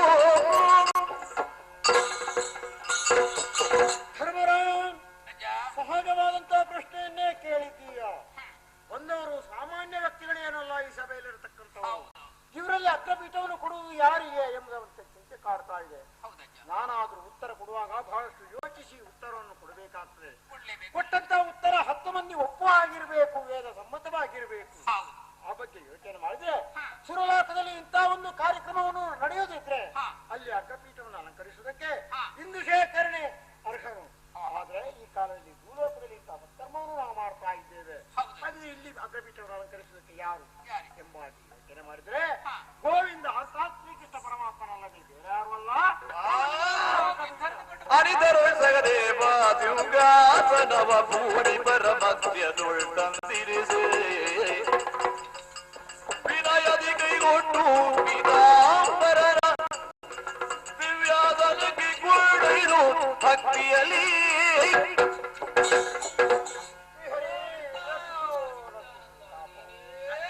ಕೆಲರು ಮಾತವ ಮೈತ್ರಿಯಲಿ ಕೆಲರು ಕೃಷ್ಣನ ಬಲುಗಿರಲಿ ಕೆಲರು ಹರಿಪಕ್ಷದಲ್ಲಿ ಕೆಲರು ಅನುಚಿತದ ಭೀತಿಯಲ್ಲಿ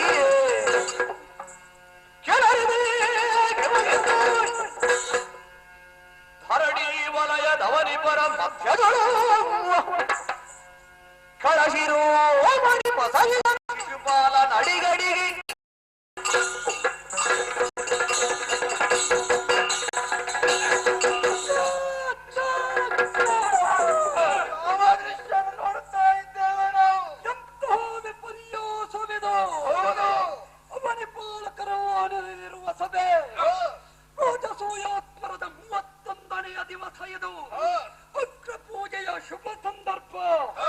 ಯಾರಿಗೆ ಪೂಜಾಗ್ರಹ ಪೀಠ ಅಲ್ಲ, ಪೂಜಾಗ್ರ ಪೀಠ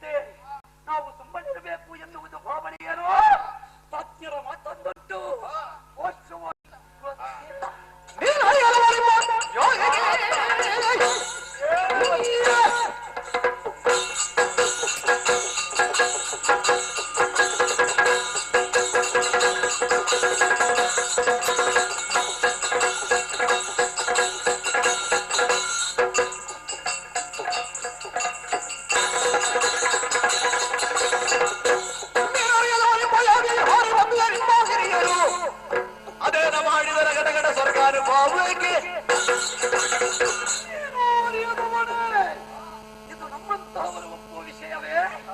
ಈ ನರಿಯಾದವ ಭೂತ ಭವಿಷ್ಯತ್ ವರ್ತಮಾನ ಎಂದು ತಿಳಿಯುವಂತಹ ನೀನು ಹೀಗೆ ಮಾಡಬೇಕು ಅಂತಿದ್ರೆ ಇದಕ್ಕೆ ಕಾರಣ ಇರಲೇಬೇಕು.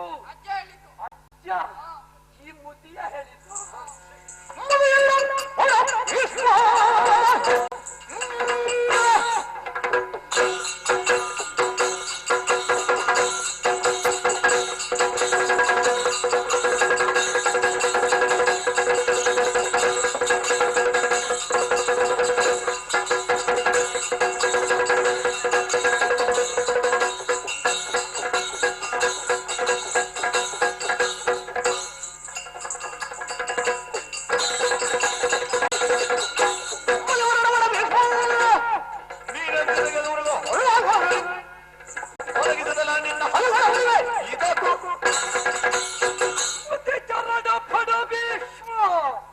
ಗುರುಕುಲ ಪಿತಾಮಹ ಎನ್ನುವ ಗೌರವ ನಿನಗೆ ಇತ್ತು.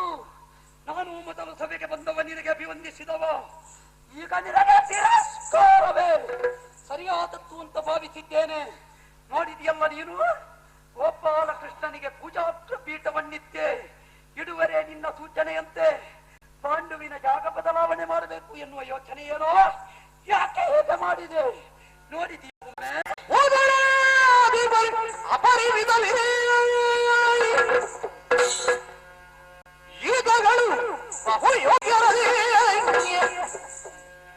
ಪರದೆ ಅಡ್ಡವಾಗಲಿಲ್ವಲ್ಲ, ಎರಡುತನ ಬರಲಿಲ್ವಲ್ಲ, ಬುದ್ಧಿಮತ್ತತೆಯಾಯಿತೇನೋ.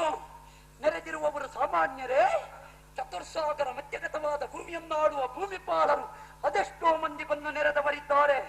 ಚಪ್ಪನ್ನ ದೇಶಾಧಿಪರು ಬಂದು ಸೇರಿರುವ ಈ ಸಭೆಯಲ್ಲಿ ನೀನು ಕೃಷ್ಣನಿಗೆ ಪೂಜಾಗ್ರ ಪೀಠ ಕೊಟ್ಟೆ. ಕ್ಷಾತ್ರಿಯರು ವರಸು ಮಕ್ಕಳು ಆಗುವುದಿಲ್ಲ ಅಂತ ಇಟ್ಟುಕೋ. ಇದ್ದಾರಲ್ಲ ಬ್ರಾಹ್ಮಣ ಶ್ರೇಷ್ಠರು, ಗುರುಗಳಾದಂತಹ ದ್ರೋಣರು, ವೆಚ್ಚೇನು ಕೃಪರು, ಮುದುಕರೆ ಆಗಬೇಕಿದ್ರೆ ನೀನು ಯಾರು ಕುಳಿತುಕೊಳ್ಳುತ್ತಿದ್ರು ಪ್ರಶ್ನೆ ಇರಲಿಲ್ಲ. ಒಂದು ವೇಳೆ ನಿಭಾಯಿಸುವ ಸಾಮರ್ಥ್ಯವುಳ್ಳಂತಹ ಯೌವನರು ಯುವ ಪೀಳಿಗೆ ಮುಂದೆ ಬರಬೇಕು ಎನ್ನುವ ಯೋಚನೆ ನಿನಗೆ ಉಂಟು ಅಂತಾದ್ರೆ ಬ್ರಾಹ್ಮಣೋತ್ತಮನಾದಂತಹ ಅಶ್ವತ್ಥಾಮನಿಗೆ ಕೊಡಬಹುದಿತ್ತು. ಇವರೆಲ್ಲರ ನೀನು ಉಳಿದು ಈತಂಗೆ ಓಟು ಕೊಡುವರೆ. ಎಷ್ಟು ಕೊಟ್ಟಿದ್ದಾನೆ ನಿನಗೆ? ಯಾಕೆ ಹೀಗೆ ಮಾಡಿ? ನಾನು ಒಬ್ಬನೇ ಕೇಳುವುದು.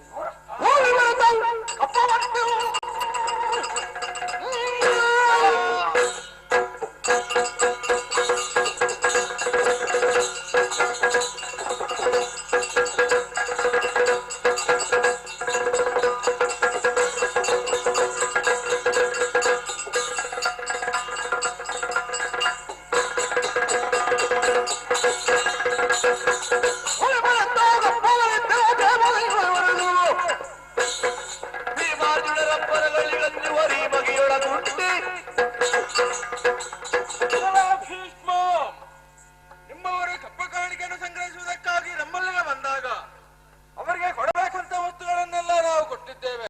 ಹಾಗಂತಲೇ ಭೀಮಾರ್ಜುನರ ಪರಾಕ್ರಮಕ್ಕೆ ಹೆದರು ಕೊಟ್ಟಿದ್ದೇವೆ ಎಂಬುದನ್ನು ನೀನಂತೂ ಭಾವಿಸಬೇಡ. ನೀವು ಮಾಡ್ತಿರುವಂತಹ ಕಾರ್ಯ ಇದು ನಿಮ್ಮ ಪಾಲಿಗೆ ಮಂಗಲವನ್ನುಂಟು ಮಾಡುವುದಿದ್ರೆ ಮಾಡಲಿ ಎಂಬಂತ ಉದ್ದೇಶದಿಂದಲೇ ಕೊಟ್ಟದ್ದು.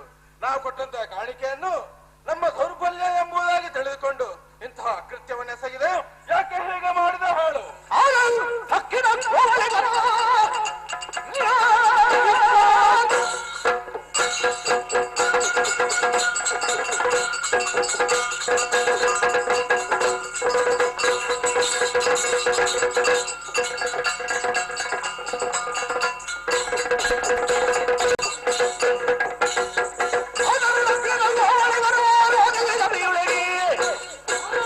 ಮೇದಿನಿ ಪರಮ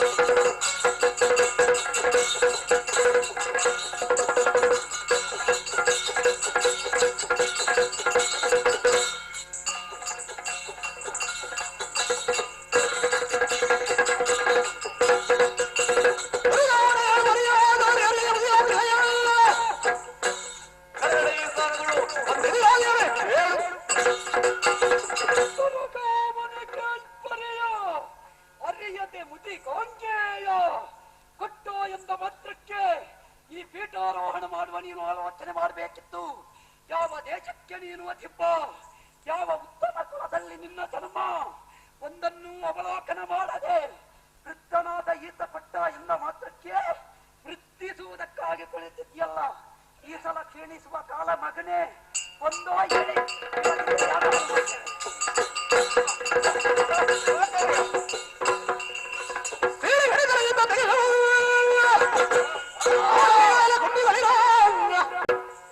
ಹೇಳುವರೆಂದು ಇದು ಪಾದಗಳಿಗೆ ಉರುವೆಯಲು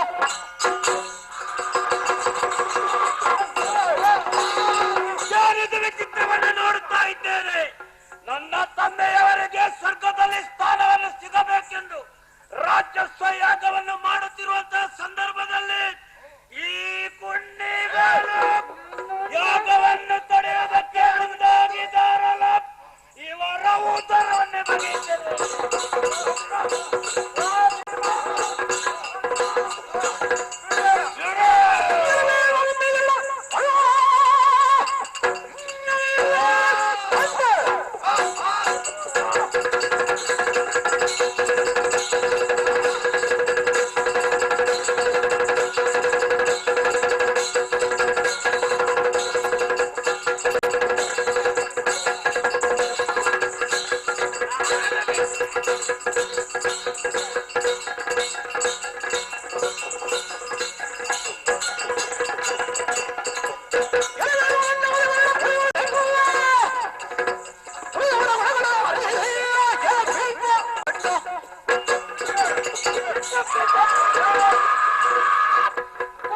ತರುಣನೆ ಬಿಡು, ಈತನ ಉದರವನ್ನು ಒಮ್ಮೆ ಬಿಡಿ ನನ್ನನ್ನು.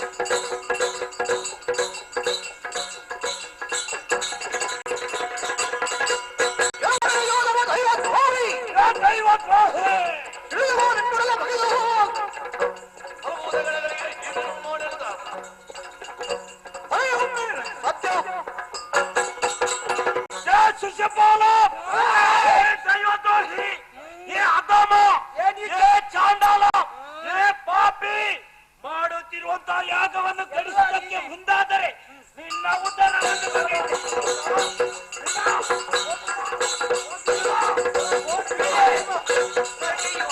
ಕೇಳಿಬರಿಸಬೇಕು ಕಥೆಯ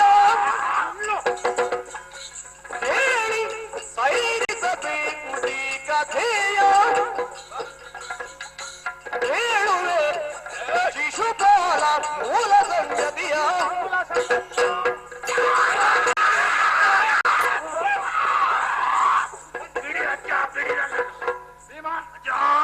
ನನ್ನ ಮಾತಿಗೆ ಬೆಲೆ ಇಲ್ವಾ? ಅಯ್ಯ, ಹರಿಯ ಮಹಿಮೆ ಏನು ಅಂತ ಇವರಿಗೆ ಗೊತ್ತಿಲ್ಲ. ಹೋಗ್ಲಿ, ಅದಕ್ಕೆ ಮಣ್ಣು ಹಾಕಲಿ. ಆದ್ರೆ ಈ ಶಿಶುಪಾಲನ ಮೂಲ ಸಂಗತಿಯನ್ನು ಹೇಳ್ತೇನೆ. ಇವರ ಕಥೆಯನ್ನು ನಾ ಹೇಳ್ತೇನೆ. ಕೇಳಿರಿ, ಎಲ್ಲರೂ ಕಿವಿಗೊಟ್ಟು ಕೇಳಿರಿ. ಕೇಳಿರಿ ಇವರ ಜೀವನ ವೃತ್ತಾಂತ. ಶಿಶುಪಾಲನ ವಿನೂತನ ಕಥಾಶವಾಡ ಎಲ್ಲ ಕೇಳಿದ ಮೇಲೆ ಅದ್ರ ಎಷ್ಟು ಒಳ್ಳೆದುಂಟದ ಮತ್ತೆ ಗೊತ್ತಾಗ್ತದೆ. ಈ ಶಿಶುಪಾಲಕಂತ ಮಕ್ಕಳು ಇಲ್ಲಿ ಇರಬೇಕಾದವರು ಅಲ್ಲ, ಇದ್ದವರು ಅಲ್ಲ. ಹಾಗಿದ್ರೆ ಎಲ್ಲಿದ್ರು ಏನು ಎನ್ನುವಂತ ವಿಚಾರ ಸಂಕ್ಷಿಪ್ತವಾಗಿ ಹೇಳ್ತೇನೆ.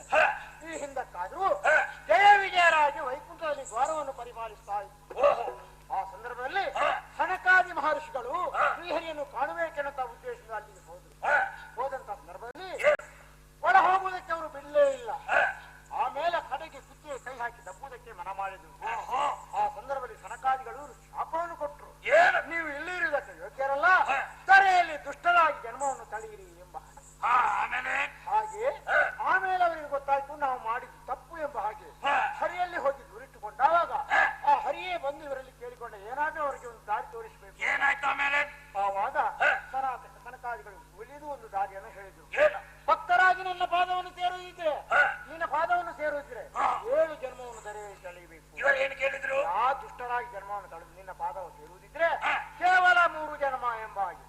ಆವಾಗ ಇವರು ಹೇಳಿದ್ದು ನಮ್ಗೆ 3 ಜನ್ಮದಲ್ಲಿ ನಿನ್ನ ಪಾದ ಸೇರುವಂತಹ ಭಾಗ್ಯವನ್ನು ಒದಗಿಸಿಕೊಡಬೇಕು, ಕೇವಲ 3 ಜನ್ಮ ಜನ್ಮದಲ್ಲೇ ಮೋಕ್ಷ ಆಗಬೇಕು ಅಂತ ಹೇಳಿ. ಹಾಗೆ ಅವರ ಮಾತಿನಂತೆ 1ನೇದಾಗಿ ಹಿರಣ್ಯಕಶ್ಯಪರಾಗಿ ಹುಟ್ಟಿಕೊಂಡು ಅಂತವನನ್ನು ವರಹನಾಗಿಯೂ ನಾರಸಿಂಹನಾಗಿಯೂ ಕೊಂದು ಮುಗಿಸಿದ.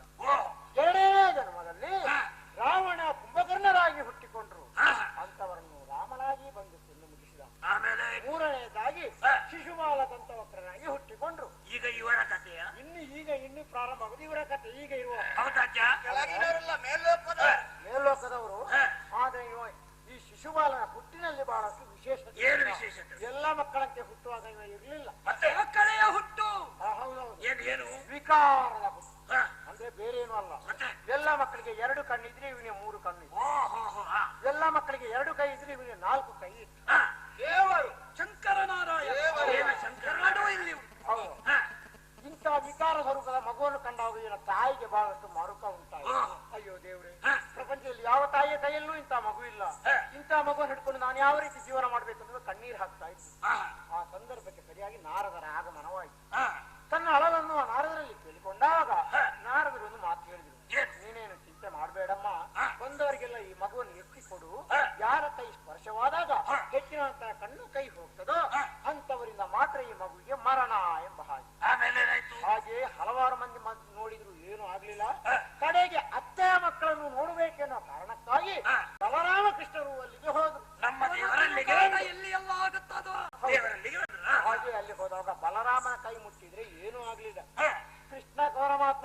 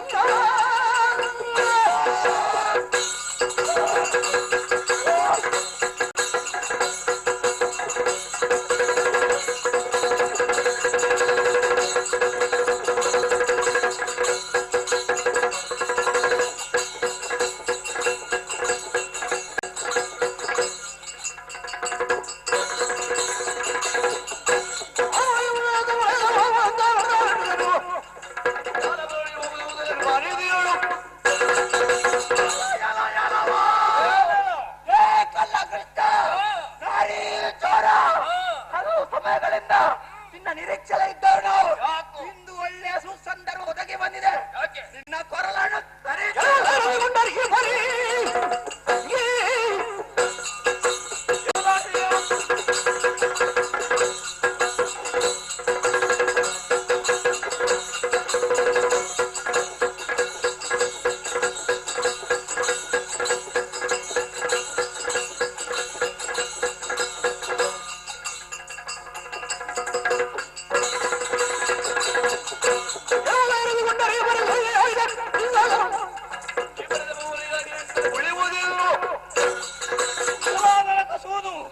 ಈ ಹಿಂದೆಯಿಂದ ತಂದೆಯನ್ನು ಕೊಲ್ಲುವಂತಹ ಹೊತ್ತಿನಲ್ಲಿ ಸಣ್ಣ ಹುಡುಗ ಎಂಬ ಕಾರಣಕ್ಕಾಗಿ ಬಿಟ್ಟೆ ಅಂತಾದ್ರೆ ಈ ಹೊತ್ತು ಮಲತಿ ನಿಂತಿದ್ಯಲ್ಲ ನಿನಗೆ ಸರಿಯಾದ ಶಿಕ್ಷಣ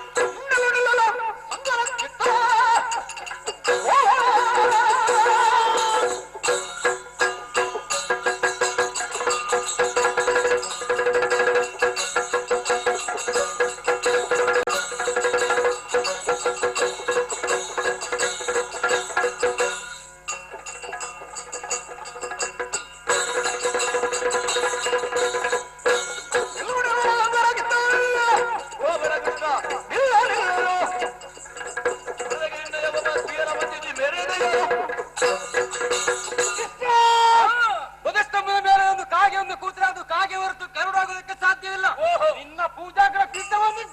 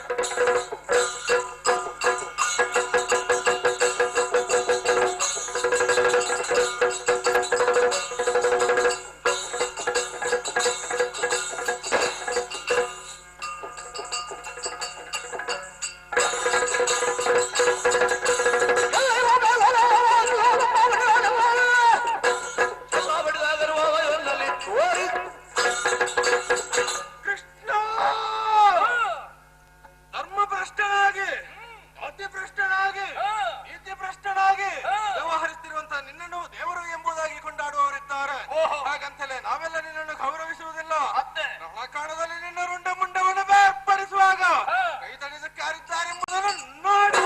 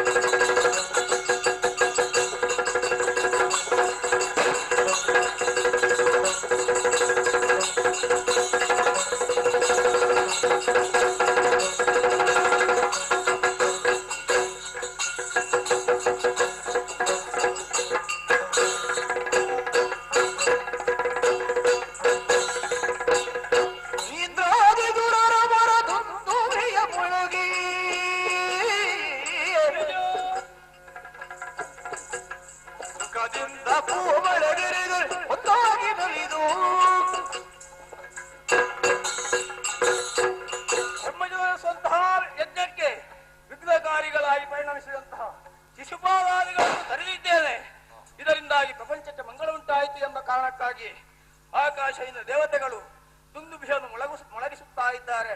ಮಾತ್ರವಲ್ಲ ಸೂಮಳೆಯನ್ನು ಗೈಯುತ್ತಾ ಇದ್ದಾರೆ. ಇದರಿಂದ ಲೋಕಕ್ಕೆ ಕ್ಷೇಮವಾಯಿತು ಎಂಬುದು ಸ್ಪಷ್ಟ. ತ್ರಿಜನ್ಮ ಮೋಕ್ಷ ಎಂಬಂತಹ ಪುಣ್ಯ ಆಖ್ಯಾನವನ್ನು ಇನ್ನು ಮುಂದೆ ಯಾರು ನೋಡ್ತಾರೋ, ಆಡ್ತಾರೋ, ಆಡಿಸ್ತಾರೋ ಅಂಥವರೆಲ್ಲರಿಗೂ ಕೂಡ ನಾವು ಸದಾ ನಂಬಿಕೊಂಡು ಬಂದಿರುವಂತಹ ಭ್ರಮರಾಂಬಿಕೆ ಆಯುಷ್ಯ, ಆರೋಗ್ಯ, ಭಾಗ್ಯಾದಿಗಳನ್ನು ನೀಡಿ ರಕ್ಷಿಸಲಿ ಎಂಬುದಾಗಿ ಬೇಡಿಕೊಳ್ಳುತ್ತಾ ಪುಣ್ಯಪ್ರದವಾದಂತಹ ಕಥೆಗೆ ಮಂಗಲವನ್ನು ಹಾಡುತ್ತೇವೆ. ಭದ್ರಂ ಶುಭಂ ಮಂಗಲಂ. ಶ್ರೀಧರ ದ್ವಿಜನೇತೆಯರು ದೋಷದಿ ನಡೆ ತರುತ್ತವರು